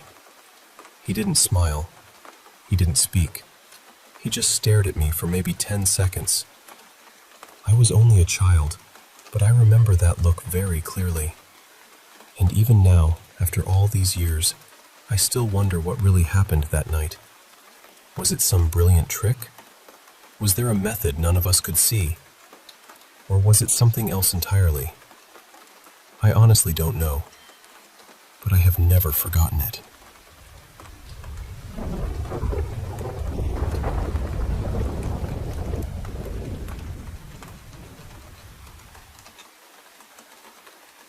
I moved into this place last spring, and at first, I thought I'd lucked out.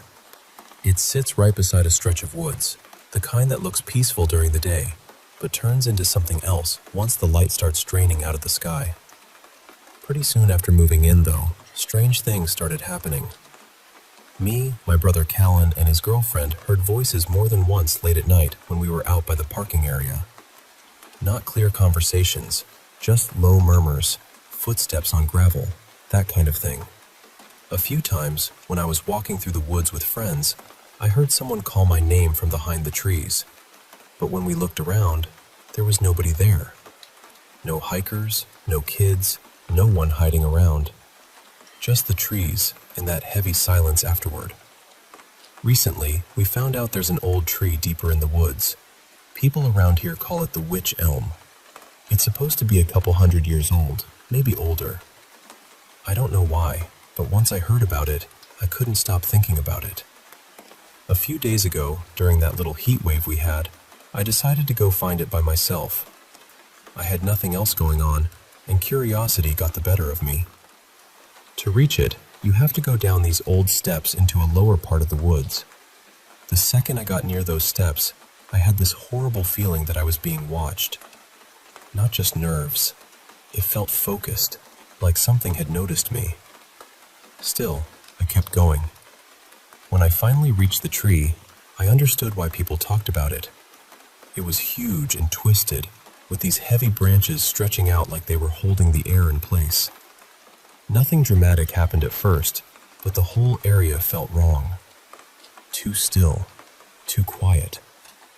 I stayed for maybe 5 minutes, then decided I'd had enough. After that, I walked farther along the path and sat on a fallen log while I waited for Callan to finish work. He said he'd come meet me and check the tree out too. While I was sitting there, talking to him on the phone, I suddenly heard this deep, aggressive growl behind me. I turned around straight away, but there was nothing there. The path runs near the back fences of some houses, so I tried to convince myself it was probably a dog in someone's garden. That was the sensible explanation, and I really wanted a sensible explanation. About 40 minutes later, Callan arrived. We went down to the witch elm together, and weirdly, everything felt fine that time. No growling, no pressure, nothing.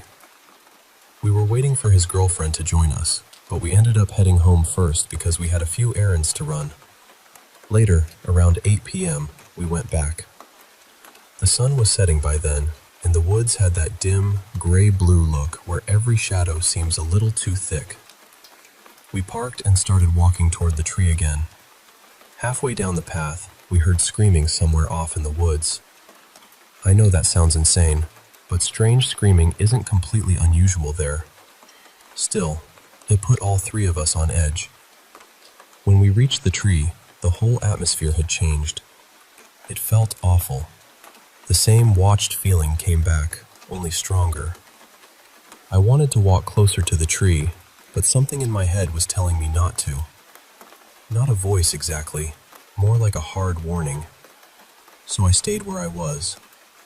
Then Callan's girlfriend went quiet and said she'd just heard growling. We both turned to look at her while she was trying to explain where it came from.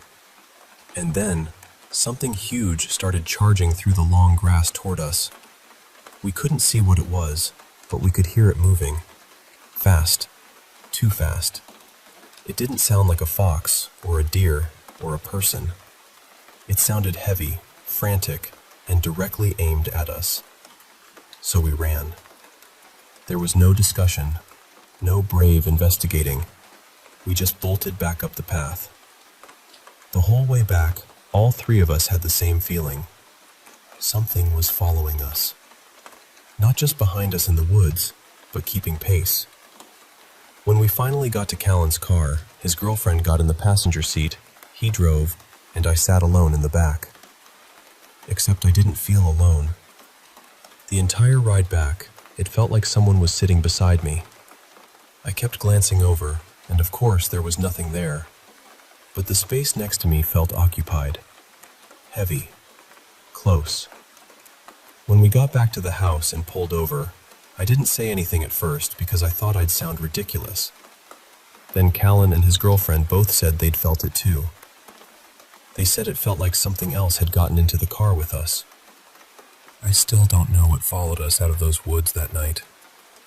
I don't know if it was tied to that old tree, or if we just walked into the wrong place at the wrong time. But I know what I heard, and I know what I felt. And whatever it was, it didn't feel like it wanted us there.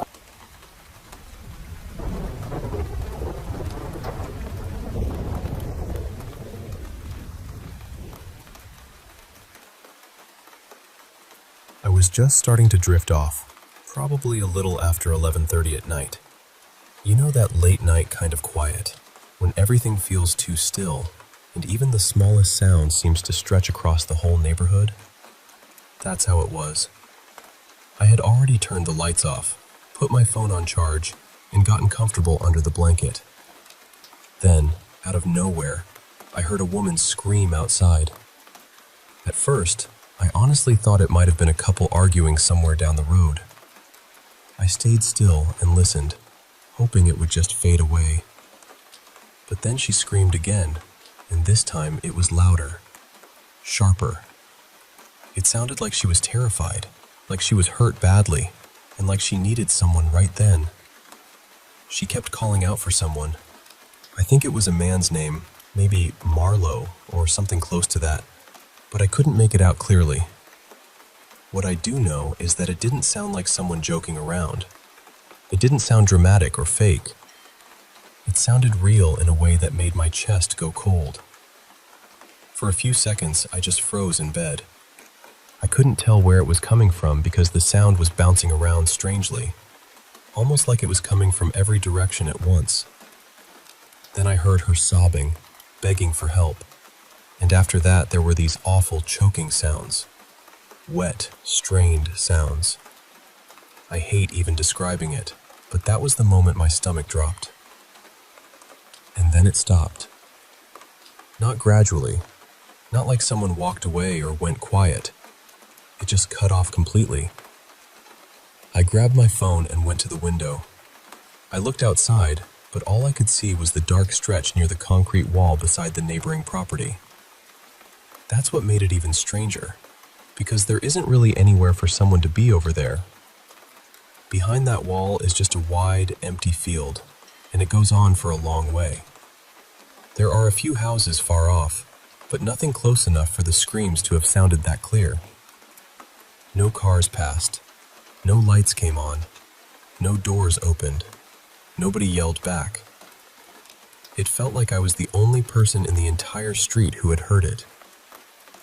I stood there staring into the dark, waiting for some sign of movement.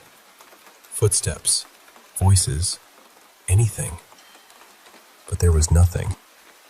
The silence after the screaming felt worse than the screaming itself. It had this heavy, wrong feeling, like the whole area was holding its breath. I even stepped outside for a moment, but I didn't go far. I was too scared to walk toward the wall alone. The street was completely empty, and the field was just this black shape beyond everything, sitting there like it knew something I didn't. So I texted the man who lives next door. His name is Darren, and I asked him if he had heard anything outside. He replied almost right away, confused, asking what I meant. When I told him about the woman screaming near the wall, he said that didn't make sense at all.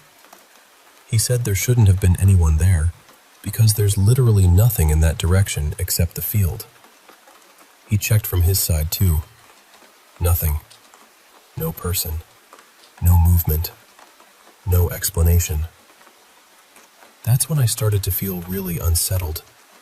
I kept replaying the sound in my head. Her voice was too clear, too scared, too human. I can't just convince myself I imagined it because I know what I heard. But at the same time, none of it fits. I've lived here for years, and I've never heard anything like that before. Not even close. Now I'm sitting in my room with every light on, still looking out the window every few minutes. I keep expecting to see someone standing by the wall or walking slowly through the field, but there's nothing there. Just darkness and that awful quiet. Maybe there's some normal explanation. Maybe sound carried from somewhere far away in a weird way. Maybe I'm overthinking it. But I'll be honest with you. It didn't feel normal. It felt like something terrible happened right outside my house, and then the night swallowed it whole.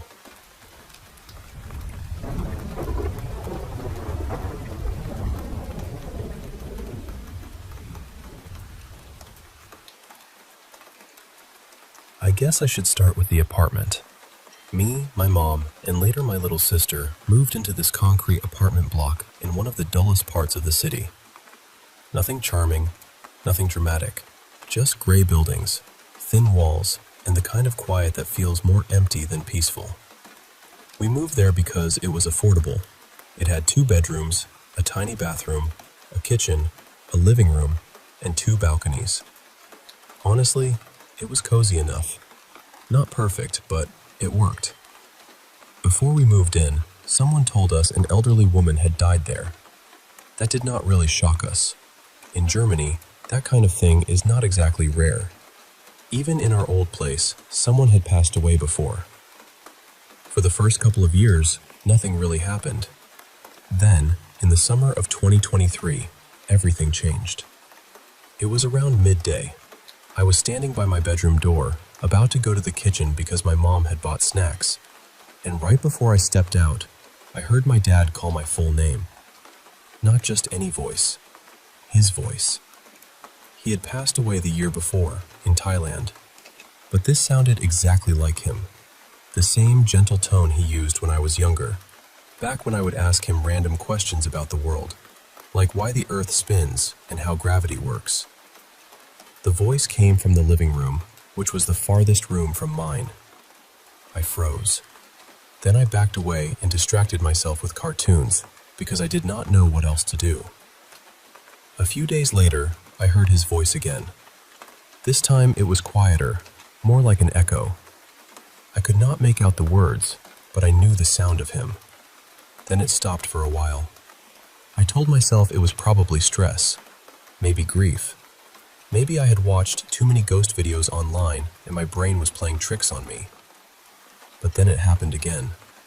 Near the end of summer, I was in my mom's room, looking for something I had lost.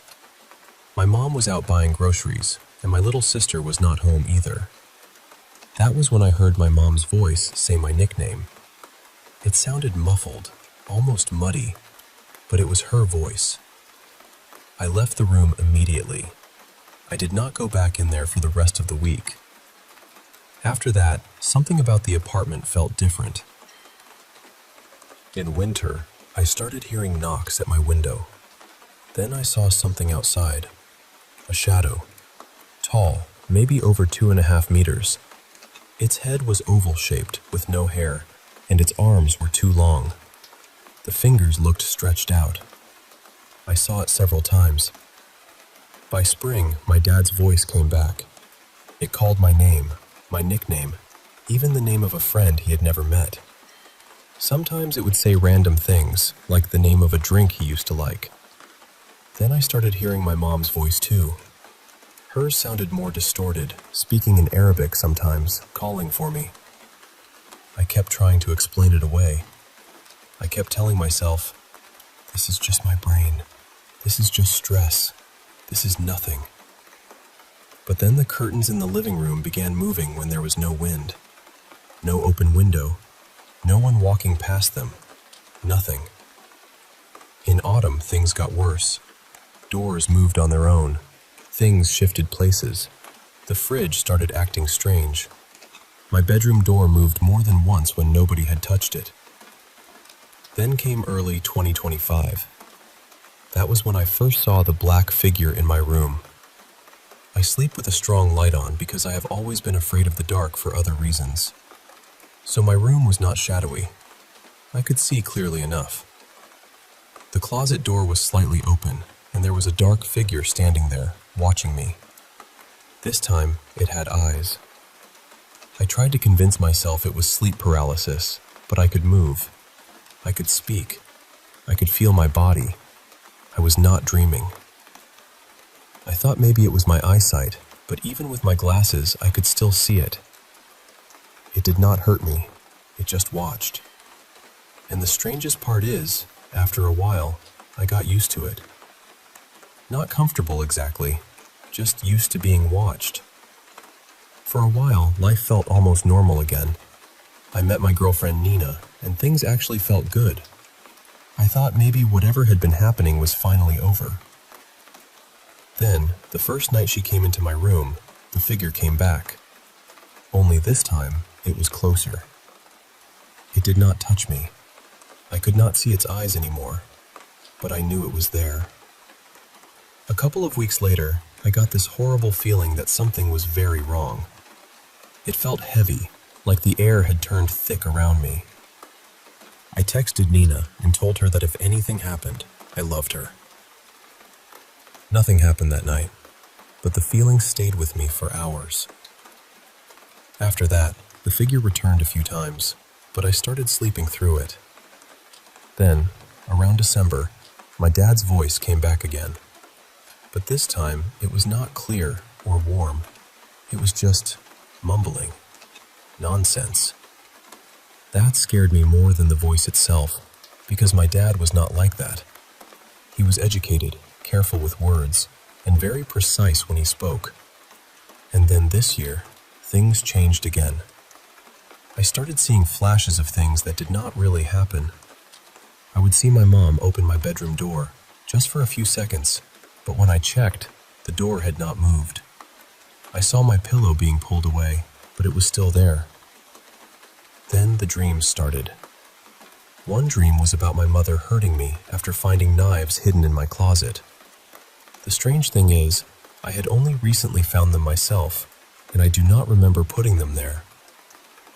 Another dream was pitch black, except for a woman standing in front of me. She had racks on her back filled with masks. When I told Nina, she said maybe the masks represented how people see my mother one way, while I know another side of her. And honestly, that made too much sense. After that, I dreamed about being in a mental hospital. I dreamed about finding answers to why people exist.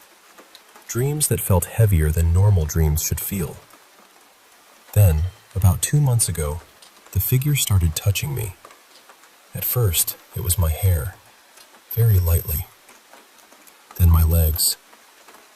Then my stomach. The most recent time, about a week ago, it tried to cover my eyes. That is the part I keep coming back to. Because hearing things is one thing, seeing things is another. But feeling something touch you when you are awake is different. Now, Nina and I are planning to try to talk to whatever is in the apartment. We are doing some research first, because I do not want to be careless. I do not know what is happening in that place. Maybe it is grief. Maybe it is fear. Maybe it is something in the apartment. But whatever it is, it has stopped feeling random. It feels aware. And lately, it feels like it is getting closer. Hey, I want to share a story with you. Something pretty intense that happened to me and my wife Jenna. We got married in the fall of 2012 and moved into our first house together. It was in a quiet, friendly neighborhood, the kind where neighbors wave and kids play outside. But from the very first night in the house, something felt off. I sensed it immediately, even if Jenna didn't admit it at first. The house was an old two-story from the 1940s, with wooden floors that creaked and groaned like they had stories to tell. The air had this musty smell, kind of like an old museum or historic home, something that reminded me of a trip I took as a kid to an old battlefield site. Upstairs, we had 2 bedrooms separated by a bathroom. Jenna's space was a little storage and makeup room, and mine was the bedroom to the right at the top of the stairs. I remember the basement door in the kitchen corner. Just looking down those dark concrete steps was enough to send a chill through us. Jenna refused to go down there alone. I tried to brush off the weird noises, the bangs and creaks, as the house settling, but deep down, I knew it was something else. One night, I was up late watching a horror movie, and I heard light, quick footsteps pacing above the living room couch in Jenna's makeup room. It was strange because Jenna was already asleep, wrapped up in bed. When I told her, she just laughed it off, chalking it up to my imagination. But then, one evening, she called me from home, whispering that she could hear someone walking upstairs, and she was scared. I rushed home to find her standing in the kitchen, wide-eyed and terrified. We stood there, listening to footsteps pacing nervously around the room, circling. Not the usual back and forth. I grabbed the biggest kitchen knife I could find and cautiously went upstairs. Just as I reached the top, the footsteps stopped, and when I flipped on the light, the bulb flickered and went out. The room was pitch black. I shone my phone light around. Nothing. But Jenna believed me then. A few days later, Jenna had some friends over for a birthday night. We watched a scary movie and told ghost stories, trying to keep things light. Suddenly, a framed picture of us flew off the wall and slammed face down on the glass table. Not even close to anyone. Everyone screamed. It was like the house was trying to tell us something. Jenna once told me, "When I'm not here, I feel happy. But when I walk inside this house, I feel the weight of sadness." I felt it too, like the house was feeding on our fear and frustration. We started arguing more, over little things like dishes or plans. It was strange, and we both agreed it wasn't really us. Something dark was in that house. By November, things got worse. One night, I felt my heart racing uncontrollably, numbness creeping down my face and arm. Doctors later said it was panic attacks, but it only ever happened at home. Jenna was breaking down, scared for me. One night, while watching a movie downstairs, I went to get laundry in the basement. That hateful feeling was stronger than ever, and I smelled rotten eggs. Then, from a dark corner, I heard a voice repeat a chilling line from the film. I rip and cut and mutilate the innocent. The voice was exactly like the movies, but there was no TV down there. I dropped everything and ran upstairs, slamming the door behind me. Jenna later told me she'd smelled the same awful stench and blamed our new puppy, Henry. But we both knew better. Winter was brutal, forcing us to stay inside more, and the house's eerie activity escalated. Knocks on walls, objects moving, and those footsteps pacing above. One night, Henry froze and growled as the stomping footsteps came down the stairs. I grabbed him and bolted outside into the snow, feeling a shadow cross the kitchen window. I yelled at the basement, trying to fight back the fear. Over the months, strange things kept happening. A plate flying off the wall, a hanging plant swinging with no wind, knocking on the bathroom door when Jenna wasn't even there. The knocks always came in threes, which I later learned could be a dark sign. We tried to stay positive, laughing and watching comedies, and as spring came, the activity eased. We moved out as soon as our lease was up, finally free from that darkness. But the story doesn't end there. One summer evening, I drove past the old house and felt that familiar dread. It was empty, with a for sale sign out front. Then, through the window, I saw it. A pale, scowling face, with dark eyes staring right at me, framed by white hair like an old colonial wig. We weren't alone in that house after all. Later, a neighbor told Jenna, that place is absolutely haunted.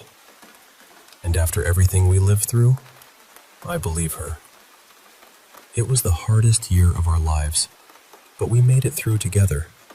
And I'm sharing this so you know sometimes the things that go bump in the night are more than just stories.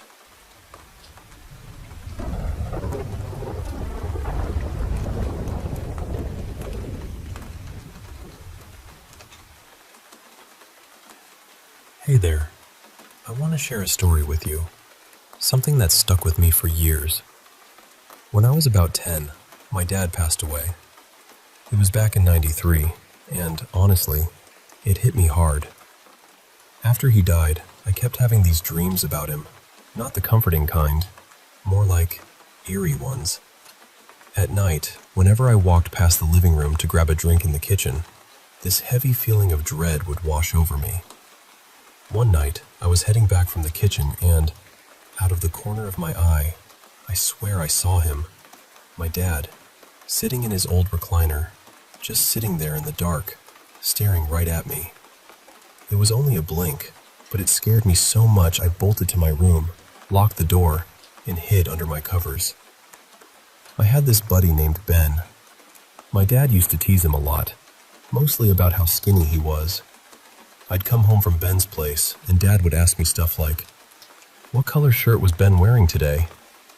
He was a tough, no-nonsense kind of guy.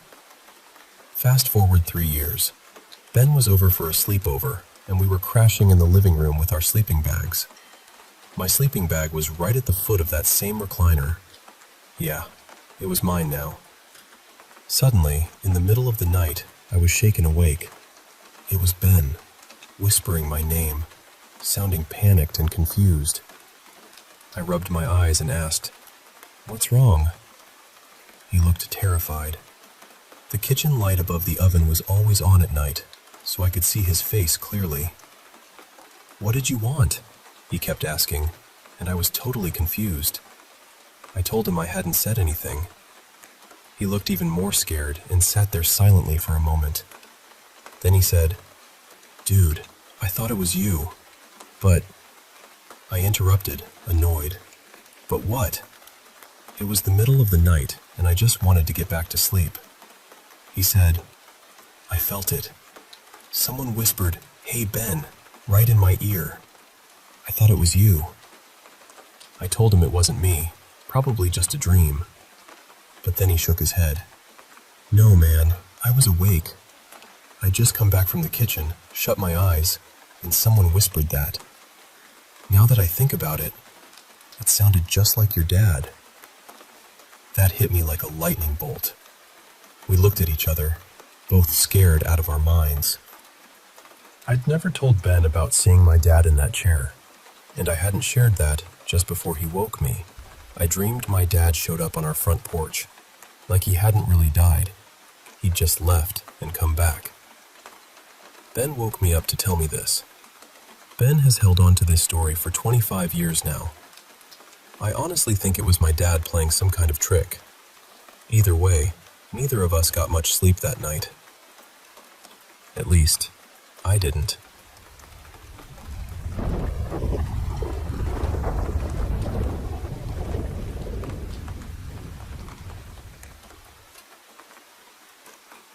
Hey there, I want to share a story from my younger days, something that still sends a chill down my spine whenever I think about it. When I was about 20, working overnight shifts as a supervisor at this little neighborhood pharmacy on Maple Street, everything was usually pretty slow and uneventful. But one cold fall night, something strange happened that I'll never forget. As I clocked in, I noticed this woman leaning against the counter talking to the cashier.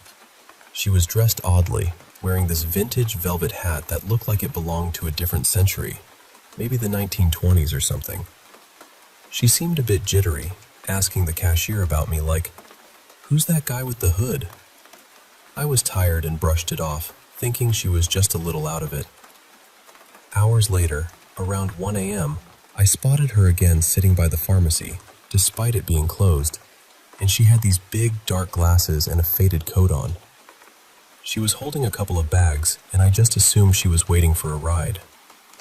But she'd been there for hours. The cashier confided that the woman was making her uneasy, constantly asking if I was some kind of undercover cop. I figured she was probably lonely or maybe a bit paranoid, so I decided to chat with her to put her at ease. At first, she shared wild stories about her past, married to an oil magnate, owning fancy homes along the coast, traveling to Europe every year. But as she talked, I noticed her worn-out boots, the wild, patchy red hair fading to gray, and her weathered face. Nothing screamed wealthy socialite. Then she started talking about her neighbors trying to harm her, spying, and even how they'd killed all her cats. She whispered about the CIA watching her through giant TVs and asked if the girls up front were FBI agents. It was a lot to take in. I was about to call her a cab when she suddenly vanished. I looked everywhere, the aisles, bathrooms, even locked offices, but no sign of her. The only place left was the basement storage. Her bags and purse were spread out near some boxes, but she was gone. Heart pounding, I slowly descended into the basement, calling out. Then, from the shadows behind some shelves, I saw her crouch down, holding something long and slim. She whispered, "Shh, no, he's with the police," and started crawling towards me on her hands and knees. I froze for a moment before backing away and rushing upstairs. I called the police, and when they arrived, they went down to confront her. What followed was chaos. She screamed and fought fiercely, slashing one officer who ended up bleeding badly. It took 2 officers and a taser to restrain her. Later, I learned she was a local woman struggling with paranoid schizophrenia, living in a halfway house, with no family to speak of. But what haunts me the most is the look she gave me when they cuffed her. A look so filled with rage and menace. and her words, "I would have killed you." Those words have stayed with me, haunting my dreams years later. Sometimes in those nightmares, I feel like she's lurking just behind me or watching from outside my window, waiting. And honestly, I can't shake the feeling that if I'd made a sound that night in the basement, things could have ended very differently. So yeah, that's my story. The night the quiet pharmacy turned into something out of a nightmare.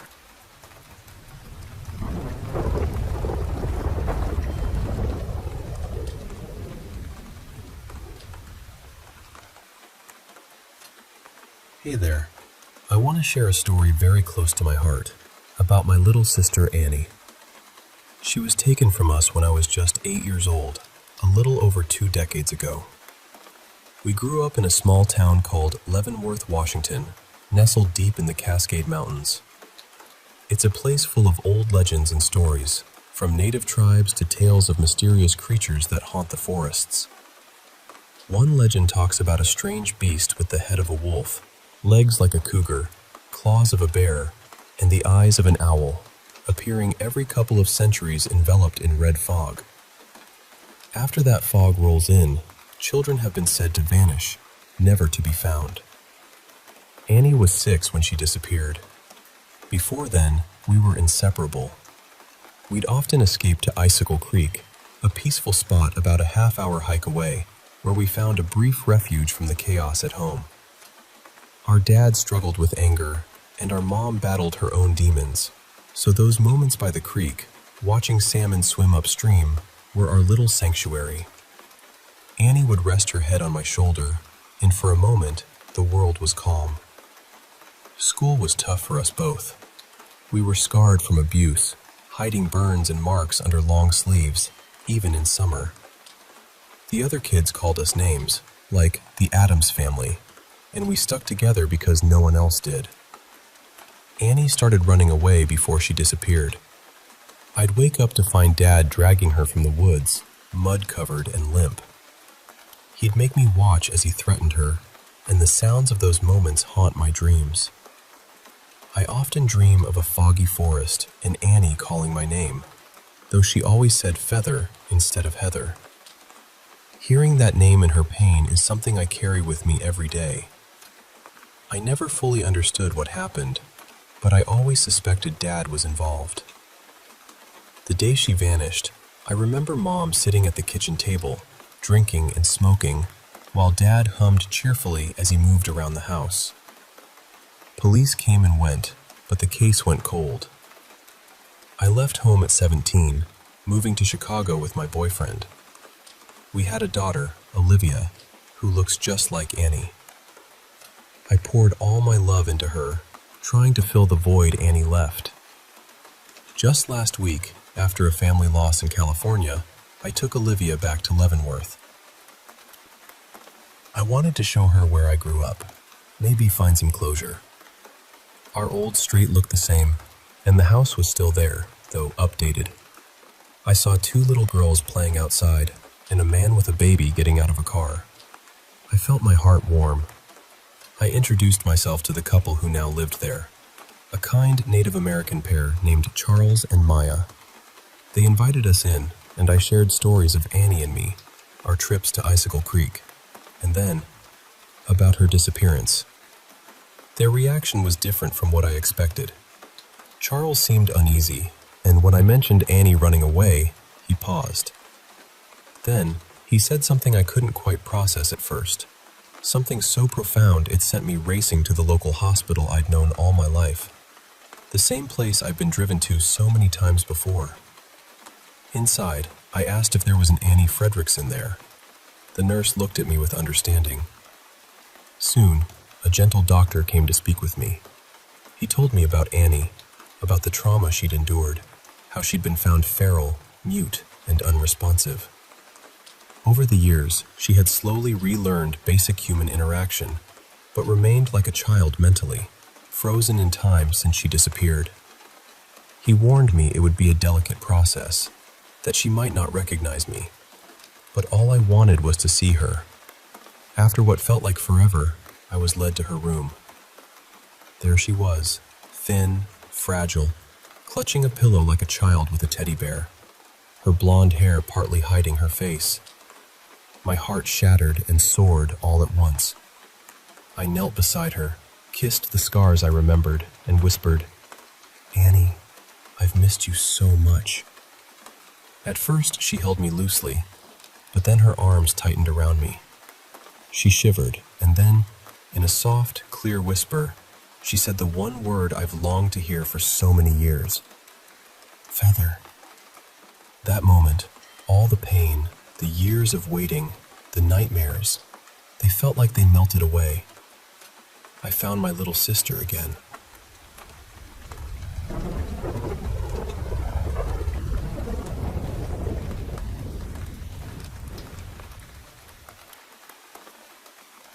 Hey, I want to share a story my buddy Jake told me a few years back. Something that really stuck with me. So, Jake was a Marine, and this happened just a couple days before he was about to finish his tour. They got intel about some insurgents hiding out in a network of caves near Ad-Dar. Jake and his team split up in threes to search these deep, dark caverns. Every step they took was filled with this heavy tension, like you could almost feel the danger lurking. Stepping on an IED or getting trapped under rubble was a real fear. After they'd gone about 200 yards in, Jake's team leader got a message over the radio. Apparently, a man and woman with rifles were found inside the cave, but they weren't the insurgents they were hunting. Instead, these two were sitting by a small fire, deep inside the cave, with an ancient stone tablet carved in cuneiform.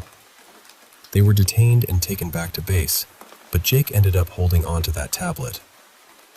Just as they were about to leave, they heard this terrifying screech echoing from deeper in the cave, like some wild animal, maybe worse. No one wanted to go after it.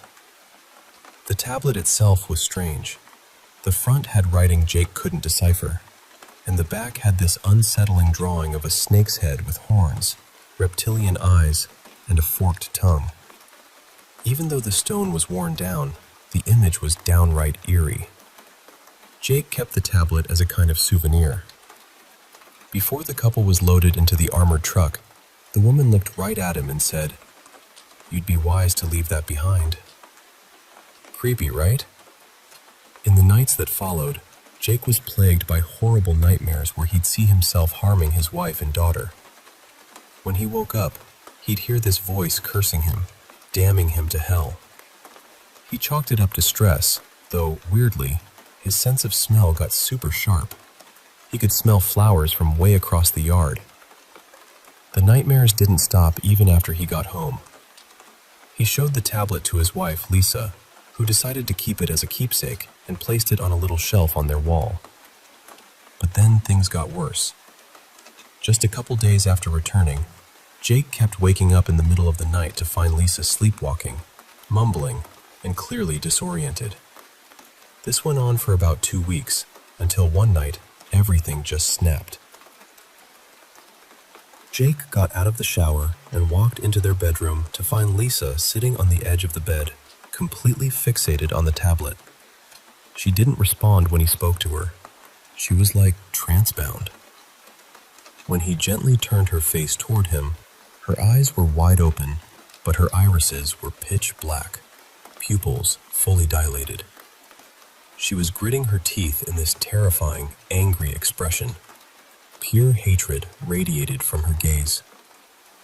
Then, she started whispering in a voice that didn't sound like her own, stammering in what Jake could only describe as gibberish, or maybe speaking in tongues.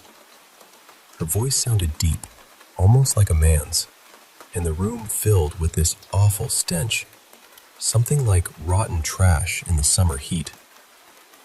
Every hair on Jake's body stood on end. He felt completely vulnerable, like some evil force had taken hold. She looked like she wanted to hurt him. The only thing Jake could think to do was grab her hand, close his eyes, and pray the rosary over and over. Her hands were ice cold and clenched so tight he wouldn't have been able to open them with a crowbar. After what felt like forever, she finally whispered, Jake? In her normal, sweet voice. Jake, what just happened? She asked. Oh, baby, are you okay? Tell me what's wrong.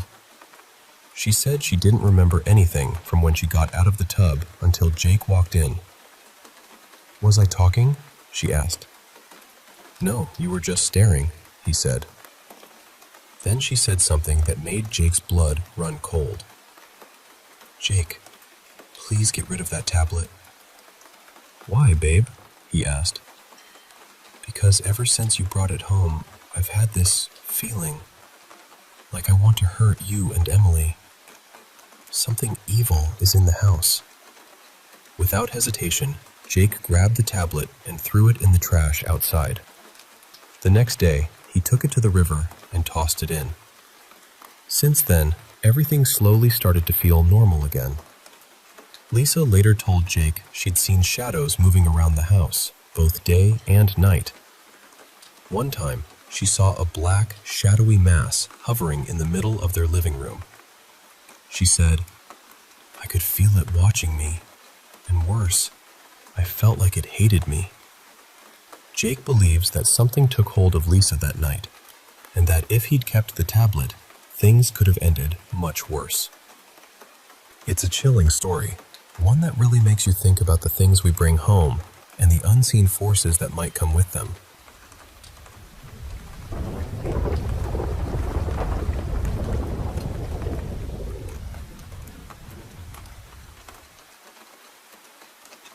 So I was living in this old converted factory building that had been turned into apartments. The place had that heavy, weird energy old industrial buildings get, you know? Like too much concrete, too many dark corners, and a whole lot of history nobody bothered to explain. The first strange thing started when I went downstairs to do laundry.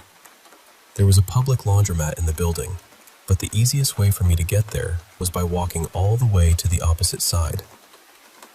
And right before the stairs that led down to the laundry room, there was this creepy stretch of hallway with a conference room, a gym, and this old showroom space where performances used to happen. Already unsettling. The lighting in that hallway was terrible, and as far as I knew, there weren't any cameras. Every time I walked down there, I had to pass the gym. It had 2 doors close together. One was blocked off, like nobody wanted anyone using it, and the other was usually cracked open. And every time I got a few feet past that closed door, I'd hear this tapping. Not loud, not frantic, just this steady little tap, tap, tap on the glass. But the weird part was, whenever I got right next to the door, it stopped. At first, I didn't take it seriously. I'd just kind of laugh and say, you know the other door is open, right? Like I was talking to some awkward person hiding in there. Then one day, the tapping just stopped completely. I didn't even realize how much I'd gotten used to it until things started happening inside my apartment. The first thing was small, but it bothered me. I left for the weekend, and I know I turned off my kitchen light before I left.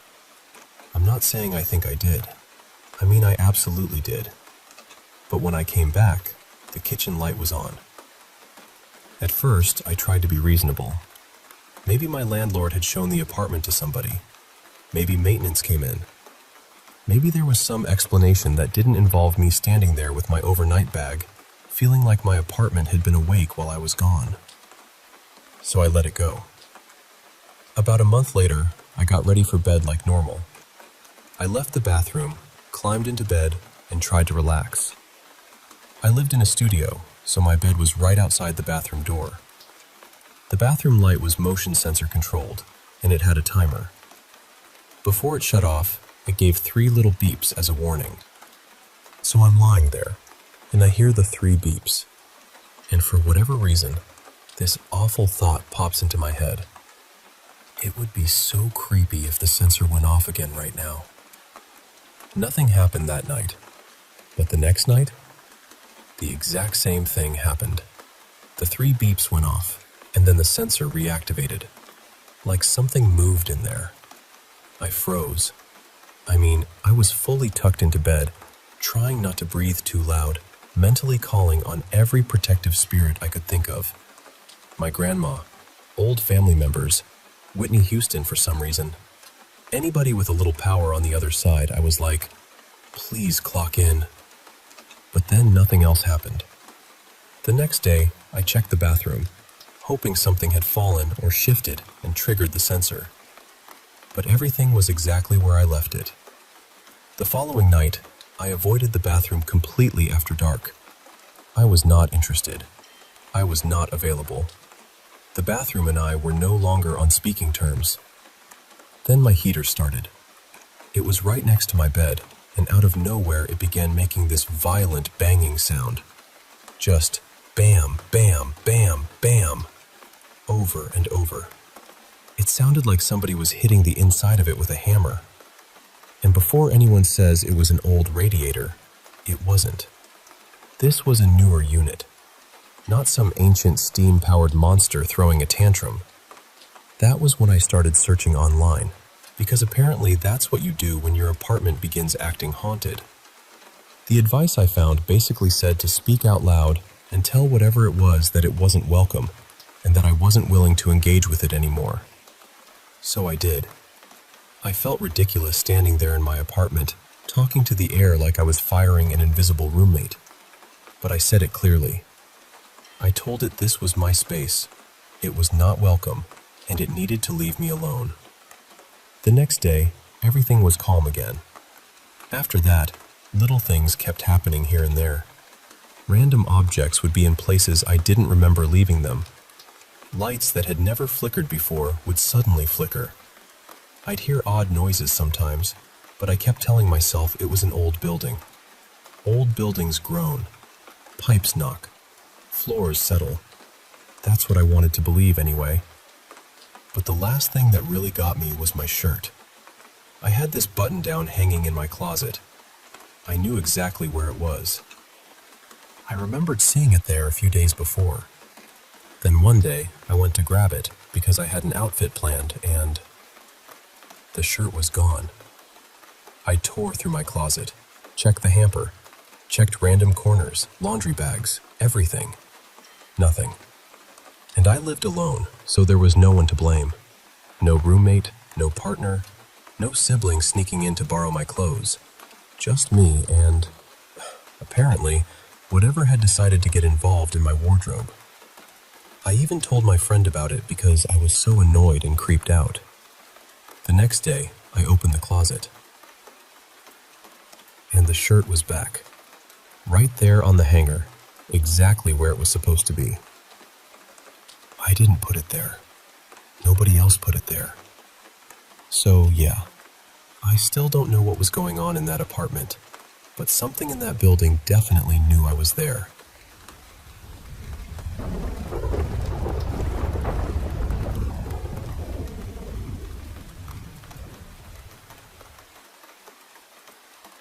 So, this happened one night around midnight, and I still think about it more than I probably should.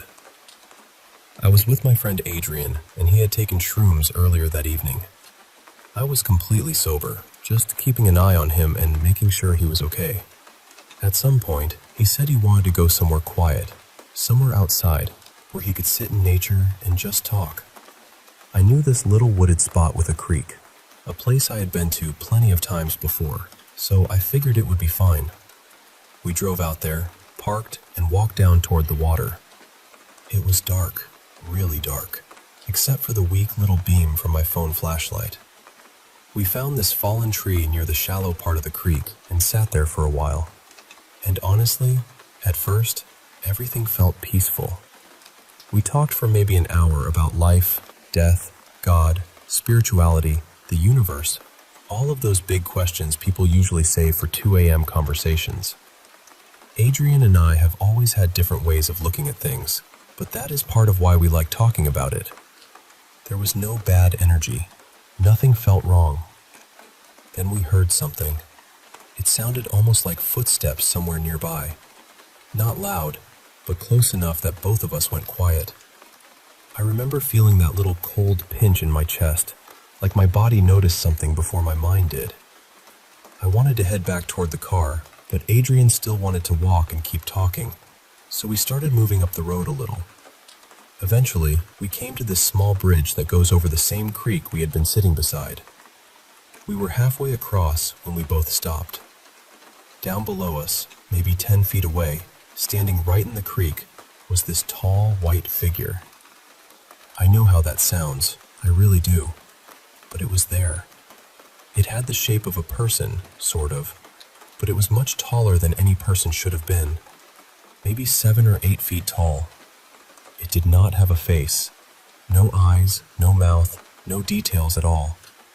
It was just this bright white, almost glowing shape in the middle of the darkness. The strangest part was that it looked flat somehow, almost one-dimensional, but at the same time, it had this soft, flowing movement to it. The top of its head came to a point, almost like a pointed hood, which feels awful to describe, but that is the closest comparison I have. For a second, neither of us moved. Then the fear hit both of us at once. We ran. We sprinted back to the car like something had flipped a switch inside us. Adrian was panicking because he thought maybe the shrooms had made him see it, but I was sober. Completely sober. And before either of us could influence the other, we described the exact same thing. Same height, same glow, same pointed head, same place in the creek. As we drove away, we kept trying to explain it, but nothing made sense. It did not feel like a person. It did not feel like an animal. It felt like something we were not supposed to understand, something that did not fit neatly into the world we know. And then, after the adrenaline faded, something even stranger happened. We both felt calm. Not relieved exactly, just calm. Almost like whatever we had seen was not chasing us, not threatening us, just existing there. Adrian told me later that before the night started, he had wanted the trip to be spiritual. He had hoped to experience something meaningful, though he did not know what that meant at the time. And the fact that we had been talking about God, death, purpose, and the afterlife right before seeing that thing still gives me chills. We went back during the day more than once, trying to find anything that could explain it.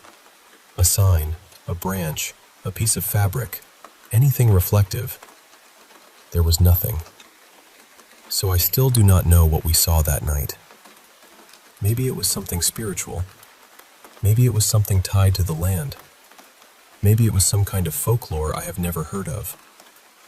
All I know is that Adrian saw it, I saw it, and neither of us has ever been able to forget it.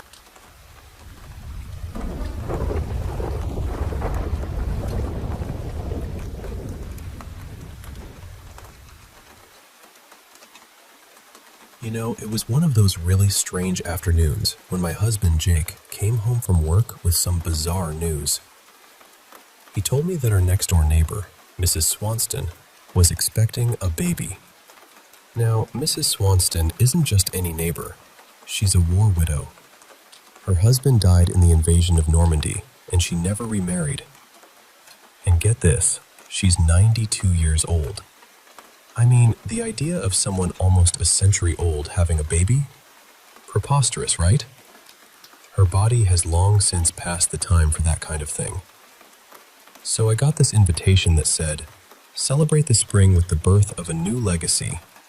And there was this picture of a head, half outlined in blue with short hair, and half in pink with eyelashes and a ponytail. The date was at the bottom. I was curious, but also a bit annoyed.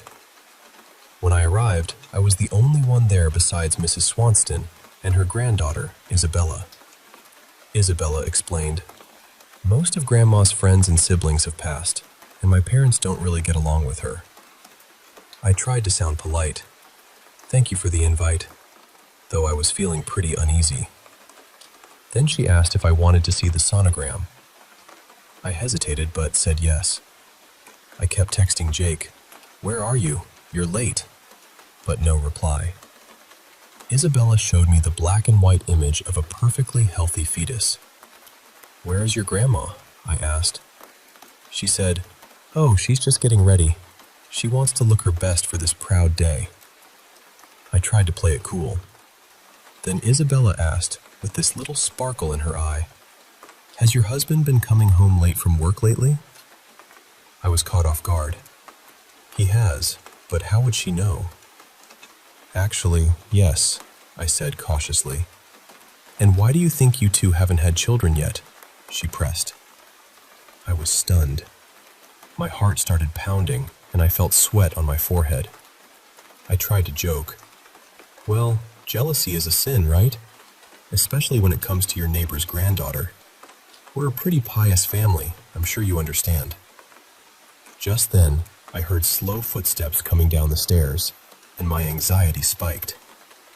"You mean your grandmother?" I asked. Isabella smiled warmly and said, "Oh, sweetie, you're so mistaken. This is my gender reveal party.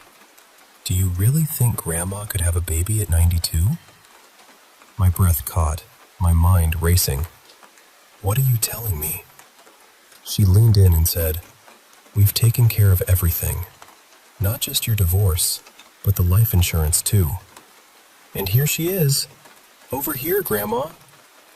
My hands trembled as Mrs. Swanston appeared, stepping into the room in her orthopedic shoes. Then she turned to me, and I nearly fainted. Her eyes were behind the mask of my husband's carved-off face, the same face spread across hers, with a gray bun sticking out the back. In that moment, Isabella gently placed her hand over mine and whispered, "It's a boy."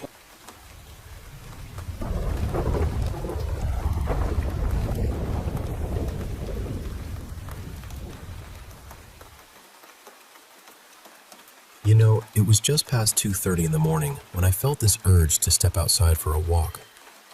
The next day was going to be rough. Report cards coming in, and my nerves were tangled up tight. I needed to clear my head. As I strolled, I passed the old church at the corner, and that's when I noticed him. A man waiting patiently at the crosswalk. He was dressed in a business suit, wore this vintage rain hat, and held an open umbrella, even though the sky was perfectly clear. It struck me as odd, but I just kept my gaze low and kept moving. I wanted to be alone, after all.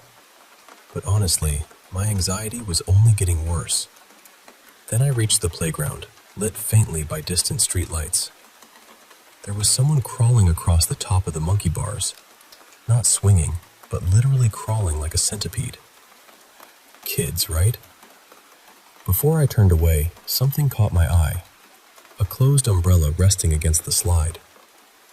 It sent a chill down my spine. I looked down again, picked up my pace. The tension inside me was climbing fast.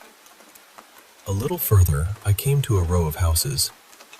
I swear I saw a figure crawl under an SUV and not come out the other side.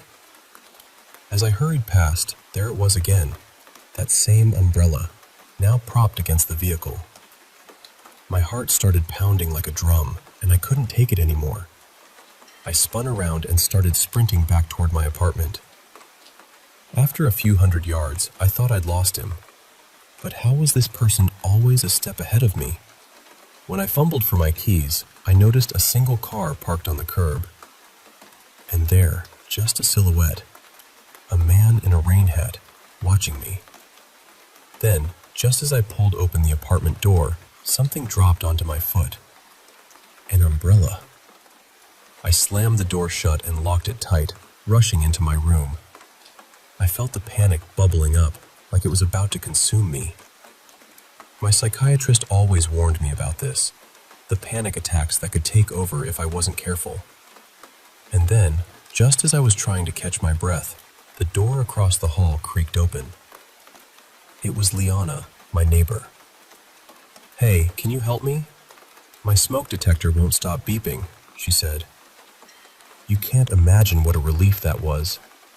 I've always liked her, quietly admired her. I smiled, trying to seem calm, and followed her inside. She was just about to go to bed. I wanted to stay longer, but I'm not that bold. We exchanged numbers, and I headed back to my place. my heart lifting a little as I stared at her name saved in my phone. Liana. But then, flipping on the light, it hit me. I'd left my door unlocked the entire time. The anxiety came crashing back harder than ever. I wasn't sure how much longer I could hold on. And then, in that split second, I saw it. The umbrella leaning casually against my couch. A deep, grumbling voice whispered right in my ear, "It's not your fault. I was always a step ahead of you." The lights flickered out behind me, and I felt something cold and sharp press into my back. I don't know if I should pull it out or just let go. Maybe, in some strange way, I'm better off this way. People always said I was delusional. Maybe they were right.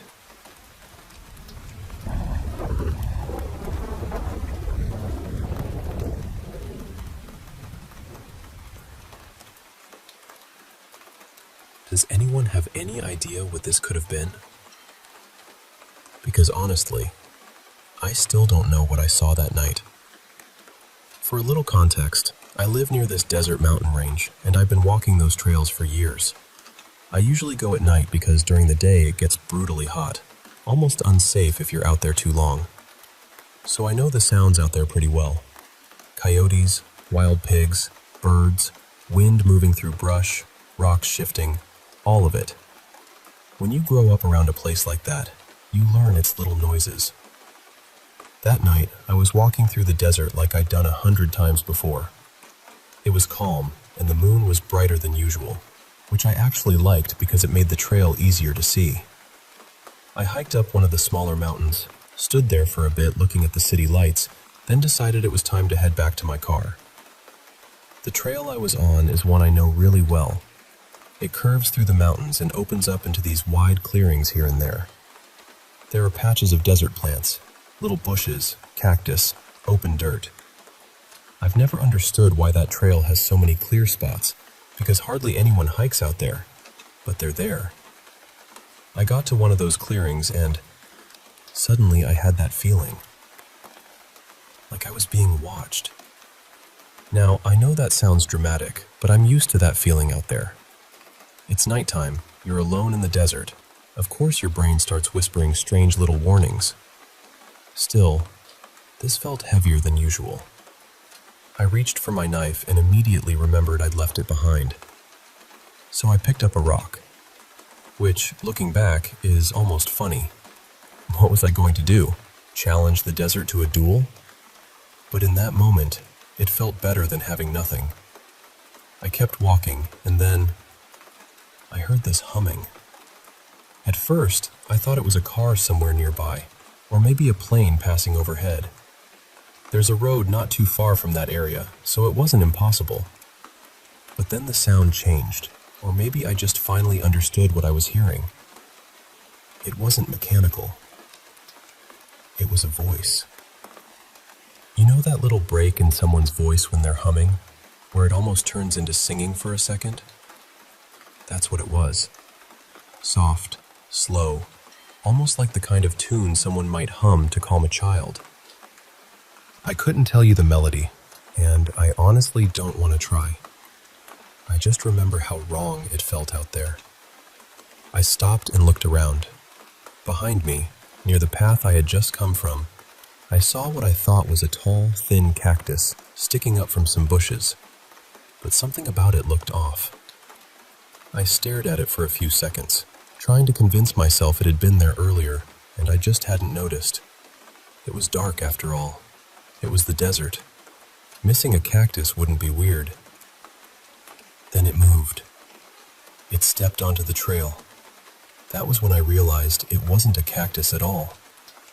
It was tall, too tall, thin in this stretched out way, pale, and it was walking down the same path I had just come from, still humming that same soft tune.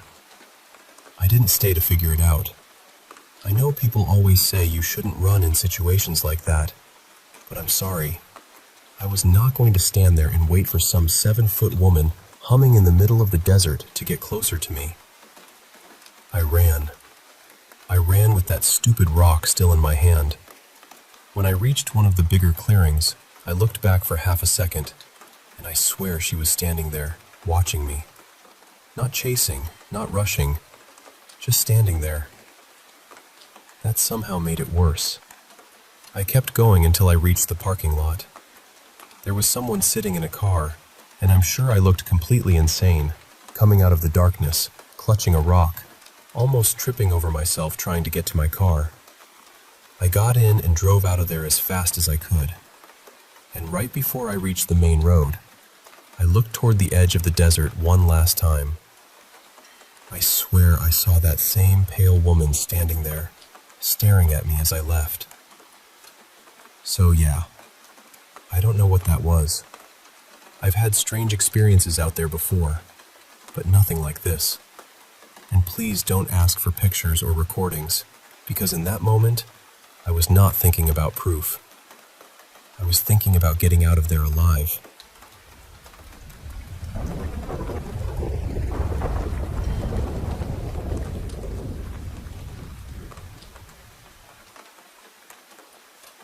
I'm bringing this up because it's been sitting with me for a long time, and I've never really known what to do with it.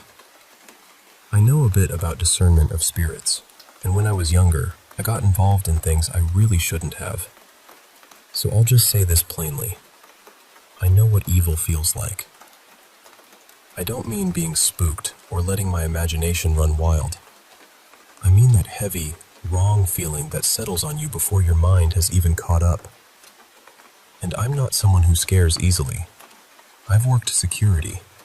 I've walked alone through old, empty buildings at night, through deep woods people claimed were haunted, and I was fine.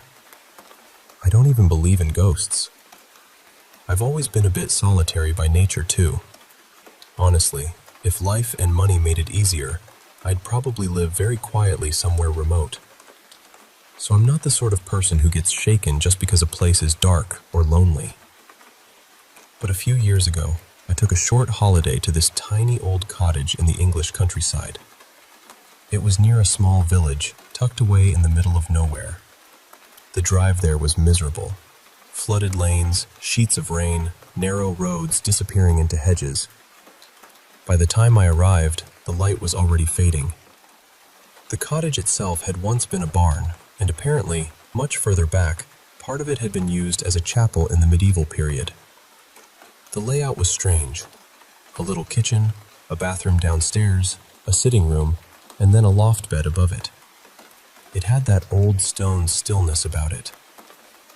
I unpacked, brought in my bag of books, and tried to settle myself.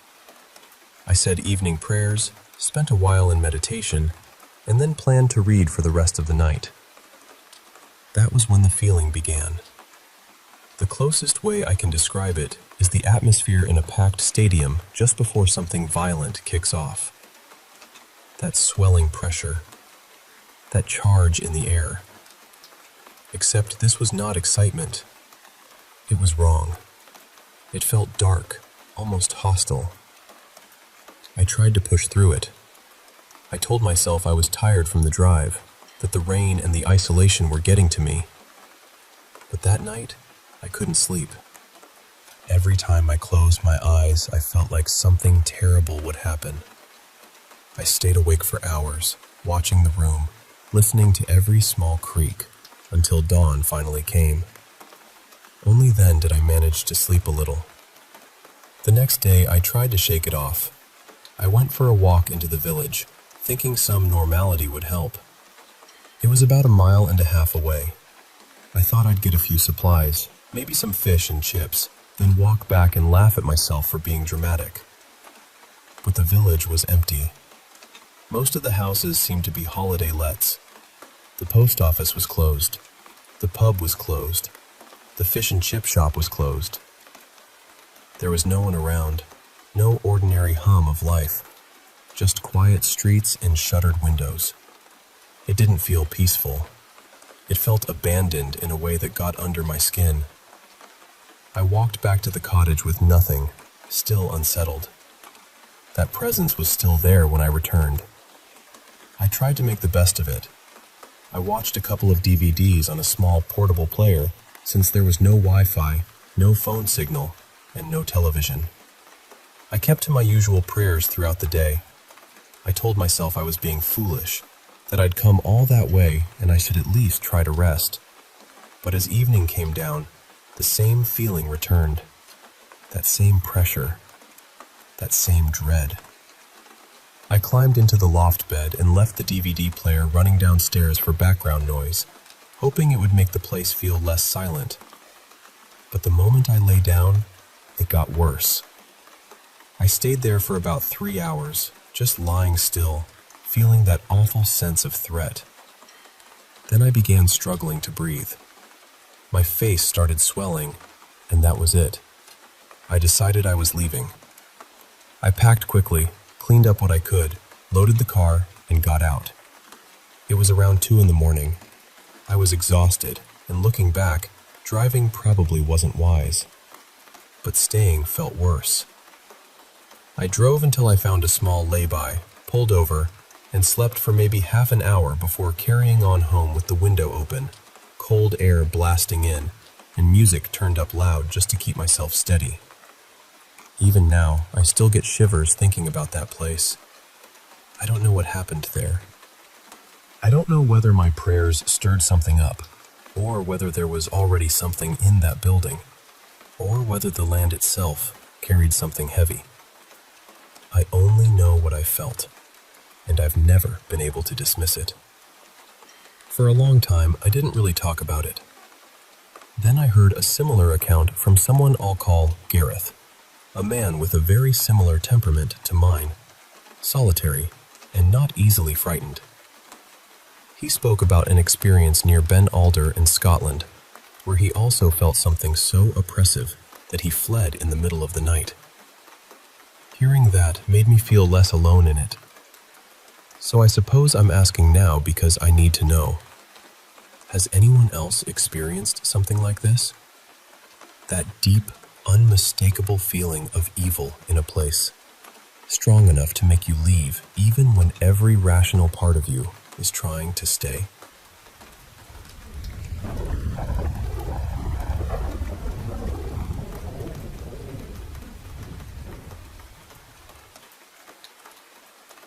You know, my wife and I decided to take a trip to New Zealand, and we picked this spot near Lake Taupo to camp for a night. Lake Taupo is this incredible place sitting right in a volcanic caldera, which kind of sets the scene for all sorts of eerie local legends. One of the tour guides warned us about this entity called Ngātoroa, a name so tricky I still can't say it right after all these years. He told us it was some kind of demon that roams the cliffs at night. He gave us a compass with a mischievous smile, as if to say, "Good luck." We chose the northwest side of the lake, where the cliffs rise sharply and ancient giant faces are carved into the granite, said to keep the volcano calm. It was midwinter there, so the beach was mostly empty, adding to the lonely vibe. Those towering carved faces, about 20 feet tall, seemed to stare right into your soul, really unsettling once night fell. We fell asleep peacefully, but then this blood-curdling screech shattered the silence, coming from all around us, from the woods, from the water, everywhere. My wife whispered, "Is that an owl?" But it wasn't any owl I've heard. The sound just kept getting louder and more frantic. Then the branches behind us started cracking, and voices approached. Flashing my light, I caught sight of 3 teenagers, 2 boys and a girl, who looked just as scared as we were. They told us they'd been running when something chased them from the woods. Before we could process that, this horrific, high-pitched shriek echoed just yards away, and a mist started rising from the water. Then, breaking the surface, something dark and massive appeared. The teens screamed and took off into the forest. My wife tugged at me to run, but I was frozen, gripping my hunting knife, waiting. Then I shone my light on the figure, expecting a monster, but it was a man in scuba gear. He shouted, "Oi, you folks camping here?" We stammered about being scared, and he explained he was checking the water for mercury toxicity, a nighttime winter routine because fewer people were around. But oddly, As he stepped closer with his flippers, his voice changed, and he asked if we knew about the demon. Before we could answer, he pulled off his mask, and there was no face beneath, just the inside back of his helmet. His voice dropped to a chilling growl. "You don't even know what this is, do you?" We didn't wait around to find out. We ran, jumped in our car, and sped off to a hotel miles away. The next day, back at the tourist office, the same guide looked puzzled when I mentioned the diver. He said, "We don't have divers in the lake because of the sulfur and pressure down there. It just doesn't add up." When I told him about the kids and the chase, his face grew serious. Then he said something that's haunted me ever since. Natoroa can appear as anything it wants. If you heard those shrieks, you were probably on its radar. We packed up our untouched gear and left, never looking back. My wife called the whole thing a prank, but I'm not so sure. Especially when I think about the black sludge smeared all over our tent and the rotten egg smell that lingered in the air. Some things, I guess, just can't be explained.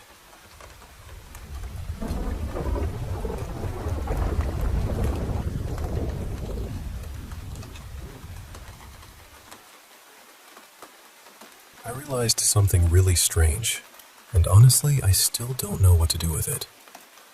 Back in May of 2019, I'm almost certain it was Sunday, May 26th. I left the house to clear my head between study sessions. Exams were getting close, and I needed a break. Just a simple walk around the neighborhood. Before I went out, I checked the weather. I remember seeing 31 degrees in the shade. That number stayed with me because the heat felt heavy, almost pressing down on everything. I remember thinking, if it's already this hot in May, summer is going to be brutal. And the thing is, I've always been someone who remembers details. Dates, temperatures, little moments, the atmosphere of a day. I remember where I was walking. I remember the way the air felt. I could tell you what school year I was in, roughly what was going on in my life, even the mood I was in. There's no part of me that feels like this is a vague memory. I lived that day. I was there. Then recently, in May 2026, it was around 32 degrees outside, and that old memory came back immediately. It felt almost identical, so I got curious. I wondered whether that day in 2019 had been some kind of early heat record.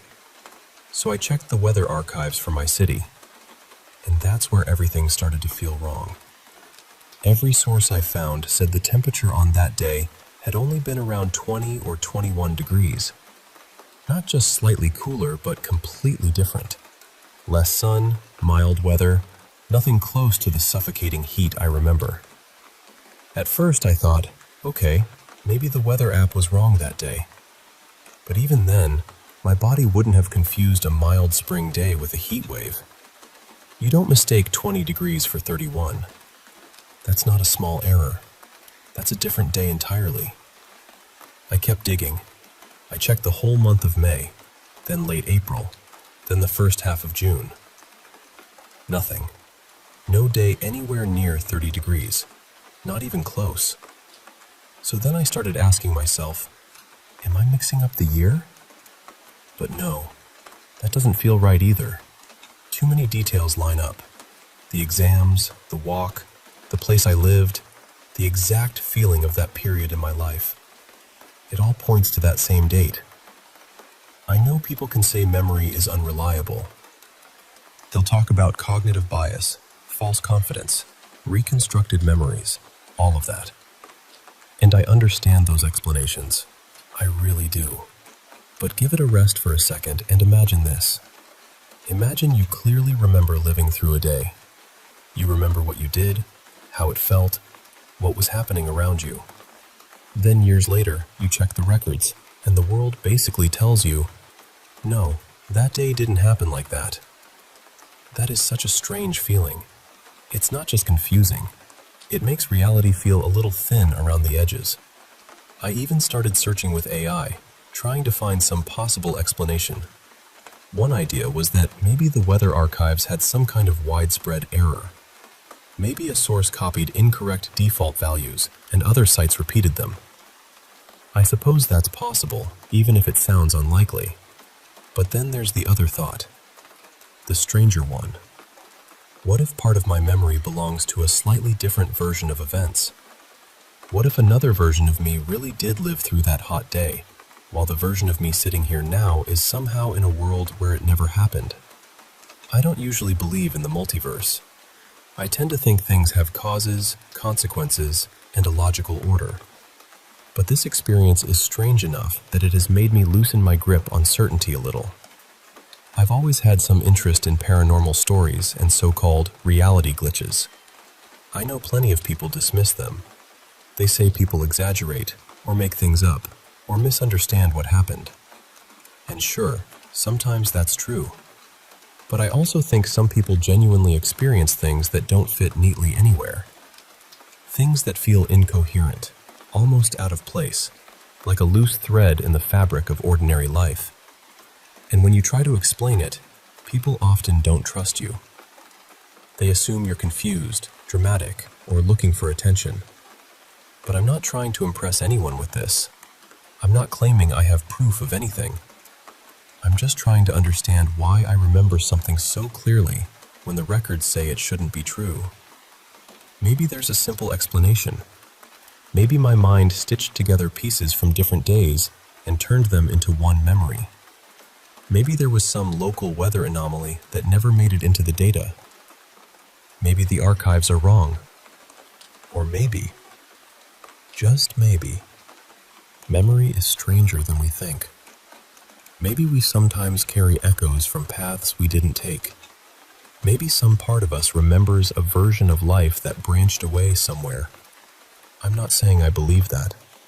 I'm only thinking out loud. And if worlds do shift, when would that even happen? With major decisions? With tiny choices? Every second? Every breath? It's impossible to know. In the end, I don't think this mystery can really be solved. Maybe the healthiest thing is to keep living, love the people close to us, enjoy the present, move forward with our plans, and not let these questions swallow us whole. Still, I can't deny that the feeling stayed with me. That sense that reality flickered for a moment. That somewhere, somehow, another version of me may still remember that impossible hot day in May. Anyway, I won't stretch this out forever. I just wanted to share it and see whether anyone else has ever felt something similar. Take care of yourselves.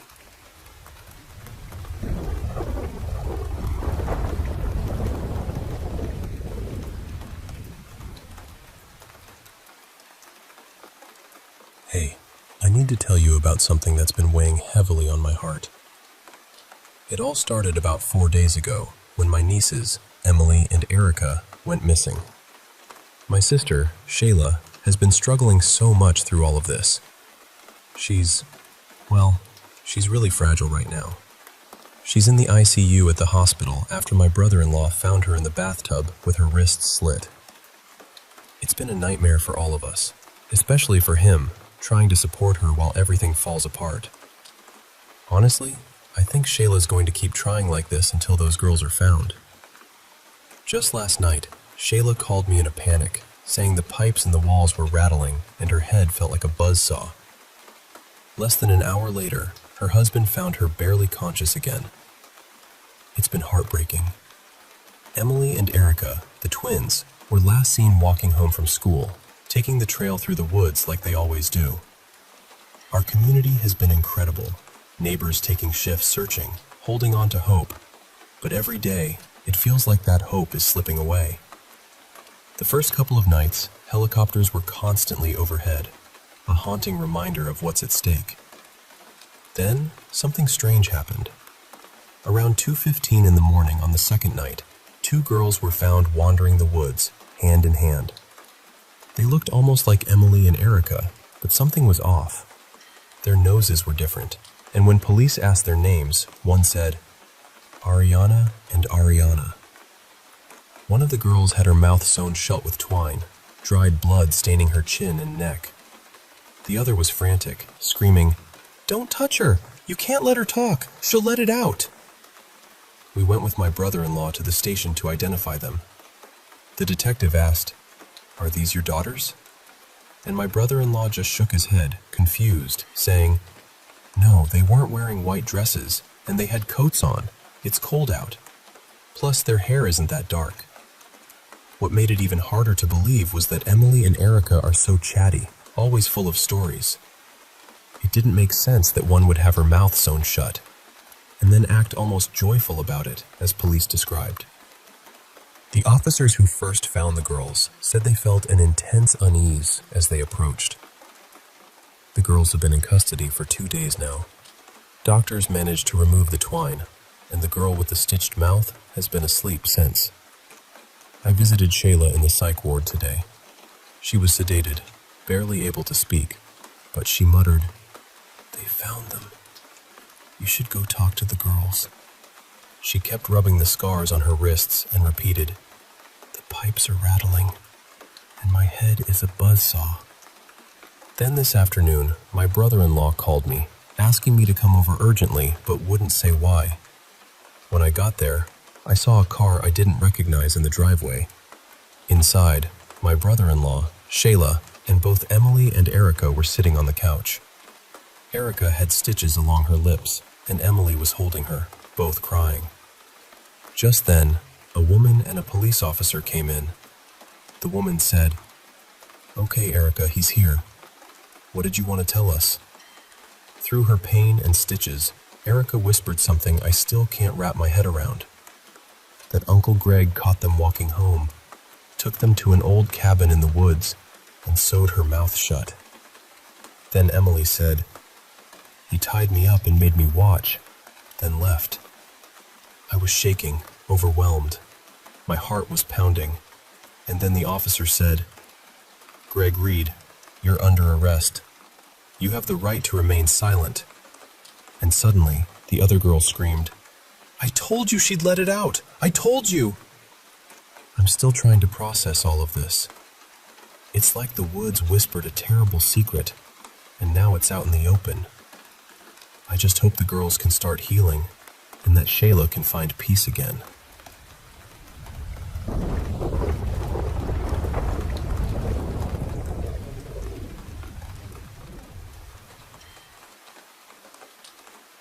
You know, there's something about watching raindrops race down a window that really sets the mood. That night, as we hit a small bump in the road, I glanced up front and realized we were almost home. My dad, always steady, was focused on navigating us safely through this fierce storm. I turned to him and asked, "What did you think of the movie, Dad?" He paused for a moment, then said, "It was pretty good, though I wish there had been a few more scares." I agreed, adding, "Yeah, and that ending? Totally predictable. I mean, who didn't see it coming?" We kept chatting about the horror flick as we pulled into the driveway. Finally, we were home. Dad took the keys and switched off the car. The only sound now was the rain drumming on the SUV's roof. Before stepping out, I pulled my hood up to stay dry, then made a quick dash inside. As I hurried through the rain, I noticed the kitchen light was on. Mom must be cooking.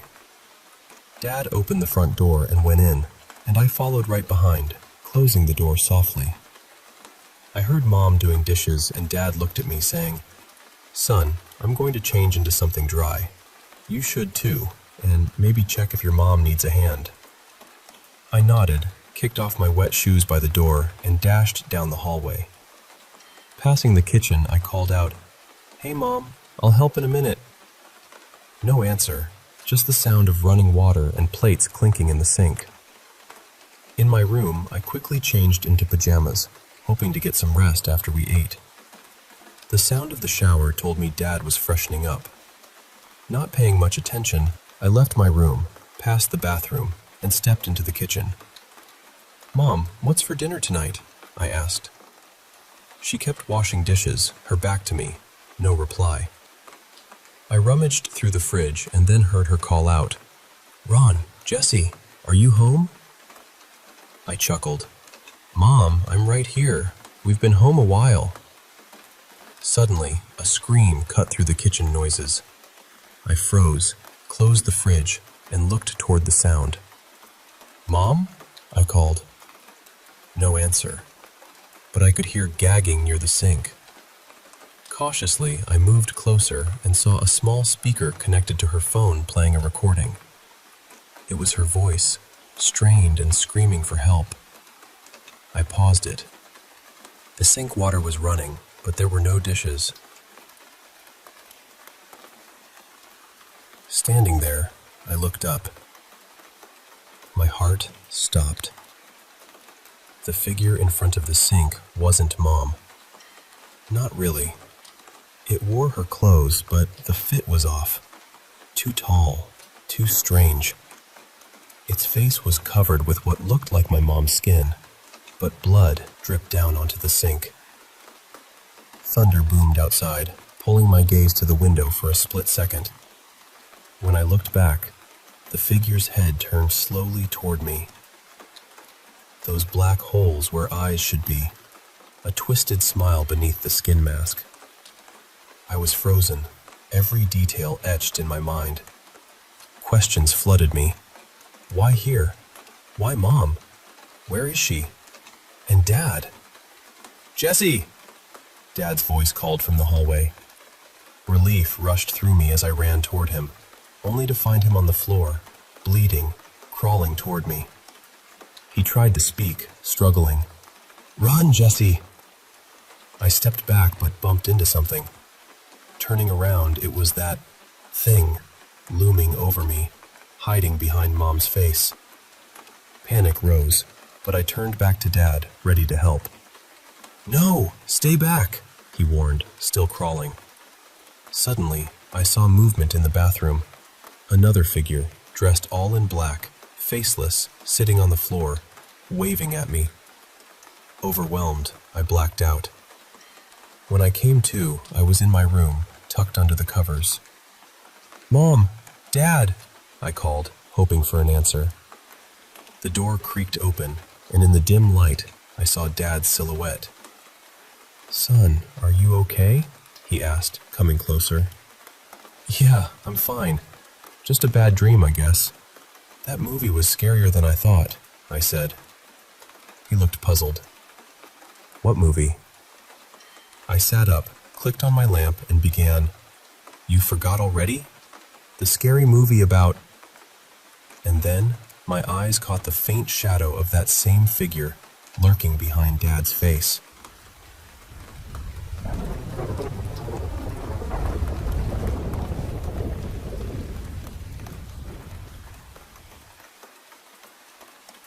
So, I want to give a little context first. About 9 years ago, my older half-sister died by suicide. And I don't think there's any softer way to say this. It was the worst day of my life. Nothing else has even come close. After that, everything in my family started to unravel. My parents' marriage had already been strained, but losing her felt like the crack that split the whole thing open. My mom left my dad the following year, and during the divorce, I learned things I hadn't fully understood before. I found out how cruel and abusive my dad had been to her. And then, looking back, I realized he had been that way with all of us too, including me. I think that kind of upbringing changes how your brain reads the world. At least, it did for me. I became deeply suspicious of people. I have a hard time believing kindness is just kindness. A compliment can feel like a trap. A quiet moment can feel like rejection. My mind is always searching for the hidden blade under someone's words. And that brings me to something that happened recently. There's a woman I work with. For a while, I had a crush on her, though that feeling has mostly faded now. But while we were talking more, this thought started creeping in. What if she secretly disliked me? What if she was just pretending to be friendly? What if every small comment had some passive-aggressive meaning underneath it? Once that idea got into my head, I couldn't stop feeding it. I replayed everything she said, every look, every pause, every tiny shift in tone. I kept turning it over and over, trying to find proof that she hated me.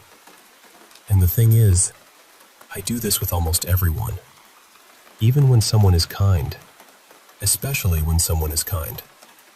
It's not healthy, but it's one of the only ways I've ever known how to feel safe. Yesterday, I convinced myself that my suspicion was true. I decided that the next time I saw her, I wasn't going to speak to her. I wasn't even going to acknowledge her.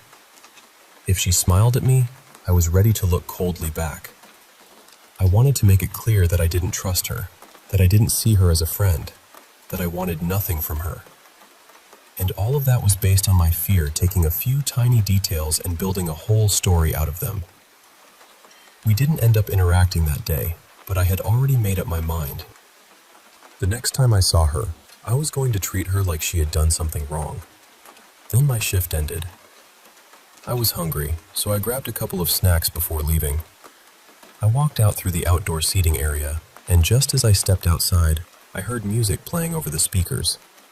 It was I Lived by OneRepublic. And that stopped me completely. That song means something to me because my sister had incredible taste in music. She always knew the good songs before everyone else did.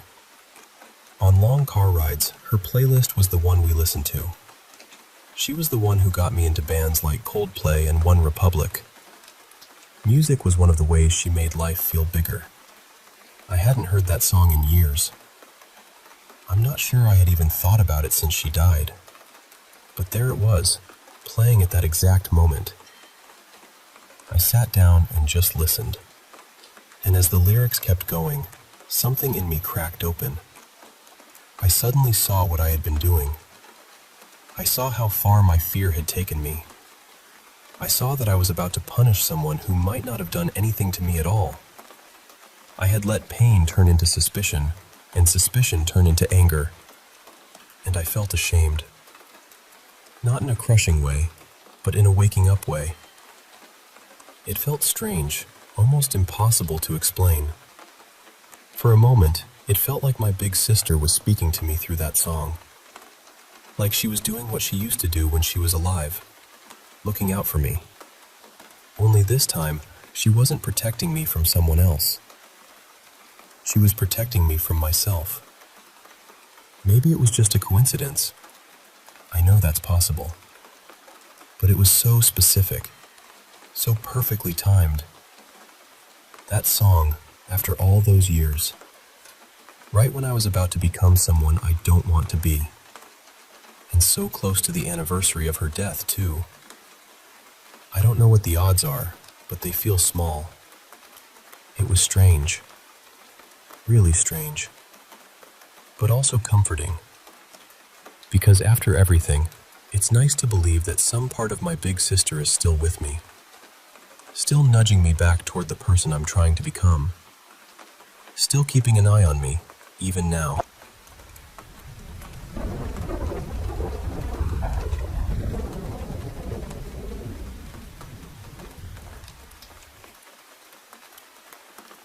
I'm not sharing this because I'm trying to convince anyone that something supernatural happened. That's really not where my mind is with it. I'm trying to understand it. I've spent years looking for possible explanations, similar accounts, research, anything that might give this experience some kind of framework. A long time ago, my husband and I walked into a house that should have felt completely familiar. It was basically the reverse layout of our own home. Almost like a mirror version of it. And there were other people who saw us go inside. We were both sober. We hadn't taken anything. Neither of us had any psychiatric history that would explain what happened. We were just two adults entering a place we thought we understood. But once we were inside, the house was wrong. Not slightly wrong. Completely wrong. Right near the entrance, there was a staircase that shouldn't have been there, turning off to the left. The wood was a pale golden color, almost honey yellow. Along the stairs were brass posts with ropes, the kind you might see in an old theater or museum. Above us was a stained glass ceiling light with butterfly designs in it. The walls had dark wooden paneling, and there were hallways and doors that simply could not have existed in that building. There were even extra staircases, and there were people inside. That's the part that still catches in my throat a little when I say it. It wasn't empty. It wasn't vague. It felt occupied. After we left, my husband, whose name I'll call Martin here, suggested we not talk about the details right away. Instead, he said we should each write down and sketch everything we remembered separately before either of us influenced the other. So we did. And when we compared our notes, they matched in a way I still find difficult to explain. We both described the same staircase placement, the same rope barriers, the same stained glass lamp, the same pale wood and dark wall panels, the same hallways, the same doors, the same general positions of the people inside. Even little architectural details lined up. The only real difference was that we remembered the butterfly colors in the lamp differently. The next day, the house was back to normal. The staircase was gone. The brass posts were gone. The strange hallways, the extra doors, the dark paneling, the people, all of it was gone. The layout matched what we knew the building should have been all along, but the moment that unsettled me most involved a child inside the house. At first, the child seemed ordinary. Nothing about them immediately frightened me.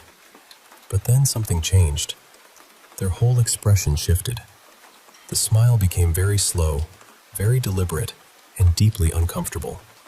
Their eyes looked cold somehow, not angry exactly, but empty of anything childlike. The behavior suddenly didn't feel age-appropriate. It felt performed.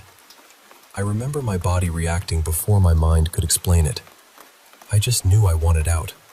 So I left. Immediately. Martin came with me. What I'm trying to find now are reports or studies that might overlap with this.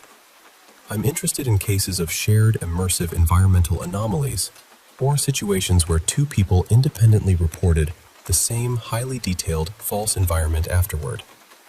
I'd like to know whether there's research on shared misperception, altered perception of familiar spaces, immersive false environments, or even what people sometimes call time slip experiences. Again, I'm not asking anyone to tell me it was paranormal. I'm asking how two people could experience the same detailed alternate version of a real place, then independently document matching memories afterward. I'd genuinely be interested in psychological explanations, anomalous case literature, or any framework that might help make sense of it.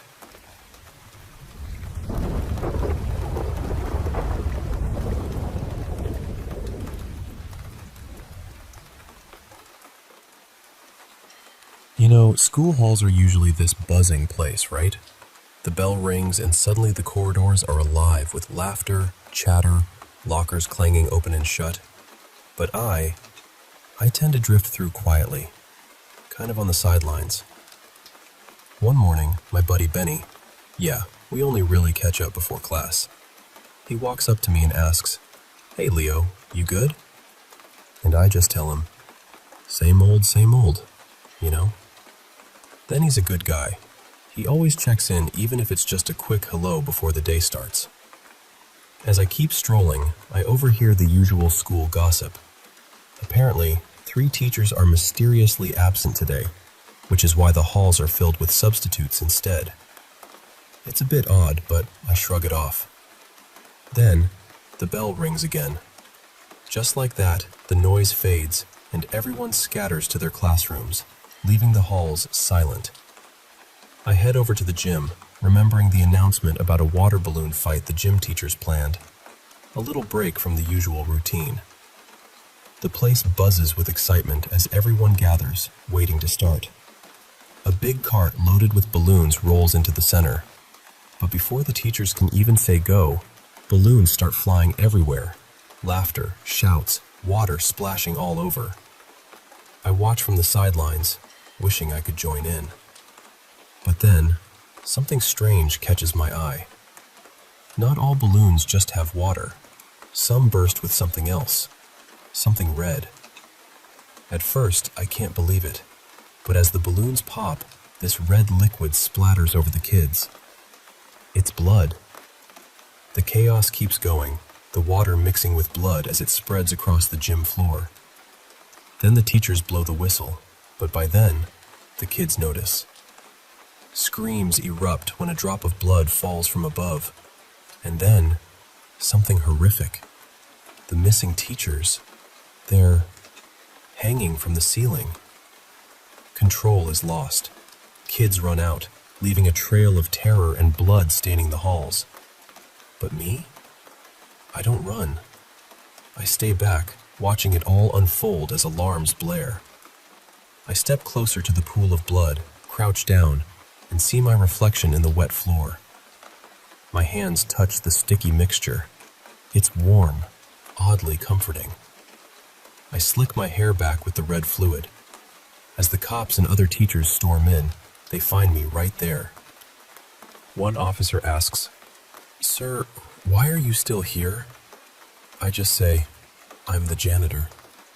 Holding my mop, I glance down at my reflection again, a small smirk tugging at my lips as I start cleaning. Photos are taken, questions thrown my way, but my answers don't add up. They check the security tapes from the night before, but the cameras haven't worked in years. Being a janitor can get dull. Sometimes there just isn't enough mess to keep things interesting. So, I thought, why not create my own chaos? After all, if I make the mess, I get to clean it up too. And that's a game I can play all day.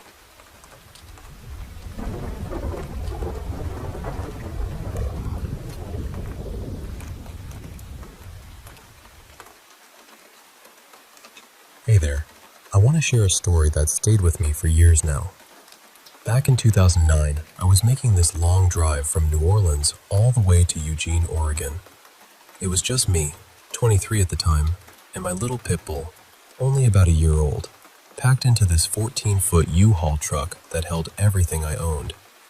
No fancy gadgets, just an old flip phone and a printout of MapQuest directions. Smartphones were just starting to pop up, but I didn't have one, and service was spotty at best, especially through stretches of desert where I didn't get a single bar for miles and miles. One day, I was cruising down this lonely highway in central Texas when I realized I hadn't passed a town or an exit for what felt like forever, and my gas gauge was dangerously low. I started to panic a little, thinking I might run out completely. Just as I was about to lose it, I spotted a tiny town up ahead. It was so small, maybe 6 streets in total, and honestly, I didn't even catch the name. I pulled in, filled up my gas tank, ready to hit the road again. But then came the weird part. I couldn't find my way back to the highway. I drove around that tiny town at least 4 times, growing more frustrated by the minute. I could literally see the highway from the town, but every road I took seemed to lead me away from it. So, feeling stuck, I went back to the gas station to ask for directions. Inside, there was this skinny guy with black hair hanging over his eyes, looking like he hadn't washed it in a while. He wasn't creepy exactly, just kind of rude and distracted, eyes glued to a magazine. When I asked for directions back to the highway, he told me to take a road that would get me there in about 17 miles. I was confused and told him I hadn't driven that far from the highway to get into town, so why would it take so long to get back? He shrugged, barely looked up, and gave me a vague explanation about the road curving around. He acted like I was just an annoyance and waved me off. I left feeling uneasy. My heart was pounding, my hands shaking.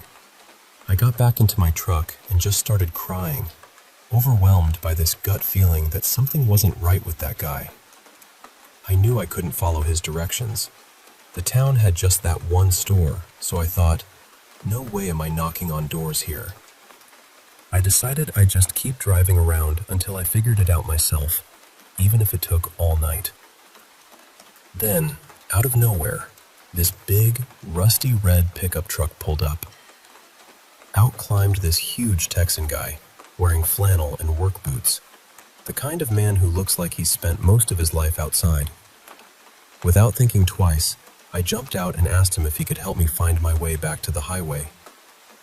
I told him how I was feeling stuck and anxious. He looked genuinely concerned and even cracked a joke that made me laugh, which helped calm me down.